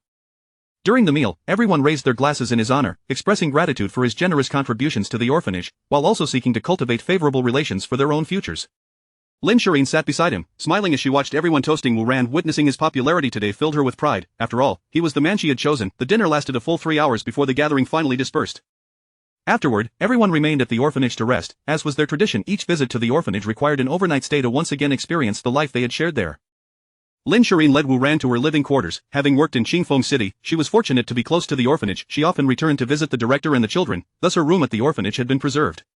Upon entering Lin Shireen's room, Wu Ran took in the details of her sanctuary. It was simple and immaculate, infused with the delicate fragrance unique to a young girl. The furnishings were modest, a plain bed, yet the room was adorned in shades of pink, exuding the essence of youthful femininity. Lin Shireen, looking around her room, smiled at Wu Ran and said, "This is the room I have occupied since childhood at the orphanage. The director has kept it for me all these years." She began to point out various items. "These are my awards and trophies from when I was a child." Lin Shireen indicated a shelf filled with an array of accolades.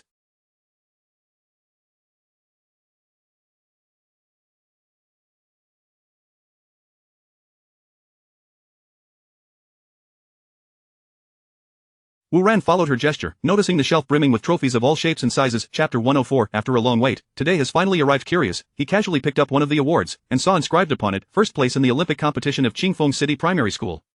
Wu Ran, taken aback, exclaimed to Lin Shireen, "I never imagined my Einer." "Who is your Einer?" Lin Shireen playfully shot him a glance. After saying this, she moved closer to Wu Ran, gently embracing him and continued, "For children who come from orphanages, education is the only path forward. Reading, studying, and more studying. I always aimed for the top in every school examination. I never expected my wife to be such an academic powerhouse," Wu Ran remarked as he lifted Lin Shireen effortlessly into his arms.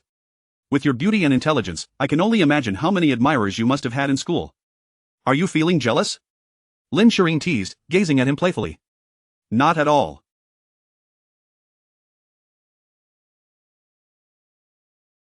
I merely lament that I did not meet you sooner," Wu Ran replied with a hint of acidity in his tone. "Indeed, during my school years and even at work, there were many who pursued me, but I paid them no heed until I met you." At that moment, she recalled Wu Ran's earlier words, "Ruo Ling." A sense of impending crisis washed over her heart. In that instant, Lin Shireen seemed to make a firm resolution. She looked at Wu Ran alluringly and declared, "Tonight, it will just be the two of us."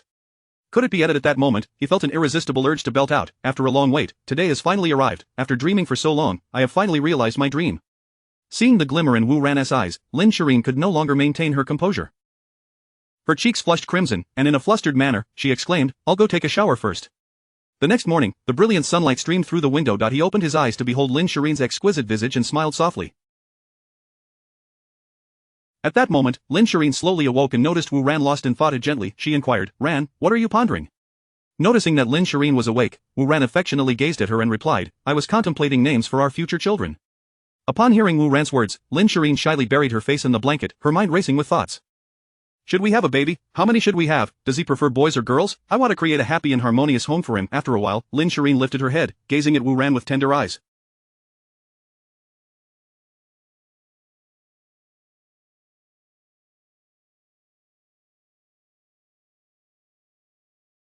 Seeing her gaze, Wu Ran mischievously stroked his cheek and grinned. What's the matter? Never seen a handsome man before. As the sun rose higher, the two finally rose at a leisurely pace, hurriedly preparing themselves. Wu Ran looked at Lin Shireen with affectionate eyes. After getting out of bed, they joined hands and headed to the dining hall, intending to have breakfast before returning. Upon arriving at the bustling dining hall, the moment they entered, a little girl named Xiao Ai called out in a sweet voice, Sister Shireen, come over here. Wu Ran and Chapter 105 The Genius. The two individuals arrived at Xiao Ai's place, where the dean was also accompanying her for breakfast. Good morning, Dean. Upon seeing the dean, Wu Ran and Lin Shireen, did you both sleep well last night? The dean had already noticed Lin Shireen's peculiar demeanor since her entrance. The young lady appeared radiant today, exuding a captivating feminine charm. Observing her unusual gait earlier, therefore, upon seeing Lin Shireen in this state, she inquired with concern, thank you for your concern, Dean. I slept very comfortably last night. Wu Ran was the first to respond to the dean's question. Aware that the dean had discerned her feelings, Lin Shireen felt a slight flush on her cheeks and quickly lowered her head. You little girl, still so shy. The dean chuckled and shook her head while gazing at Lin Shireen. Dean. Lin Shireen's bashful voice echoed and the dean affectionately patted Lin Shireen's head. Now, let's have breakfast. You two can help yourselves to whatever you desire. The dean instructed the young couple. Lin Shireen stood up and led Wu Ran to get breakfast. After finishing their meal, the two bid farewell to the dean and the others before leaving the orphanage. After escorting Lin Shireen back to her company, Wu Ran returned to Huawei Group. Upon his return, Secretary Luo informed him that Lan Ruoling was looking for him in the office of the vice president. Lan Ruoling was busy at her desk. Wu Ran pushed the door open and walked in. You're here. Hearing the door open, Lan Ruoling looked up and smiled. Let's have lunch first before we head over. Sounds good, I'll accompany you this afternoon. Sure. At noon, after finishing their meal in the company cafeteria, they set off in Lan Ruoling's car. Half an hour later, they arrived at a small company. Upon reaching the entrance, the company's representative was already waiting outside with the employees. As Wu Ran exited the vehicle, a youthful and handsome man quickly approached him, extending his hand. Wu, welcome to our company, Ms. Lan. My surname is Chao Yulu, and I am the head of this company. Hello, Mr. Chao. I didn't expect you to recognize me. Wu Ran said in surprise as he shook Chao Yulu's hand. I also work in the technology sector. I watched the press conference for the super battery a few days ago, so I recognized you. Chao Yulu replied. And you are quite young. You must be much younger than me, truly a prodigy. Mr. Wu, you flatter me. Chao Yulu shyly rubbed his head, a characteristic modesty of a technical talent evident in his demeanor. After everyone exchanged introductions, Chao Yulu led Wu Ran and Lan Ruoling on a tour of the company. The establishment was not particularly large, but everyone here exhibited a commendable spirit, indicating that Chao Yulu managed the company quite adeptly. As they observed the this company showed promise and had considerable development potential. Wu Ran and Lan Ruoling exchanged glances, both perceiving a resolute determination in each other's eyes to acquire this company. After the tour, once seated, Wu Ran began conversing with Chao Yulu. Mr. Chao, given your youth, your company must have been established not long ago, correct? My company was registered less than 3 years ago, but if a genius, truly a remarkable talent. We must acquire him. With that thought in mind, Lan Ruoling spoke first. Mr. Chao, we come here today with sincerity. We genuinely wish to acquire your company. Feel free to name your price. After Lan, I am honored that you are interested in my company, but I truly do not wish to sell. Why not? If it is a matter of price, you need not worry.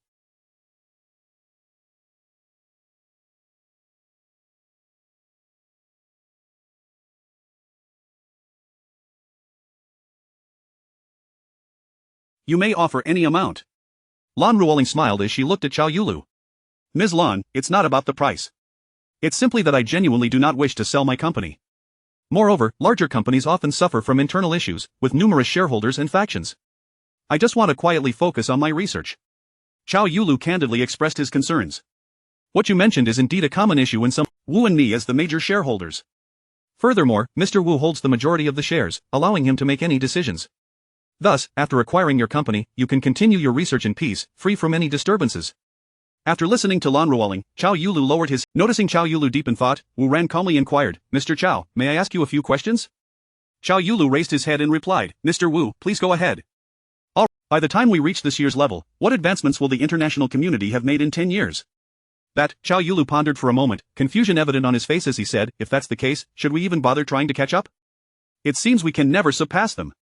No, Mr. Chow, you've misunderstood my point. Wu Ran smiled mysteriously, opening the laptop that Lan Ruoling had brought and clicked on a document. He knew that the best way to persuade a tech-savvy individual was to present them with something they cherished. Xiao Yulu, puzzled yet intrigued, took the laptop and began examining it closely. Is this technology for real?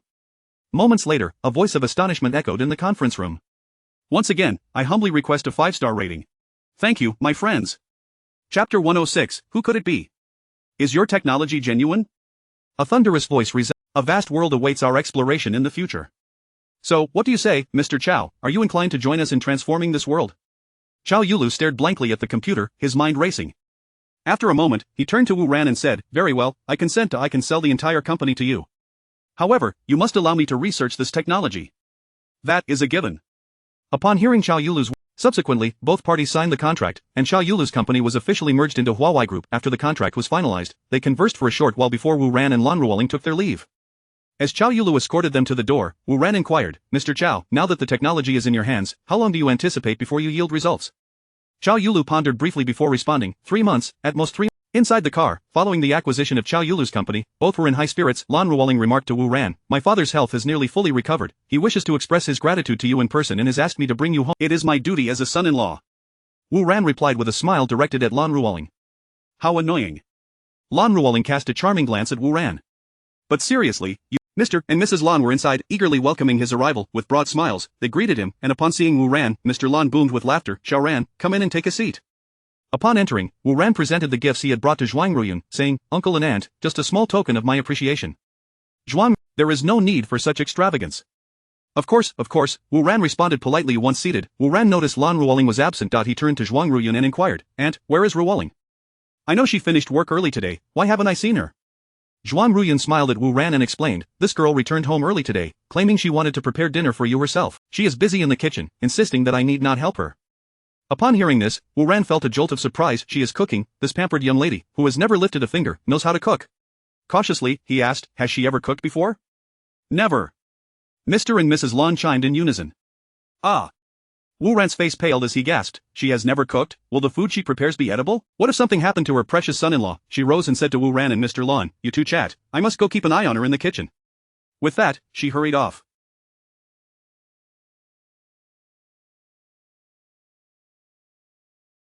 Mr. Lan and Wu Ran looked at each other in bemusement. Xiao Ran, come play a game of chess with me. Mr. Lan broke the awkward silence. Sure. Mr. Lan brought out the chessboard, and the two began a fierce match. Uncle, upon hearing Wu Ran mention her, Mr. Lan emerged from his reverie and replied, I have thoroughly interrogated her, it is indeed true that someone provided her with poison to harm me.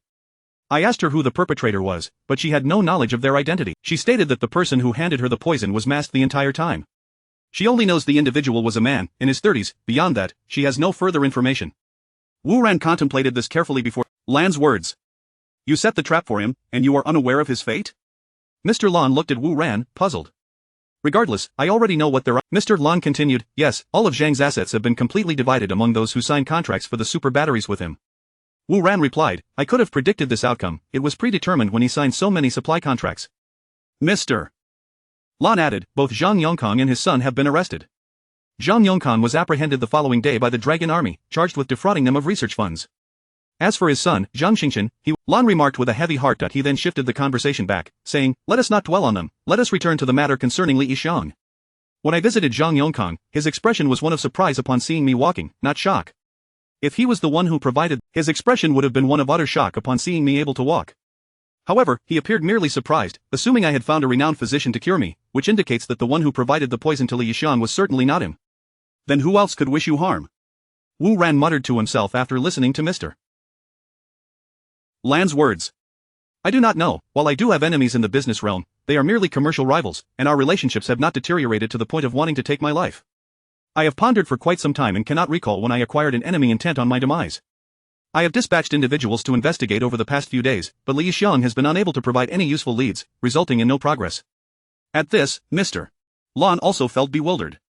Let us not discuss this any further. Tonight, let us enjoy a good game of chess and not dwell on these unpleasant matters. Agreed, let us not think about it. Chapter 1. The genius who trusts you. Dinner is served. Lan Ruoling joyfully announced as she emerged from the kitchen, carrying a platter of dishes, inviting Wu Ran and Lan Guahao to partake in the meal. Wu Ran looked upon her with trepidation. A person who had never cooked before, could her spontaneous culinary creation truly be edible? As he observed the dish in Lan Ruoling's hands, he could vaguely discern that it was a plate of braised pork ribs.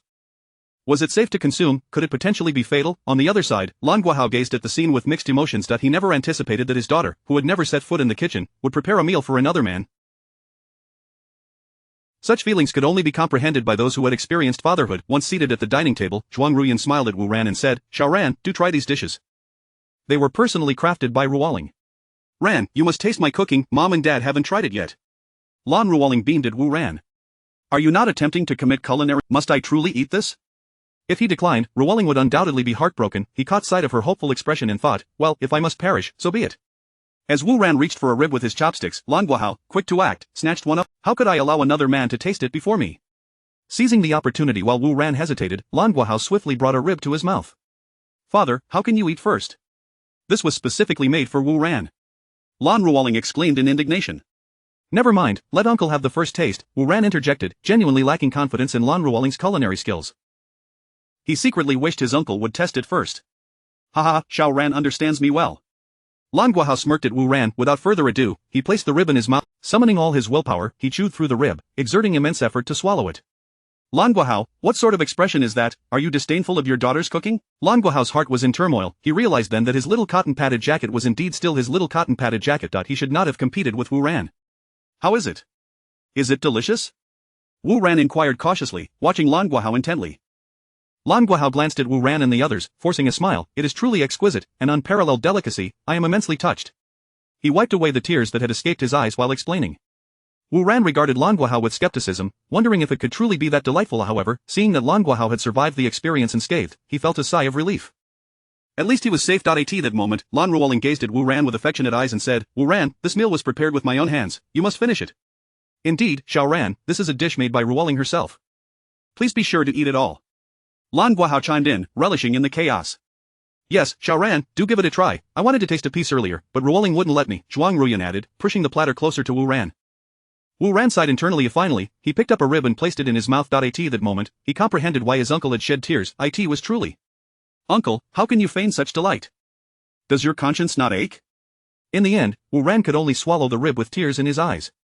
"How is it? Delicious, right?" Lan Ruoling's cherubic face was filled with anticipation as she looked at Wu Ran. "Delicious, absolutely delightful." Faced with her eager gaze, Wu Ran had no choice but to lie through his teeth. "Then eat more." Upon hearing Wu Ran's affirmation, Lan Ruoling gleefully piled more ribs into his bowl.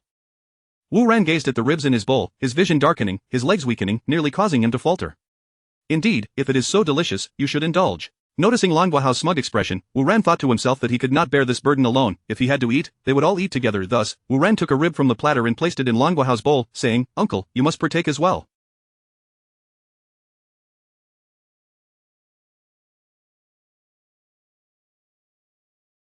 "How could I enjoy such a dish alone? You." Lan Guahao was taken aback by Wu Ran's unexpected gesture, raising his gaze to meet Wu Ran's calm expression. Ultimately, both men were left to weep silently as they consumed the entire plate of braised ribs. Of course, after finishing the dish, Wu Ran spent over an hour in the restroom of the Lan household, silently vowing never to eat Lan Ruoling's cooking again. After emerging from the restroom, it was already quite late. Wu Ran bid farewell to Lan Ruoling's family. Initially, he had intended to stay the night, planning to stealthily invade Lan Ruoling's fragrant boudoir. However, at Wu Ran's subtle suggestion, Lan Ruoling bashfully informed him that relatives had arrived and urged him to take care of himself. With that, Wu Ran returned to his own residence to rest. After parting ways with Lan Ruoling's family, he drove leisurely home. Suddenly, his phone chimed, indicating a new message. He picked it up to find a text from Ji Luoxi that read, "Are you home?" A smile crept across Wu Ran's face upon reading Ji Luoxi. He quickly typed a response, "Give me half an hour." Tossing his phone onto the passenger seat, he pressed the accelerator and sped homeward. At Ji Luoxi's residence, she had already bathed and lay on her bed, fragrant and holding her phone. Upon seeing Wu Ran's reply, she blushed and quickly stood to select the most alluring nightwear from her wardrobe. After donning it, she added a long coat on top, ensuring that nothing appeared amiss in the mirror. She opened her bedroom door and ventured out.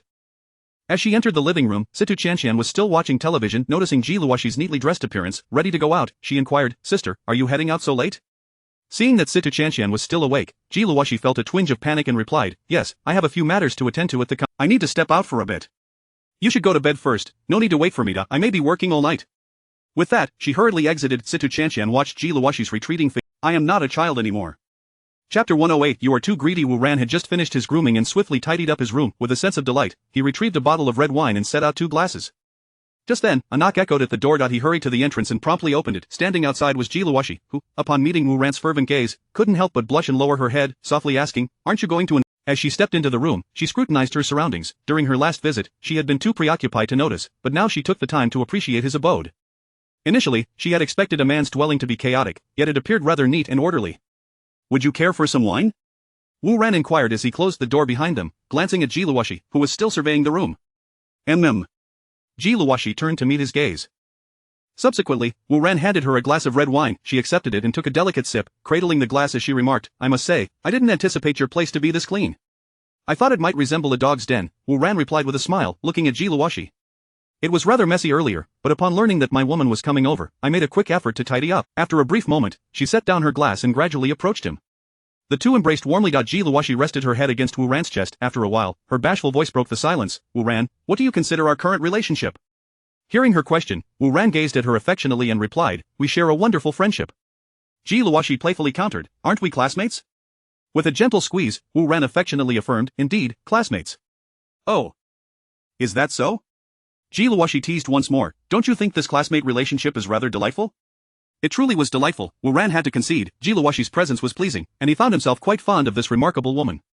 Their camaraderie flourished, and her temperament was equally charming. Despite her aristocratic lineage, she exuded none of the aloofness typically associated with her background. She was kind-hearted, compassionate, and undeniably beautiful, with an admirable figure. "Ran, I like you very much." Jiluoshi suddenly lifted her gaze to meet his, her eyes brimming with admiration. She was quite taken with this man and longed to be with him every single day. "Just how much do you like me?" "Very much, to the extent that I wish to give all of myself to you."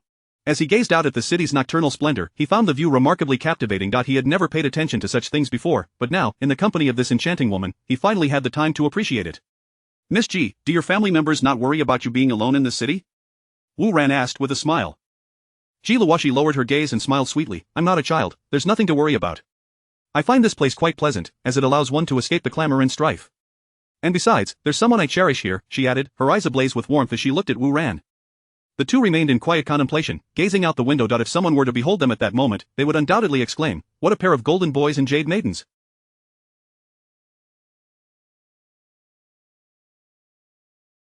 Chapter 109 The Dean is in trouble. In the early morning, Wu Ran was roused from his slumber by a frantic ringing. He glanced at his phone and saw that it was a call from Lin Shireen. Answering the call, he held the phone to his ear and heard her panicked, tear-choked voice, "Wu Ran, something has happened to the Dean." "What? The Dean is in trouble? What happened?" "This morning, What should I do now?" Lin Shireen was overwhelmed with fear and confusion. "Do not panic, I will come to get you right away." Wu Ran reassured Lin Shireen. After hanging up, he hurriedly got out of bed, dressing quickly while informing the now awake Jiluoshi, "I have to go out." "You can continue to sleep." "What happened?" Jiluoshi, startled by the earlier phone call, inquired. Wu Ran then recounted the situation to her. "Be careful on the way, and speak up if you need assistance," Jiluoshi whispered, offering him a small measure of comfort. "I will." Wu Ran pressed a quick kiss to Jiluoshi before rushing out. Upon arriving at Lin Shireen's residence, he found her waiting downstairs. As soon as he parked the car, she opened the door and climbed in. What exactly happened to the Dean? How could she have collapsed out of the blue? Noticing the remnants of tears on her delicate face, Wu Ran asked Lin Shireen. "I don't know. The orphanage called me and said the Dean had fainted and was already taken to the hospital." Lin Shireen said anxiously, her eyes filled with worry as she gazed at Wu Ran.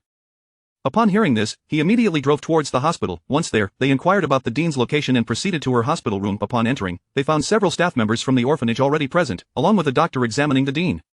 As Lin Shireen rushed into the room, she stood quietly to the side, careful not to disturb the doctor. After several minutes, the doctor concluded his examination. "What happened? Why is the Dean unconscious?" Lin Shireen urgently questioned the doctor. "Who are you to the patient?" the doctor inquired. "I am her daughter," Lin Shireen replied, as she had been adopted and raised by the Dean, their bond akin to that of mother and daughter. "Oh, you are her daughter. Let us discuss this in my office," the doctor suggested. "The patient needs to rest in peace." With that, the doctor led Lin Shireen and Wu Ran to his office.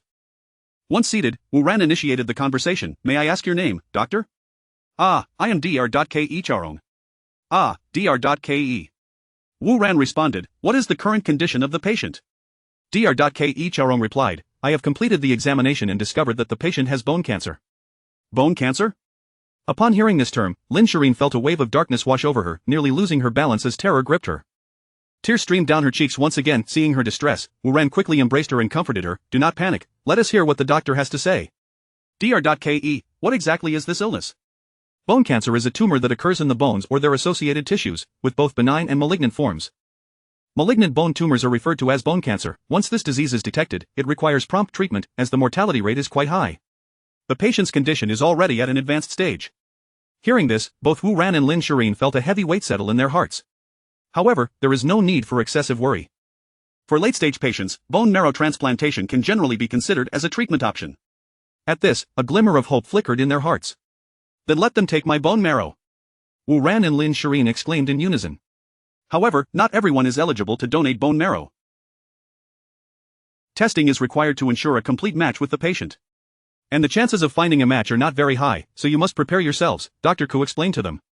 That is fine. Let us proceed with the tests.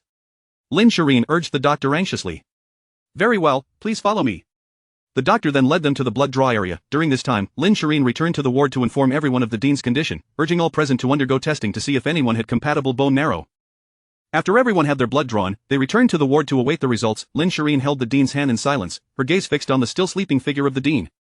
Half an hour later, Dr.Ke returned to the ward, regret etched across his face as he delivered the unfortunate news, and none of the gathered individuals had matching bone marrow, meaning none could donate to the patient. Upon hearing the doctor's announcement, a wave of despondency washed over those present. Lin Shirin collapsed into Wu Ran's embrace, her voice trembling as she whispered, Wu Ran, what am I to do? The thought of losing the dean was too harrowing for her to bear. Do not worry, everything will be all right. The dean is a good person, she will not leave us so easily, Wu Ran gently reassured her, cradling Lin Shirin in his arms. Chapter 110:5 million. As Wu Ran cradled Lin Shirin in his arms, he pondered ways to help her. After some contemplation, he resolved to seek assistance online, leveraging the power of the internet to find a suitable bone marrow donor. Before posting, he called Luo Qingqing to share the necessary data concerning the bone marrow requirement, urging her to mobilize the company's resources to reach out to major hospitals nationwide for assistance in testing. Wu Ran assured her that he would personally cover all related expenses. Once Luo Qingqing had made the arrangements, he took out his phone, opened Weibo, and composed a message: urgent appeal. A beloved family member is afflicted with bone cancer and urgently requires a compatible bone marrow transplant. We seek matching individuals. Those interested may visit their nearest hospital for blood testing, with all costs waived. Should a match be found, a generous reward of 5 million yuan will be offered for any willing donor. After finalizing the message, he sent it out into the digital ether. As soon as Wu Ran's post circulated, it ignited a significant uproar online. Observers reacted with fervor. Look, Wu Ran has posted again. Has a family member fallen ill? He is searching for a matching bone marrow donor. Wow! A reward of 5 million, what a lavish offer. 5 million, I could never earn that in a lifetime. What a fortunate windfall, such a rare opportunity. Everyone, hurry to get tested. If you match, it could be a life-changing fortune. Motivated by the post, countless netizens rushed to the designated hospitals for blood tests, resulting in an overwhelming influx of individuals seeking testing. Each person harbored hopes of being the fortunate match of the following day. In a modest rental unit in Qingfeng City, a young couple was embroiled in a heated argument. The man, Zhang Jixin, was a slothful individual, while the woman, Xing Xiaoyu, was a vain character. Both shared a disdain for hard work, shunning any efforts to seek employment. For months, they had applied to numerous jobs, only to abandon them after a brief stint, citing the arduous nature of the work. The cause of their quarrel stemmed from Xing Xiaoyu's complaints about her boyfriend's lack of ambition and his idle lifestyle, which rendered them financially destitute. Today, she had set her sights on a 2,000 yuan handbag and demanded that Zhang Jixin purchase it for her. However, both were too lazy to earn any money, and their cupboards had been bare, surviving on plain porridge for days. If they did not secure funds soon, they would face starvation. I won't take no for an answer. I absolutely must have that handbag. Xing Xiaoyu declared resolutely, her eyes fixed on Zhang Jixin. Please, don't make a scene, Zhang Jixin implored softly. We've been living on porridge for days, we simply cannot afford such luxuries. I don't care how you manage it. I must have that handbag. No money. Zhang Jixin, I misjudged you, you are nothing but a miser, let us break up. Xing Xiaoyu's frustration boiled over as she threatened him. Break up? Oh fine, who is afraid? Zhang Jixin retorted, anger rising within him. Upon hearing his response, Xing Xiaoyu hastily began to pack her belongings, intent on leaving Zhang Jixin to find a more financially stable partner. Zhang Jixin watched her with a cold gaze, deciding against attempting to persuade her to stay. As she gathered her things, she steeled herself and departed. After her exit, Zhang Jixin picked up his phone, preparing to immerse himself in a game when he received a news alert. The president of Huawei Group offers 5 million yuan for urgent bone marrow transplant. He quickly clicked to read further. Upon finishing Wu Ran's post, excitement surged within him. 5 million, if I could obtain that, my financial worries would vanish. I truly hope my bone marrow is a match. With that thought, Zhang Jixin sprang into action, hurrying to the designated hospital for his blood test. Upon arriving, he spotted Xing Xiaoyu, still dragging her luggage, waiting in line. It seemed she too had seen the news and rushed over for testing. They exchanged no words. A silence ensued as they awaited their turn. After a brief wait, they both had their blood drawn and sat in anticipation of the results. An hour later, a doctor approached, holding a test report, calling out, Xing Xiaoyu, who is Xing Xiaoyu? I am Xing Xiaoyu, she exclaimed, standing to acknowledge the doctor. The doctor smiled at her, saying, Congratulations, Miss Xing, your bone marrow has successfully matched. Here is your report. What? It matched successfully. Xing Xiaoyu was momentarily stunned by the overwhelming news. Jiang Jixin, overhearing the doctor, took the report from her and scrutinized it closely. It indicated a matching rate of 68. For a bone marrow transplant to proceed, a compatibility rate of over 50 was required. Jiang Jixin stared blankly at the report, his mind racing. This woman was on the verge of receiving 5 million. He could not let her slip away, he needed to win her back. Author. Please leave a 5-star review. Chapter 111 I. 150 million. Jiang Jixin, upon witnessing the successful match between Xing Xiaoyu and another, resolved to win her back. Xiaoyu, please don't leave me. I have already realized my mistakes. Jiang Jixin grasped Xing Xiaoyu's hands, pleading for reconciliation. Let go of me. We have already broken up. Xing Xiaoyu expressed her disdain for Jiang Jixin's actions. Xiaoyu, I truly cannot bear to be without you, Jiang Jixin continued to implore earnestly. Release me. Xing Xiaoyu retorted sharply at Jiang Jixin. I will not let go unless you promise not to leave me. Seeing that Xing Xiaoyu remained unmoved, Jiang Jixin, motivated by the prospect of 5 million, decided to escalate his approach. He then knelt before Xing Xiaoyu in the presence of onlookers, beseeching, Xiaoyu, I genuinely cannot live without you. Get up. Xing Xiaoyu, taken aback by Jiang Jixin's kneeling, felt flustered, especially with so many. I want to leave. Ultimately, Xing Xiaoyu had no choice but to acquiesce to Jiang Jixin's plea. Upon hearing her agreement, Jiang Jixin was overjoyed, springing to his feet. He took hold of Xing Xiaoyu's luggage and said, Let us return home. There are too many people here. Xing Xiaoyu glanced at the crowd surrounding them and nodded in agreement. The two swiftly departed from the hospital. On their way home, both Jiang Jixin and Xing Xiaoyu were unable to quell their excitement. 50 million, a sum they had never dared to dream of, had unexpectedly come their way. Once they arrived home, their exhilaration remained palpable. Wife, how do you think we should spend this 50 million? They had yet to begin the process of donating bone marrow, yet they were already deliberating how to utilize the money. No, it's not 5 million. It is 50 million. Xing Xiaoyu smiled mysteriously at Jiang Jixin, holding her phone. Isn't at 5 million? How could it possibly be 5 million? Jiang Jixin looked at Xing Xiaoyu in confusion. You're so dense. Xing Xiaoyu pointed at Jiang Jixin's forehead, exasperated. Do you know who Wu Ran is? I haven't paid much attention to him, Jiang Jixin replied. Xing Xiaoyu handed her phone to Jiang Jixin, saying, Take a look at his profile, he is the president of Huawei Group. You know Huawei Group, right, the company that developed the super battery? Currently, Huawei's market value exceeds 300 billion. Can you even fathom how wealthy Wu Ran is? As she spoke, Xing Xiaoyu's eyes sparkled with fervor upon seeing Wu Ran's information online. Jiang Jixin abruptly lifted his head, excitedly exclaiming, Are you suggesting we demand a higher price? Absolutely. It is only reasonable to ask for 50 million from such a wealthy boss in exchange for my bone marrow donation. As she spoke, Xing Xiaoyu seemed to envision the 50 million beckoning her. But if we raise the price at the last moment, will he agree? Jiang Jixin remained skeptical. He will undoubtedly agree. Xing Xiaoyu stated with confidence. I have researched this. Matching for bone marrow transplants is not an easy feat with hundreds of thousands of people potentially mismatched. Now that I have successfully matched, only I can save his loved one. He is now waiting for my bone marrow to save a life. Thus, the price is not for him to dictate. Of course, he could continue testing, but finding another match would be exceedingly difficult. Jiang Jixin, thrilled by Xing Xiaoyu's words, declared, Wife, you're brilliant. Soon we shall be millionaires. Indeed, you should remember who I am. Xing Xiaoyu replied joyfully. Meanwhile, Wu Ran was at the hospital where the dean was being treated, accompanying Lin Xiyan. At that moment, his phone rang. It was the hospital where Xing Xiaoyu had undergone testing. The hospital informed Wu Ran that they had just detected a volunteer with a matching rate of 68. They provided Wu Ran with the individual's contact information so he could reach out to her directly. Upon receiving the call, Wu Ran felt an immense wave of relief wash over him. It seemed that wealth truly afforded one considerable leverage. The hospital subsequently sent the test report along with Xing Xiaoyu's contact details to Wu Ran. Wu Ran looked at Xing Xiaoyu's test report with delight. Wu Ran, what is going on? Is there good news? Lin Xiyan inquired, noticing Wu Ran's joyful demeanor, hoping that they had found a match for the bone marrow. Wu Ran, smiling broadly, replied, Yes, we have matched with someone. Really? Lin Xiyan was overwhelmed by this astonishing news. She had thought it would be challenging to find a compatible bone marrow match, yet they had succeeded on only the second day. It appeared that Wu Ran had leveraged many connections for this matter. Indeed, although the match rate is only 68, we need to consult Dr. Ke Chaorong. Ku Chaorong. Dr.Ke, here is the data for the matched bone marrow. Could you see if it is viable?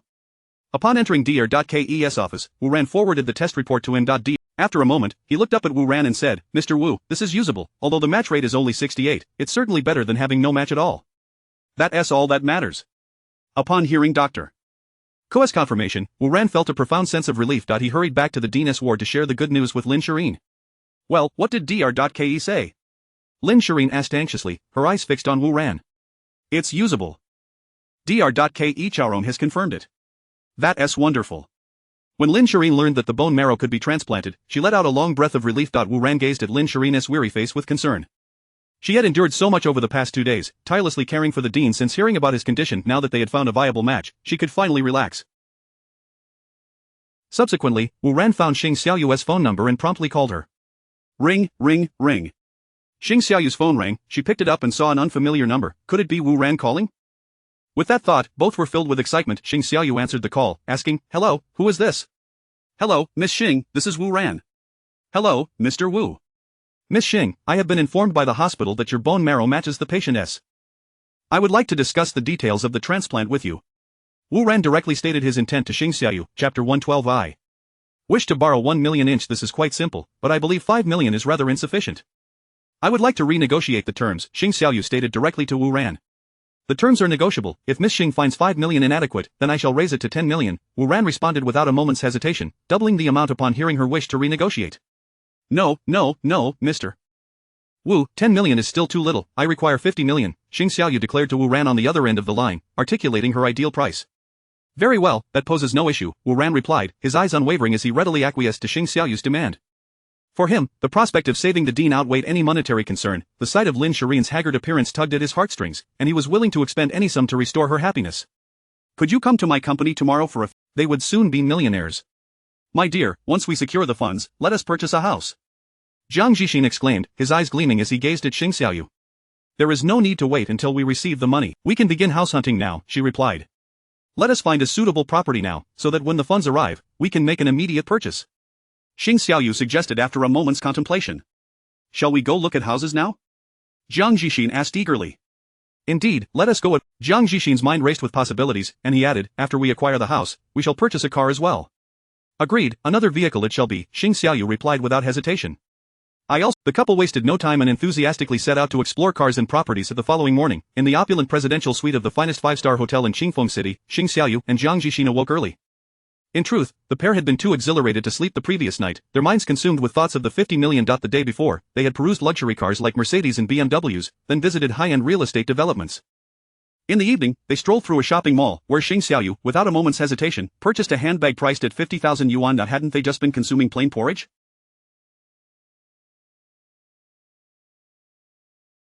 How could they afford such an extravagant item? It turned out that the moment they learned of their successful match, they had vowed to live their best lives, yet the 50 million had yet to materialize.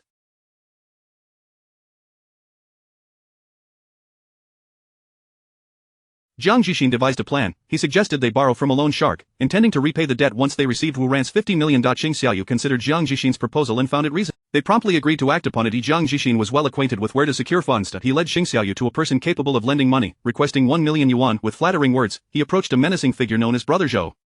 Then, he spoke, Oh, it's you, Xiao Jiang, how bold of you to show your face again. You still haven't repaid the 5,000 yuan you borrowed last time. I've been looking for you for 2 months, and yet you dare to reappear.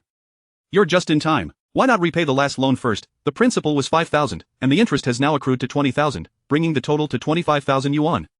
With that, Brother Zhou dismissed Jiang Jixin and Xing. If you grant me 3 more days, I promise to repay you immediately, Jiang Jixin implored respectfully. Upon hearing Jiang Jixin's admission of being broke, Brother Zhou erupted in anger. Broke, once she earns enough, I'll let her go. As his men approached Xing Xiaoyu, she was struck with fear at their intimidating presence. Brother Zhou, please wait, let me explain, Jiang Jixin interposed, stepping in front of Xing Xiaoyu. Actually, I came to you today to borrow 1 million. Brother Zhou and his men were After a brief pause, they burst into laughter, particularly Brother Zhou, who laughed until tears streamed down his face. After regaining composure, he wiped his tears and remarked, Xiao Jiang, you wish to borrow 1 million? Have you lost your mind? You can't even repay 20,000, yet you seek to borrow 1 million. Do you take me for a fool? Brother Zhou, I am not jesting. I speak earnestly, Jiang Jixin replied, bowing low. Very well, I shall assume you are sincere. Pray tell, how do you intend to repay me this million? Brother Zhou inquired. Jiang Jixin gestured for Xing Xiaoyu to present the test report. At that moment, Xing Xiaoyu handed over her test results, explaining that upon completing a bone marrow transplant, she would receive 5 million, enabling her to repay the loan immediately. Wasn't it originally 50 million, why the sudden reduction to 5 million? This was merely a clever tactic by Xing Xiaoyu. She had indeed renegotiated with Wu Ran for 50 million but understood the necessity of discretion regarding financial matters. The recent bounty announcement from Wu Ran had stirred considerable attention, and Brother Zhou was somewhat aware of the situation. He scrutinized the test report that Xing Xiaoyu had provided, confirming its authenticity. Seeing the report calmed Brother Zhou's concerns. It appeared this business deal was viable. After some contemplation, he resolved to lend Jiang Jixin the money, reassured by the presence of the test report that guaranteed repayment. Subsequently, Brother Zhou lent 1 million to Xing Xiaoyu, as the report was in her name, and thus she would be responsible for repayment. With the million in hand, the couple joyfully embarked on a shopping spree, indulging in luxury handbags, watches, and clothing.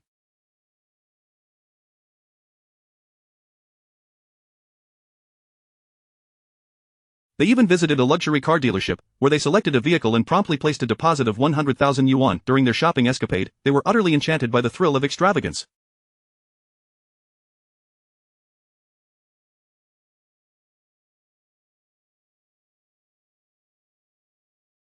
Chapter 113, I. Now demand 500 million. That evening, they booked a presidential suite at a 5-star hotel for a 3-night stay. After all, the two of them were no longer financially constrained and desired to live a life of luxury.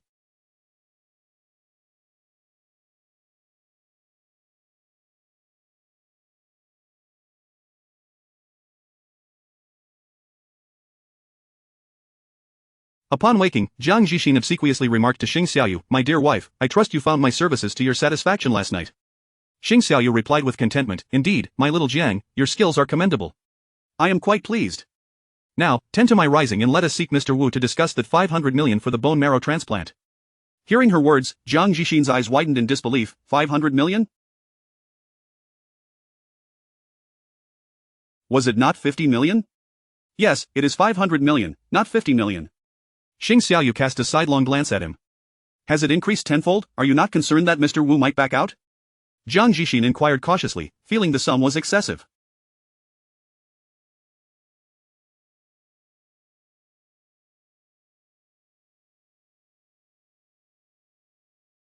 Xing Xiaoyu shot him a disdainful look. "Are you foolish? He is an immensely wealthy tycoon. If we have the chance, we must seize the opportunity to profit from him. Such chances may not come again.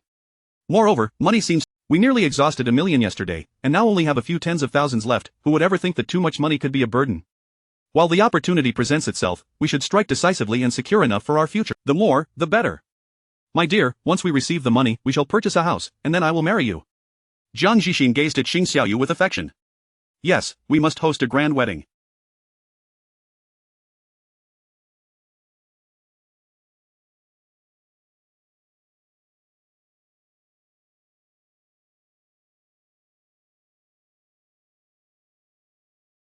I want to invite all my friends to witness my nuptials, inciting envy for my life. Xing Xiaoyu too envisioned that day. As soon, they both arose, refreshed themselves, and set off to Huawei Group to meet with Wu Ran. They arrived at the imposing edifice of Huawei Group. Upon entering, they approached the reception desk, and with an air of superiority, Xing Xiaoyu announced, "I have an appointment with your president. Please inform him of my arrival." The receptionist, upon seeing Jiang Jixin and Xing Xiaoyu, did not dare to neglect them and promptly escorted them to the meeting room. As Xing Xiaoyu surveyed the grandeur of Huawei Group, she mused that her decision to hike the price was indeed justified. Before long, Wu Ran entered the meeting room. After exchanging pleasantries, they delved straight into the matter at hand. Wu Ran began, "Miss Xing, while your initial offer of 50 million exceeded my expectations, in light of the critical nature of the situation, I have decided to accept your proposed amount. May I inquire when you would be available for the bone marrow transplant?" Upon Wu, "I am available at your convenience for the transplant, but upon further reflection, I believe the price is still somewhat unreasonable, and I would like to renegotiate." Wu Ran furrowed his brow, pondering. Is 50 million not sufficient? Now she wishes to extort even more. Initially, he considered leaving immediately, unwilling to indulge them. However, the image of Lin Shirin's despair held him back. Relenting, he thought, as long as it would save the director, he would pay any amount.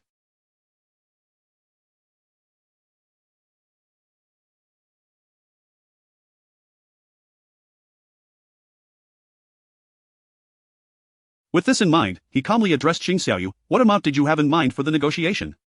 Xing Xiaoyu confidently responded, "Mr. Wu, I believe 500 million is the fair figure.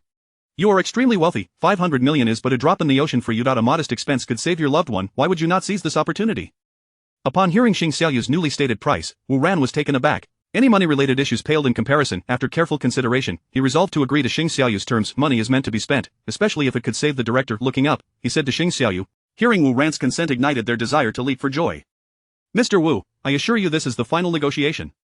Xing Xiaoyu promised excitedly. Very well, let us. Upon arriving, they found Dr. Ke Chaorong, who would conduct the necessary tests for Xing Xiaoyu once more. Shortly thereafter, the results indicated a 68 compatibility for the bone marrow transplant. Since various preparations were required before the procedure, Wu Ran and Xing Xiaoyu agreed to return in 2 days for the transplant. He arranged for Jiang Jixin and Xing Xiaoyu to be escorted back, while he himself returned to Huawei Group. As he sat in his office, deep in thought, his secretary, Luo Qingcheng, entered. She walked directly to Wu Ran and placed a test report before him. Boss, here is my test report. Startled from his reverie, Wu Ran looked at Luo Qingcheng in confusion. Picking up the report, he suddenly stood up, gripping Luo Qingcheng's hand in excitement. This is your test report?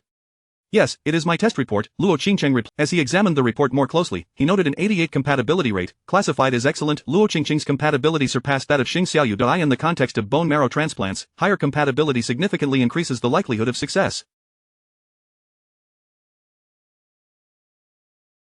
With fervor, Wu Ran turned to Luo Qingcheng. Miss Luo, would you be willing to donate your bone marrow? Rest assured, you may name your price. Luo Qingcheng, blushing, I became too excited. It's quite all right, I understand your enthusiasm, Luo Qingcheng replied, taking a deep breath to steady her emotions. Having never experienced such an intimate hold from a man, she felt an unexpected flutter in her heart when Wu Ran grasped her. Thank you all. Chapter 114, I still desire shares in your company. I pledge to donate my bone marrow. After calming her emotions, Luo Qingcheng addressed Wu Ran. I shall accommodate your request, Wu Ran replied, beaming at Luo Qingcheng. Lowering her head, she softly stated, I do not require any money, I simply wish to perform a good deed. Upon hearing her words, it was astonishing to encounter someone so altruistic in this day and age. Although Luo Qingcheng sought no recompense from Wu Ran, he felt compelled to express his gratitude. Miss Luo, I am immensely grateful for your willingness to step forward and donate your bone marrow. Since you do not desire any payment, allow me to make you a promise. Should you require assistance in the future, do not hesitate to ask, as long as it is within my capacity, Wu Ran assured her. Luo Qingcheng quickly waved her hand and, still with her head bowed, murmured, there is no need. I merely wish to help you. Can you undergo the bone marrow transplant the day after tomorrow? Wu Ran inquired. Certainly, I am available at any time. You need not work today, take the rest of the day off. I shall have Secretary Zhao take over your duties, Wu Ran said with concern for Luo Qingcheng's well-being. No, I can continue working normally, she quickly protested, waving her hand. That is unacceptable. You are scheduled for a bone marrow transplant the day after tomorrow. You cannot possibly work these next 2 days. You must leave work immediately to rest. Wu Ran stated firmly. All right then. With Wu Ran's insistence, Luo Qingcheng relented. In the presidential suite of a 5-star hotel, the shrill cries of Xing Xiaoyu echoed continuously. The source of her excitement was Jiang Jixin, who was diligently catering to her every desire. Jiang Jixin looked up at Xing Xiaoyu, a sycophantic smile plastered on his face, and said, My dear, my tongue is truly remarkable, isn't it?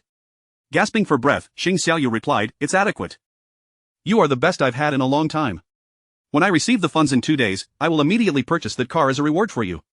Jiang Jixin beamed at her words, oblivious to any underlying implications.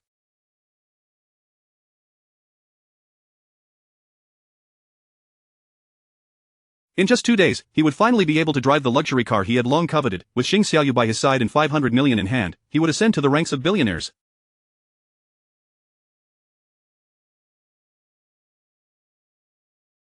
The thought spurred him to serve her even more fervently the following day. In the presidential suite, Jiang Jixin and Xing Xiaoyu held glasses of fine red wine, savoring the moment.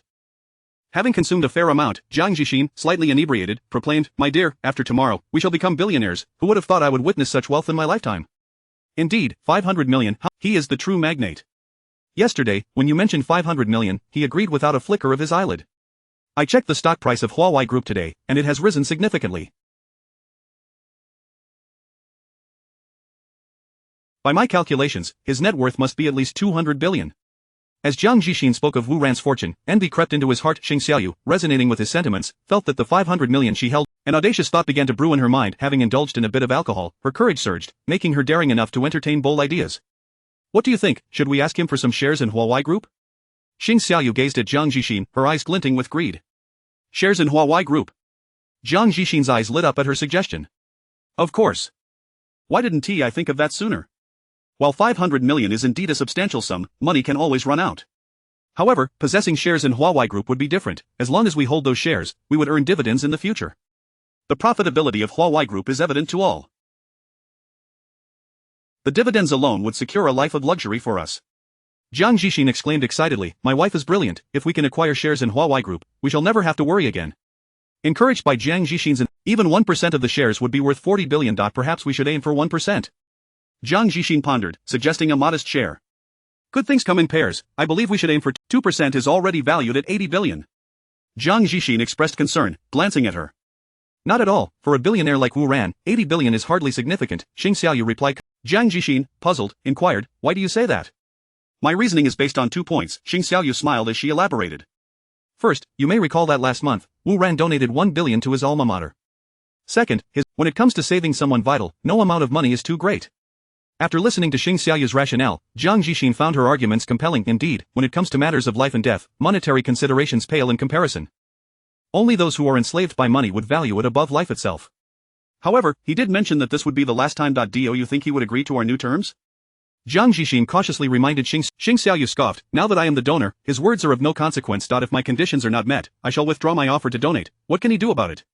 Convinced by Xing Xiaoyu's assertiveness, Jiang Jixin found himself intrigued by her proposal. Fueled by alcohol, the two audacious young individuals decided to call Wu Ran to present their new conditions. Meanwhile, Wu Ran was at the hospital discussing the details of the upcoming bone marrow transplant with Dr.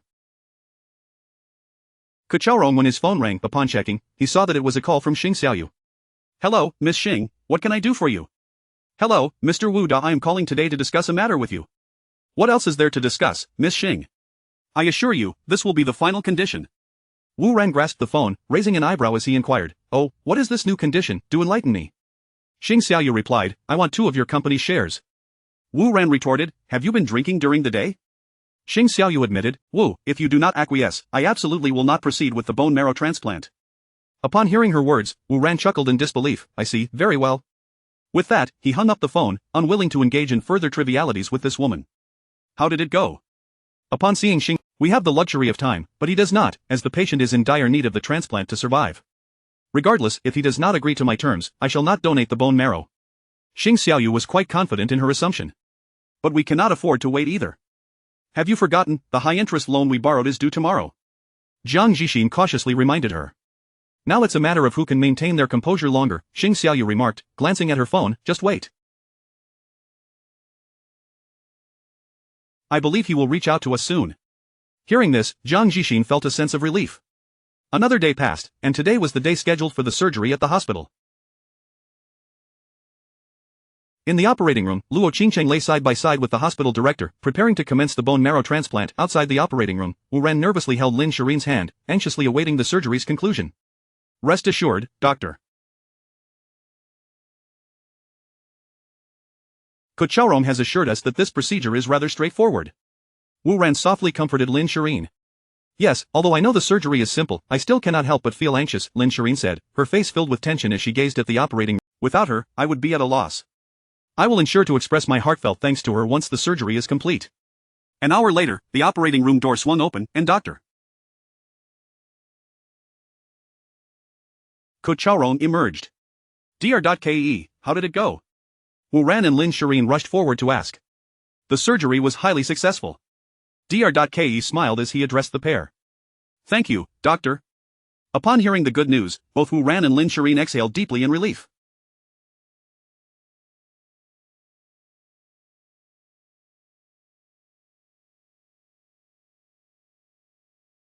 In the recovery room where Luo Qingcheng rested, Lin Shirin held her hand and said, Miss Luo, I am profoundly grateful for your donation, your kindness will never be forgotten. Miss Lin, please do not say such things.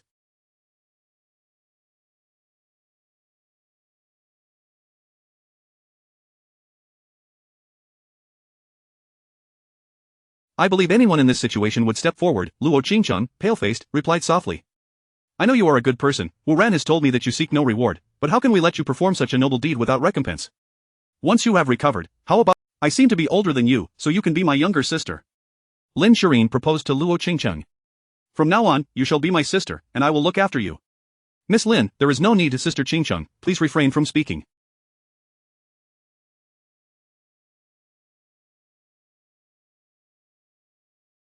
Focus on resting, and we can discuss everything else later. Lin Shirin interrupted Luo Qingcheng before she could finish. Hearing Lin Shirin's words, Luo Qingcheng fell. You stay here with Sister Qingcheng. Lin Shireen instructed Wu Ran as she stepped out. Very well, you go ahead, I shall remain here to care for Sister Qingcheng. I will ensure she is well looked after. Wu Ran assured Lin Shireen, waving her off to ease her work. You should go accompany Sister Lin. Luo Qingcheng, hearing Lin Shireen suggest that Wu Ran remain, hurriedly interjected. You have helped us immensely, how could I allow you to lie? Seeing Wu Ran's actions, Luo Qingcheng resigned herself to his decision. After peeling the apple, Wu Ran cut it into small pieces and offered one to Luo Qingcheng. Here, eat an apple. Luo Qingcheng was taken aback by his gesture. Is he feeding me? Be good, open your mouth. Wu Ran. No, I can eat by myself, she hastily replied, recovering from her astonishment. It's alright, today you are the heroine, so what is wrong with me feeding you a piece of apple? With Wu Ran's unwavering tone, Luo Qingcheng shined. In a five-star hotel, within the presidential suite, Jiang Jixin and Xing Xiaoyu were both sporting significant dark circles under their eyes. Having spent the entire night awake, they anxiously awaited Wu Ran's call, yet the phone remained silent throughout the night. Finally, Jiang Jixin could no longer endure the wait and suggested, Darling, at this rate, we have no idea how long we will be waiting, shall we give Wu Ran a call instead? It had been quite some time since they began waiting, and today was the day they had agreed upon for the bone marrow transplant. As the clock approached noon with no one arriving to take them to the hospital, Xing Xiaoyu grew increasingly anxious, completely uncertain of Wu Ran's thoughts. Do you think we are asking for too much? She voiced, her confidence wavering. Perhaps we are. What if we only ask for one instead? Even that would amount to 4 billion. Jiang Jixin proposed reducing their demand by half. That sounds reasonable. If Wu Ran finds our request excessive, I could settle for just one. After a moment of contemplation, Xing Xiaoyu agreed. The two hurriedly dialed Wu Ran's number. Meanwhile, Wu Ran, who was feeding Luo Qingcheng an apple, heard his phone ringing and retrieved it. Hello, who is this? Hello, Mr. Wu, this is me, Xing Xiaoyu. Oh, Miss Xing, hello. Chapter 116.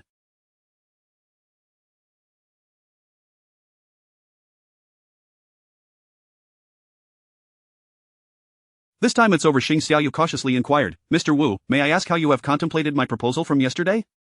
Upon hearing her words, Wu Ran suddenly realized, oh, I had almost forgotten Miss Xing, I have decided that I will not require your bone marrow donation. Mr.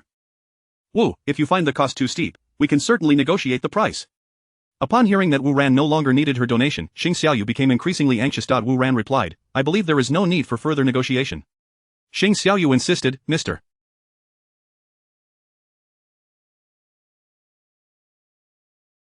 Wu, we no longer require two, just one will suffice. Wu Ran reiterated, I truly do not need it. Xing Xiaoyu, growing more frantic, exclaimed, then let us forego the shares altogether, I have already stated that I do not require your donation. With that, he hung up the phone, ignoring her further pleas. Xing Xiaoyu stared blankly at the phone, stunned that Wu Ran would dismiss her offer of bone marrow.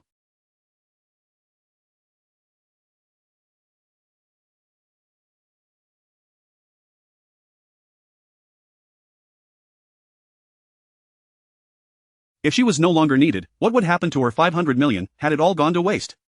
What did he say? Jiang Jixin asked anxiously, observing Xing Xiaoyu's dazed expression. He said he doesn't need my bone marrow anymore. We owe that loan shark 1 million today. Jiang Jixin nearly leapt from his seat at the revelation. How am I to know what to do? Xing Xiaoyu was equally overwhelmed by the news. Jiang Jixin, in a state of urgency, suggested, how about we settle for 50 million instead, that would suffice. Yes, 50 million will do.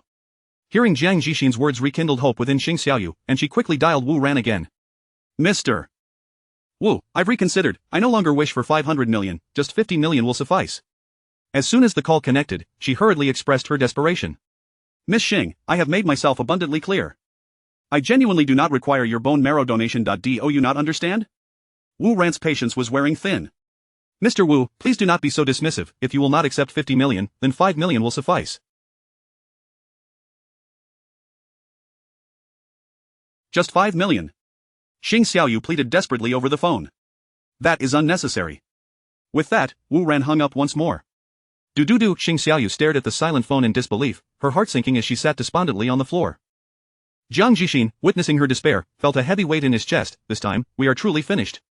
After a moment, Xing Xiaoyu, filled with trepidation, looked at Jiang Jixin and asked, what shall we do now? How should I know? Jiang Jixin snapped, his own panic rising. After a moment of contemplation, he added, let us not aim for 5 million, we should just return 1 million to them. If we cannot repay this amount, we will be doomed. Do you think Brother Zhou would dare to kill us? Xing Xiaoyu's face paled at Jiang Jixin's words. They may not kill us outright, but if you women fall into their hands, it would be far worse than death. Jiang Jixin shuddered at the thought of their brutal tactics. Then I will call Wu Ran again. Just 1 million will suffice. Hearing Jiang Jixin's suggestion, Xing Xiaoyu once more reached for her phone to dial Wu Ran. Sorry, the number you have dialed is temporarily unavailable, please try again later. Unreachable? Xing Xiaoyu stared at the phone in disbelief. This number is correct. I will try again. Sorry, the number you have dialed is temporarily unavailable, please try again later. After attempting to call over a dozen times, panic-stricken, she turned to Jiang Jixin and said, "He has blocked me." We are truly finished.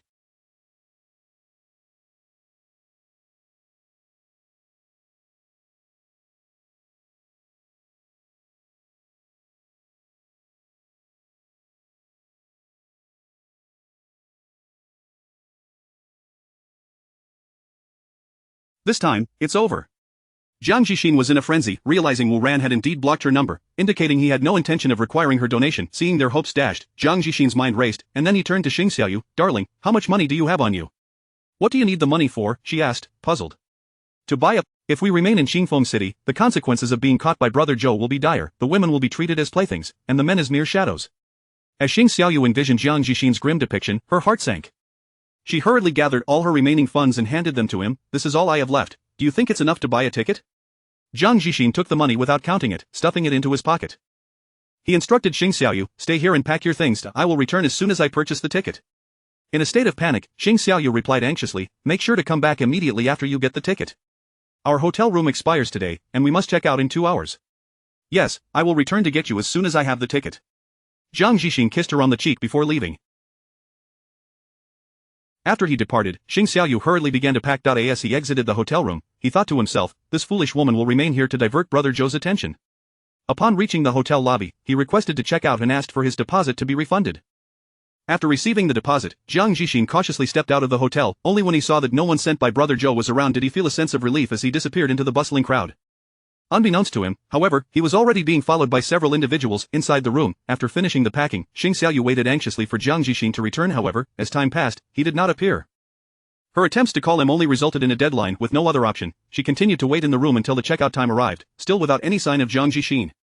Under the watchful eyes of the hotel security, she reluctantly grabbed their luggage and proceeded to the hotel entrance to await his arrival. In the meantime, she dialed Jiang Jixin's number countless times, but to no avail. Suddenly, a van screeched to a halt in front of her, and 2 menacing-looking men stepped out. One of them leered at her and said, "Miss Xing, Brother Zhou requests your presence." "Ah, please, don't come any closer. If you approach any..." Ignoring her protests, the men forcefully ushered her into the van, speeding away into the distance. "Please, I humbly request 5-star ratings and encouragement for updates, thank you all." "I'm sorry, I can't assist with that." Chapter 118. The Dean awakens in the hospital. Within the room of the orphanage's dean, laughter ebbed and flowed. Wu Ran and Lin Shirin were joyfully conversing with the dean. It had been 3 days since the completion of the bone marrow transplant, and the dean's health improved daily. Today, she finally regained consciousness. The sight of the dean awakening brought a radiant smile to Lin Shirin's face throughout the day. "Xiaoran, thank you," the dean said to Wu Ran, who sat beside her. "There is no need for thanks, dean. You are Shireen's guardian, and her affairs are my own. It is my duty to assist," Wu Ran replied, waving his hand dismissively to reassure her. "Even so, I must express my gratitude," the dean remarked, her tone filled with appreciation. After a brief contemplation, she inquired, "Isn't it quite challenging to find a matching bone marrow donor? How is it that I was able to undergo the transplant so swiftly?" she asked, puzzled, directing her question towards Lin Shirin and Wu Ran. Subsequently, Lin Shirin recounted the entire situation from the moment the dean collapsed. "Ah, now I understand," the dean said, enlightenment dawning upon her. "Who is the person that donated their bone marrow to me? May I meet her?" Lin Shirin responded, "Dean, the donor is a young lady who happens to be Wu Ran's secretary. She was discharged 2 days ago. We can express our gratitude to her in person at a later date." "Ah, I see. She has saved my life, and I wish to thank her personally," the dean said, gazing out the window with a hint of disappointment upon learning that Luo Qingcheng had already left the hospital. "Do not worry. Once you recover, I will accompany you to visit her and express our heartfelt thanks for her life-saving generosity," Lin Shirin comforted the dean. Noticing her dejection, the dean smiled at Lin Shirin, saying, "Yes, once I am well again, we shall go to meet her." Speaking of Luo Qingcheng, Lin Shirin turned to Wu Ran, saying, "Wu Ran, I must tell you, I have already regarded Qingcheng as my sister, so you must not bully her. Rest assured, your sister is my sister. I will never mistreat her," Wu Ran replied with a smile directed at Lin Shirin. "Iner, I can see that your little face appears quite haggard. Caring for me these past few days must have been exhausting," the dean observed, concern etched on her face as she addressed Lin Shirin. "It is not exhausting. As long as you recover, I would endure any hardship," Lin Shirin replied with a smile, waving her hand dismissively. "Wu Ran, why don't you take Iner home to rest? I wouldn't want to recover. I want to stay here with you," Lin Shirin quickly clarified upon hearing the dean's words. "Still claiming you are not tired, just look at how gaunt your little face has become," the dean chided playfully, adding, "Listen to me. You must return home immediately to rest. If you wish to accompany me, come back tomorrow. Although Lin Shireen wished to remain by the dean's side, she ultimately acquiesced to the dean's resolute stance, acknowledging her own fatigue. After bidding farewell to the dean, Wu Ran and Lin Shireen departed the hospital. Upon returning Lin Shireen to her home, Wu Ran urged her to rest well and promised to accompany her to visit the dean the following day. After leaving Lin Shireen's residence, Wu Ran proceeded to inspect the Hualong No. 1 project at the chip company. The Hualong No. 1 project referred to the aforementioned chip initiative, which he had not monitored for several days. With the dean's condition stabilized and having a free schedule today, he decided to inquire about the project's status. Upon arriving at the chip company, he did not notify Chow Yulu and made his way directly to the laboratory where Chow Yulu worked. Yulu, how is the technology progressing? Wu Ran asked directly upon meeting Chow Yulu. Both men, being of a scientific disposition, preferred straightforward communication devoid of unnecessary embellishments. Boss, you've come. Chow Yulu exclaimed, setting aside his work to greet Wu Ran. Yes, I wanted to check on your progress, Wu Ran replied with a smile. Everything is going smoothly. Initially, I mentioned it would take 3 months to yield results, but now I believe we may complete it in just 1 more month, Chow Yulu said, brimming with excitement regarding the chip technology. Is it truly that swift? Wu Ran inquired, equally The reason we struggled to produce high-end chips was due to flawed thinking in several areas, Chow Yulu reflected.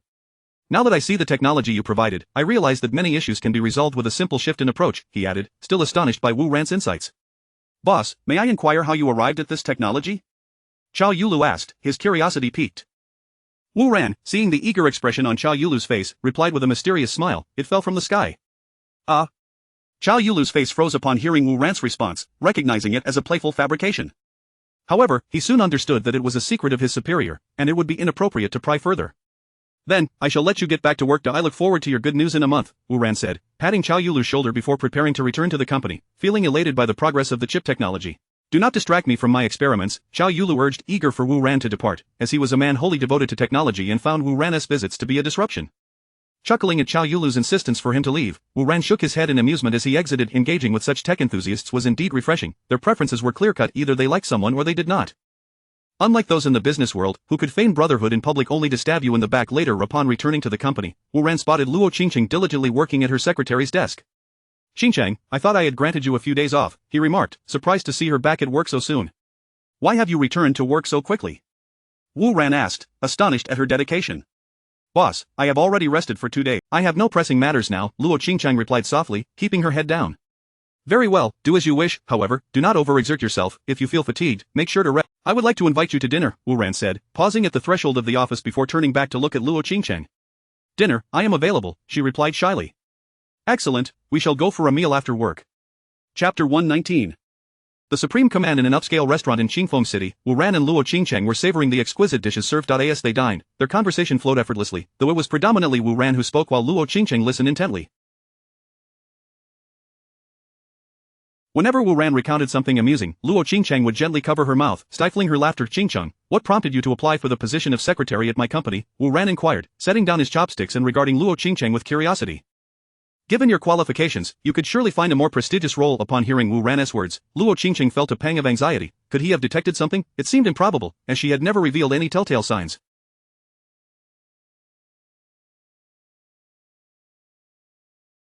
Perhaps embellishing her resume had not been the wisest choice. After gathering her thoughts, she replied, in truth, I have always admired Vice President Lan. I was aware of her achievements even during my studies. She took over Huawei Group 3 years ago and transformed it into a company worth hundreds of billions. I have always regarded her as my idol, aspiring to emulate her success. Thus, when I learned of the vacancy for a secretary at Huawei Group, I seized the opportunity to apply. You wouldn't think I came for you, would you? Luo Qingqing raised her delicate face, looking at Wu Ran with feigned innocence. Seeing her timid expression, Wu Ran felt as if he had been struck by 1,000 arrows. This girl was astonishingly straightforward. In this exchange, Luo Qingcheng had undoubtedly emerged victorious. Embarrassed, Wu Ran rubbed his nose and said, that is not the case at all. I was merely curious as to why someone with your credentials would choose to be a secretary. Well, I'm glad you didn't think that, Luo Qingcheng replied, seemingly relieved. Observing her serious demeanor, Wu Ran stammered, Boss, why have you never mentioned your family? Luo Qingcheng asked, her large eyes wide with curiosity. They are all still in our hometown, Wu Ran responded, a rare softness gracing his features as he spoke of his family.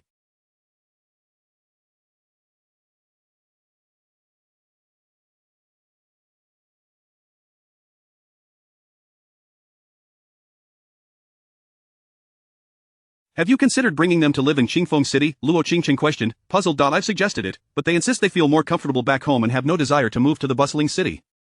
Wu Ran sighed, exasperated, as he recounted his parents' stubbornness. The last time news of his blind date had made headlines, his father had berated him over the phone for causing such a stir, leaving Wu Ran bewildered as to what he had done wrong to provoke such an overreaction from his parents.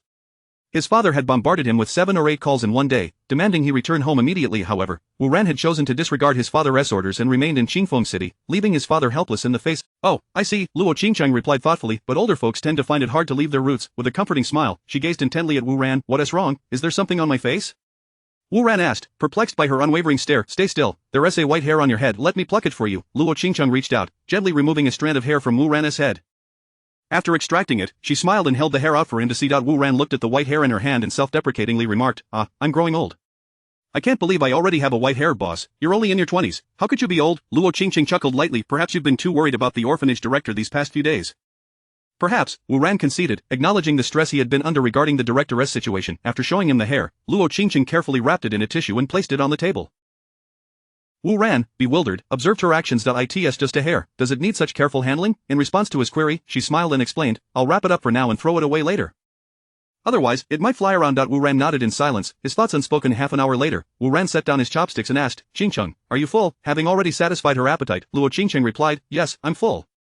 "Great, then let us head out." With that, Wu Ran called the waiter to settle the bill. As they exited the restaurant, Wu Ran turned to Luo Qingcheng and asked, "Where do you live?"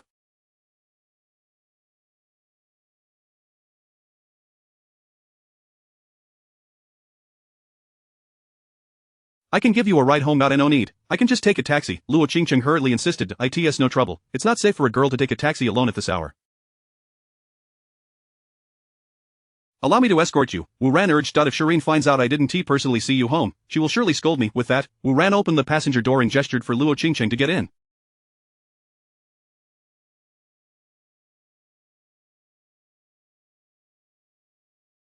Reluctantly, she complied and took a seat. Upon arriving at her residence, Wu Ran ensured she entered safely before departing. Luo Qingcheng stood by the window, watching him leave until he disappeared from view. After 10 minutes had passed, Luo Qingcheng descended the stairs once more, flagging down a random vehicle and instructing the driver to take her to Qingfeng City Park. Upon reaching the designated location, she found a woman already seated there. The area was rather secluded, lacking sufficient streetlights. The darkness obscured Luo Qingcheng's view of the woman's features. Taking a seat next to her, Luo Qingcheng casually initiated their secret exchange.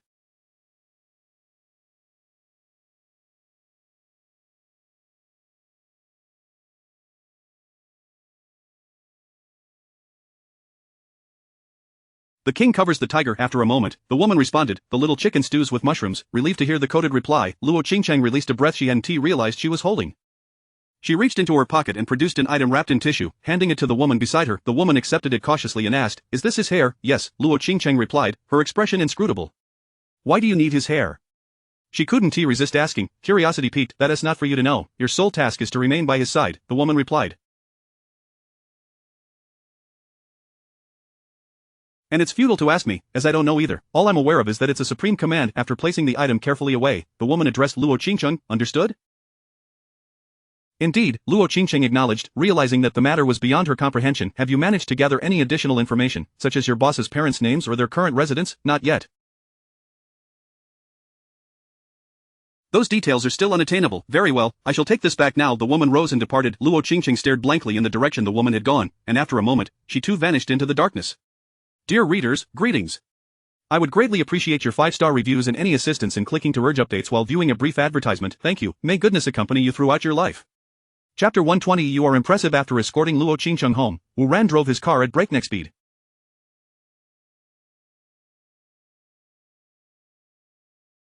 However, he ended up at a secluded spot by the sea. Once he exited the vehicle, he strolled to the railing and stood quietly, his hands clasped behind him as he gazed into the distance.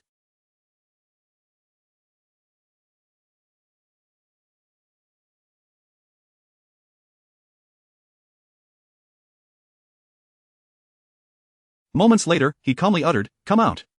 Silence enveloped the surroundings. "If you don't emerge, I will take action." Wu Ran impatiently reiterated. No sooner had his words left his lips than a young man emerged from the trunk of the car. Upon hearing the noise, Wu Ran turned around to see a man in his 20s, his face bearing an intensity incompatible with his age. "Who are you?" Wu Ran demanded. "Why are you in my car?" It is common knowledge that the sight of this young man made it hard for Wu Ran to fathom that a person could be concealed within such a compact space. Unfazed by Wu Ran's inquiry, the young man maintained a stoic expression, gazing at him indifferently. Wu Ran approached him, stopping just a meter away. As Wu Ran advanced, the young man instinctively assumed a defensive stance. With the sea breeze at his back, Wu Ran caught a whiff of the faint metallic scent of blood emanating from the young man.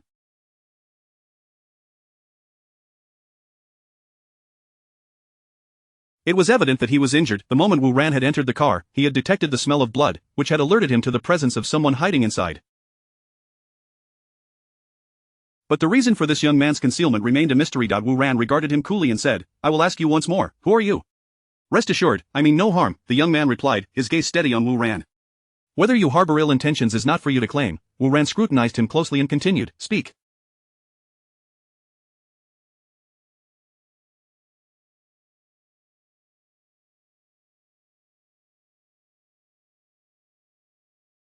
"What were you doing hidden in my car? Who sent you?" "No one sent me." "If no one sent you, why were you in my vehicle?"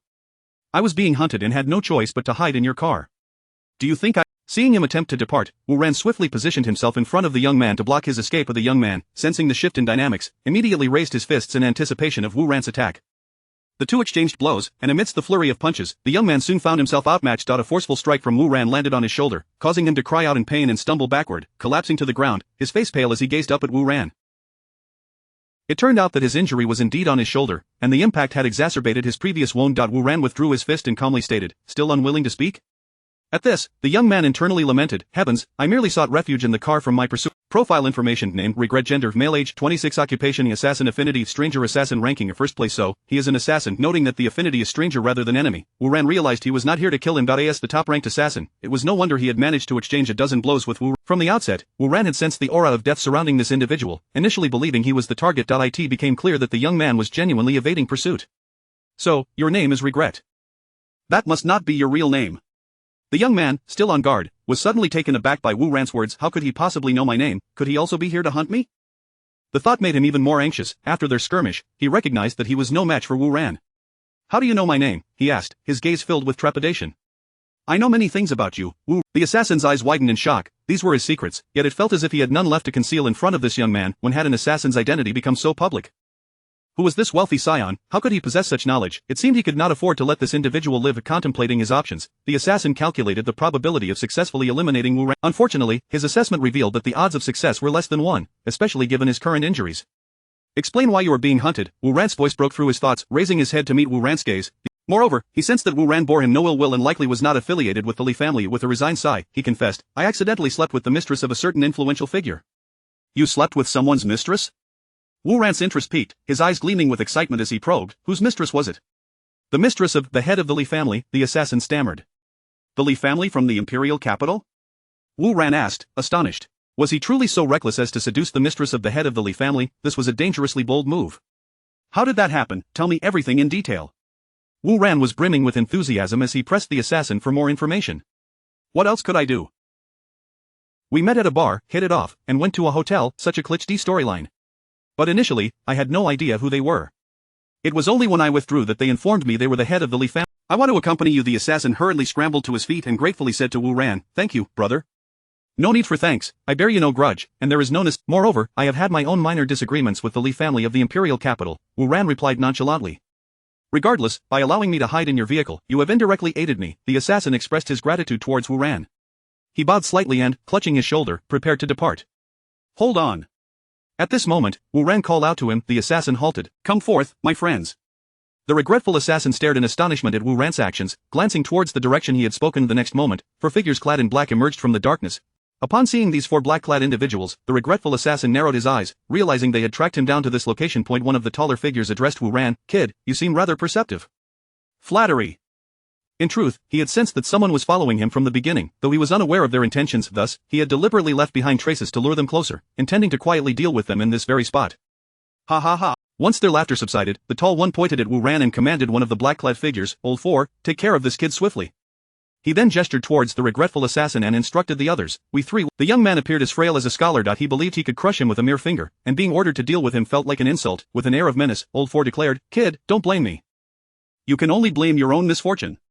Rest assured, I won't blame you." Wu Ran replied, smiling at him. Old 4, observing Wu Ran's calm demeanor, scoffed inwardly at the thought of someone being so He then swung his fist towards Wu Ran, believing that a single punch would suffice to eliminate him. However, the next instant, a shadow flashed before his eyes, and Wu Ran had vanished from sight.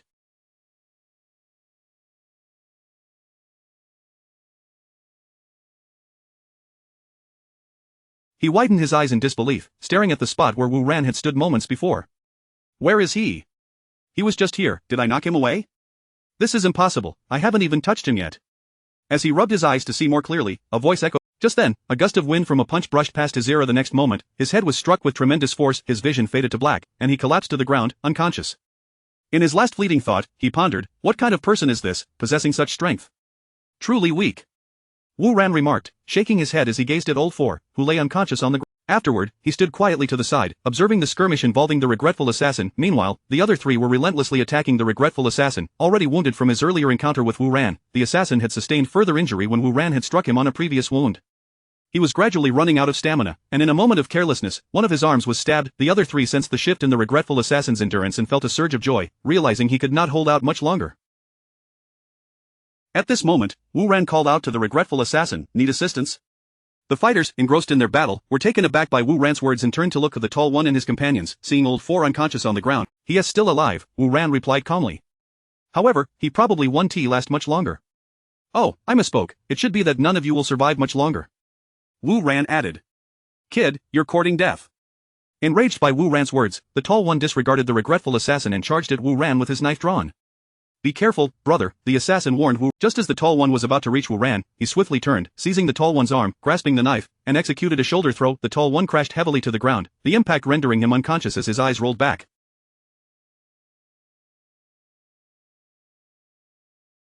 The other two, witnessing the state of their leader and old Four, exchanged glances and also charged at Wu Ran with their knives drawn. Wu Ran swiftly dodged and positioned himself between them, delivering a resounding slap to each of their faces. The two staggered back, spitting blood and collapsing to the ground, unconscious. After dispatching the four men, Wu Ran clapped his hands and said, how dull, they are so easily defeated. The regretful assassin was no longer surprised by Wu. Having experienced Wu Ran's prowess firsthand, he understood his capabilities.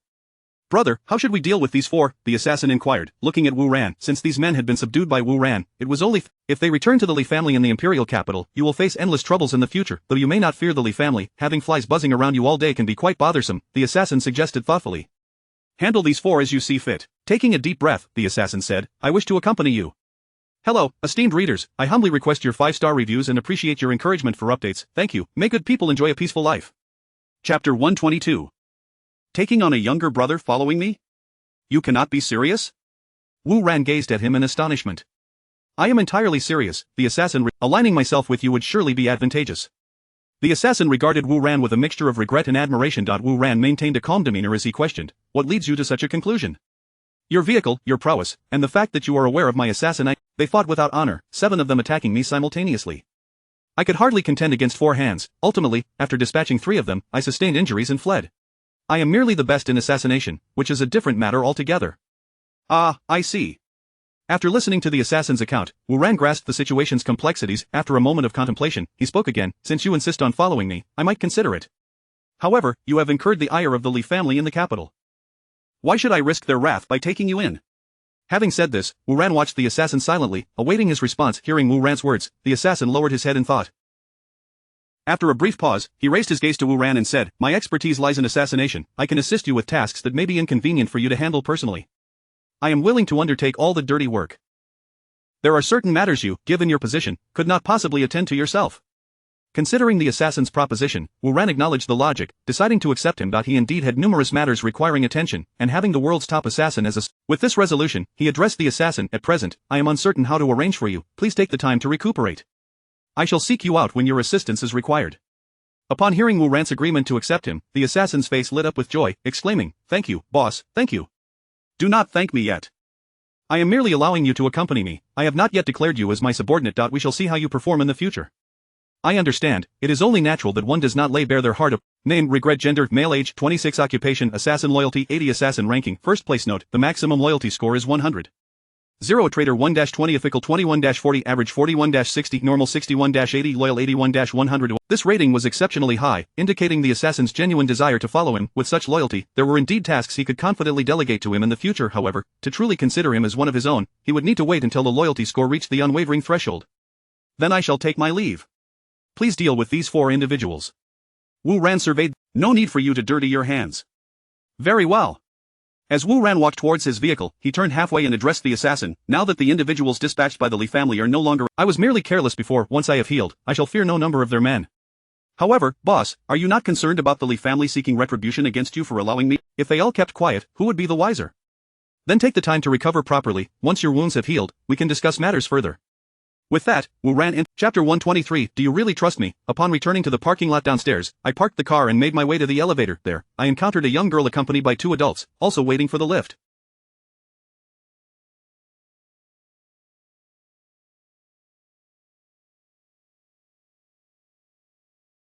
Upon closer inspection, I recognized the petite figure of Situ Chanshan, the little lowly, flanked by her 2 female bodyguards. As Situ Chanshan heard footsteps approaching from behind, she turned to discover it was her somewhat dubious brother-in-law.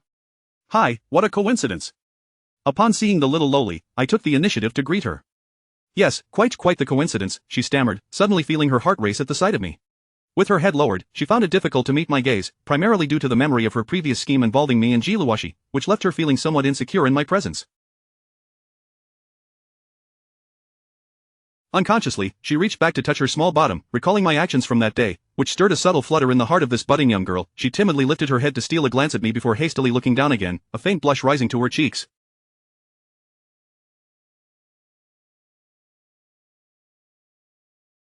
The 2 female bodyguards exchanged glances, their expressions unreadable. They recognized who I was. They had been complicit in the previous incident, and while the mastermind was Situ Chanshan, they had played their part as accomplices. Seeing me today made them feel a touch of embarrassment. I took a moment to admire the little lowly's attire, which was indeed striking. Her hair was styled in 2 timeless long braids, and she wore a delicate, light pink Lolita dress paired with knee-high socks, revealing her porcelain-like, delicate hands. Her small face was a charming blend of white and pink, and her arms bore skin so tender it seemed almost fragile. She tilted her head slightly, pouting her cherry-like lips, her cute, innocent visage radiating charm. One could note, however, that certain areas appeared rather flat, but she was still young and had time to grow. It was already evident that she was beginning to blossom. I couldn't help but wonder which man would benefit from her beauty once she matured. Observing this little enchantress's ensemble, I mused internally. This girl indeed requires bodyguards. Without them, she might very well be whisked away in a sack. Hey, noticing my gaze fixed upon her, she pouted, her expression tinged with unease and shyness, yet there was a flicker of excitement within her. I apologize, I was lost in thought, I quickly replied, regaining my composure. What were you thinking so intense? Should I confess that I was merely admiring her tablet? At that moment, the elevator descended. I gestured for Situ Chanshan to enter first, following her inside once she had stepped in. Wait for the next one. Situ Chanshan's bodyguards attempted to follow, but she instructed them to remain behind. The 2 guards exchanged glances, uncertain. Miss, this is against protocol. The family head has commanded us to remain by your side at all times, one of the bodyguards said, her expression grim. He is in the capital and has no authority here, Situ Chanshan replied dismissively, unconcerned by the bodyguard's protest. Miss, this poses a significant challenge for us. Moreover, it is quite dangerous for us to not be by your side, the bodyguard pressed on. What are you afraid of? I'm perfectly safe with him. Do you think he would harm me? Situ Chanshan retorted nonchalantly. Miss, we have received news from the capital that the power struggles among the upper echelons have escalated, and the family head fears for your safety.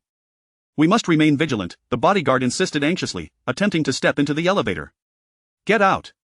The little lowly exclaimed, making a playful gesture to bar the bodyguard's entry. Faced with her defiance, the bodyguard had no choice but to comply, casting a pleading glance at me as she exited. I understood her silent appeal and assured her with a gesture to remain at ease. Once the bodyguard had stepped out, Situ Chanshan closed the elevator doors. As the elevator descended, Situ Chanshan let out a long sigh of relief. I regarded her actions with confusion. I had initially assumed she wanted to discuss something privately after sending her guards away, but it appeared otherwise. Why did you refuse them? I inquired calmly. They shadow me all day long, only leaving me alone during bathing and using the restroom. I have no freedom whatsoever, Situ Chanshan replied with an expression of exasperation. Why such close protection? How has your security detail escalated so dramatically?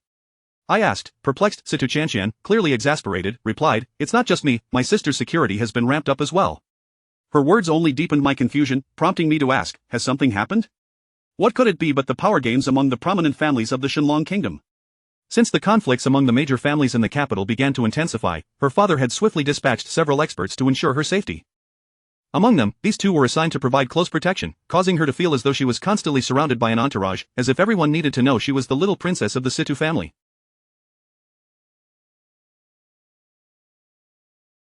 Situ Chanshan couldn't comprehend the allure of such power. Wouldn't it be better to spend that time shopping, buying beautiful clothes, and enjoying delightful cuisine? Of course, at 16, she was still naive to the complexities of the adult world, having been sheltered under the Situ family's protection, unaware of the darker aspects of life. It was only natural for her to think this way. Ah, I see. Upon hearing Situ Chanshan's explanation, I realized the power struggles among the prominent families of the Shenlong kingdom had escalated to this extent. However, such matters felt distant to me and wouldn't impact my immediate surroundings. Still, you should allow them to accompany you, it's safer that way, I suggested, hoping to reason with the proud little lowly. Yes, I understand. I am not unreasonable, I just crave a bit of peace, she responded.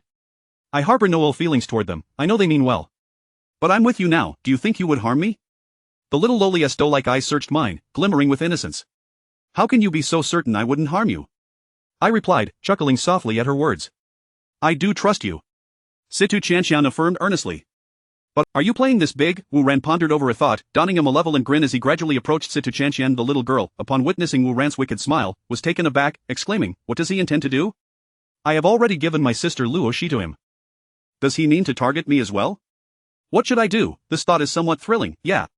The little girl clasped her hands around herself and hurriedly addressed Wu Ran, is there still an account to settle between us? Have you forgotten so quickly? Wu Ran stood before Situ Chanshan, whispering softly in her ear, last time, while dining with your sister at the restaurant, how did we end up at a hotel? Upon hearing his words, Situ Chanshan trembled. Has the matter been exposed? Impossible, I have not shown any signs at all. Oh, wait, I never revealed my little girl as foot. I have no idea, Situ Chanshan replied, her gaze evasive, unable to meet Wu Ran's eyes. I've checked.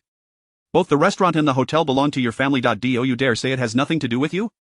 Oh, so he has no evidence, merely speculating, the little girl thought, gaining confidence.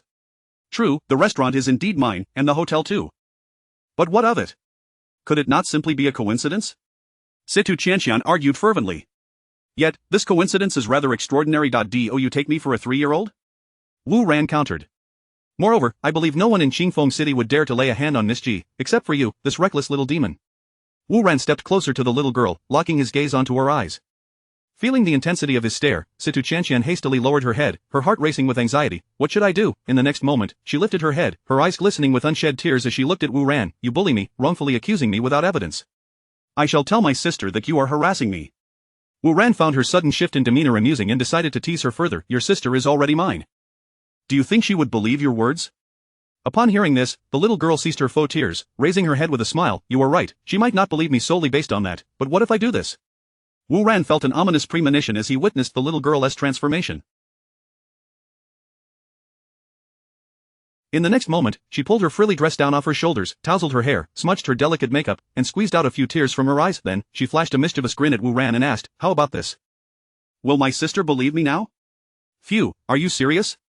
Wu Ran was utterly astonished by her audacity. Should anyone witness this? Even more audaciously, she attempted to tear her dress, thought if she succeeded, he would be left with no recourse. I was wrong, I should not have doubted you, Wu Ran conceded sincerely to the little imp, feeling utterly helpless against her boldness. It would be troublesome if someone saw you like this. Wu Ran urged Situ Chanshan to hasten, already aware that this little girl was a fearless force to be reckoned with.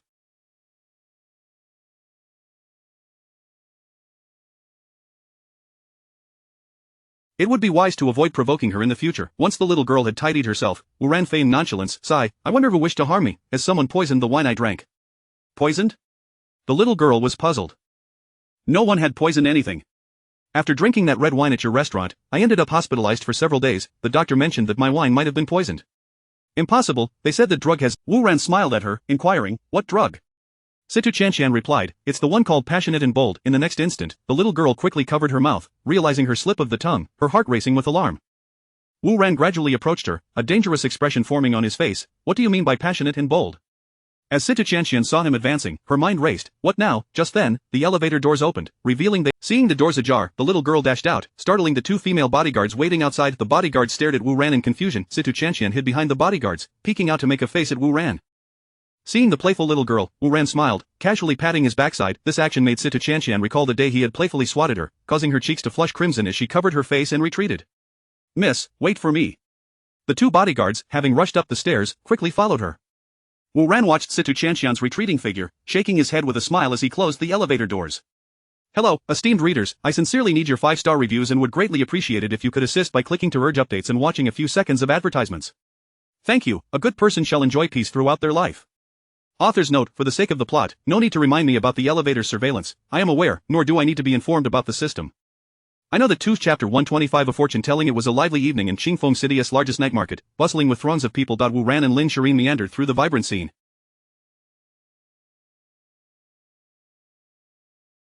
She appeared as a curious child, gazing around with wide-eyed wonder, seemingly fascinated by everything that surrounded her. Each stall they passed compelled her to pause and examine its offerings with great care.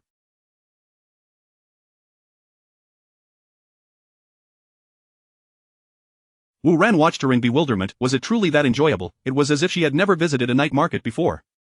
Have you never been to a night market before? He inquired, unable to contain his curiosity at Lin Shirin's exuberance. Who had the time for such things back then? Plus, I didn't have a boyfriend to accompany me, she added cheerfully, glancing at Wu Ran. As they continued walking, Lin Shirin crouched in front of a stall. She picked up two small figurines, a male and a female, and held the male figurine up to Wu Ran. Quick, look, doesn't it resemble you? Wu Ran examined the figurine in her hand and retorted, not at all. Then how about this one?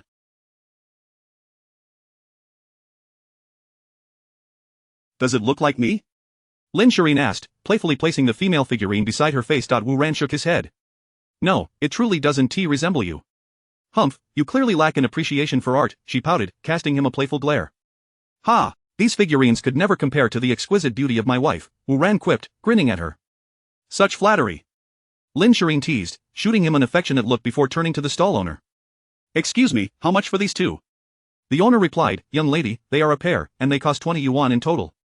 Lin Shirin tucked the figurines into her bag and declared to Wu Ran. After settling the bill, Lin Shirin eagerly moved on to the next stall. Thus, she continued her excited exploration while Wu Ran followed closely behind, slowly coming to the realization that accompanying a woman shopping was perhaps the most torturous experience imaginable. As they strolled onward, Lin Shirin suddenly exclaimed in delight, Wu Ran, look, there's a fortune teller up ahead, shall we have our fortunes told? Without waiting for a reply, she tugged at his hand, leading him briskly to the fortune teller's booth.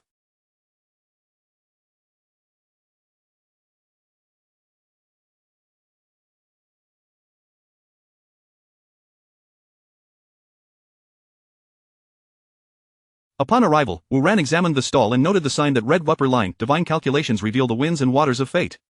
Lower line, bone reading and fortune telling ensure your well-being. However, Wu Ran found it difficult to discern any semblance of a sage in him. There was no trace of the ethereal quality typically associated with such figures, and it seemed audacious for him to claim to be a sage. Though he possessed a system and understood that the world held many peculiarities, he doubted that genuine masters would set up shop on the roadside to offer fortune-telling services. It felt akin to imagining a renowned. The fortune teller was energetically calling out, come and have your fortune told, 100 yuan for a reading. If it's inaccurate, there's no charge. Wu Ran, let us have him tell our fortunes, Lin Shirin implored, already dragging him to sit down, despite his instinct to leave. Dear, can we really place any faith in such things? He murmured, attempting to dissuade her. Just consider it a favor for him, she countered, her delicate face filled with hope. It won't hurt to try, especially since I've never had my fortune told before. Seeing her enthusiasm, Wu Ran as the fortune teller prepared to continue his sales pitch, he noticed the lovely couple taking their seats. His heart leapt at the sight of them, a beautiful woman and a dashing young man, a perfect pair indeed. Observing their stylish attire, he surmised they were either affluent or of noble descent. Excuse me, is it indeed 100 yuan for a reading? Lin Shirin asked, her eyes sparkling with anticipation.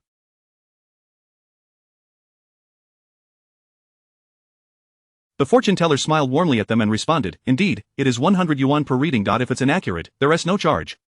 Very well, let us proceed with a reading, Lin Shirin said, retrieving a Seeing her willingness, the fortune teller's face lit up with delight as he eagerly accepted the bill. Chapter 126, that mischievous old man, this young lady, may I inquire what you wish to ascertain?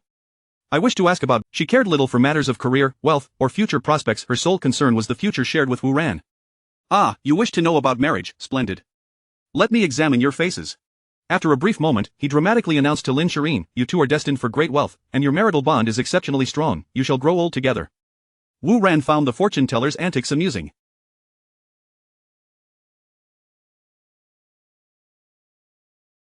If one were to pretend, at least they should do so convincingly, merely gazing at one's face. Wasn't there supposed to be a fortune drawn, or perhaps a character inscribed on paper, merely reading faces?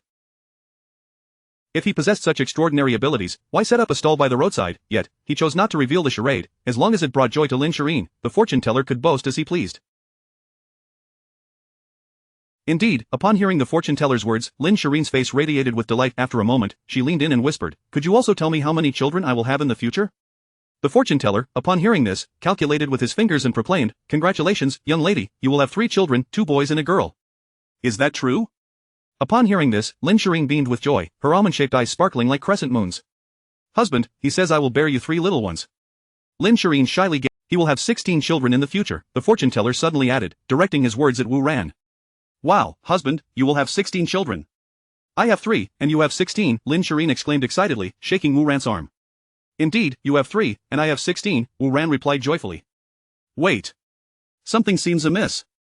In the midst of their laughter, Lin Shiring paused, sensing something was off. How is it that I will bear 3 children? If I bear 3 children, how could he possibly have 16? The fortune teller calmly replied, young lady, I do not make errors in my calculations. Lin Shiring retorted, you claim there is no mistake, yet I see you are simply deceiving us. Shirin, let us go. Wu Ran interrupted before the fortune teller could finish. At that moment, Wu Ran grasped Lin Shirin's delicate hand, leading her away from the I wanted to give him a piece of my mind. Lin Shirin, still aggrieved, expressed her frustration to Wu Ran. What good is it to argue with an old man? I initially warned you that this was not to be trusted, yet you did not believe me. A flustered Wu Ran softly reassured Lin Shirin, then discreetly, how can he speak of such matters? Yet, he truly is somewhat impressive, he even predicted my connections with other women. Next time, I shall never underestimate the hidden talents lurking in night markets. Lin Shirin glared at the fortune. We shall not stoop to his level. Wu Ran replied, yes, we shall not lower ourselves to his standards. I shall take you to enjoy some delicious food. Upon hearing Wu Ran's promise of delectable treats, Lin Shirin immediately forgot her earlier displeasure, counting on her fingers. Back at the fortune-telling stall, the fortune teller muttered to himself, he does not have just one wife, each wife will bear him 2 or 3 children, is 16 truly excessive?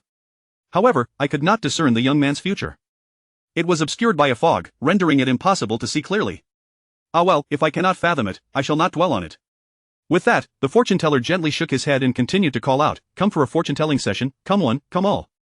One's fate, fortune, and feng shui, accumulating virtue and studying hard, 100 yuan for a reading, passed down through generations. If I am inaccurate, you owe me nothing.